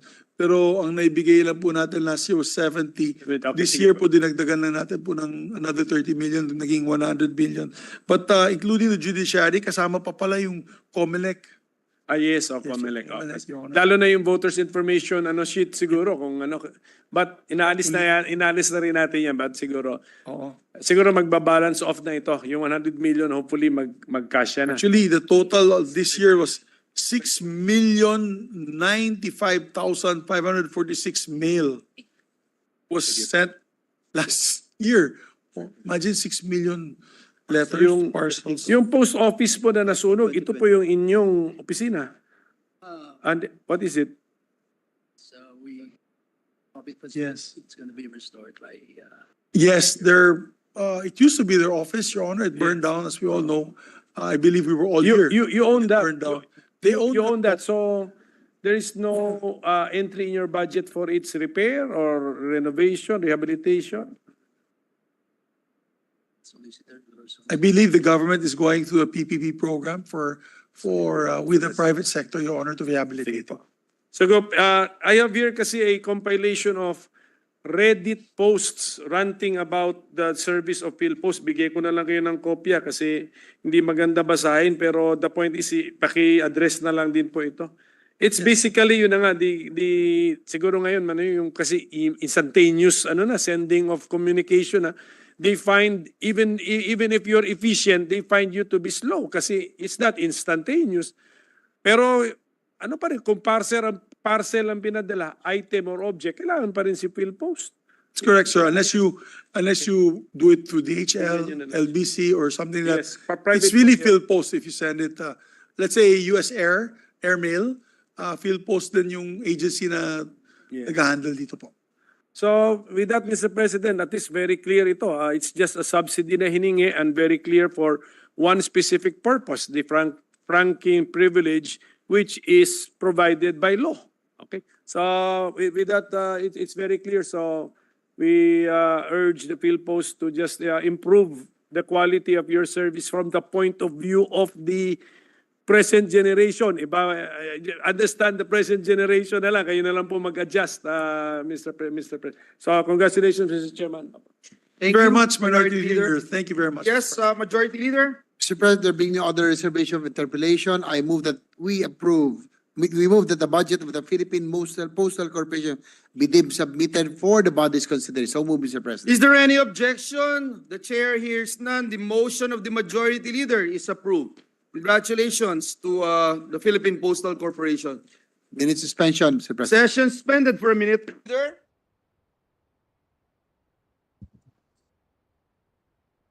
Mr. President, I move that we consider the budgets of the following: Commission on the Filipino Language, National Commission for Culture and the Arts, under which are the following: National Historical Commission of the Philippines, National Library of the Philippines, National Archives of the Philippines, and the budgetary support to government corporation, particularly the Cultural Center of the Philippines, and recognize the sponsor and chairperson of the Subcommittee G Tatayo ako para di nakapa. of the Committee on Finance, Senator Lauren Legarda, for her brief opening statement, and our Minority Leader, Senator Aquilino Coco Pimentel, for his interpellation. Is there any objection? The consideration of the aforementioned budgets is now in order for interpellation. We recognize the dashing and hardworking member of this august chamber, Senator Lauren Legarda, to sponsor the measure. Thank you very much, Mr. President. Just to be sure that everybody knows, it's 12:38 a.m. It is November 14. Okay, madaling araw ng November 14. I am with my favorite government agencies present here today. Take note that we were here since yesterday morning, and the National Commission for Culture and the Arts and the National Historical Commission spent 5 hours in my office while monitoring the DILG budget and the other budgets. Nakabiyahe na po kami mula sa mga ruins sa Nasugbu hanggang sa Kalatagan Pottery, hanggang sa Sayaw ng Subli, hanggang sa Venice Biennale, at sa Lighthouse ng Kalatagan, at sa Kisame ng Kalaka, at lahat po. Napag-usapan na ang heritage. Anyway, before I begin, it brings me great pride to share yet another milestone for our nation's history and heritage. Senate Bill 2690, an act declaring August 1 of every year a special working holiday known as the Araw ng Paglalathala at Pagtatanyag ng Kasarinlan ng Pilipinas, which I had the privilege of sponsoring, principally authored by Senator Bong Go Jr. It was signed into law by President Ferdinand Marcos Jr. as Republic Act 12073.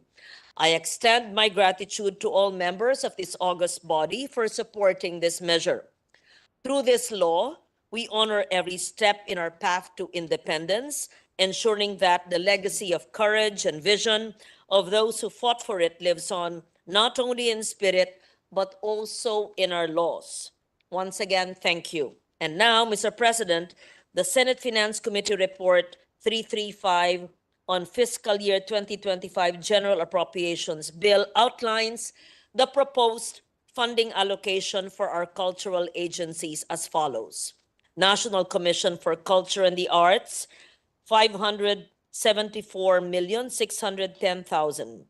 National Historical Commission of the Philippines, 449,959,000. 449,959,000. National Library of the Philippines, 290,266,000. National Archives of the Philippines, 676,155,000. Also included Among those submitted for consideration are the Komisyon ng Wikang Filipino, 100,471,000, and under budgetary support to government corporations, Cultural Center of the Philippines, 1,648,339. Did I miss any agency? No, okay. Those are the agencies on the floor now, Mr. President. Thank you. I would like to thank all the heads of agencies and all those present here they've been here since 12 noon, Mr. President. So especially Chairman Jimmy Laya, who is here with us. So thank you very much. Thank you very much, Senator Ligarda. We recognize our Minority Leader, Senator Coco Pimentel, Thank to you. propound his question. Thank you, Mr. President. With the permission of our chairwoman, according to former Senate President Mig Zubiri, the culture is our soul. Yes, our soul. So this is really just clarificatory because we are fully supportive of the budgets of the various cultural agencies, Mr. President. The NCCA proper, I think that's how they refer to the agency, the NCCA proper, is entitled to a fund called National Endowment for Culture and the Arts. And I believe that for next year, that fund is fixed at the amount of 500 million pesos. So, sa NCCA proper po papunta yan. But I have noticed that our committee report, when comparing it to the NEP level, we are also adding more than 500 million pesos to the NCCA proper. So meaning to say that endowment fund would not be enough for the plans, programs, and activities of the NCCA proper, and then our committee added an additional more than 500 million pesos. So may we know where this, can I call it a bonanza or a windfall? Because it's a... I wish I could make it in the billions, Mr. President, Yes, because okay. as Yes, you know, culture, the arts, heritage, that is who we are as a people. It is not just the heart, the soul, that is everything that is about us being Filipino.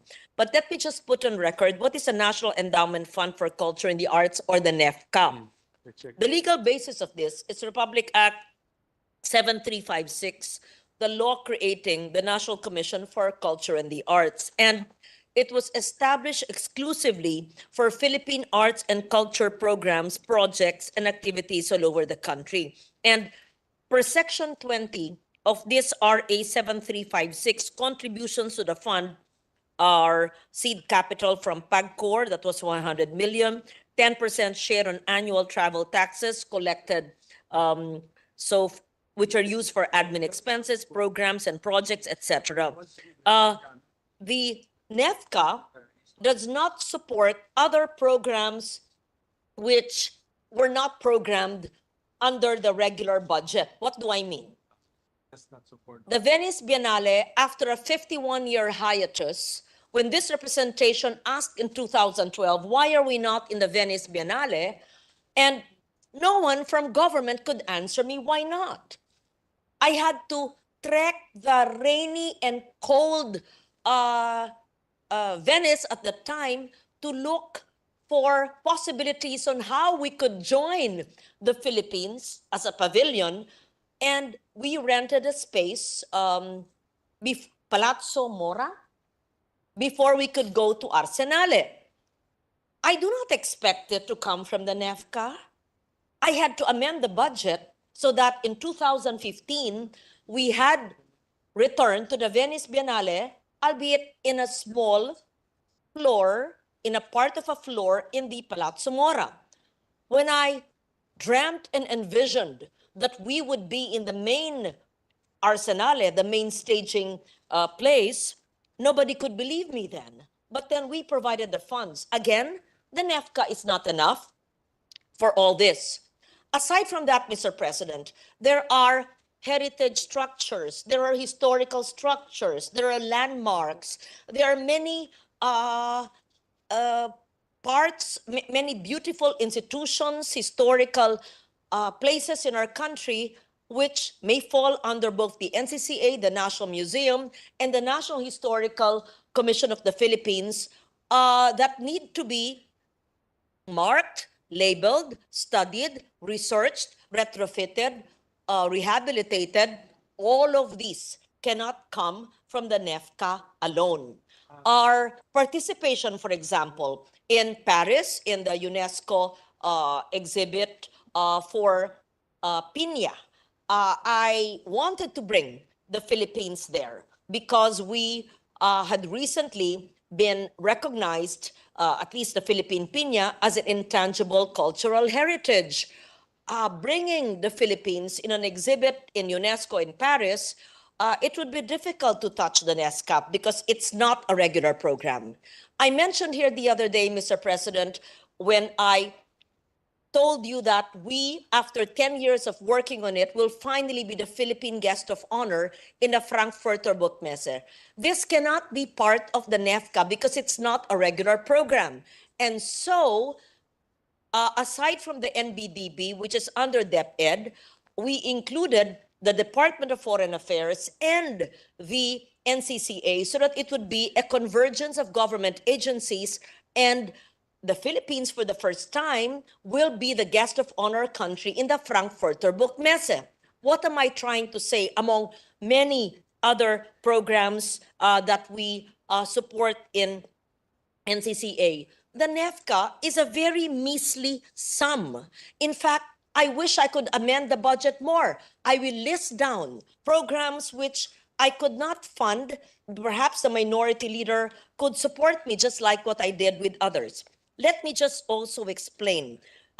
We have documentation of indigenous communities' arts and their rituals. We have a program called Assistance to Artisans. We have the schools of living tradition. Mr. President, there are more than 200 schools of living tradition. Ask Reneta Lavera of the NCCA. If we did not support the documentation, the conservation, the preservation of the SLTs, nothing would remain. Or the generation of today and the future will no longer understand what are these SLTs. It's not just a matter of having a weave and saying, oh, ganda ng weave. No, it is understanding. Ang bawat hibla, ang bawat kanta, ang bawat kinakain from both intangible and tangible heritage. SLTs are being supported, Mr. President. That is aside from assistance to artisans. Our national living treasures, our gamabas, our Manlika ng Bayan awardees. Many of them have gone, but those who are still living need medical assistance because they're in their later years.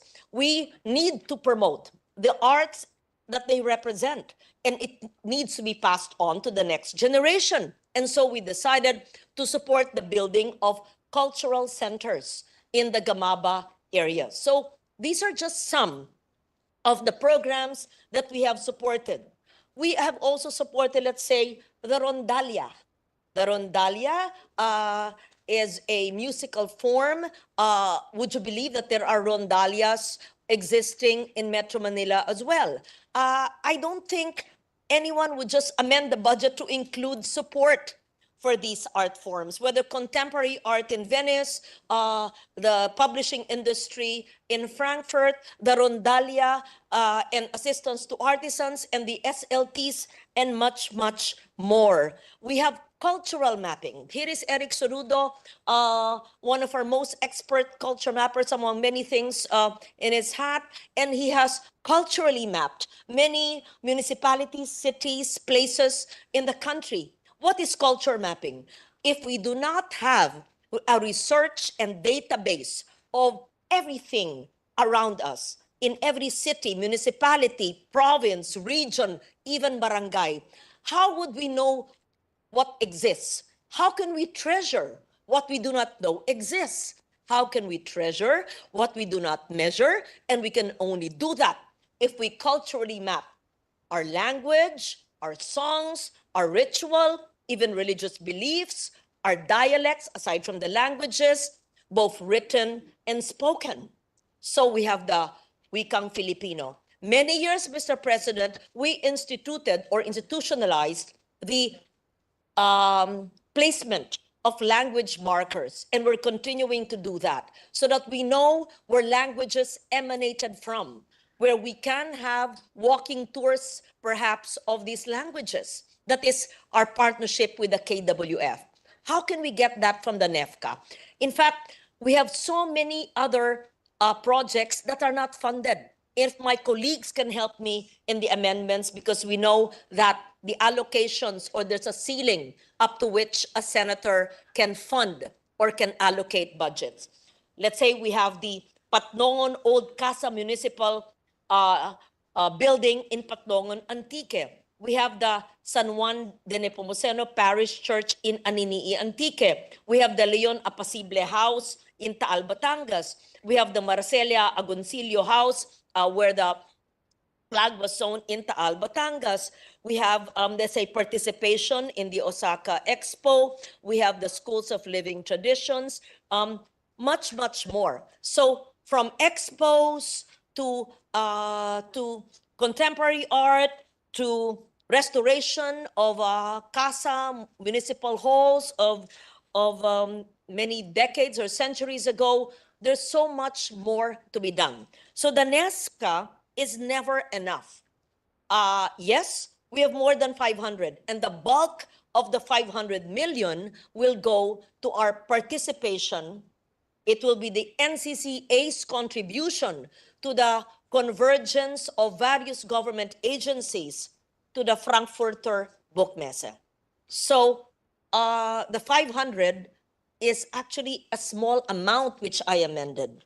I know perhaps among all the 23 senators, I probably have the biggest amendment for art and culture, and rightly so. And I wish I could amend it more. So I could go on and on, but it's 1 a.m. So With that, Mr. with that, please President, stay asked. I'd like to congratulate the culture cluster. Miss. Just make full and good use of what has been given to you by the Senate, and you are one of the most cherished and prized sector or agencies from the point of view of the Senate because of the increases that we have given to your budget. So congratulations. And also to our chairwoman, congratulations, man. Thank you very much for... I forgot to mention yes. bringing the Philharmonic Orchestra because the cultural center is under renovation. So perhaps our colleagues, you might want to bring the Philharmonic to Bukidnon, to Marikina, to San Juan, to Bocaue, Bulacan. You can amend the budget. You can double it.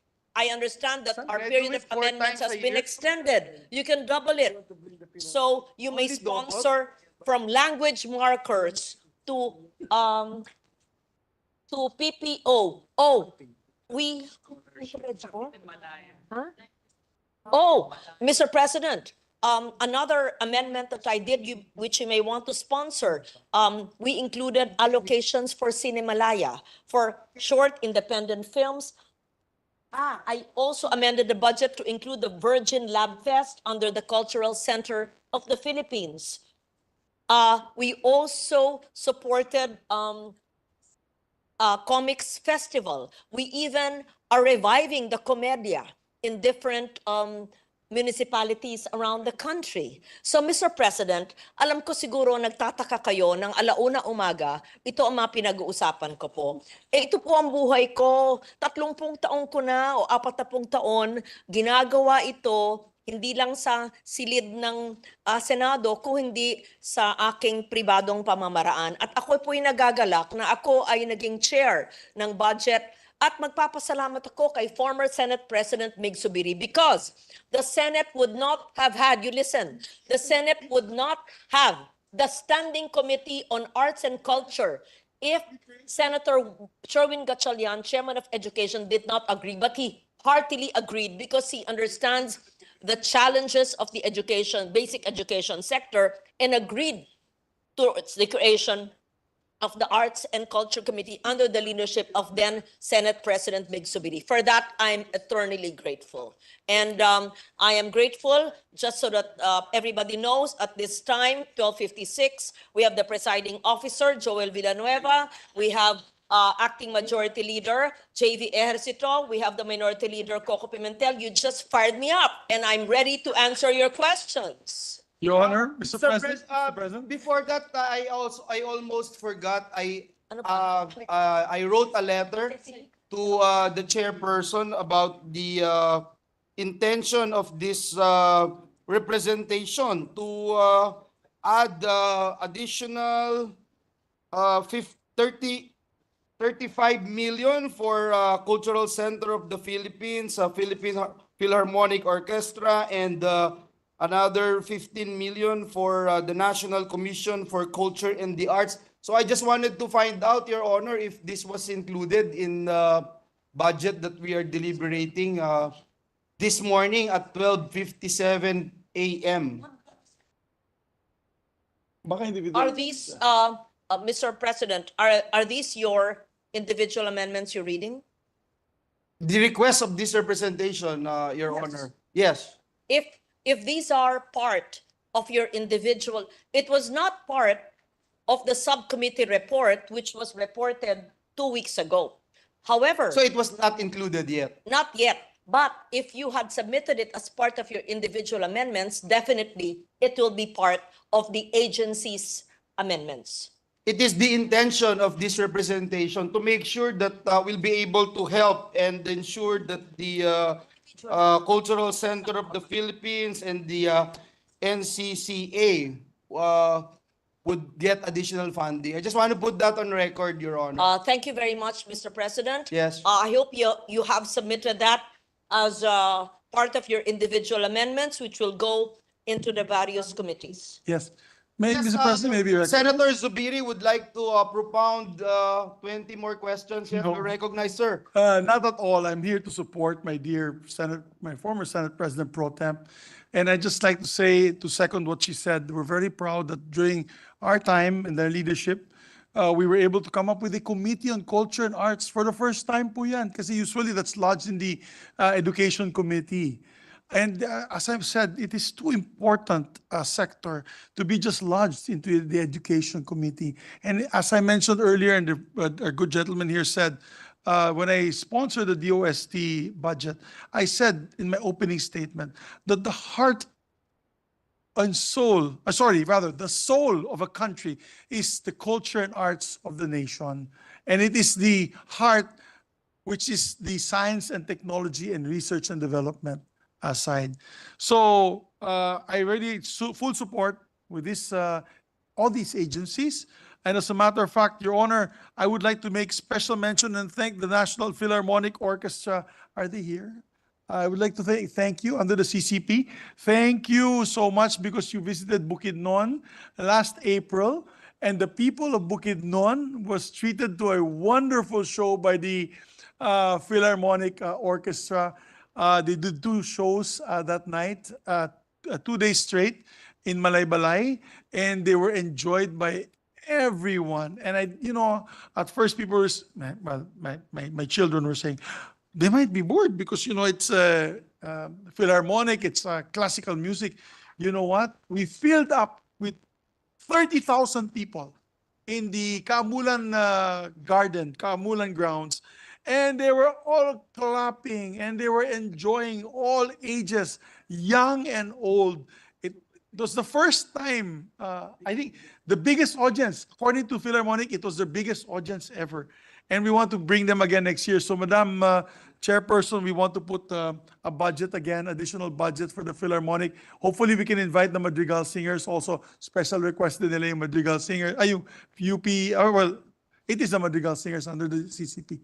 And also, Madam Chair, listen naman to your friend. Madam Chair, maybe you can listen also.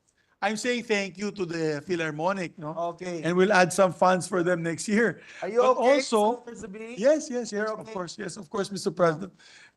Yung ano lang po, I also inquired to the Deputy Executive Director for Operations. Alam mo, ako ay inggit na inggit sa mga Ed Angara, sa mga Lauren Legarda, sa mga ginawa po ninyo for your museums in Antique and Baler, when Sunny showed me the museums when I visited. So I spoke to the Deputy Executive Director for the National Commission on Culture and Arts. We built a beautiful museum in Bukidnon. It's built already. We actually turned it over to the provincial government, but our provincial government doesn't know what to do with it. So I said I'll step in, and I'll hopefully work with the National Museum and the National Commission for Culture and the Arts on how to curate it and develop it. So I'll also I'll augment their budget, and we'll work with you. We want to make it an ethnological museum. Okay. We have the 7 tribes of Bukidnon, and we want to highlight those I'll give you a tribes there. suggestion. Yes, madam. Yes, I'm You have the structure. Oh, just a manifestation. That's a manifestation. Okay, Yes. Thank you. Yes, He has a yes, the I have- sponsors he has are a recognized. structure. It may not fall under, the National Museum budget is under DepEd, not under the cultural agencies. But you can amend the NM budget under DepEd for the curatorial aspect, since you have the structure already. But I can ask, the problem kasi, madam, is I'm limited. I spoke to them, apparently there is a problem because it's not a National Museum structure. It's not an annex of the National Museum. see. So we will work with them to curate, help us curate. Yes. We'll also work with the National Commission for Culture and Arts You to can be able to help work with the develop. NCCA. Sir, we can do Yes. that. Yes, sir. So we'll put funding also for that, for Very the good. amendments. You can put under you. NCCA as well. Yes. And if there is a gamaba emanating from Bukidnon, do we have a gamaba from Bukidnon? You can have a gamaba corner. You can have the schools of living tradition. You can have. Oh, yes, we do have that. The various The 7 tribes. Saway, Datu Saway group, yes. And so we're excited to work with you with that, Madam Chairperson. Maraming salamat. Again, I said, Yes, the that we soul of have- the country is culture and the arts. Very good. You can have one wing on textiles as well. Absolutely. Yes. We do textiles. The Bukidnon weavers are very, very Very good. good. Thank you very Okay. much. Using piña and bamboo, and even rattan. So we'll show you Beautiful. the products they have there. Thank you very much, Madam Thank you very Chairperson. much, Thank you Senator very- Zubin. Thank you very much. Thank you, Your Honors, Majority Leader. With that, Mr. President, there being no other reservation for interplay, I move that the budgets of the Commission on the Filipino Language, National Commission for Culture and the Arts, National Commission for Culture and the Arts proper, National Historical Commission of the Philippines, National Library of the Philippines, National Archives of the Philippines, and the budgetary support to government corporation, particularly the Cultural Center of the Philippines, be deemed submitted for the bodies considered. So move, Mr. President. Is there any objection? Hearing none, the motion of the Majority Leader is hereby approved. Congratulations, Your Honors. Mr. President, I move that we suspend consideration of House Bill number 10800. So move, Mr. President. Is there any objection? The Chair hears none, the motion is carried. Mr. President, I move that we suspend session until later today at 2 o'clock in the afternoon of Thursday, November 14, 2014. Is there any objection? The Chair hears none. The session is suspended until later today at 2 o'clock in the afternoon of Thursday, November 14, 2024.